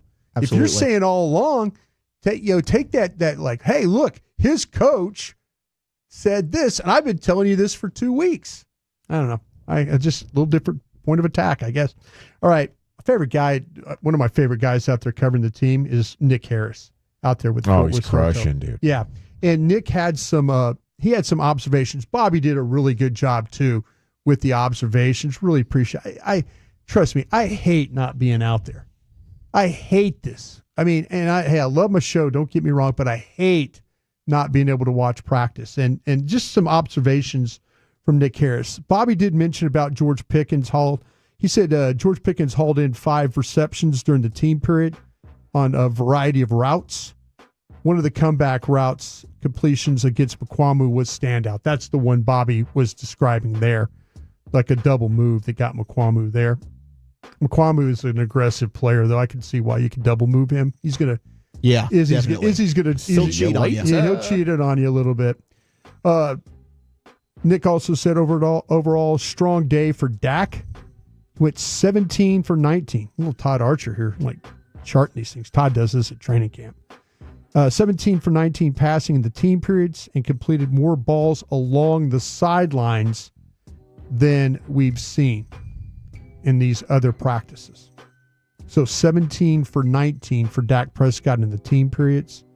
A lot of the sidelines. Remember last week we were talking about a little bit more of the quick game stuff? Yeah, underneath. Maybe they're going to branch out this last week, trying to get those last minute things in before they go to Oxnard so they don't have to teach it when they get to Oxnard. They could just plug it in and be ready to go. So quick game last week, a little bit more along the sidelines this week. He said Joe Milton went 8 for 8. Good day for Joe. 3 receptions to Jalen Cropper, who continues to find ways to get open in this setting. Jalen Cropper is always the guy, right? When we could, is this the quick? I mean, yeah, he's one of those training camp. Been on the practice squad forever. You know, maybe could get an opportunity. Probably not going to get an opportunity. All Oxnard team kind of a guy. Absolutely. Yeah. No. He found ways, like I said, to get some receptions today. On the offensive line, he said, he says Rob Jones, the offensive guard. Mm-hmm. He said he left practice early with some issues there. He's had some little grimacing on his face. So hopefully nothing serious. Yeah, hopefully I need to circle back on that. Another PBU. You mentioned this, Wolchuk, or somebody mentioned this. Yeah. I'm sorry. Another with PBU Bobby. with Bobby, with Elam today. The defensive backs can't be super physical in these settings, but he still finds ways to get his hands on footballs. Eric, I'll ask you again. You're going to wait and see on this one, aren't you? Got to wait and see on this one. I am encouraged. I mean, I love to see that he's popping up in a positive way, but there's been real NFL games that have shown a lot different. So I will wait to see a little bit more in Oxnard, get up there close and personal, and then hopefully he's fantastic. And that would be a huge win for this team who's desperate for it right now at that position. Mm-hmm. I kind of feel like, though, that to me, I was trying to give a reason why you go get one of these corners. Well, hey, when we get the pads on and we do get to Oxnard, and if things aren't looking good, there's your reason to go. Yeah. Now, I mean, if you wait, maybe they get snatched up. Yeah, that's what I worry about. You know, they said one of the main reasons that it didn't work well in Buffalo was that it was a zone-heavy scheme. Yeah. And that maybe that didn't match his strengths. Coming out of college, maybe just was never a great opportunity. He also was a guy that was drafted by the general manager and not the coaches. Oh, okay. And so sometimes you get that. We'll show you kind of a thing. Do you think just having a fresh start and getting your confidence back? Obviously, corner might be the position where confidence is most important. Yeah, I think he's one of these guys. I know when he came out, I didn't have a first round grade on him. I know I had him more of a second round guy myself. I really liked the player. I liked how he looked physically, how long, he played. big guy. I thought, man, this guy's got a shot. You know, and then going to Buffalo, I thought, man, Sean's going to work with him. He's going to be just fine. It was one of those immediate things, though, where guys drafted below him were immediately better. That's just a nightmare, I think, for evaluators and the player. Can you imagine going home that night and then trying to build confidence as a rookie, knowing like the seventh rounder's outplaying you? That was the big thing. The confidence, I think, just wavered. Confidence was not good at all. All right, the final thing he said, and I got an update because this is gonna pertain to Jake Ferguson as well. Today, Bobby talked about this with the tight ends, right? With Ferguson not getting some reps. Yeah, Spanford was working along with the ones. Yeah. This is what Nick Harris, once again from the Star Telegram, was saying. He says more reps for the ones with Brevin Spanford. He's been one of the consistent standouts in the media availabilities. That's good. That's good because we had some questions could he beat Schoonmaker out as that guy? Could he be the second tight end? So if he's more comfortable catching the football, that's good. I did ask somebody in the organization about Ferguson. Was there an injury that we need to know about or something happened? There was the reply was no, he is not hurt. So they're just right now trying to get a little bit more work for Spanford. And so hopefully he did not look comfortable catching the ball last year. Isn't that weird? Because hand placement and all that, just not good. But he's strong, right? He's really strong. He's huge. He was a great blocker at Minnesota. Yeah, he's big, but his hands, it's like, it's just, there's not natural hands to the way he plays. But I always thought if he could kind of correct that, because he can do some things. I mean, he's a little bit, he kind of lumbers a little bit running routes, but a big body guy. The problem is he's generally covered. And if you're not comfortable with your hands, that's when the ball just kind of clangs off you. Yeah. Because you're having to make contested catches, but you got a guy on your back and you're not being able to make the catch. If he can kind of correct those things, I think that he would have a chance. So thanks to Nick Harris and everybody out there who's been watching practice. Really appreciate the updates here. Yeah, I can't wait for more on that. Maybe it means they're going to put a bigger emphasis on running, and they just need to get Scooney and Spanford in there. Maybe there's been a cause for a demerit for Ferguson, but that's one of those storylines we'll have an eye on all summer long. The C-Note most afternoons at 3:20 here in the G-Bag Nation. Then you get Krusty's Corner. But today we actually had Sean Armstrong on. It was great to talk with the Rangers reliever back there at 3:20. So we'll do the C-Note coming up next, and maybe some wild speculation on what Micah and Jerry were talking about today at practice. That's coming up next to Nation. Fellowship at its finest. You don't need time.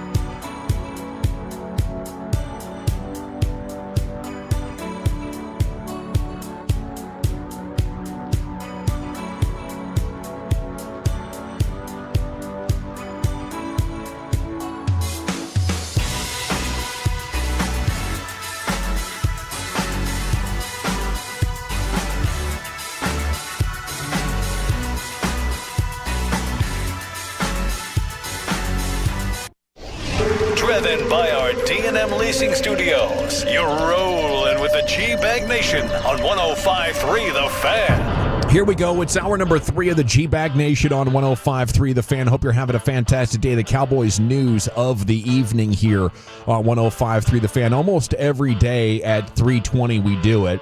But today we couldn't. We were talking with Sean Armstrong. Just retweeted that, by the way, from @GavinDawson on Twitter. You can go to @105.3 The Fan as well and watch that Sean Armstrong interview that we just did. Listen to it.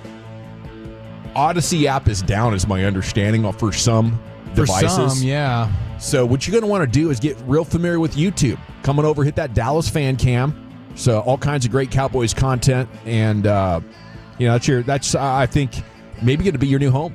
As much as I love the Odyssey app, and that's a fantastic way to get 105 through The Fan, maybe you'll find the YouTube way to be good for you as well. So whatever it takes, but just always know that whether it's terrestrial radio over the airs here, a 100,000 watt blowtorch, or the power of a great podcasting platform like the Odyssey app, YouTube, Twitch, 105throughthefan.com as well. I think it's /Dallas Fan Cam over there as well. So I think you got 5 or 6 different ways to get us. Do not give up if one fails. Cowboys defensive end Micah Parsons said he'll still be in Oxnard for training camp even if a new contract isn't done.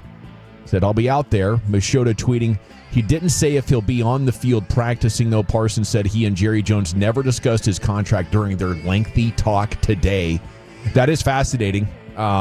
Didn't come up at all, but they were, chatting for 30 minutes, and seems like they hadn't chatted for like 7 or 8 weeks.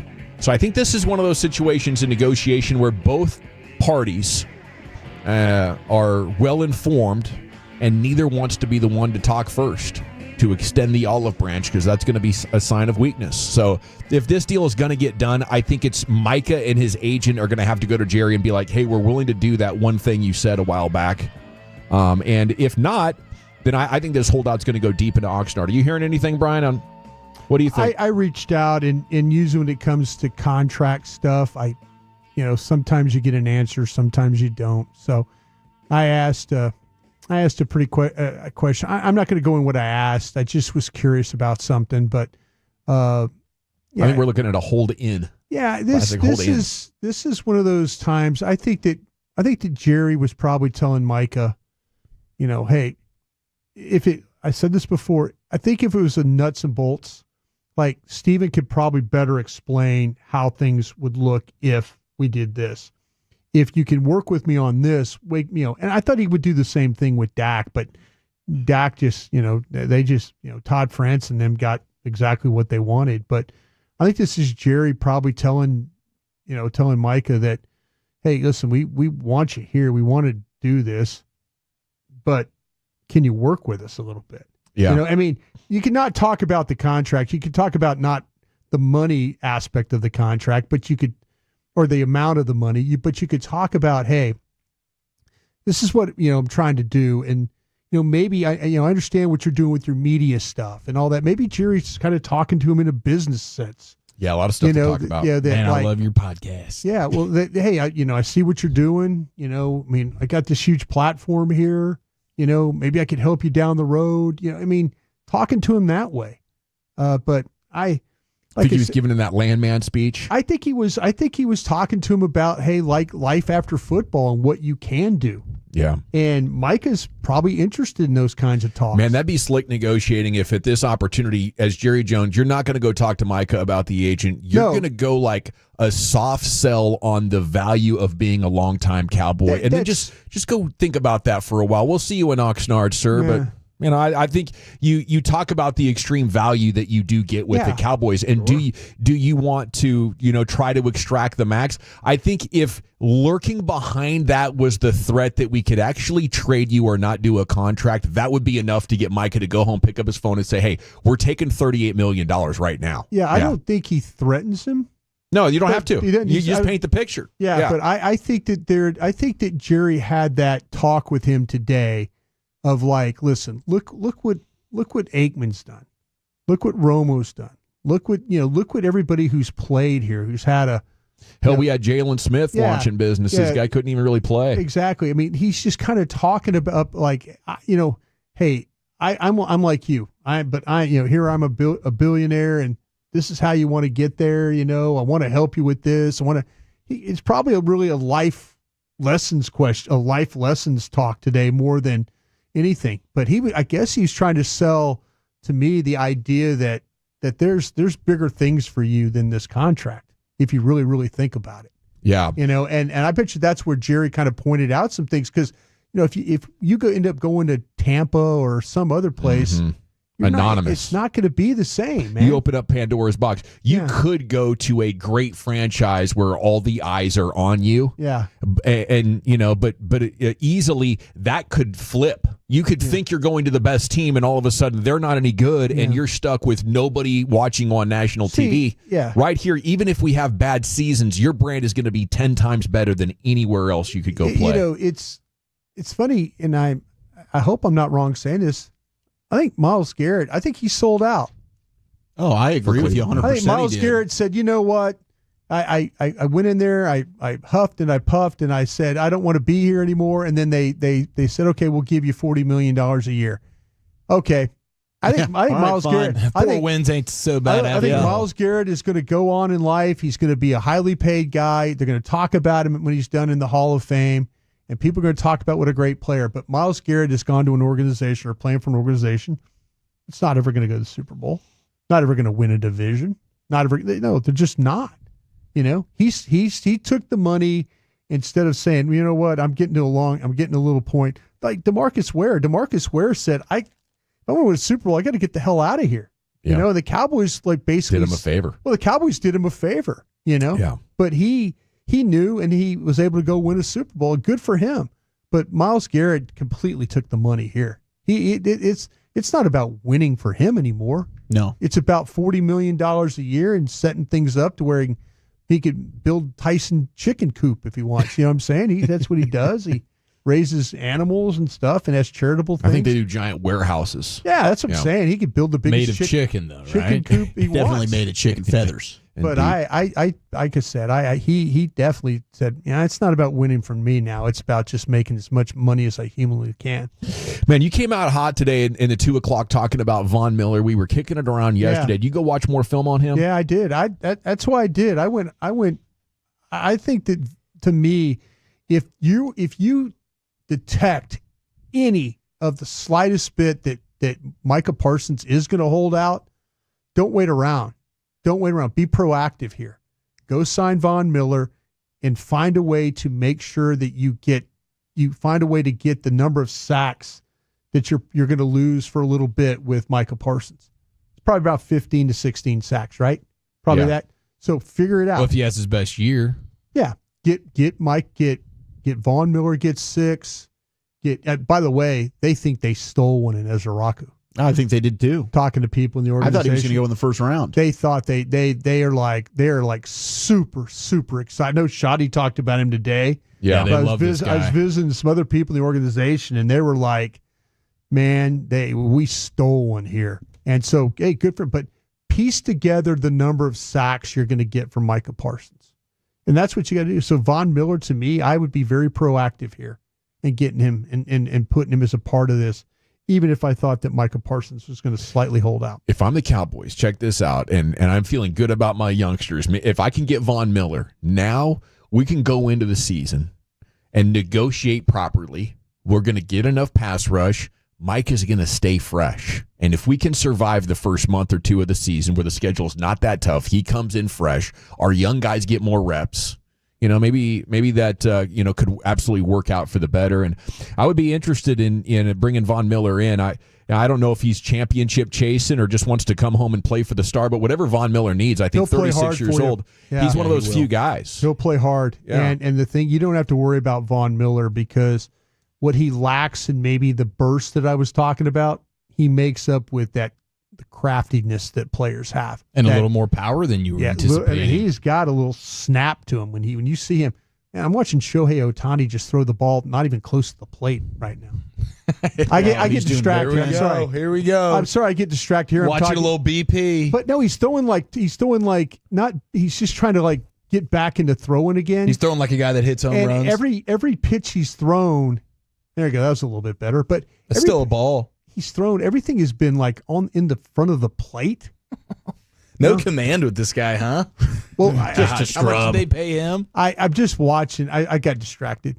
I just can't believe that Shohei Ohtani, I mean, good for him pitching, but yeah, it's there stupid. you go. I guess if he does it again, they can just never pitch him again. Somebody hit that a ton. I mean, he's the MVP. He's the reigning MVP. He's the MVP favorite for this year. Yeah. There's just so many things about him. Now that we've proven that, we're the Dodgers, maybe if this was another team like the Rangers that needed him to hit and pitch, we'd be like, oh, yeah, you have so much that just use him as a hitter until you need him as a pitcher is the way I would approach this. I don't want to risk getting him hurt because he's so dominant. He's in his prime. Like you said, his best year when he didn't pitch as a hitter. I mean, it was unbelievable. The stolen bags as well. Yeah, and everybody loves a good stolen bag. Well, wait a minute. Are you guys changing up on me now? You guys yeah, we did. Did you? Yeah, we changed after another injury. Yeah. Hey, if he wants to pitch, we'll see how it goes. No, I paid him to pitch, and they got injuries. I'm like hey, listen, I don't want that guy being the punt return guy. And I used to get the big pushback from you guys on that. There's Travis Hunter for sure. There's my guy Ice-T over there. I can't get away from him today. That Car Shield app. I'm serious. The old stuff, Ice-T, late 80s, High Roller. Go put High Roller on it. Tell me you've heard a better rap song in the last 2 decades. I don't think you have. I'm going to have to put it on, dude. Okay. I mean, when I think of Ice-T, I think of Law & Order SVU. You're right. Yeah, it's disappointing. Boomer. Yeah, he's totally Boomer. He was the king. He was the king of cool, man, for a long time. All right, it is the G-Bag Nation on 105.3 The Fan. Where are we going next, Chief? Oh, it's a great question. Sports hodgepodge. We got some college football news. We got NBA stuff to kick around. And your viral clip of the week is not, in fact, a ball sack. That's next in the nation.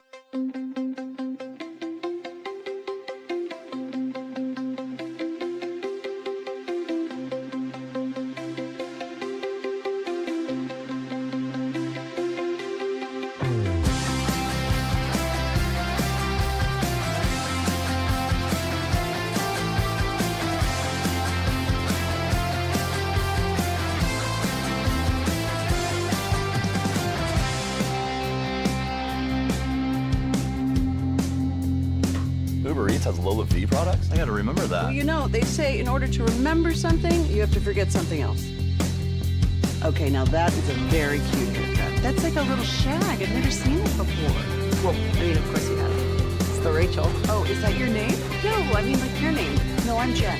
My name's Jen. Right, but I just mean like this is your haircut. But that's hair on your head. I'm not saying this is your hair. Okay.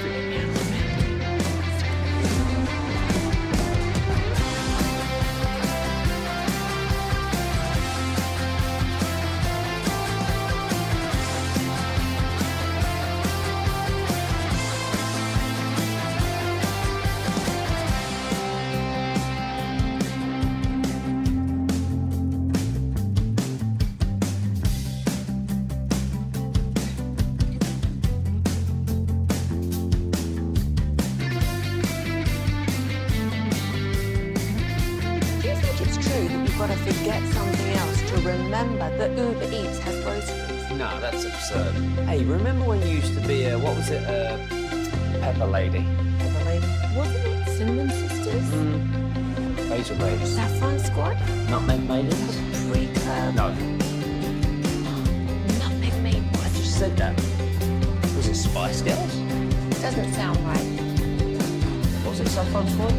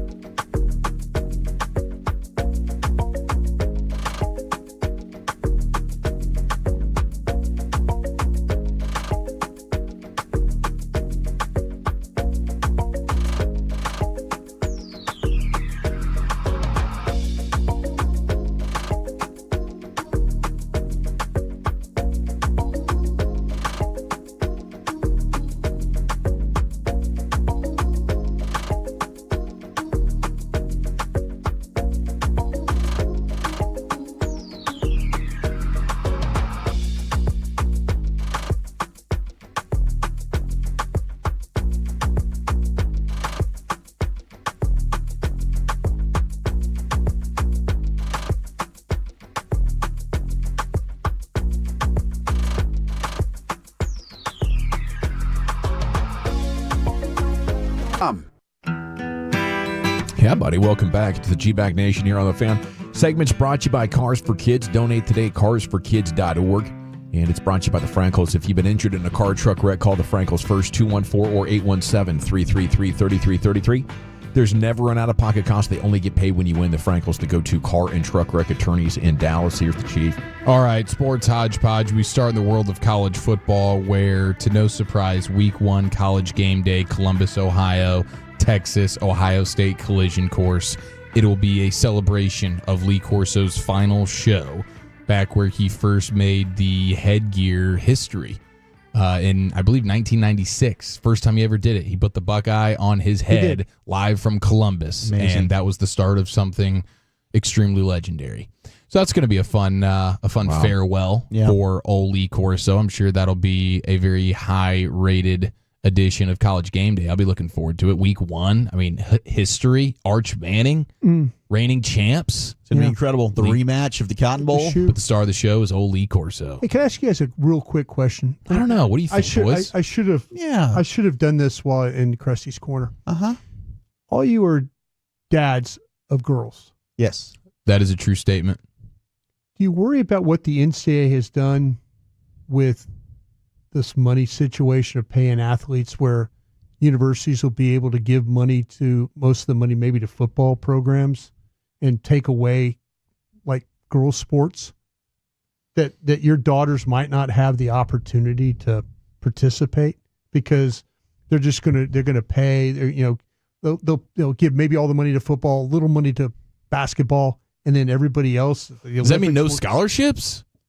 Yeah, I think it's a bigger pie now, so I think maybe they can get that dough, which leaves a little of that Title IX money left over for the ladies. Plus, I think they're getting paid now, too. The Texas Tech gal, Kennedy, $1 million. I don't know if you're going to get that anymore, though, I think is what you're alluding to. Yeah, I don't know if you're getting $1 million softball pitchers anymore. Yeah. See, what I worry about is these schools getting allocating, like, say $20.8 million, and then say 18 of that going to a football program, and then I've just been kind of keeping up with people who've been talking about it on air.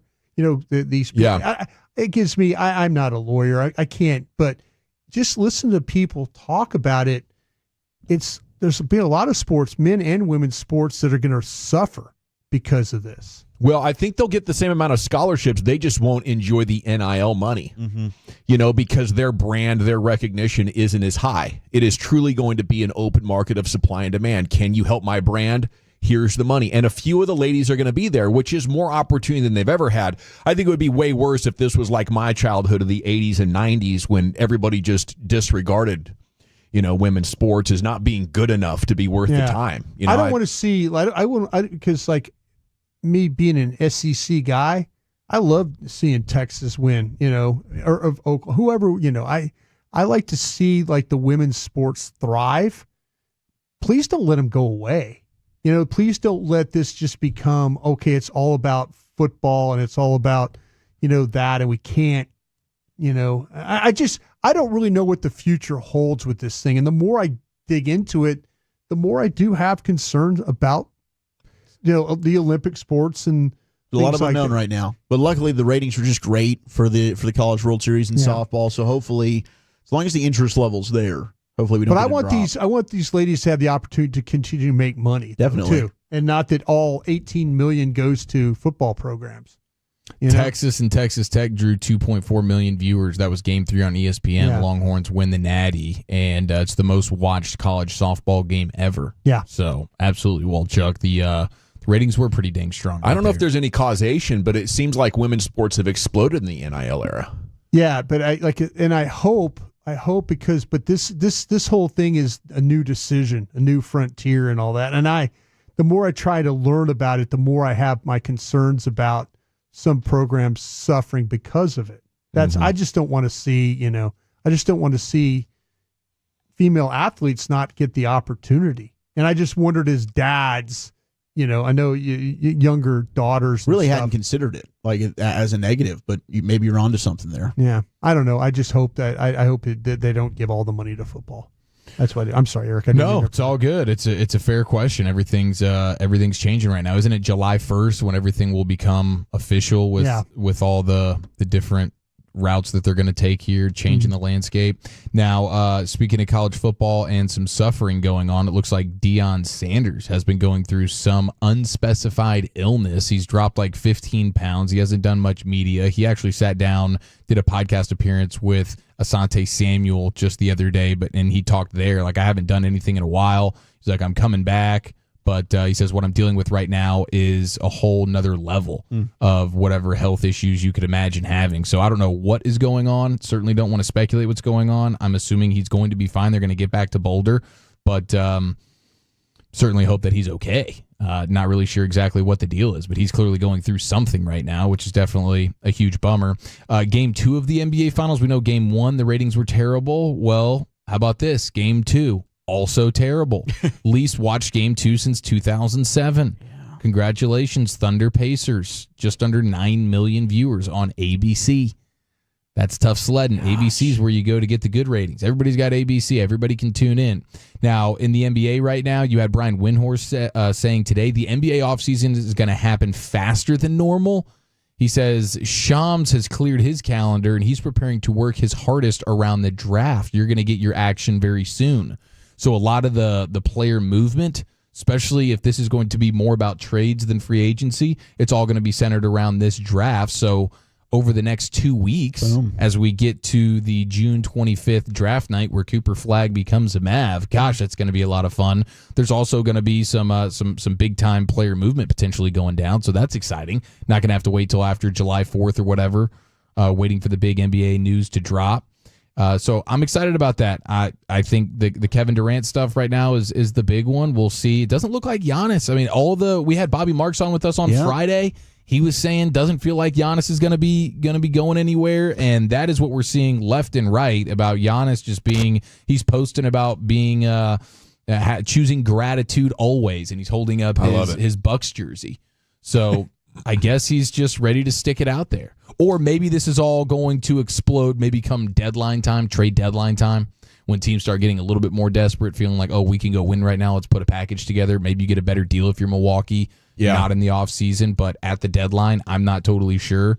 It kind of strikes of, Giannis and the team saying, hey, we're working on it, but let's not make it public. We don't want to decrease our position. And if you have to come back and play next season, we don't want to feel like it's already been decided and you can't, because we have to be open-minded. We're not going to trade you for crap, So if we can just not publicly demand a trade or even ask for a trade, we'll work on it. That'd be pretty fun. Yeah, and Mark Stein continuing to report that Jason Kidd he doesn't think Jason Kidd's really trying to get out of Dallas. So I don't know. I'm just waiting for this thing to end. I hate the idea that it's still just lingering out there like that of him potentially going to the Knicks. Like you haven't heard the Mavericks come out and say he's not interviewing. We're not letting that happen. Or Kidd himself finding a way to just be like, no, I'm good here. I'm happy here. He hasn't made that known. Yeah. So I mean, this is obviously good for the brand of Jason Kidd. Yeah. Having suitors and just driving up your value to some extent. But Mark Stein continues to hammer home. He thinks Jason Kidd does want to be here, for whatever that's worth. There was the report that the Knicks definitely want to hire Jason Kidd. Is he their top candidate? I think in an ideal world, yes. If he was a free agent right now or something, yes, absolutely. I continue to hear that they kind of want a former player to be their coach. Mm-hmm. So that obviously narrows things down a little bit, but I don't know. I'm guessing it still ends up probably being that Johnny Bryant guy. From the Cavaliers staff. Man, everyone wants that Cav staff that just lost in the second round. It's weird. Yeah, well, I mean, they had a dang good season. Yeah, that's for sure. They had a good season. And then it all came crashing down in a big way. Speaking of crashing down and crashing out. There is one more thing on that topic real quick. As much as I need resolution on this, we need Nico to be let go before I think we can get a real fresh start. And I hope that the Cooper Flagg era is not tainted in any way by that, because I've been talking to a lot of Mavs fans out there that are like, this is exciting, but man, it doesn't feel right with Nico still here. It's like every time you tune into the Mavs, you have to see Nelson Cruz in right field failing to get that ball, right? Every time you see Nico's face, that's what you're going to see. The biggest failure in our organization's history. So please, Dumont, move on so we can enjoy this without worrying about what Nico is going to do or being reminded of what Nico did. I think what Eric or Zach said is we haven't heard him shut the door on this, but going in and looking at some stuff, obviously he is the number one candidate for them. Yeah. See, that's what I thought I read. Yeah. So, I mean, and this is coming from New York writers. Mm-hmm. So, but just the return just doesn't seem like it would be worth it for the Mavericks at all. Yeah, So, I like, think we're cool with this. Right now, the reason we haven't heard that they've for sure said no is probably because they're calling. You know, we're seeing if it would be even worth it, and I would imagine New York's not going to be willing to give. Like, sure, you can have them. We can work this out. I mean, because a first-round pick is worth so much in today's NBA when you need a superstar and then a lot of skilled role players. You need these rookie contracts. You willing to give me, go out and trade players for first and send them here? Trade us good players? We can do this. But I just don't think there's any way New York is going to be willing to give whatever package the Mavs want. We had a fantastic crash out last night. Our guy in Puerto Rico? The malice at the Puerto Rican Palace. Ooh. This comes courtesy of our guy DeMarcus Cousins, or as Wolchuk likes to call him, the one and only DeMarcus Boogie Cousins. He was struggling that night, and it's okay. He was just boogie. That might have been a gummy night. Cousins. I don't know. Feels like you're getting gummy vibes from Wolchuk there. Absolutely. Aren't you in the nosebleed seats? Gummy vibes. Very well could have been a gummy night. I can't confirm or deny what was going on there. That's the looseness of booze and the overthinking of a gummy all in one. That 10 o'clock hour, man. It's the perfect recipe. Yeah, DeMarcus Cousins, man. Beer was being thrown on him. He's playing in Puerto Rico. And he was ready to fight the entire arena. Yeah, he was. Is what he was. I believe it was 6 or 7 security guys that had to keep him restrained from not going into the stands and tearing people up. He did at one point rub himself in the schwanz area, and then appear to rub his sweaty crotch-filled hand into the face of a fan that was sitting courtside. So it got really buck wild. But now we know there is a Puerto Rican basketball league. I did not know that. It's good for the marketing. It absolutely is. Now, how about the video? We discussed it briefly yesterday, but Carter wasn't here. Carter, please throw the bounce house video onto the fan cam. This is the craziest video of the week on the internet. We thought that this might have been some type of AI situation. At least that's what a lot of the texters were saying and the Tolos yesterday when we were talking about this. But it turns out this crazy video of a bounce house, it's in South Africa, believe it or not, Wolchuk, the homeland. There we go. And it was 25 or 20 mile an hour wind gusts or whatever, and a bounce house that had a couple of kids inside of it just goes flying, soaring into the heavens, and you see a couple of kids fall out from like 20 feet in the air, just falling smack dab onto the grass. The video is crazy. So crazy that, again, people thought it was an AI clip, but the children fall out from 25 feet in the air. Children treated for injuries, believed to be okay, but that is the very unspecific report that we have about the kids that fell. And again, it was a 25-foot fall. The video is wild. Is truly there's no way this crazy. is real. I can't believe bounce houses can get just spun up like that. But maybe the winds of South Africa are just that ridiculous. Well, Chuck, I don't know. Can you imagine how good that lawsuit's going to be? Run away. Yeah, that lawsuit's going to hit good. Hopefully, it's nothing more than maybe a broken arm here or there. Yeah. What do you think? Maybe these kids had like a rolling land that could save them a little bit, like the cheese wizard. Maybe chasing the cheese that's ball. possible. Do we sign releases to get in this bounce house? Not from my experience. Okay, my experience as a dad, my kids just take their shoes off and go have a time. Go have fun. I'm not signing any paperwork.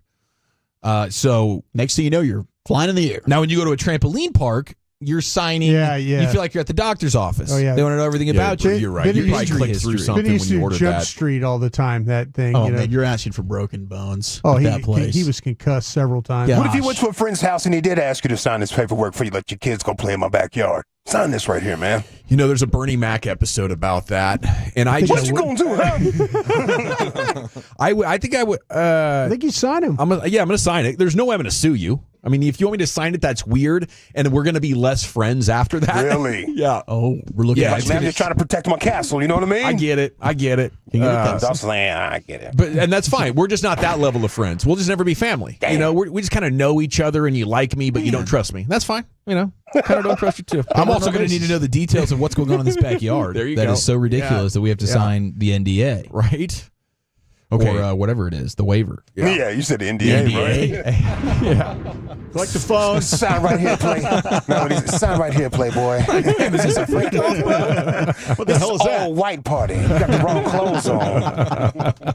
What was his alter ego? Buddy Love? Was it Buddy Love? Yeah, Buddy Love. Yeah, that's classic. Boy. Yeah, seeing that in a different light. Okay, Sands is coming up next. He's at Jared Sandler. We got Rangers baseball conversation coming up next, The Nation.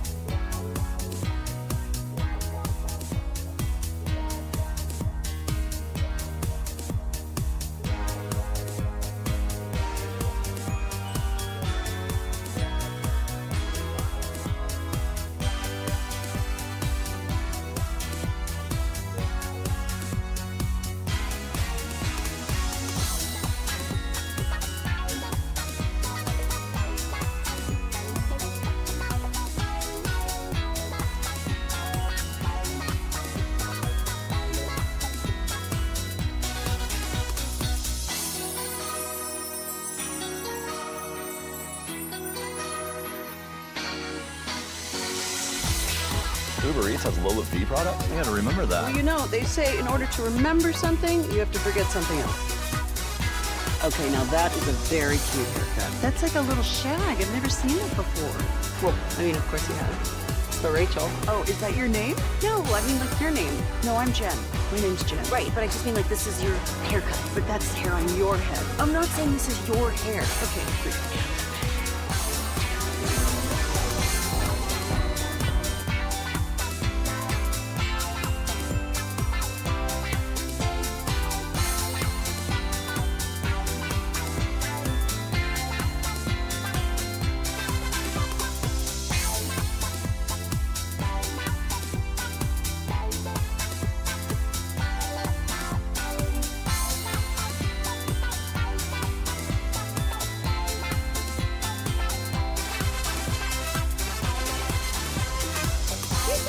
true that you've got to forget something else to remember that Uber Eats has groceries? No, that's absurd. Hey, remember when you used to be a, what was it, Pepper Lady? Pepper Lady? Wasn't it Cinnamon Sisters? Angel Babes. Saffron Squad? Nutmeg Maiden? Free Curb? No. Nutmeg Maiden? I just said that. Was it Spice Girls? Doesn't sound right. Was it Saffron Squad?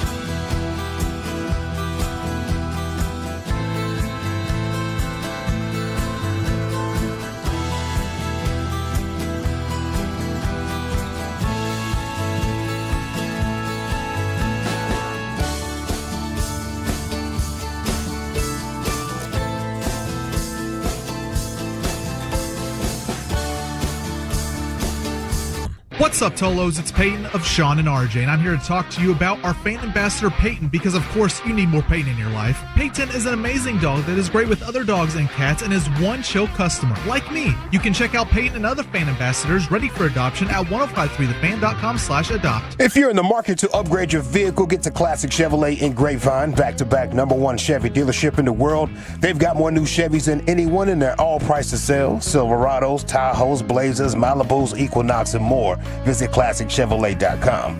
This is Texas. This is Classic Chevrolet. Together, let's drive, relax, and enjoy the difference. Based on new Chevrolet registrations 2023 and 2024.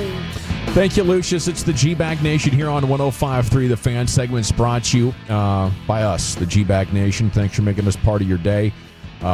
Rangers pregame's coming up at 6 o'clock, and it's time now to catch up with Sands, brought to you by Blue Nail Roofing. How you doing, Jared? What's up, guys? Little Stone Temple Pilots, huh? That's good jam. Yeah, I love that stuff. Love talking baseball with you, Jared. Question tonight about the starting pitcher, Tyler Mahle. He's been so good.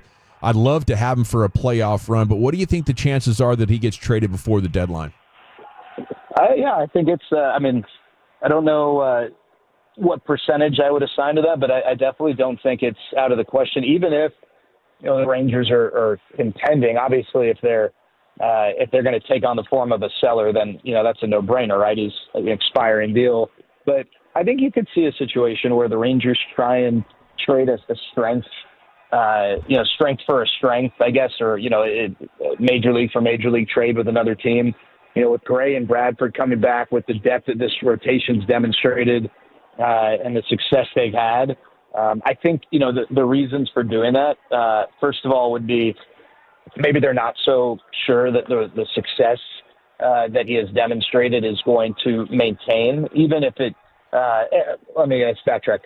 I don't know that they expect them to have an ERA that barely scratches the surface of 2, but, if they feel like there's some results that might regress, they want to get on top of that in advance, or maybe, maybe they just feel like, hey, from a financial standpoint, this is one way for us to create a little wiggle room at the deadline, while also adding to whatever it is that, we're trying to put together. Obviously, the Rangers are not a perfect team. They're holes. And I could see that happening for sure. Now, of course, they might not and might just continue to roll with it. But I think even if they're contending, I think I could, he'd be the guy in the rotation where it's like, all right, if you're contending and you were to tell me there's a guy they would trade in their rotation, who would it be? It would probably be him. Okay, and would you settle for just a DH, or does it have to be an outfielder DH? I mean, I think for flexibility's sake, I'd like a guy who can play the field, even if that doesn't, mean that would be his primary role with the Rangers. I just think, whenever you have a guy who's a DH only, it limits you. It limits your flexibility, not only in writing up the lineup when the game starts, but maneuvering in the middle of the game too. It doesn't need to be a Gold Glove guy, but as much as I can avoid a guy who's a DH only, I want to. Obviously, if it's David Ortiz, then you roll with the punches there, right? You make it do. But anything short of like a perennial all-star type hitter, I think having a DH only can really hamstring you. Jared, I hope that this is not a butt cracking. I don't think it is, because this is the real Ken Rosenthal on the Twitters. But he is reporting that Craig Kimbrell is signing a minor league deal with the Rangers after he elected free agency following the Braves designating him for assignment. So thoughts on the Craig Kimbrell addition to the minors?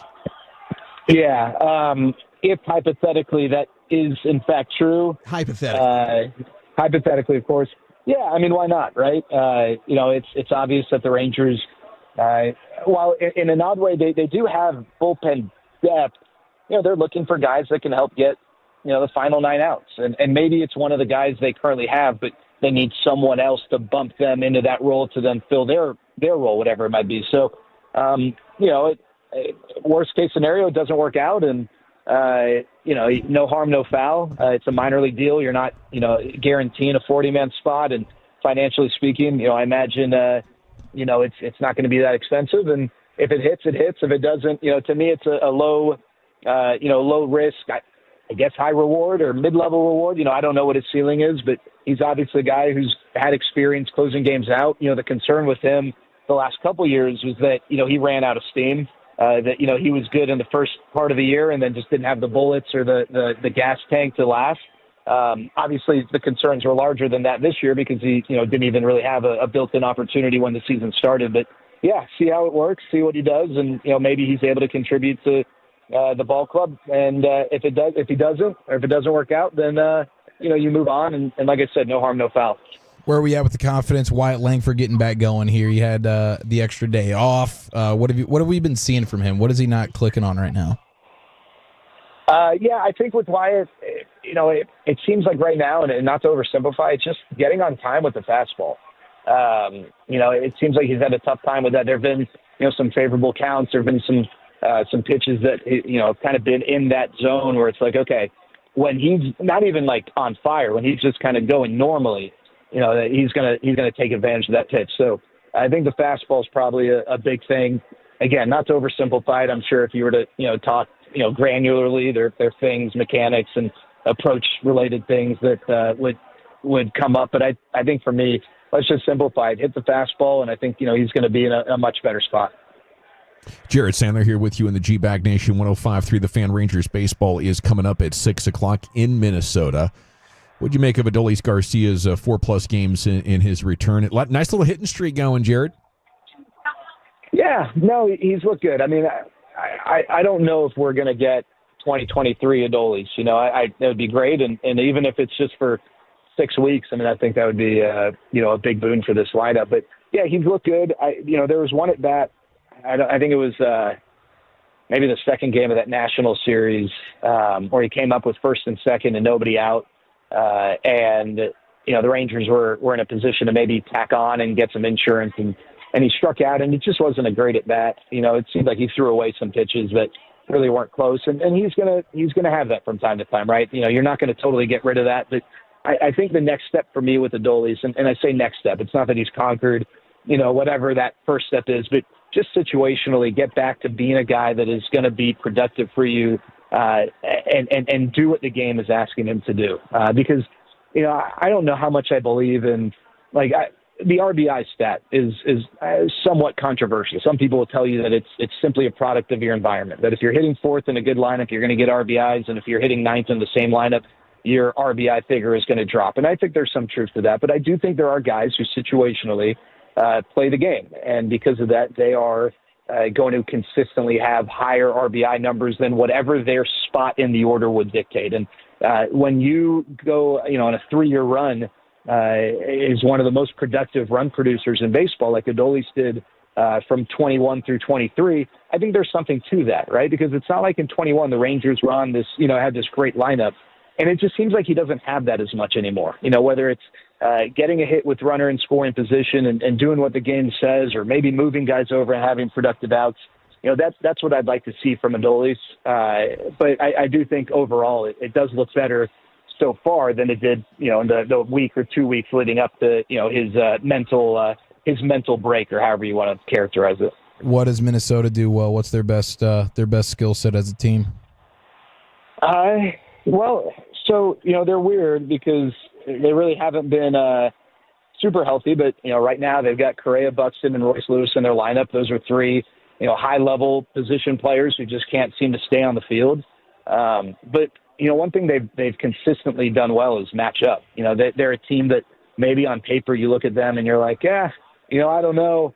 But, then when it comes down to it in the 6th inning and that critical spot, they've got a guy up and you don't feel great about it because you look at his numbers against that pitcher or against a lefty or whatever the split might be. And they typically have a pretty versatile roster in that regard.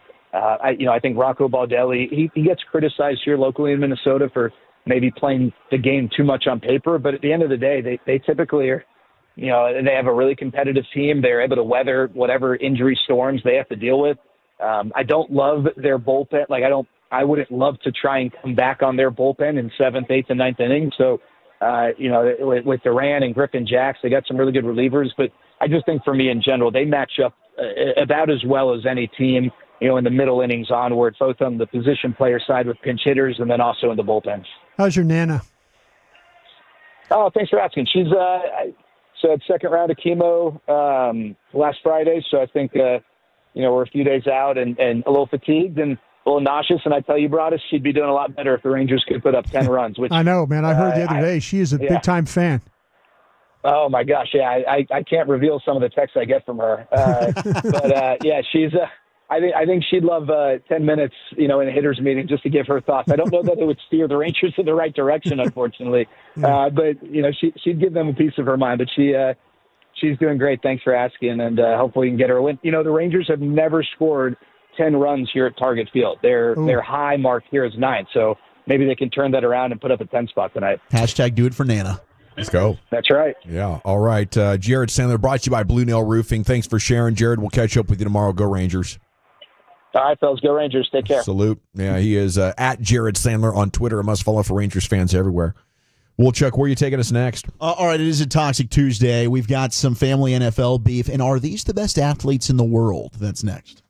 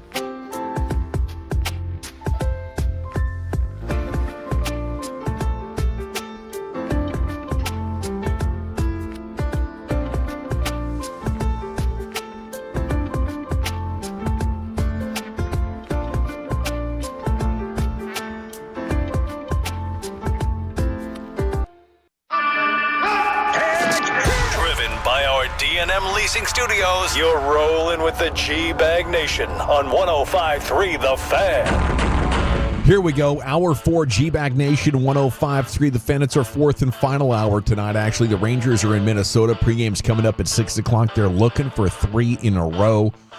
And we're excited about that pregame. We just missed Jared Sandler. You can go back and listen with the Odyssey app or with YouTube or Twitch. Although some people reporting today that the Odyssey app not working perfectly. So we're reminding folks, if Odyssey happens to be down for your specific device, go ahead, jump over, get us on FanCam, regular radio, 105throughthefan.com, Twitch. There's a lot of different ways to get us here on the Fan. And here's Wolchuk with some more sports. We'll get to some audio here. One of them is a little toxic clip, and the other one I'm asking the question, 877-881-1053. Which sport does have the greatest athletes? But we have a lot of Cowboy news that has been flooding in. I think the big one is, of course, Micah in attendance today for the mandatory minicamp, where T.J. Watt was not in Pittsburgh, and neither was Trey Hendrickson with the Cincinnati Bengals, although it does sound like Cincinnati, that is a place that's just not doing well right now when it comes to contracts. Their rookie Shamar Stewart's also pretty ticked off with them as well. Yeah, they're a grimy bunch. You don't see a rookie who hasn't even signed his contract yet lash out to the media about the franchise. I mean, he hasn't even put the uniform on yet.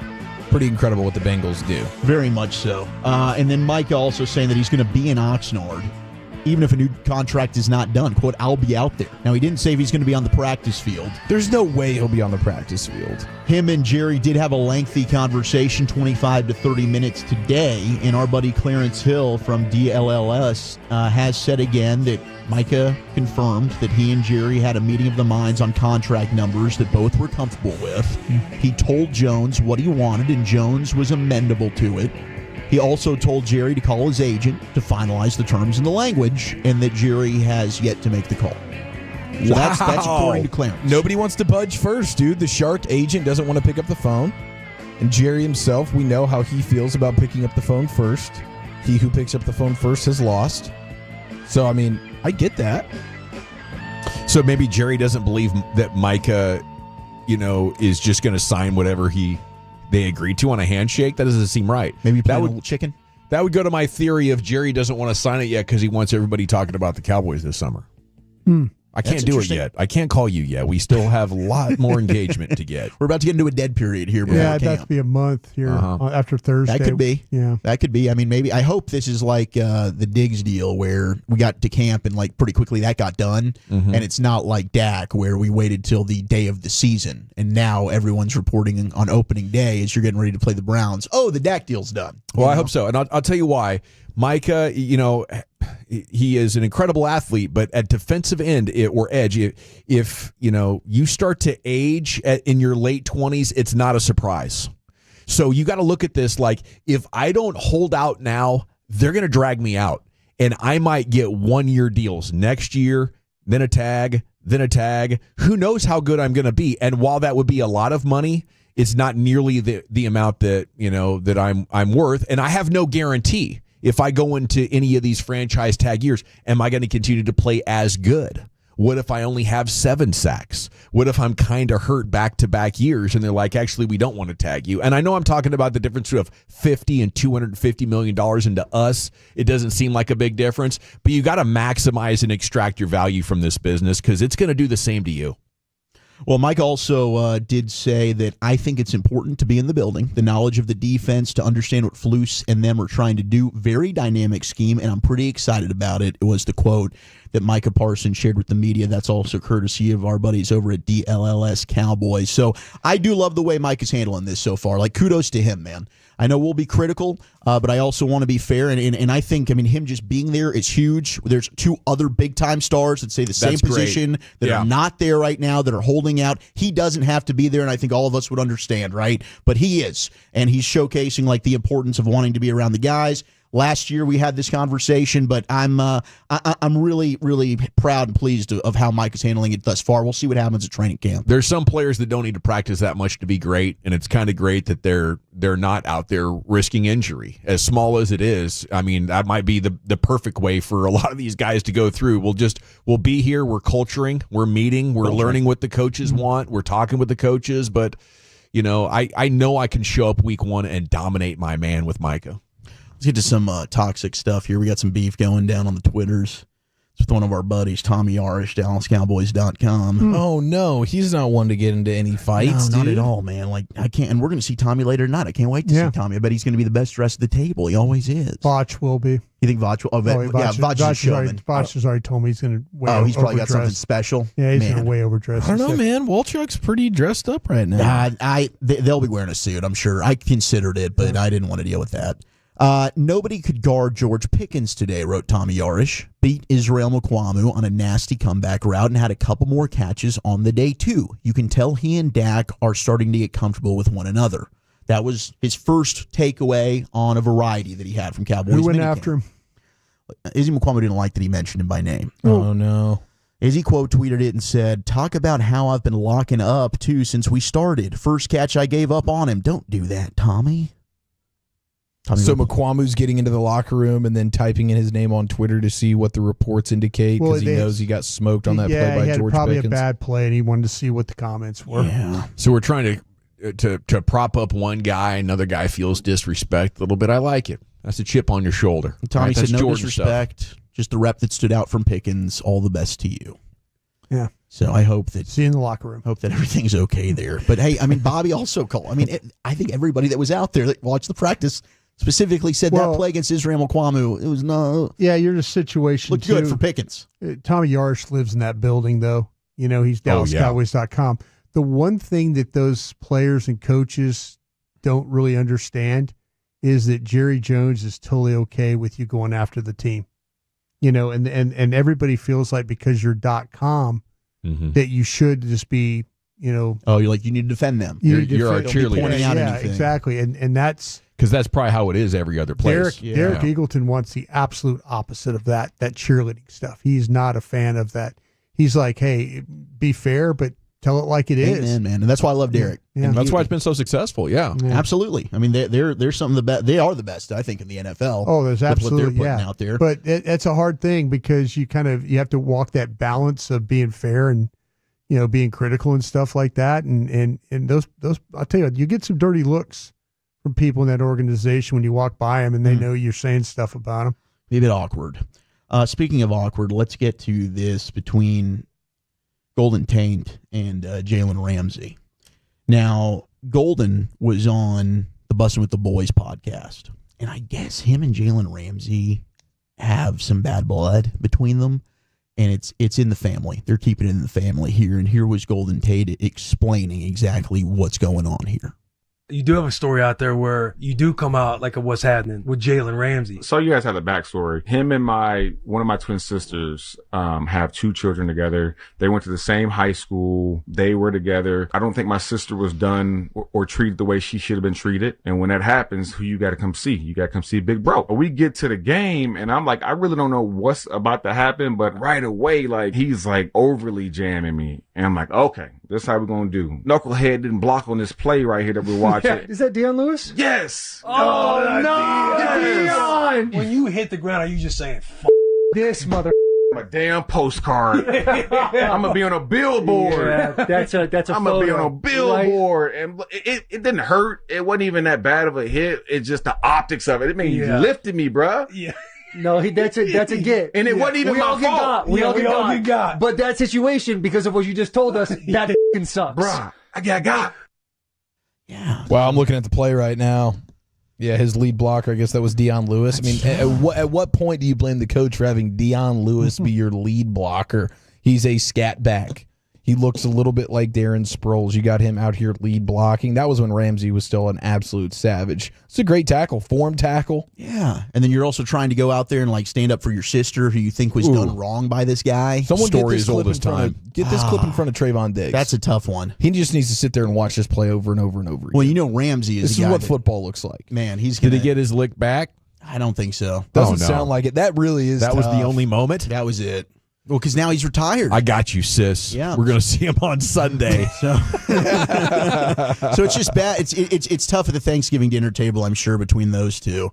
Now, who do you think are the best athletes on the planet? Gymnasts.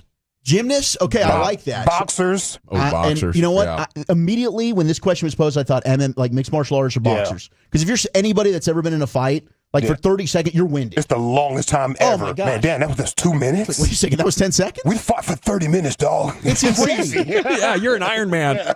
So here's Andy Roddick sharing his thoughts. Tennis.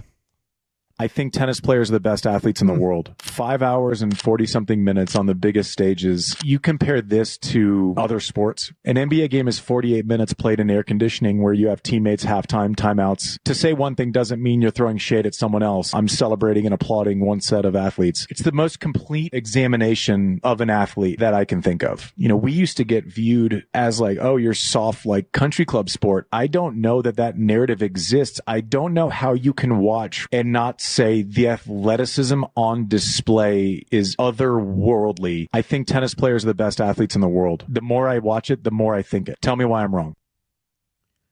Okay. I mean, look, it's not a disrespect to tennis players. I think they are phenomenal athletes. But I don't think when you're talking about cardio and all the physical, like with fighting that goes into that, like I definitely would, I lean with you, Lucius. I would take boxers. I would take mixed martial artists. And then we got a lot of basketball from the 214. My old lady would say gymnast every time there's a gymnast on television.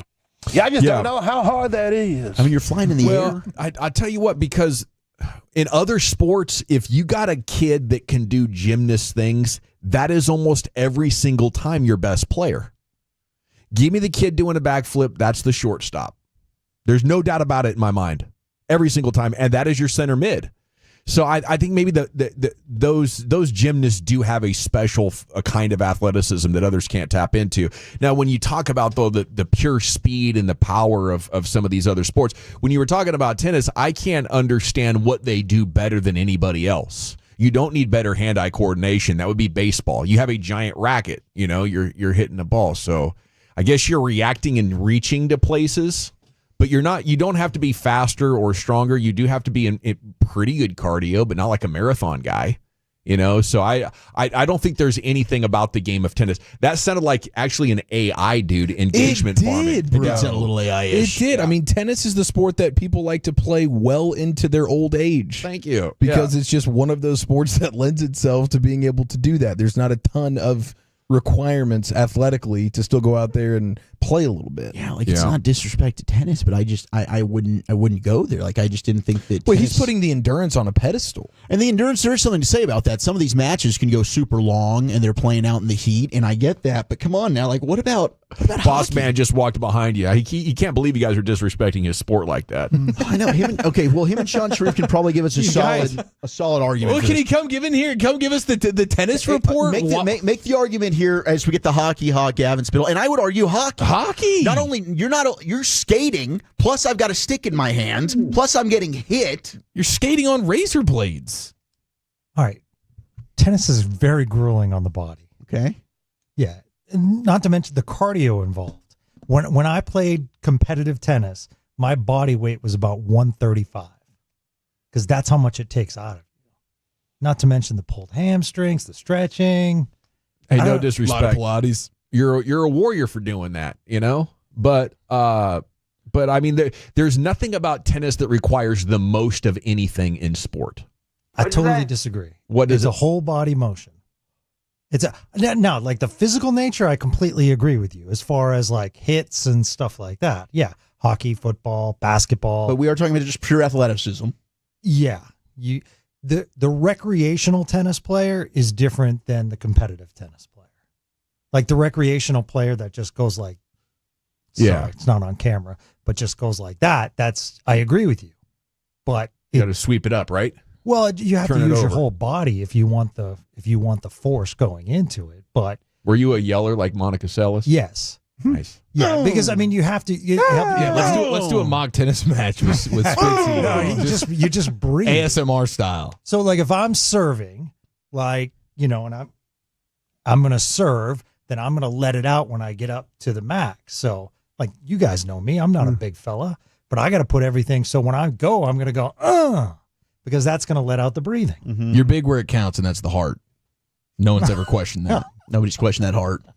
Well, I appreciate that, guys. It was just it was interesting walking by and hearing that. No, and there's a lot of people that are for, this tennis side of the debate. And I'm not trying to say that it's easy by any means for those that are texting and like, oh, well, you go out there and try and do that. No. if you're going to be a professional at any sport, it is difficult, right? But I mean, swimming, the cardio that's involved in that, like Katie Ledecky, what she's going out there and doing. I was thinking that's the greatest endurance test, I think. Yeah, swimming's amazing. Unreal. Like people about track and have you seen a fat tennis player? Well, have you seen a fat pro soccer player? The amount of running they're doing out there? Only a couple. I mean, it's rare that you get a sport where you can be fat and be successful. Baseball, one. Obviously, we have specific positions for fat guys in football. Thank God. Golf, NASCAR. Yeah, I mean, baseball. Golf, definitely. NASCAR, do we get fat NASCAR drivers? Well, I mean, Ryan Newman was a bigger guy. Right? Jimmy Spencer was a big guy. Yeah, I mean, it does take weight At off. the end, AJ Foyt was a big guy getting in that car. You're going to be schwitzing. Well, thank you, Wolchuk. Thank you. Thank you, Spittle. There he goes. It is the G-Bag Nation on 105.3 The Fan. And when we come back, G-Bag of the Day at 5:30. What did Shoddy mean when he gave this one-word answer today? That's coming up next as well. I want to chat.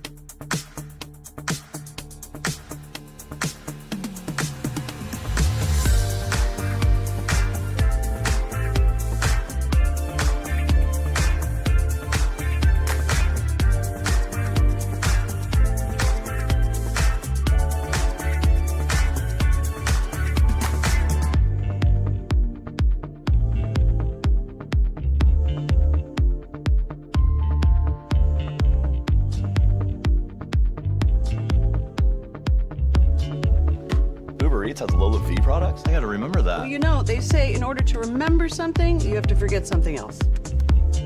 Okay, now that is a very cute haircut. That's like a little shag. I've never seen that before. Well, I mean, of course you have. It's the Rachel. Oh, is that your name? No, I mean like your name. No, I'm Jen. My name's Jen. Right, but I just mean like this is your haircut. But that's hair on your head. I'm not saying this is your hair. Okay.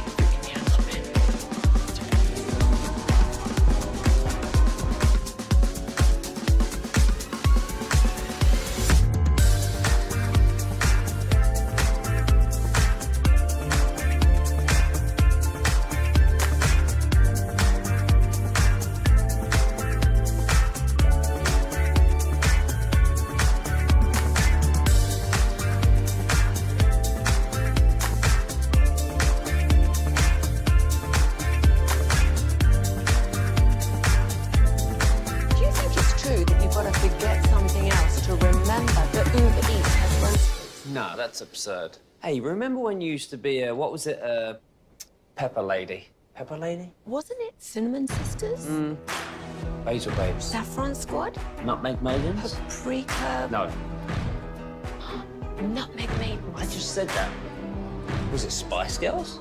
Doesn't sound right. Was it Saffron Squad?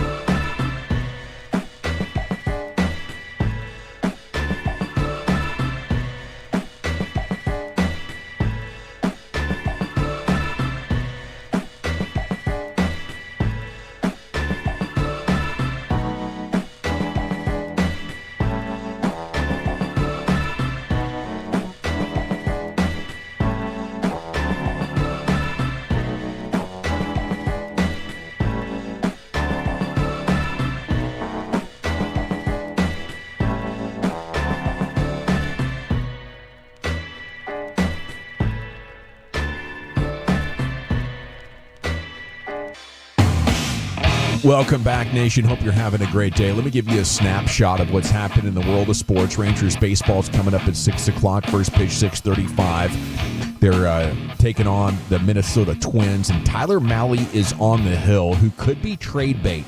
Rangers, of course, love their pitching situation, but need hitting, and that's the most likely guy. A 2.02 ERA. Could he spin a shutout or maybe a no-hitter? I don't want to get greedy or jinx it before the game even starts, but the Expressway is brought to you by the On-Time Experts, and G-Bag today is coming up at 5:30, so let's rock. Aaron Rodgers said joining Mike Tomlin and the Steelers was best for his soul. Huh. Okay, so that story has a conclusion on it, and now he's at Steelers practice for the first time. Looked about the same. Okay, Dak was asked if he could assess if Dak Prescott and the offense is working as it should in 2025 and beyond, and what that would look like, and he just said wins. Does that mean anything interesting to you guys? Is it a clue that, maybe like, remember when Mike McCarthy took over and he said Kellen Moore's trying to set the record for passing yards every game? And maybe that's not the way to win. That's kind of the way I see it, Like, we're optimizing for wins, not trying to optimize for Dak's stats. You think? He's been around for a while. Maybe he's seen how empty those stats are. Well, the best teams are always those that are kind of chameleon-like, right? Whatever type of football game I'm going to get into. If we got to go score 40 points, we're able to do it and find a way to win. If this is going to be a grind it out, I got to score 17, 20 points to win, I'll go ahead and find a way to do it that way, right? Whatever it dictates that day for our football team to have success and find a way to win, we're able to do that. Whether we're on the road, we're at home, no matter who we're playing, if it's bad weather, good weather, indifferent. We're built to win in any type of element against any type of team. That's how the best ones do it. I tell you what, Troy Aikman sacrificed himself. You want to talk about a great athlete coming out of college. This guy could have lit the world on fire if they'd let him try and be Dan Fouts. You want 5,000 yards, here you go. He's like, man, I'll take about 210 a game, and we'll be damn near unbeatable. They were tough to beat, especially when Troy, and he was so, never seen a quarterback so accurate throwing the football. Yeah. I think it's funny, I think about guys like, Dylan Gabriel for Oregon, the way of just accuracy. Yeah, absolutely. Seen what kind of career he has, and Tua's that way too, just the accuracy. But yeah, I mean, Troy, he could have lit you up that way if he wanted to. But they had a plan for, for the running game, offensive line. That people don't realize that Dallas would put up points. It wasn't like run the football first. It was like they'd put up points throwing the ball, and then in the second half they would just grind it out, and then all of a sudden you were chasing points, and their defense just became. It felt a lot more explosive than Troy's numbers, didn't it? It felt overwhelming. Oh, yeah. Trust me. I sat there and watched many a day, and like, God, we stopped this guy, and then somebody else makes a play. Oh, we stopped this guy. Oh, you just could not. Anytime you tried to take an element away from them, they just had something else. And I'd love to see the Cowboys get to the point where you take something away from them, and they have something else that they can hang their hat on. That doesn't seem to be something that's been happening here very much lately. Alrighty, it's the G-Bag Nation here on 105.3 The Fan, and I wanted to mention this Todd Archer story here as well before we get over here to the G-Bag of the day. His headline: Cowboys Schottenheimer as first-year coach and play caller.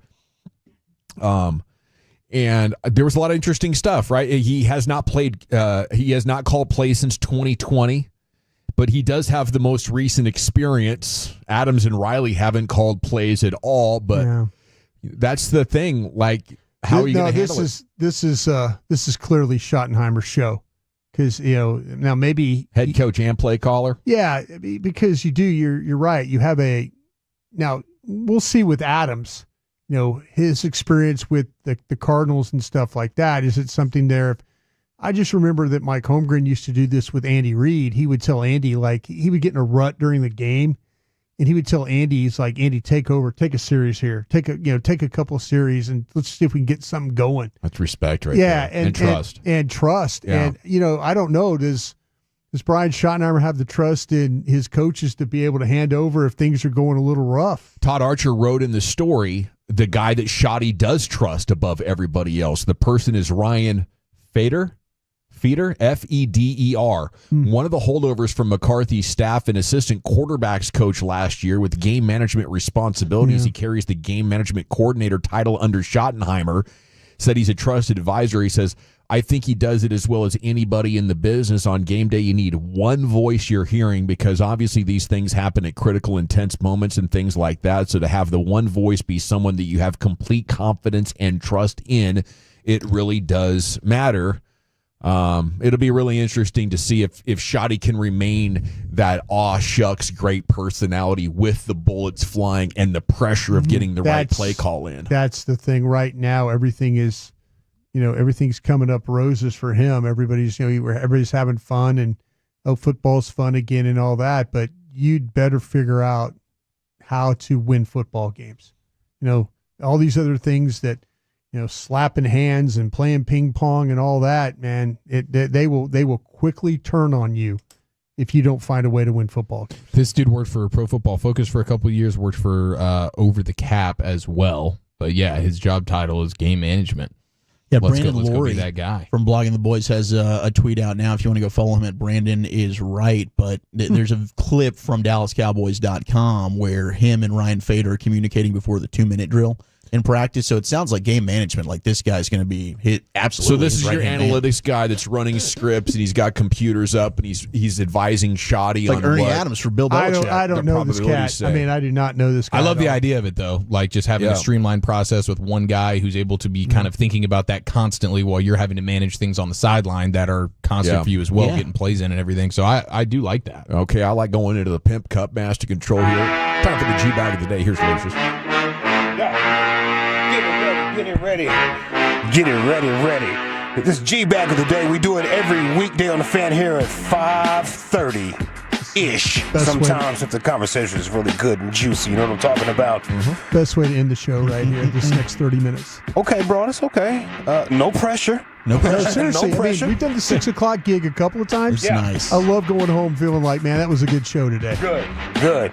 If you see anything floating out there that we should be playing for G-Bag of the day, send it to me at Lucky Lucius P on social media, Lucius Alexander on Facebook, or you can follow us all through Find G-Bag Nation on Twitter. All right, our winner right here is Joey. I believe it's day 2 for my man Joey. He got a prank played on him because I guess he's a sucker for love, but he's not listening.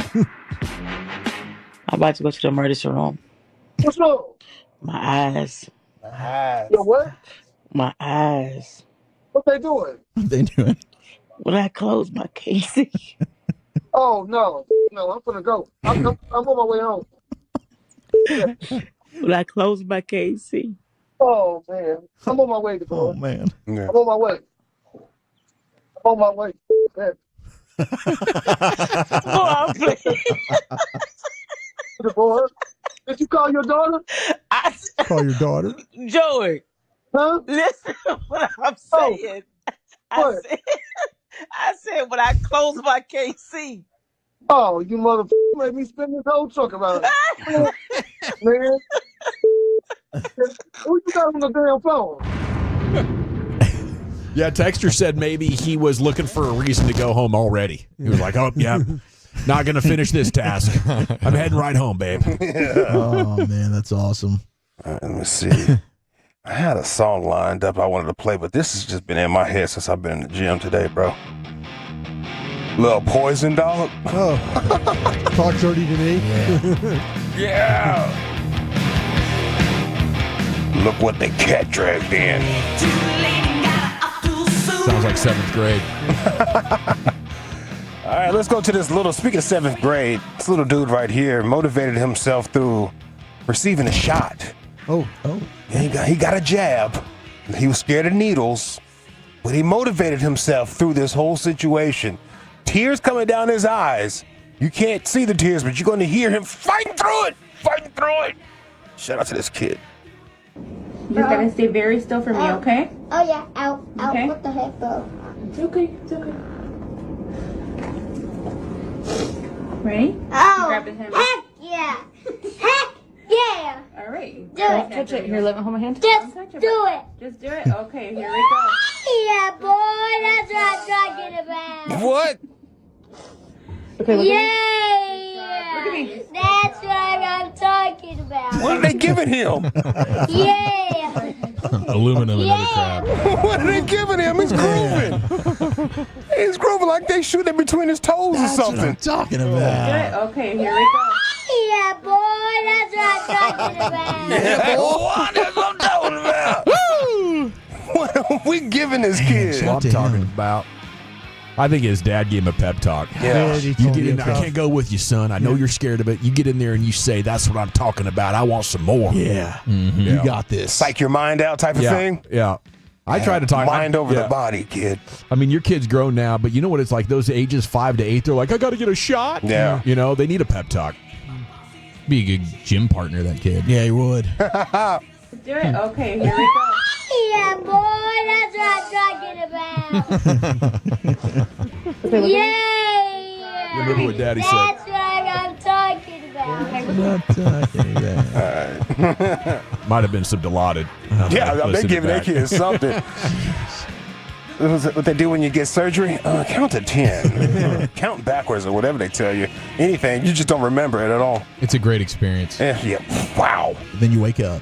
Yeah. Hello. I was told I was fighting my doctors when they were waking me up. Oh, no. Oh, really? Yeah. Yeah, you can wake up a little ornery. Yeah. Yep. They said I was fighting. I thank Punching I nurses. carry so much stress. Bring it. I thank the doctor for all their skill. My dad's like, what are you doing? Yeah, you're just over Well, yeah, Doc, hey, complimenting. thanks so much for all your skill. Really appreciate you. You know, that kind of thing. I'm surprised they didn't ask you for a tip nowadays. You know what I mean? Yeah. Did you like your service? 10%, 5%. What do you think here? Let's see. All right. This is not one, but a random dude. It's like, this is a drive-by mocking. Oh. These two girls, they're called Fuzz and Fuzz Podcast Girls. And they have the vocal fry, you know? I'm like, oh, let me talk with the vocal fry. And he mocked them. It's pretty awesome. Okay, let's see. I have one. Yeah, I'm sorry. Yeah. I agree. Ditto. Okay, let's see. It's like Valley Girls. So I have one that's called Jokes. Man, I was wondering what that was called all these years. Vocal fry. Yeah. My sister went through a phase where she talked like that a lot. Yeah. Just it fades out at the very end. Yeah. Yeah. It's like the Valley Girls from the 80s. That's oh my God. Oh my God. Yeah. There's like So a Dallas cute. girl version of it, though, isn't there? I feel like there is. gosh, Probably. please A lot of tell these me gals that. out here are talking like that. Oh. Can think of a few on our sales staff. Kardashians. Yeah. I've heard there's some cowboy pressers that kind of have it. Oh, my God. Oh my God. Let's see. I have one. Yeah, I'm sorry. Yeah. I'm sorry. Yeah. You got their asses. What else we got here? Hey. All right. I'll do this one, I guess. Lead singer crashes out Yeah. on the sound guy. Oh, no. Tough job being a sound guy at a concert, especially when the lead singer wants to hear himself. You know, I want to hear myself through here, but if I turn up your vocals so loud, they're going to start bouncing back through this place. Then you get the feedback. All right? That's the problem with the sound guy situation. Anyway, lead singer crashes out on him.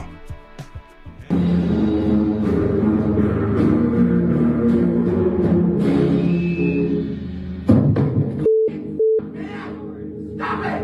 Stop hitting the vocals! Stop turning the shit up and down! You just blew my brains out for the 12th time! I cannot hear! I cannot play! I know you are trying, but you are making this fucking impossible and physically painful! Is that an organist? This goofy ass guitar made a feedback right there at the very end. Guitar, okay. That's some of that Corey Feldman energy, though, isn't it? It 100% is. Lead singer stuff. He had a great crash out. Oh, he's the greatest, bro. Corey Feldman is a goat. Golly. You know, he came through just to be here right now? Yeah. Corey Feldman's a goat. You don't know his story, bro. Crash out God mode right there. Let's see what we got. Nah, let's go. All right. Is it our champ? Joey, he cares, but he is not listening. Kid fights through tears. Yeah, boy, that's what I'm talking about. Fuzz and Fuzz podcast, the vocal fry drive by. Lead singer crashes out on the sound guy. It's between the two in the middle there for me. That That guy making fun of her is pretty classic. I'm going to go with the kid, though, Chief. I'll go with the champ. All righty, Lucius. Random kid. Get the kid. Okay, got a kid fighting through tears, Wolchuk. What do you think? Yeah, the kid getting the jab. Kid. By a score of 4-1, your new G-Bag Today champion is the kid fighting through tears. If you ever miss the G-Bag Today, you can circle back around at 2:20. Every day we replay the G-Bag of the Day champion there for you in the 2:20 segment, the former home of the G-Bag of the Day, but now you get it every night at 5:30, and then we go to L.A. Live. Here's Lucius. It's a Toxic Tuesday. All right, you squares. Time to smoke. Fire up this funk and let's have a toke.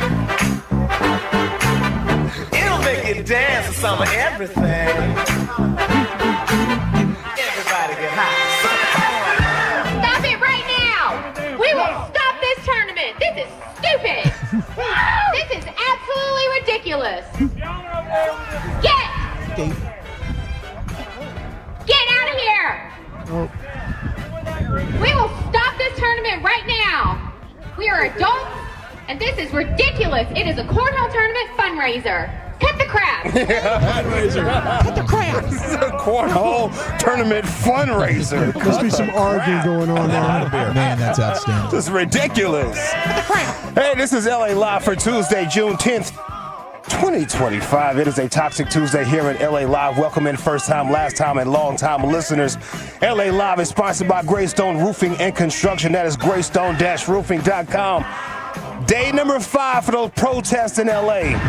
Day number 5. I see y'all trying to get it kicked off in Dallas last night. Are they still protesting in Dallas? Is that over with? I don't know, the firework thing. I haven't seen anything else, but it could still be going on. I seen a video of a cop getting dragged, drugged. God. How you say that? What's is that the right tense? Cop got dragged. Dragged, drug? Yeah, I think he got dragged. Drug. Okay.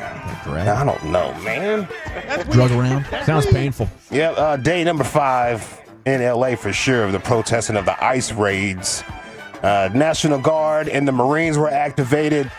LAPD reported more than 100 arrests after Monday's protest, so it seems pretty cool until Monday kind of popped off. Gavin Newsom announced a lawsuit against President Trump for sending those troops that way. This is crazy times we are living in. There's a sitting government suing the president. A sitting governor is suing the president. I believe in states' rights. Oh my gosh. And then Trump called for Newsom to be arrested. Yeah. We're trying to arrest each other.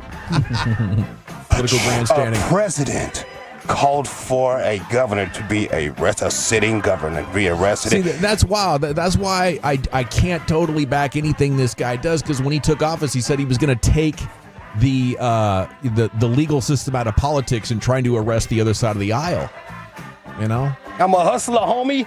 Better ask about me. So did Tommy Tuberville. Oh. I think he called for Gavin Newsom to be arrested as well. Represents from Alabama. Coach. Yeah. This is crazy times we are living in, y'all. I mean, trying to get political rivals arrested is a sign. It's massive. You know? I know things have to change. I know our country was broken. Trying to get political rivals arrested is pure insanity, and it's so normalized right now. It's so wow. We are living in a particular time here, people. I cannot stress this enough to you. I mean, this is Toxic Tuesday. We will get funny in a second because I did have some observations from the protests, but all true, man. You know, you have a natural reaction to the news. You just can't help it sometimes. Yeah, just shooting. Yeah, you can't help it, man.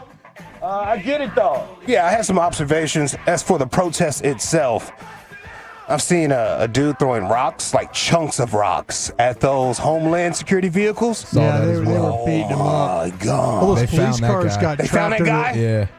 Because he was wearing like a motocross helmet to cover his face. Yeah, you got to trash that helmet, bro. That's out of there. Once you're on camera, you got to trash that. He was throwing chunks. There was an Australian reporter hit with some rubber bullets. Rubber bullets got hit in the leg. After hours of standing off, this situation has now rapidly deteriorated. The LAPD moving in on horseback, firing rubber bullets at protesters, moving them on through the heart of LA. Oh, ouch. She just got nailed. You just shut the fuck up. You okay? I'm good. Okay. Dang, she ate that. She ate that. What did she say, though? A little squawk when she got hit? Let's see. When she got a little squawk. Yeah. Yeah. Was that an F? Let's auto-tune that. I think she F'd that thing. Oh, did she? I caught her. I think she F'd that thing in Australian. Wait, run it back. Let's see if she F'd that we thing. can't run it back if that's the case. I don't think she F'd that thing. I think she F'd that thing. I think she had walk. I think that was a squawk. Come on. I thought it was a squawk. I thought it was too. Man, me and Carter, we went over this like forensic science. You know what I'm saying? Okay. Trust your gut. Just a crikey. Play it then. My gut has been so clean too lately, Eric. I've been eating. Yeah, man. Oh my gosh. She might have tried to say clean inside. Despite the Chinese buffet last night. Oh man. Clean, man. What do you think, Dawson? What do you think she was trying to say? I think it's a squawk. I think she might have been trying to go F, but it was so painful that it just kind of came out distorted. That's what I did think right there to Carter. And I said, for that one, we can do. Moving them on through the heart of LA.